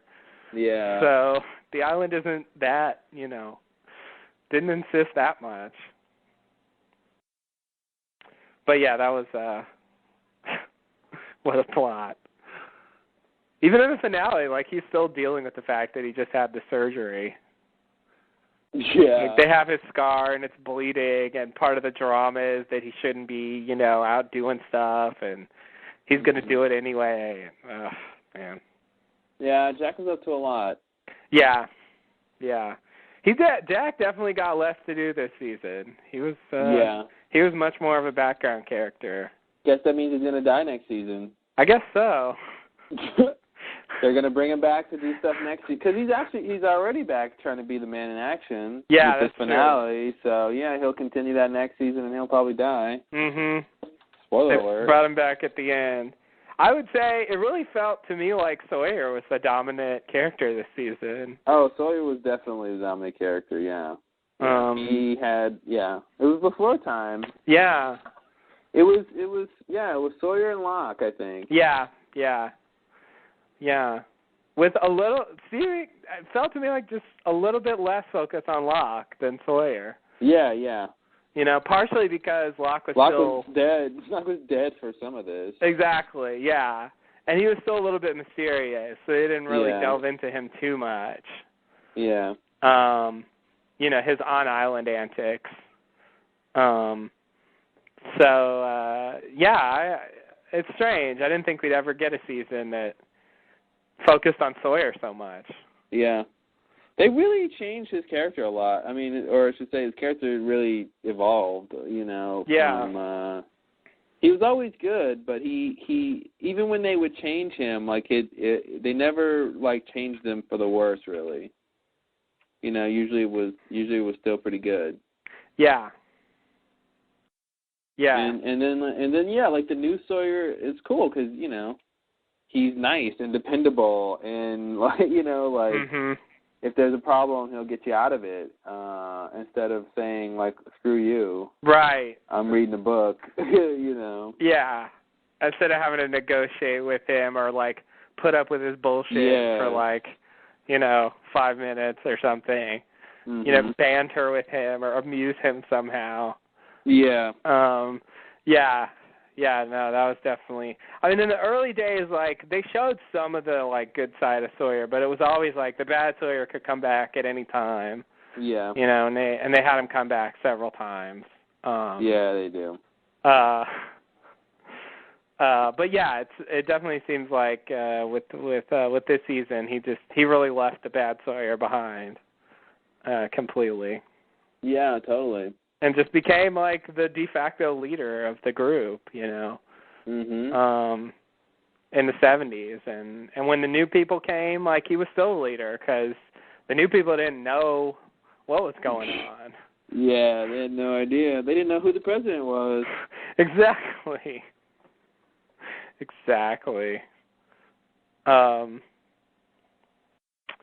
So yeah, that's one of the big things I wouldn't have anticipated. Besides, of course, time travel and working for Dharma and all that crazy stuff, and Locke being loophole and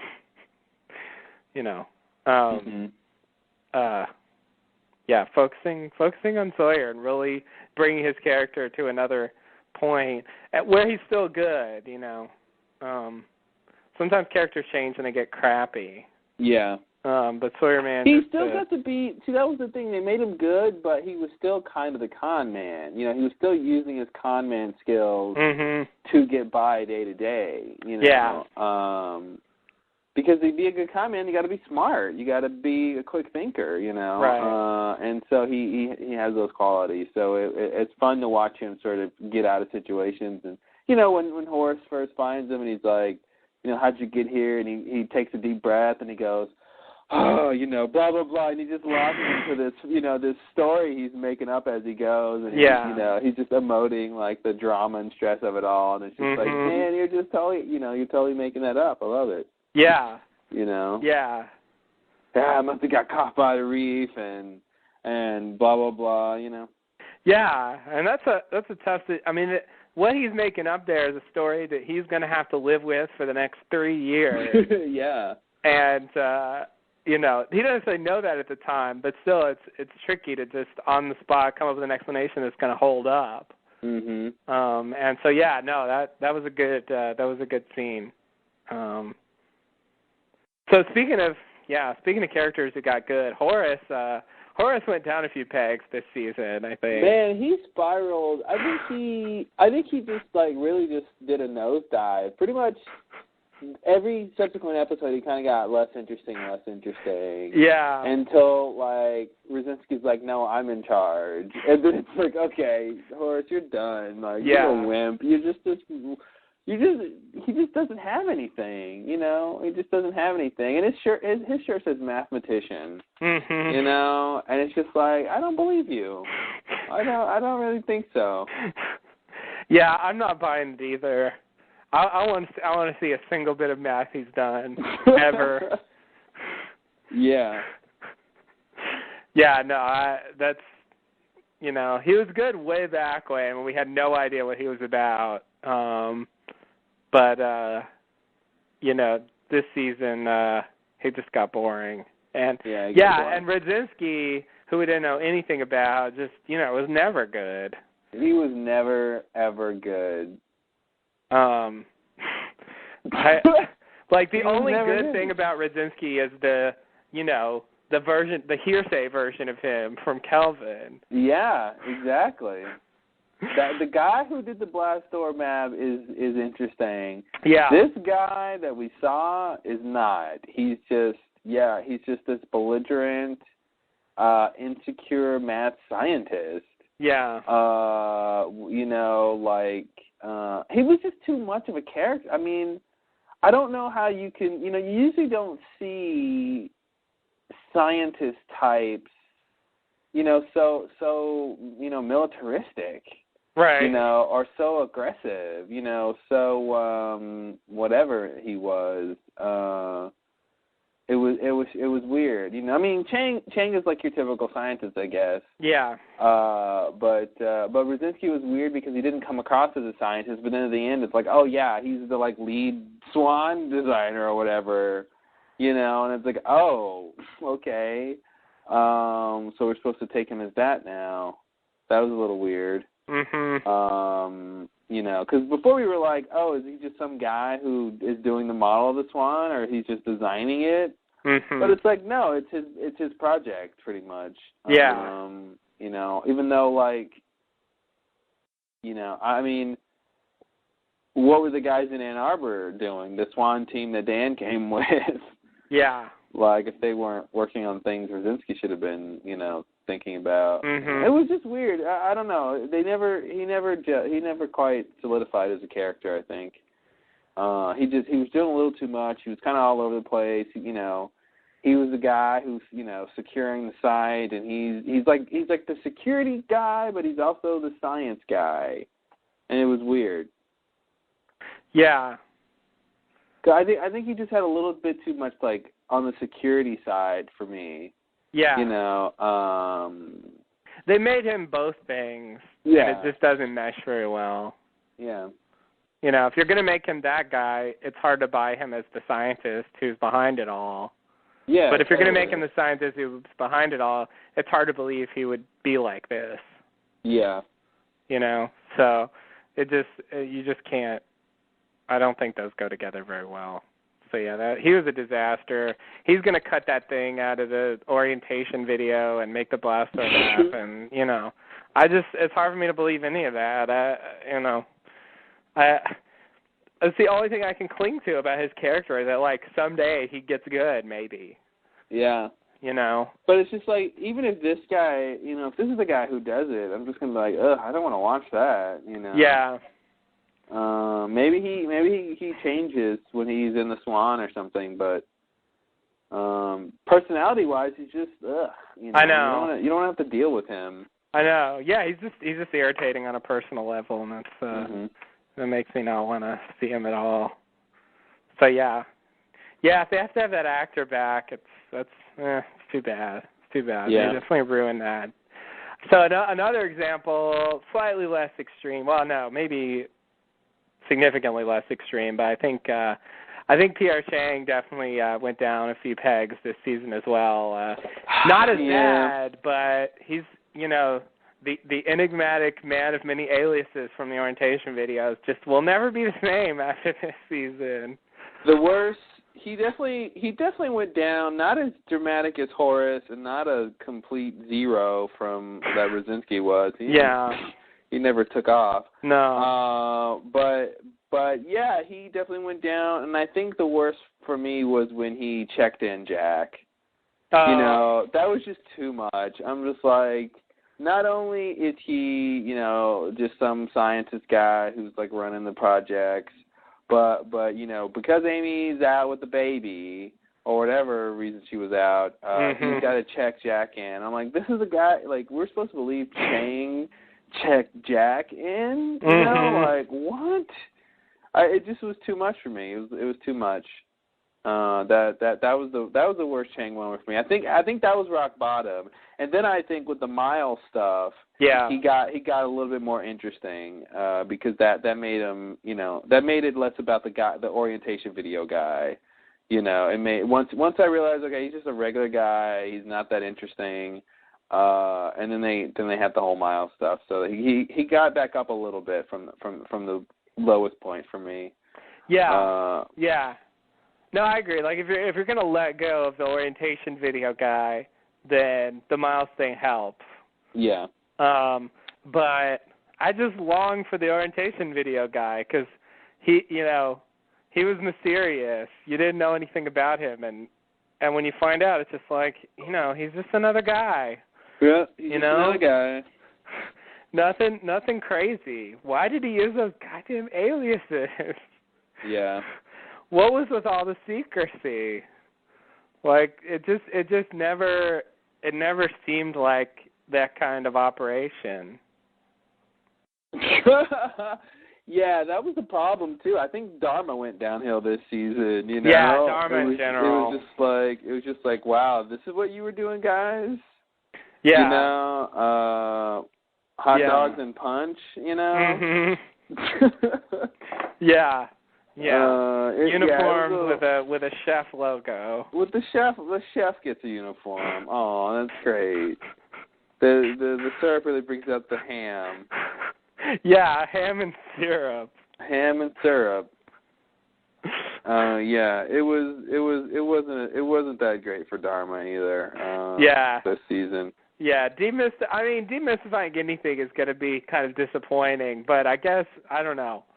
I was hoping they would somehow preserve some aspect of how they came off originally, and they really just obliterated the image that I had of them.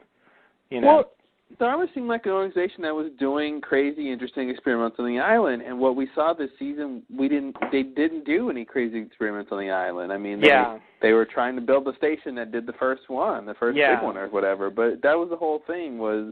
It wasn't about what is interesting about Dharma. Their day-to-day activities are really boring. Their work rotations are really boring. Yeah. How they assign people to jobs is really boring. Yeah. There's no master plan that recruits are aware of. Right. Anyone can kind of come. It's not as selective as it seemed before. It's just, it demystified it and didn't, but also didn't, talk about any of the real stuff that's interesting about Dharma. And it made it seem like they didn't really know what was really going on either.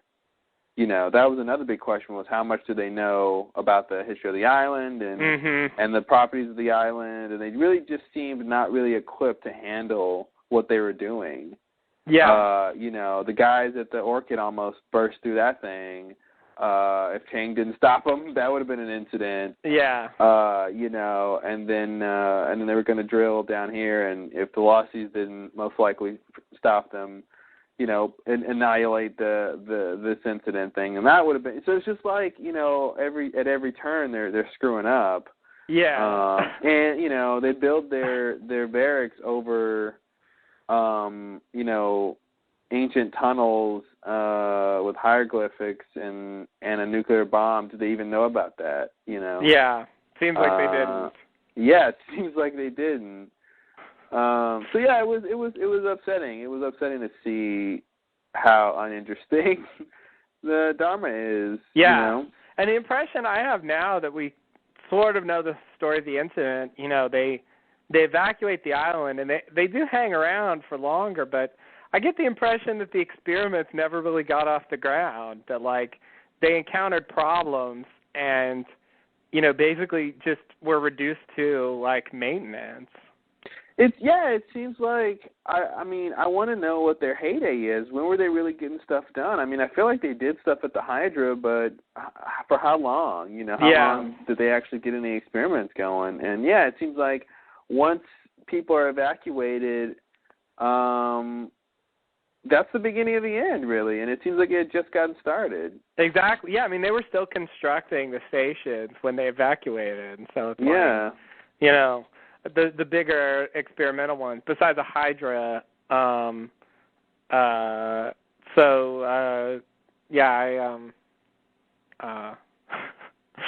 It doesn't seem like they had a heyday.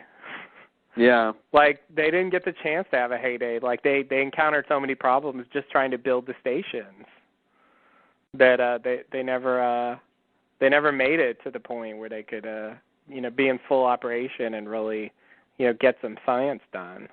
Yeah.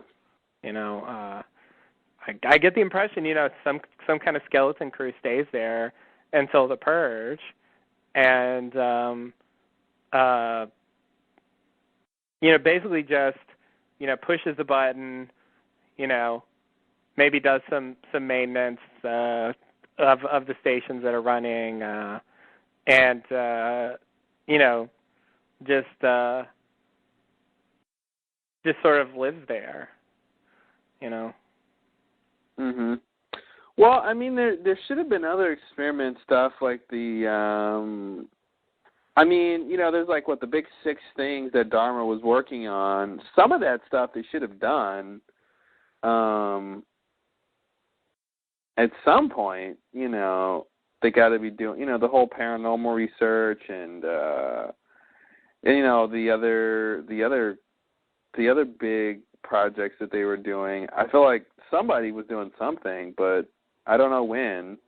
Yeah, and maybe they did do it in this interim, but it just seems like they weren't fully operational, even if they did.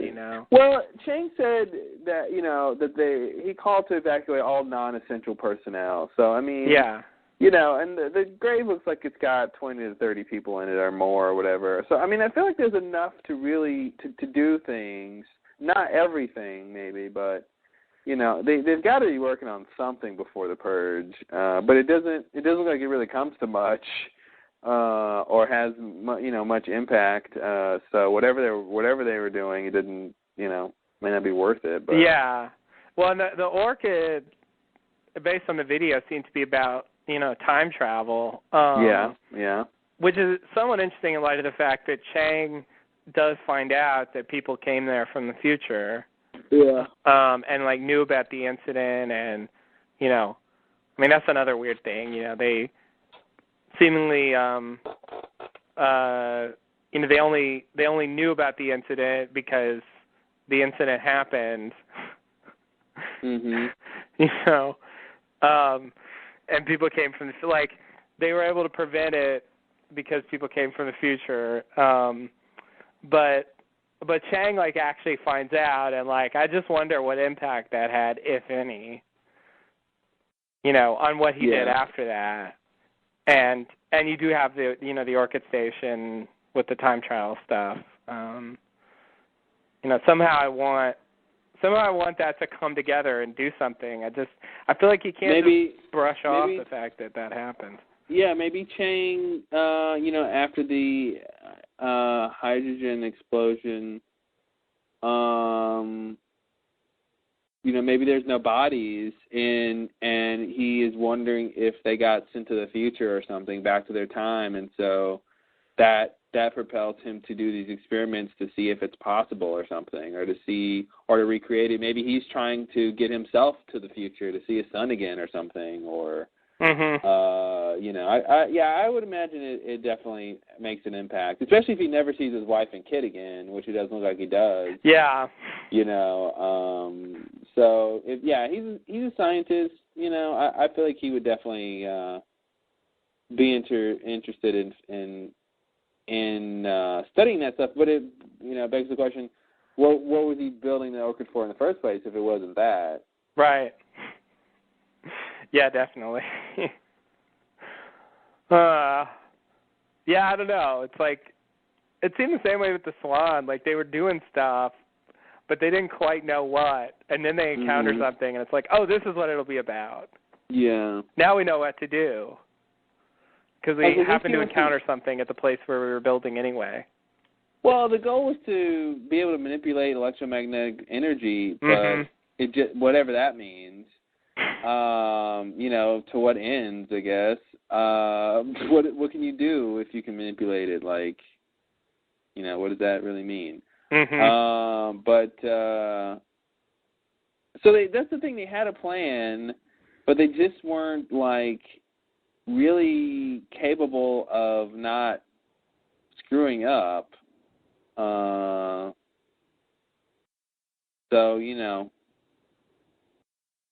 Luckily, the Losties were there, but maybe Jacob did that, so they could go back in time and prevent it, or else the island would have exploded, right? Right. Maybe. Yeah, I don't know. Yeah, so I think for me, in retrospect, the three big things this season in terms of the what they call the mythology of the show would be, of course, Jacob and Loophole and all that, which we've talked about quite thoroughly. This stuff about Dharma and the incident and all that. And then the third thing, which is smaller, but in terms of loss, the fairly big deal is the stuff we find out about the Danielle and her team story. Actually being there for some of those big events, having Jin involved, seeing it play out, seeing that Smokey was involved, that her team went down there, how Montan lost his arm, all that stuff. All big season one questions that never seemed like they'd be answered, and then that was probably one of the biggest things throughout the entire show was when are we going to get Rousseau's backstory? Yeah. For characters, as much as she was around, she never had that, and that was really big for the show. I think being able to get to that story. Still crazy how it happened, and that Jen was involved, and he never really knew that before. So that's all kinds of weird. And the two of them are going to meet again in, 12 years or so. Or 14 or 16, whatever it is. I guess it's 16. Yeah. Anyway, and there's still questions about that, about exactly what happened and, exactly what the explanation is. But, it was a case where we had the outline of the story. I mean, she sort of tells it through dialogue, but I mean, it's from what they showed us, like she didn't mention some of that stuff. When she was talking about them being sick, that's not really what I pictured. Yeah. And throw in there the story of how Alex got kidnapped by Ben himself, with little Ethan tagging along. That's sort of part of that bit as well. And the other big thing we got this season was Widmore's banishment. Oh, and yeah. How, how that all connects to everything, and with Ben and the whole idea of the leaders and how that works, and then Dan's mother and Widmore connection and all that. So that was another that was tier 2 big stuff. Right. I think the only thing they didn't get to, sort of big event in Danielle's story, was the radio tower message. Yeah. And I'm guessing the reason they didn't do it is because it's just sort of straightforward what happened there. There isn't anything new to tell us about it. Mhm. She went to the tower and changed the message. Like there wouldn't necessarily be anything to show. That's what I'm assuming. As opposed to the thing with the people getting sick and her shooting them, and how that involved them going down that hole and coming out and acting differently, and Ben being directly involved in taking Alex. Both of those were things they didn't know already. Yeah. Plus I think it would probably take a bit of time to. I feel like they would need to show us how she found the radio tower, and all that. That takes a bit of time, I think. Mhm. But yeah, maybe you're right that there's just nothing really new there. I'm hoping somehow that Hurley is the one who has the original message. I don't know how it's going to happen. I want somehow to him go back in time, and he's the one who has the original numbers message. Oh, no, the numbers that created themselves. Yeah. Hurley's the one who did him, so he's the reason he hurt him. That'd be crazy. Man. But I think they'd have to retcon that, because that's not his voice. No, that was definitely not his voice. And they showed them stamping the numbers on the lid. It didn't seem like, from Hurley's reaction, that he had anything to do with that. Yeah. But that, to me, that's what's interesting I think that's why I thought they were going to bring that back up, was because the numbers were sort of brought back up for Hurley. Yeah. When he sees that whole thing, I still don't understand what the numbers are about. No, they didn't really explain them. They just said, here they are getting stamped, because that's going to happen. But they didn't really tell us anything about them or add anything to, why those numbers. Yeah, that's so strange that the code for the button is stamped on the outside of the hatch. Yeah. Which isn't like the main entrance, And is the message they send in the radio tower. Yeah. Which I'm assuming that Dharma's responsible for. Yeah. So, I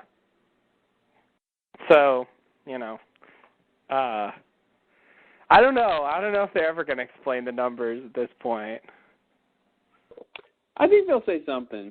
I think they will. Yeah. I feel like there's some sort of function there. There's, the way that the numbers have been used on the island, I feel like there's some sort of function. Why would you print them on the outside? That's so strange. Yeah, it is really strange.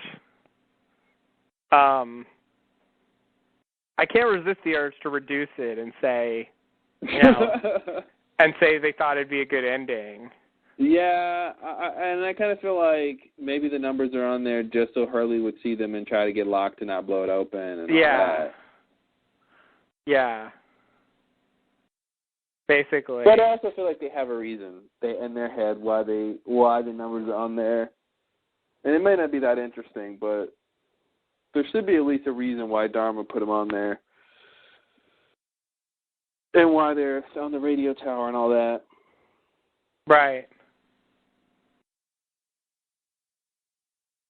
Yeah, no, I agree. They shouldn't just pull those out of nowhere and say, we'll just use these numbers for all this stuff for no reason. they just picked them at random or something. But I don't know. I might have liked a little more about them from the point of view of Dharma, but I guess we didn't get the chance. No. Maybe Horace came up with them. He's a mathematician. Why not? Yeah. They're numbers, right? Sure. Yeah. That's what you do. Just give us some numbers, Horace. What do you got? 4, 8, et cetera, et cetera. Mhm. Yeah. So I guess we RIP'd Juliet. Now we're recapping the season. Think so. What? I don't know. Should we rank the episodes? Ooh. Overall? Mhm. Damn. That's hard to do though. It's yeah. Especially Are any faves or least faves of the season? I could probably do something like that. It'd be hard to put them in order without thinking about it and trying I know I'm allowed to think on the podcast, but trying to, trying out an order and seeing how it works. But I could definitely mention some of the ones I liked more. Let's see. Man, I'm looking at the wrong thing. What is this? You can pick 3 favorites. Go. Whoa. Okay, well, I would have to put this finale episode in there. Yeah. It feels unfair because the finale doesn't count because it's a finale. Finales are automatically good. So yeah, there's no finale that I think is not good. So yeah, cutting the finale out, which would be number 1, I would say. Let's see here.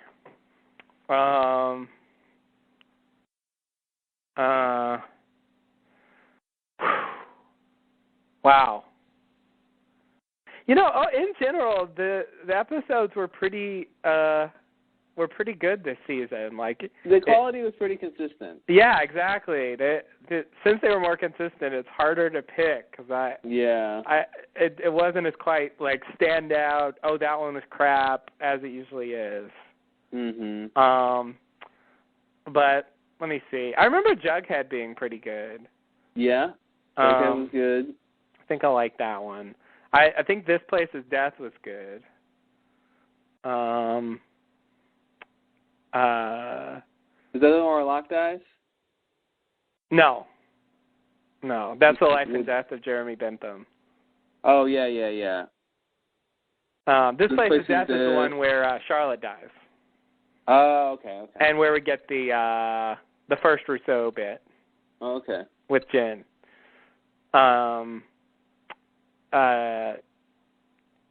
316 was pretty good. It was a weird episode, but it was pretty good. Yeah. Had some good moments. And the mysteries from that spun out all the way to the end. Yeah, that was a game changer episode. Yeah. Yeah, definitely. And let's see. Yeah, a lot of these blend together. I don't even know how to separate them. Let's see. The Jeremy Bentham episode was good. I did like it. I don't know what to think about it yet, though, because I don't quite know what the end of that story is yet. Mhm.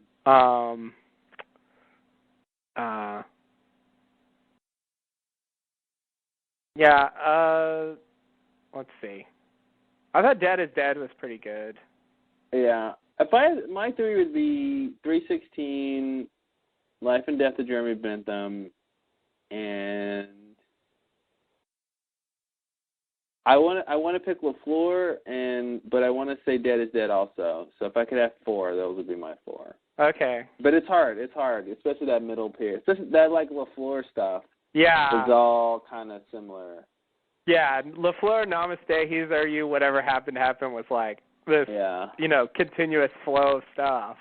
Yeah. It all feels like one episode in a way. So it's harder to pick. That's why I give the credit to LaFleur because it started it, and it works. It works really well.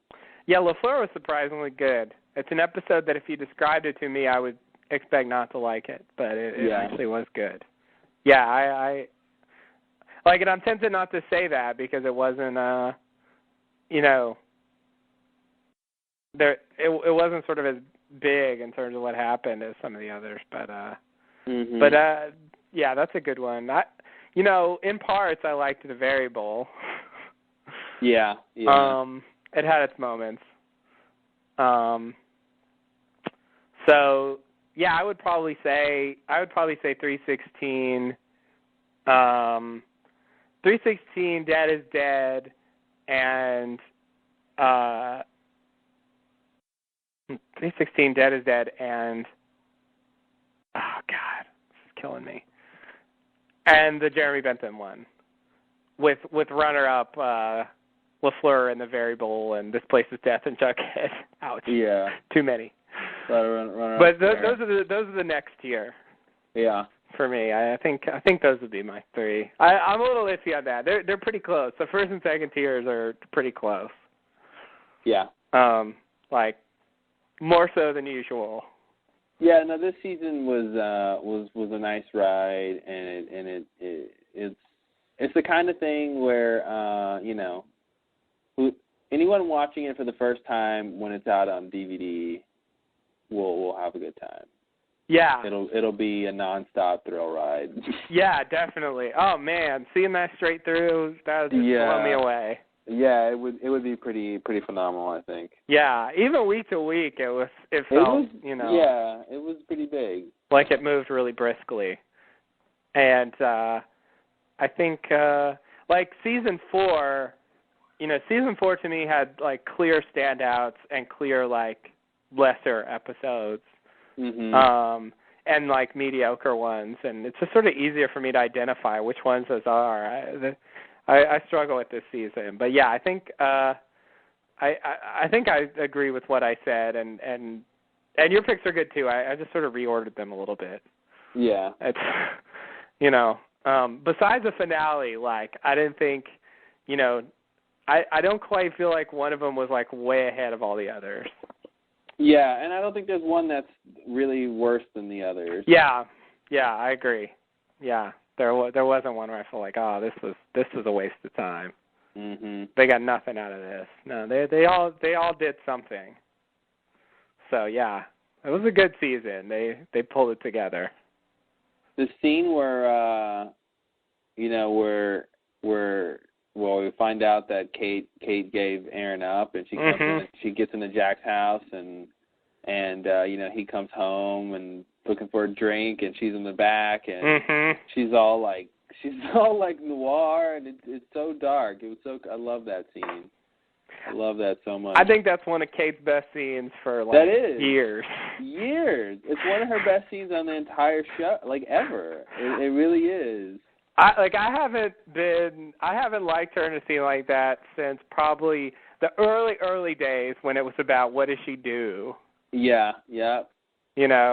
Like she had some mystery back then, and you were sort of interested in her because she had this like mysterious criminal past. Mm-hmm. Once that was resolved, like I think she sat in kind of a mediocre world since then. Yeah. And like not terrible, but not great either. Just she's there. She's always getting caught, and she's always like she's kind of a pawn in things. Yeah, she's a pawn. They just toss her around and they did that again in the finale. She just becomes this like motivation for everyone, and sort of the problem that everyone has to deal with and uses to come to their decisions. It really was like, Kate coming to 77 was really a lot of mischief. The whole thing with Ben, the whole thing with Sawyer and Juliet, She really just muddled things, Everything was fine until she came in the picture. Yeah, definitely. And yeah, I mean, absolutely. She was just all over the place. But you know what? And that's the thing. I don't know if we ever explicitly said, but I just realized that this is obviously part of her motivation for the whole Ben thing. Is she had just given up Aaron, so she has this extra predilection towards kids. Yeah. Another young boy in trouble. Yeah. So it makes sense she went as far as she did, but it was still like, you know, you're making things worse, Kate. That's what you do. Yeah. Yeah.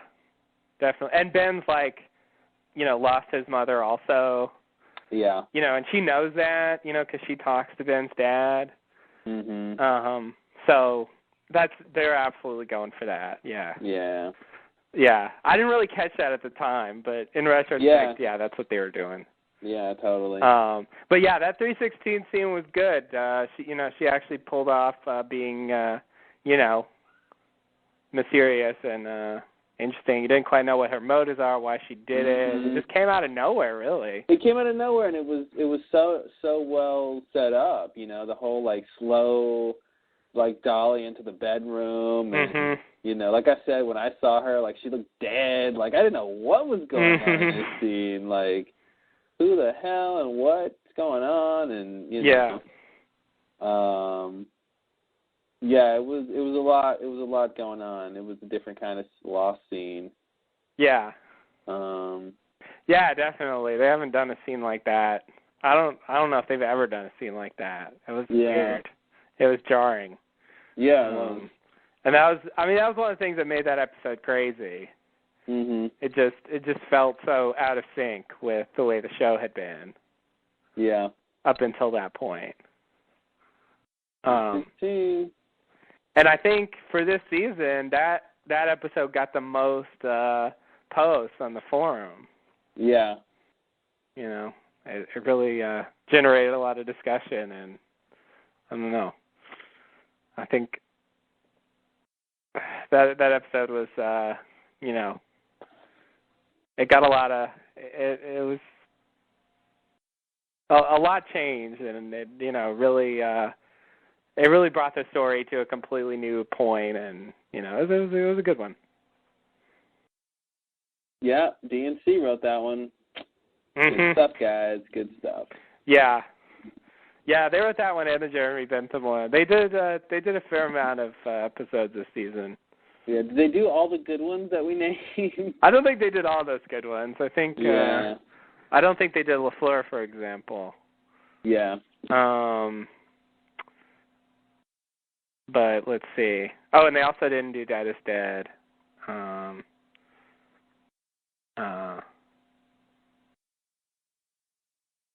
So yeah, no. But they had that run in the middle. Back to back, which is unusual. Yeah, and wasn't it like those two episodes were going to be switched or something originally? Wasn't there some talk about that? Yes.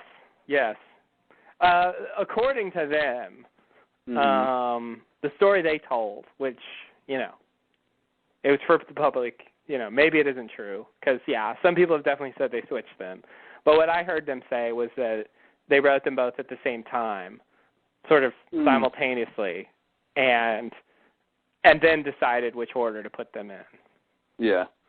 And so it wasn't like they were going to be, I mean, maybe as they were deciding which order to put them in, they decided on the first order and then changed their mind, you know. But the idea is they could have been switched if they thought they would have worked better. Yeah, they didn't sort of switch them at the last minute. Yeah. It was always in you know, as a possibility that they could be either way. Yeah.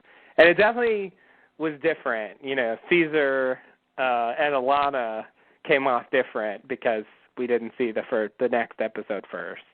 You know, if we had seen them on the island, you know, it would have played differently. Yeah. When we see them in 316. So I think they picked the better order. Yeah, I think so. Because Jeremy Bentham was more about answering questions, and 316 was more about setting them up. Yeah. So I think I think doing it that way sort of makes more sense. Not that Jeremy Bentham answers the questions in 316, but Yeah. Just it's answering other questions. Yeah. Yeah. Pseudo-related questions.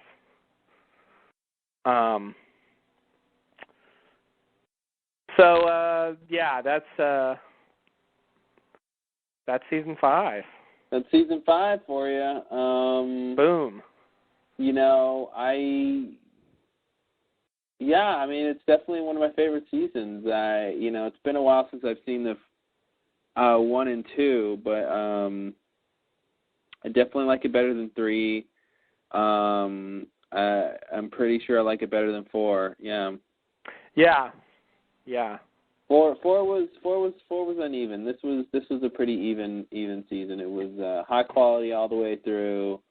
It was a lot of what the fuck moments. But they managed to, I think there's a lot of moments where you had, we're like hitting our head against the whatever. That's a great phrase. Really descriptive. But with some of the things we had to swallow, in terms of what was going on with time shifts and who. Oh. The first big one was Sawyer Sawyer flashing where Aaron's being born. Like, God, that was like, no, they're not expecting us to really buy this, right? Mm-hmm. That Sawyer was like hanging over in the bushes the whole time. Yeah. We're not gonna buy that, but yeah, then you just once you get past those big things, then it's like, okay, it kind of works. And the last big question I have really is, in terms of what was brought up in this season is Dan right? Oh, is Dan right? Yeah. Yeah, I guess that's the big question going into next season. Miles says he was right about everything so far, so we'll see if Dan bats 100 or not. Yeah. Or that's probably not what they say in baseball. No. It's like a percentage thing, right? 1,000. 1,000. 1,000%. Yeah. Yeah, I think they call it 1,000 because they if you get 30%, that's batting 300. Mhm. So they move the decimal place over too. So if you get 100%, that's like a 1. So if you move it over 3 places, you get 1,000. They're crazy in baseball. I mean, yeah, they go down to the 1,000th place in terms of so they do it like that. They don't do percentages, basically. Yeah, it's the decimal system. Yeah, the decimal system with but the way they say it, they move the decimal place over by 3. Normal percentage would move it over by 2. Yeah. So, who knows why they do that? But yeah, anyway. Because they're C-razy. Yeah, probably. I would say, season 1 had its thing, and season 2 had its thing. There's certain qualities of the show back then that aren't here anymore. But I think for what the show Lost has become, and for the show it's sort of going to be in the end, I think season 3, 5, has probably been the best. Yeah. I definitely like it better than 3 and 4. You just think it's the best because it's the newest. I really don't think that normally. I know this game. I'm sure it's got melodic drums and some hardcore rockers, right?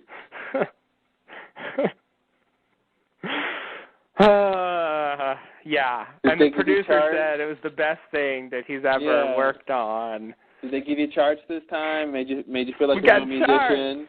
Made you feel like a real musician. This is the best thing ever. Until the next one.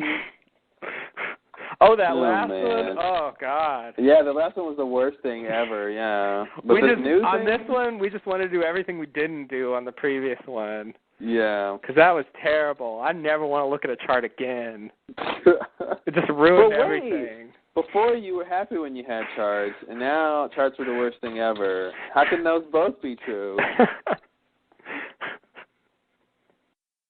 A little word called delusion. Yeah, something like that. But no, I agree. Yeah, I would give this, if you put a gun to my head and made me crown a king season, whatever that means, then I would I'd give it a season 5. Yeah. Definitely overall. So yeah, I'm pretty satisfied and definitely excited for the next season.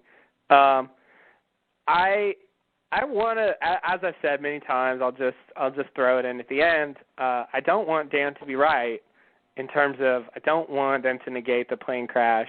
Yeah. And therefore the entire show up to this point. Yeah. I think that would be terrible if they actually did that. So I really hope he's wrong in that front. We'll see. It would be weird if he was totally wrong, though. Yeah. Like he was just way off base. I wonder if he was lying. Like he forgot about the variables, but the variables don't matter. Or he could be lying. There's another possibility. Yeah. I didn't even think of that. He's doing what he's got to do to make sure he's giving them what he thinks is their best motivation to carry out the plan. Mm-hmm. But he's just sort of lying. That's why I wonder if, like, when they flash back to 2007, if Jack will look in his journal and see a little page that said, like, ha ha.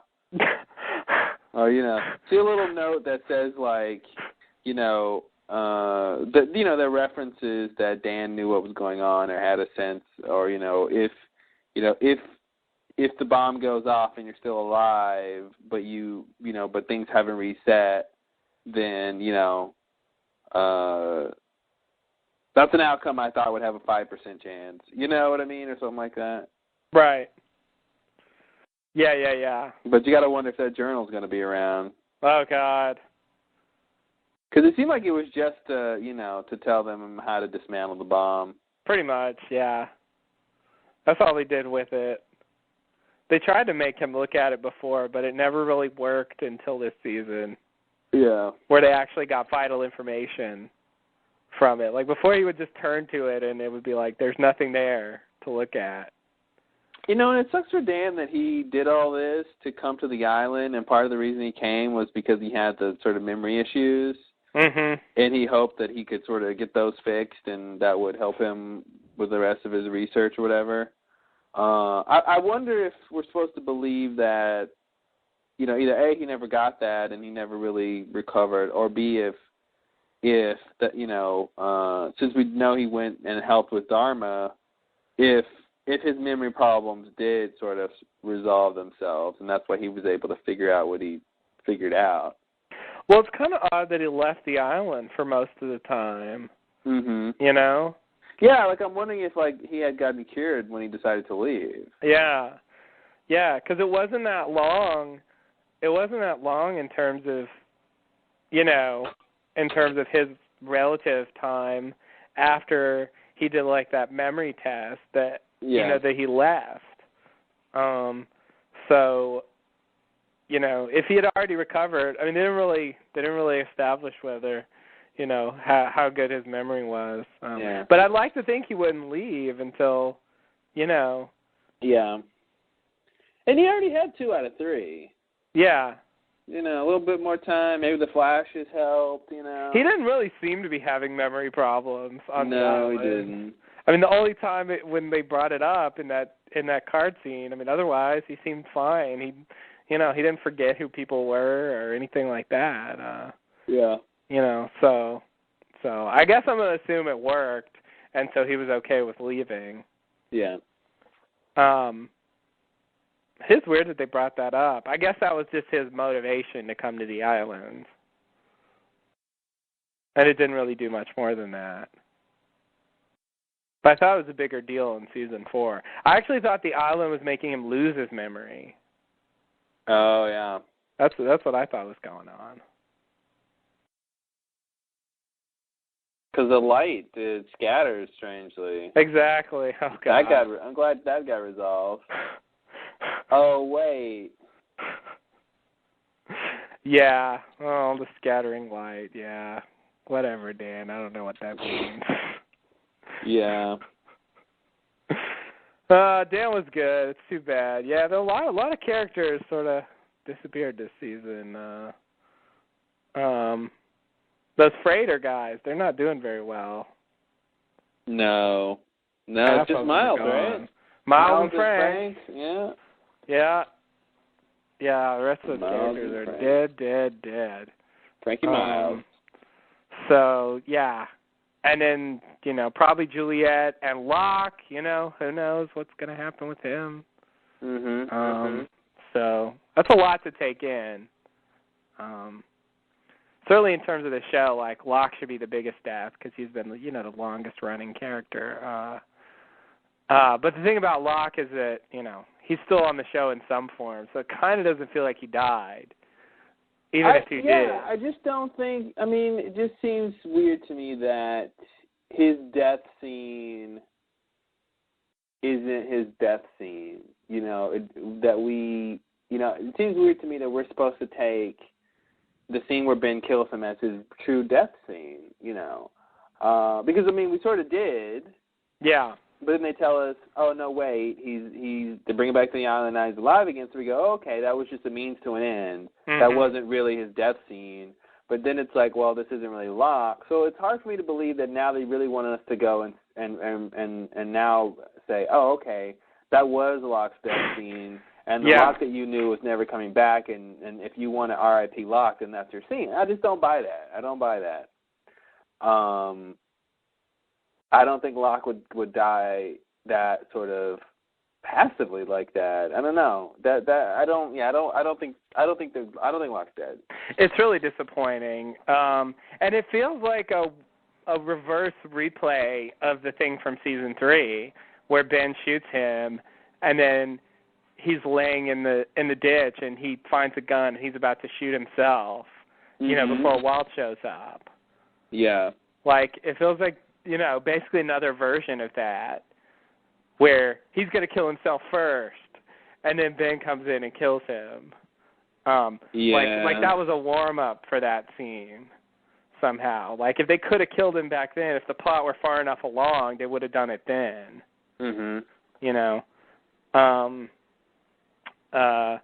But yeah, like, I'm taking that as his death, sort of. I want to think that he'll come back, but I guess, unlike you, I'm sort of a pessimist. I just think everybody's dead. I thought Dan was dead, and I think Juliet's. I think everybody's dead. I think Locke is dead, and if they're not, I'll be happy. But in general, I tend to assume that they are dead, and I'm surprised when they're not. Yeah. So I kind of do think he's dead, but I get, there was that line with Jack where he said, "Don't give up on Locke," and I feel that the character deserves a better death than that. I feel like he deserves a better anything than that. He really should have had more to do on the show. Yeah, that's the thing. I don't think as they say, his work is done. Yeah. He's got more work to do. Exactly. And real Locke form, So right. That's why I feel like he's not really dead. Yeah. Yeah. We'll see though. We'll see. The Locke is the character I find, most. I'm the closest to thinking he might actually show up again in some way. Yeah.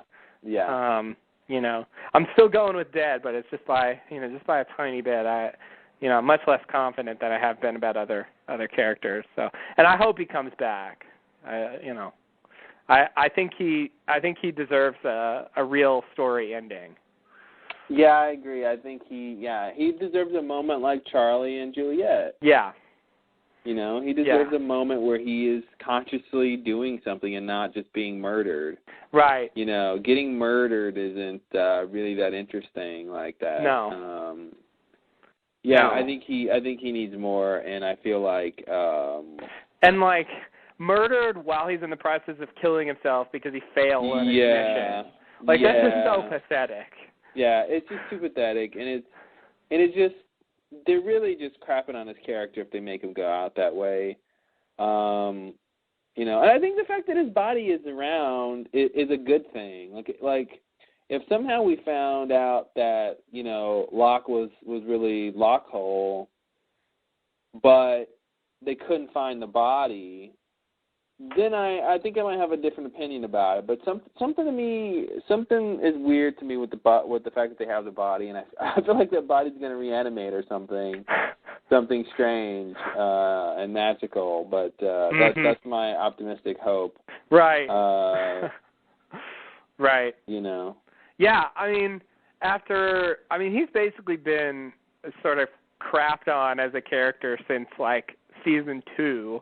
Yeah. And it's just, you know, to have his ending just be a pile-on, it's just, I just can't believe they would do that. You know, how do you put the character through crap for season after season after season, and their ending is like, you know, one of the more pathetic endings you could imagine. Yeah. Like, that's just ridiculous. Like, I you know, you want to think that he goes through all that to get somewhere. Mhm. You know, that there's actually going to be, you know, and he's even said that himself, that, you know, what he's gone through has been beneficial, and you want that to be true, and so far it doesn't seem like it, and if they leave it there, it won't have been. Then he would have just been wrong. He should have gone to his other self and warned him that it was a waste of time. And definitely. Yeah, you don't want him to be wrong about to do something that seems meaningful, and then it turns out to not be meaningful, and then he realizes it wasn't meaningful, and then for that to be wrong. Yeah. You know, you don't want that to happen. And I think the fact that, like, you know, I could see, you know, where we leave off with Locke and Ben inside of Jacob's house or whatever. You know, I could see Lockhole just vanishing or something, or sort of not coming out with Ben. And not knowing where he went, and like the real Locke coming back. I mean, maybe the loophole had something to do with, like, what if, you know, Locke's body, or Locke would have resurrected, but, you know, by the process of being brought back to the island, but Loophole sort of hijacked that process for a time being. Mm-hmm. And then once he relinquishes Locke's spirit or whatever, then sort of the real Locke will be around.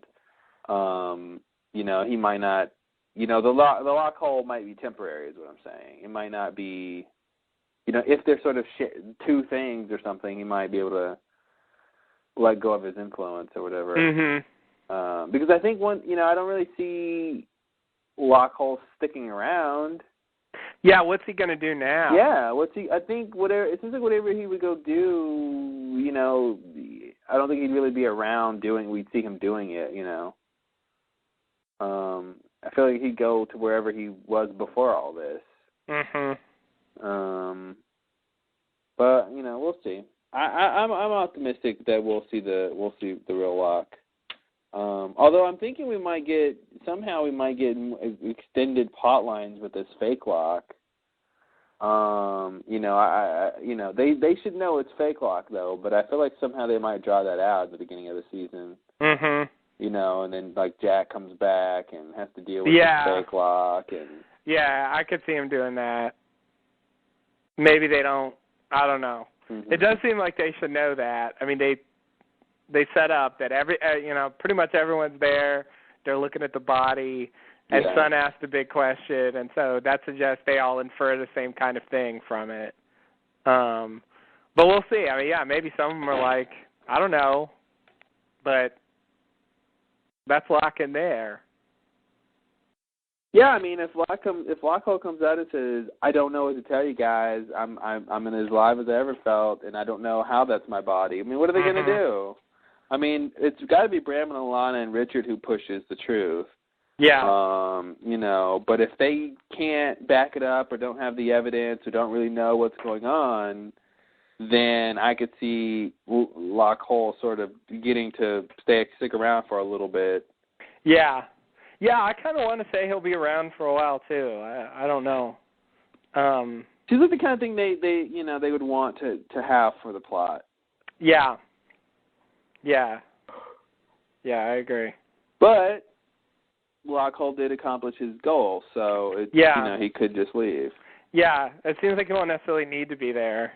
Yeah. And if they found out who he is, if Bram and Alana tell them, then he won't necessarily be able to do anything, and so maybe he'll just go off. But yeah, it seems disappointing not to get a little more out of the character now that we know who he is. Mm-hmm.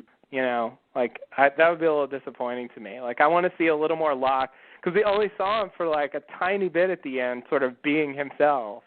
Yeah.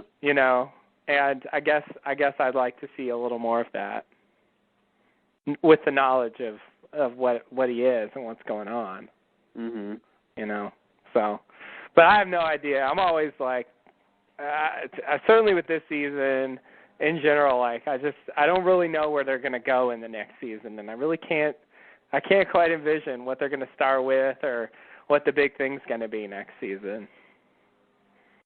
I know there's that war thing, but I don't know how they're going to get into it, and it's really hazy to me. Mhm. Well, it'll probably be, usually the fourth or fifth or sixth episode is what the season becomes about. Yeah. The big overall thing. They have their intro to the big problems, and then then you get the big episode where, okay, here it is. Here's all the big stuff. So yeah, they'll probably have a build up to the war thing, and then whatever it hinges on will be probably around that time in the season, and But yeah, I'm interested to see what happens with Locke. It's Yeah. And maybe Hurley will see Locke, since Hurley has power or something. Oh God, yeah, the real Locke. Mhm. Yeah, that's a good point. Yeah, they could definitely do that for a partial bringing back of the real Locke. Yeah, maybe there's a way to get Locke back to Lockhold, but maybe now I'm just making up crap, but maybe they can, maybe if you take Lockhold to the temple, and then something, mm-hmm. then Locke can come back.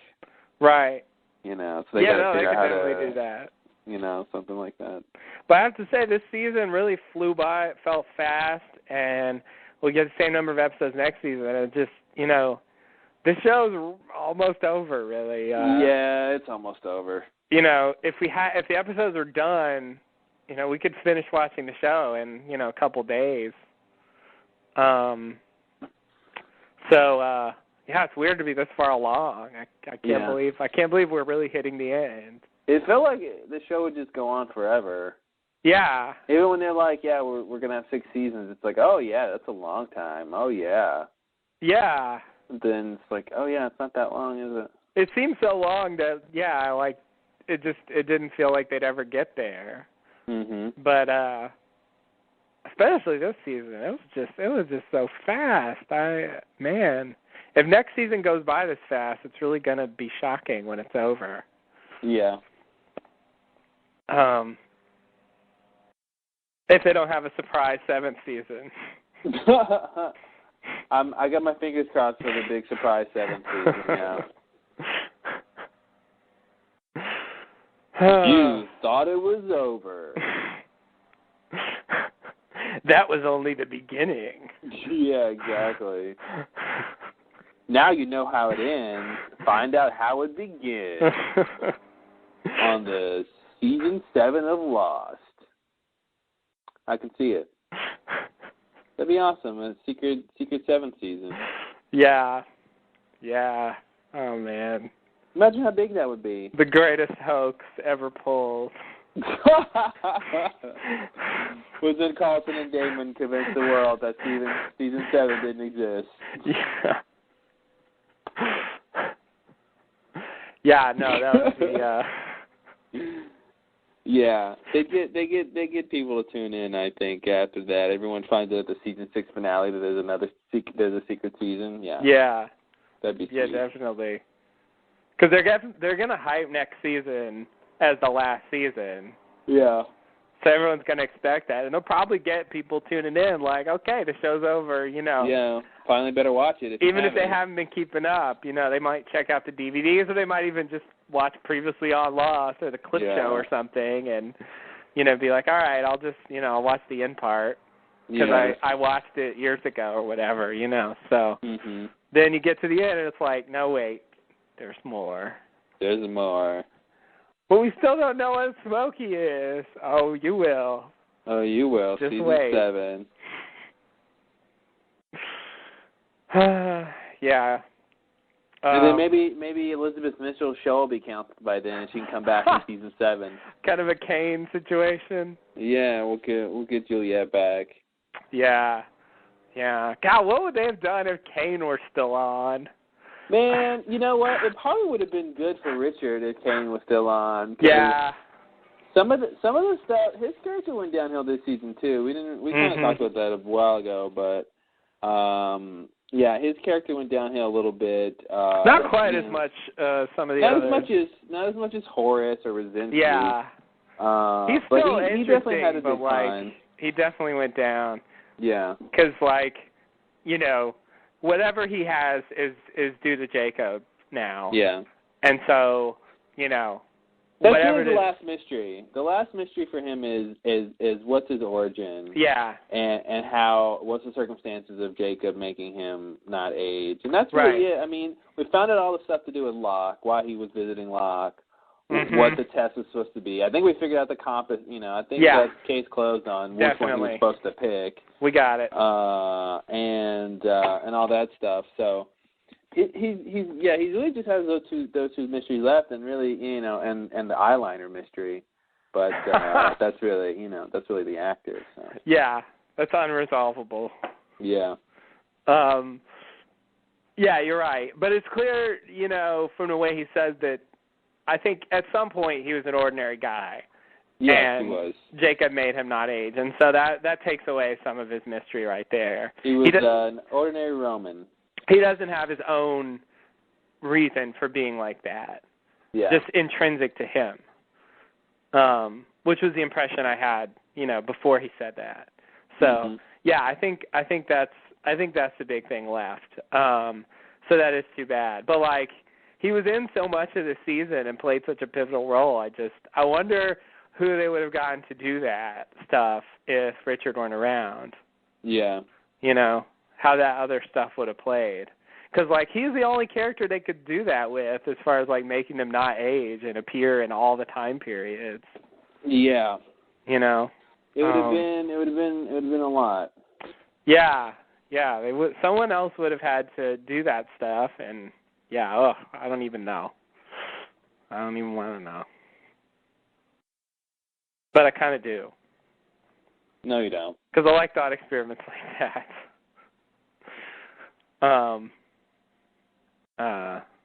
I don't necessarily want them to do it. I'm just curious. That's all. You know what curiosity did to the cat? No, what did it do to the cat? I never. It took him to a Broadway show. Oh, okay. That's nice. I saw Guys and Dolls. Mhm. The cat was like, meow. What's the cat gonna say? Yeah, well, it's a cat, guys. Come on. Wow. Okay. Who do you think has the most kills out of the character on the show? Who do you think has killed the most people? Oh, God. Out of any character or? Out of any character. Fuck. It'll be a main character. I want to say Ben. Okay, he's top 3. Okay. Can you name all top 3? Okay, so who else? Fuck. There's one obvious one. Who am I missing? I can't think of who kills a lot. Saeed? Saeed. Okay. He's number 1. Oh, really? Yeah. Wow, how many? 13. Damn. Yeah, Ben only has 7. Oh, I guess they're not counting the purge people then. Yeah. No, they're counting actual individual people. Specific individuals he killed himself on screen. Yeah. Okay. I was counting all the purge people. I'm like, Saeed can't beat that. Yeah, no. Okay. Saeed's killed 13 people on screen? Damn. Yeah. That's a lot. Yeah. Wow, I didn't realize. Okay, so number 3 should be... Number 2. Oh, number 2. Really? Oh, Ben's 3. So number 2 should be... let's go with... Jack? No. Jack is really low. Jack is number 5. All right. Think of someone that hasn't been on the show in a while. Oh, but Michael? That did a lot of killing. No, not Michael. Fuck. Michael only has Echo. 2. Echo, yep. Wow. How? Echo, Ben has 7. Ben only has 7. And Echo had what? Echo has 8. That must be flashbacks or something, right? It's counting everybody. It's counting off island and on island. Oh, and I guess he killed those like 2 other guys. Yeah. But it includes the flashbacks. And yeah, he did kill people in those flashbacks. I forgot about that. Okay. All right. Wow. Saeed, Echo, and Ben. Mhm. The killers of Lost. The lost killers. Wow. 28 people between the 3 of them. Wow. Way to go, guys. Bravo. Doing their part for Earth's overpopulation. Damn. Wow, Saeed. I didn't realize he killed that many people. Saeed's a killer, man. I guess he's just a killer, as they say. Fuck. It's a lot. I guess he did, really, it was all the Widmore guys really put him over the top. Yeah. Like and really, Ben should share in that, Yeah. That whole thing. But, yeah, joint responsibility, because Ben gave him the specific. But he did kill people in the early days, too, when he was escaping. When he helped Nadia escape, he killed that guard guy, and then there was the guy in the other flashback where the friend betrayed him. So yeah, he and of course, neck snap guy and various other people in the on island conflicts. I guess I was just imagining Jack like killing a lot of random others, but I guess there hasn't been that many. Yeah, he hasn't really killed a whole bunch. Which is good. He's a doctor. He took an oath. Who's number 4? Number 4, Sawyer. Ah, Sawyer, of course. Sawyer and Jack have the same number of kills, and they're considering, Jack euthanizing Edward Mars as a kill. So that's part of that. Okay. Yeah, that's yeah. Which would have gone. I guess that would have gone to Sawyer if he did it right. Yeah. That's a little. That's a little not quite what I would call a kill. Certainly not a murder. Yeah. Because the guy asked for it specifically. Yeah. I think that's different. They didn't kill him out of malice. Yeah. Yeah. The only time I was thinking of season 2 when the others came after them and they were shooting at them. I think Jack got a couple in that little bit. He's credited as killing 4 unnamed Dharma Initiative members. Oh, because of the gun battles. Yeah. Okay. Yeah, he did get into some gun battles this season. Yeah, he was Johnny with the gun. Yeah, that's right. That's probably really why I have that impression, because he was doing a lot of gun battles lately. Mm-hmm. And Saeed managed to hardly kill anybody this season, except for that guy in the flashback. Yeah. And I guess he tried to kill Ben, but you can't count that because he didn't succeed. No. And nobody in the finale, because he got shot and he didn't get the chance to participate in the gun battle. Yeah. Yeah, Saeed. I mean, I feel like Saeed will be around next season. Yeah, I kind of do too.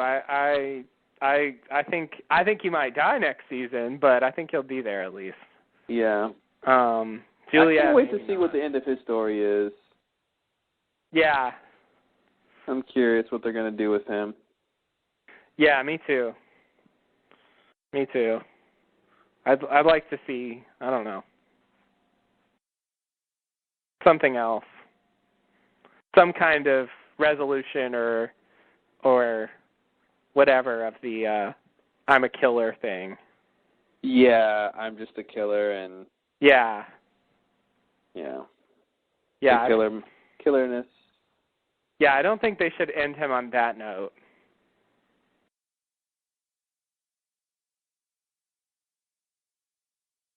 Some of the Saeed who exiled himself should still be in there. Yeah.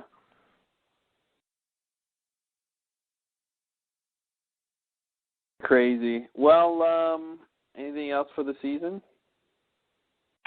Oh man, I think that's it. I mean, what more can we say at this point? Yeah, there's really probably not much left to be said about anything. I think at some point, possibly during a break, possibly next season, who knows, we should come back and talk about the deleted scenes from this season. But besides that, I think that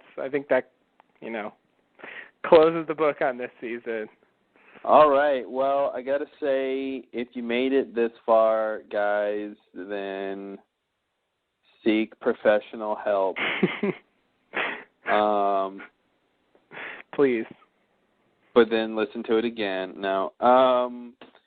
Yeah, well, we sincerely thank those who have endeavored through this on this journey with us through season 5 and this podcast, the 20-plus hour podcast, whatever it's going to come out to.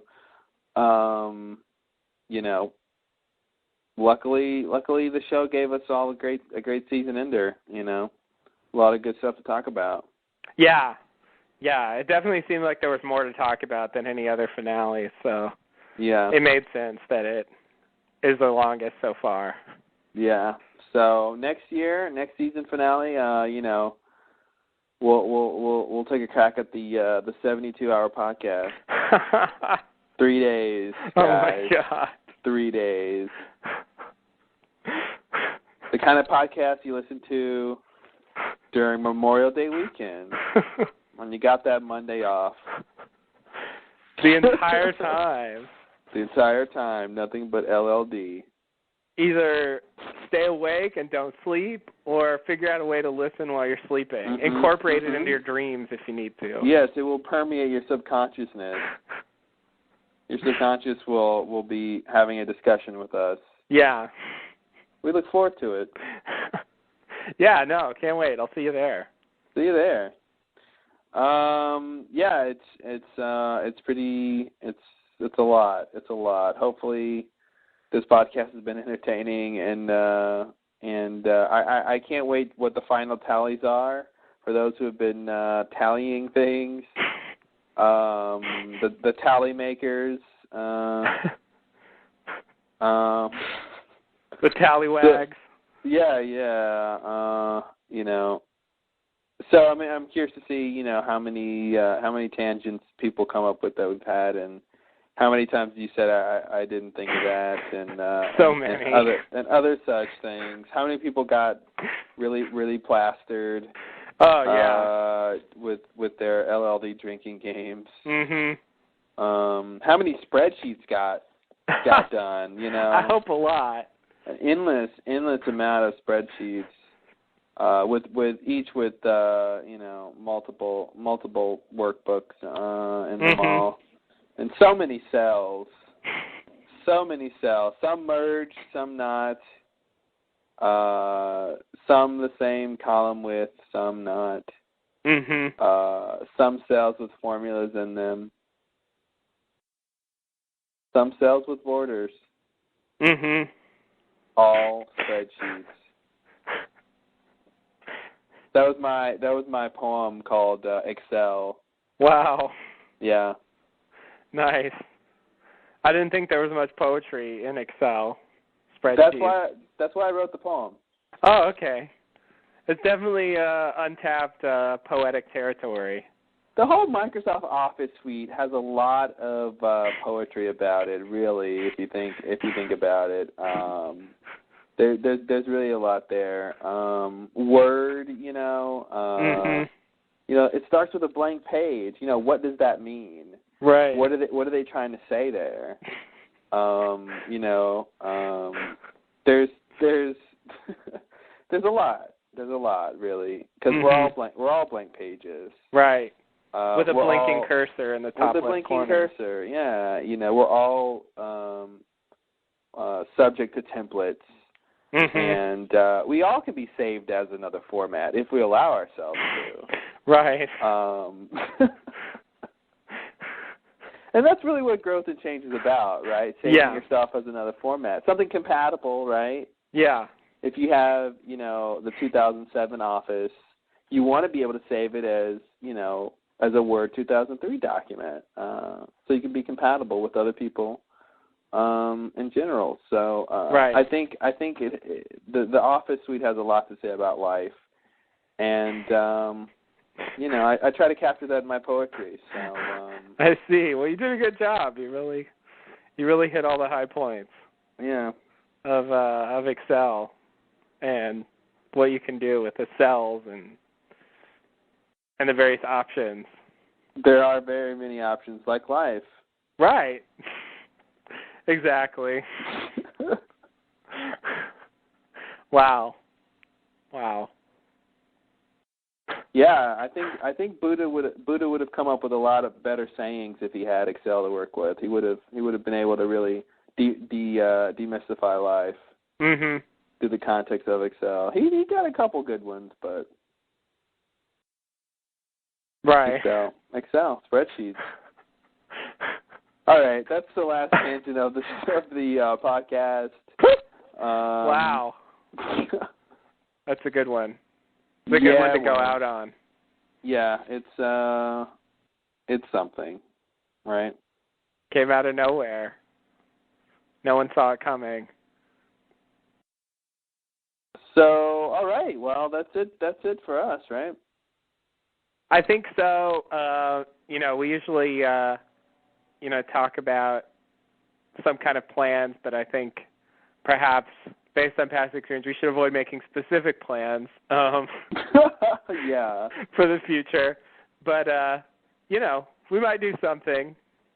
We didn't end up doing a live podcast this season. Oh yeah, that's right. So that's definitely something we can try to do over the break. We probably should make explicit plans, but definitely want to do some stuff over the break. You know, a lot of people. I mean, I think part of it is when Lost isn't on, it's easier not to think about it. Yeah. It's hard to sort of get up the energy to sort of invest doing a podcast or listening to a podcast when, you know, the show won't be on for another 9 months and all that. Definitely. But maybe we can come up with some stuff. Yeah. We'll definitely do some Mr. Podcast stuff so you guys can catch us there. Yeah. But I think, you know, 20-something hours of LLD should, you know, will last a while. For some of you. There's already some intrepid individuals who are giving it a second listen, you know, so yeah. Godspeed. And I salute you. Yes. You're kings among men. You are a true fan in every sense of the word. Yes. Something that cools you off in the summertime. You are that also. I can truly say that you probably like the Lost Lowdown better than I do. If you listen to this finale podcast more than once, yeah, you probably. And I do like it. Fan. It's not that I don't like it, but woo, listening to this twice, you know, congratulations, you're really into it. You got it. You got Be it. all about it. Yeah. Cheers. And hey, cheers to those who started listening and said, "Hey, I got to go to work. I can't listen to a 20-hour podcast." Those who don't make it to the end, or who just fast forwarded, they get the benefit of getting congratulated anyway. So. Or checks out the last Lowdown highlights. Yes. Just listen to the highlights. The highlights, if you will. Yeah, no, it's all good. I just put it out there. Do what you want with it. Yep. So TLLD.net, you guys already know. Come talk to us there. We've got the Twitter going. The Lost Lowdown is the username there. Yeah, so we will catch you guys next podcast. Yeah. Thanks and namaste. Namaste and good luck.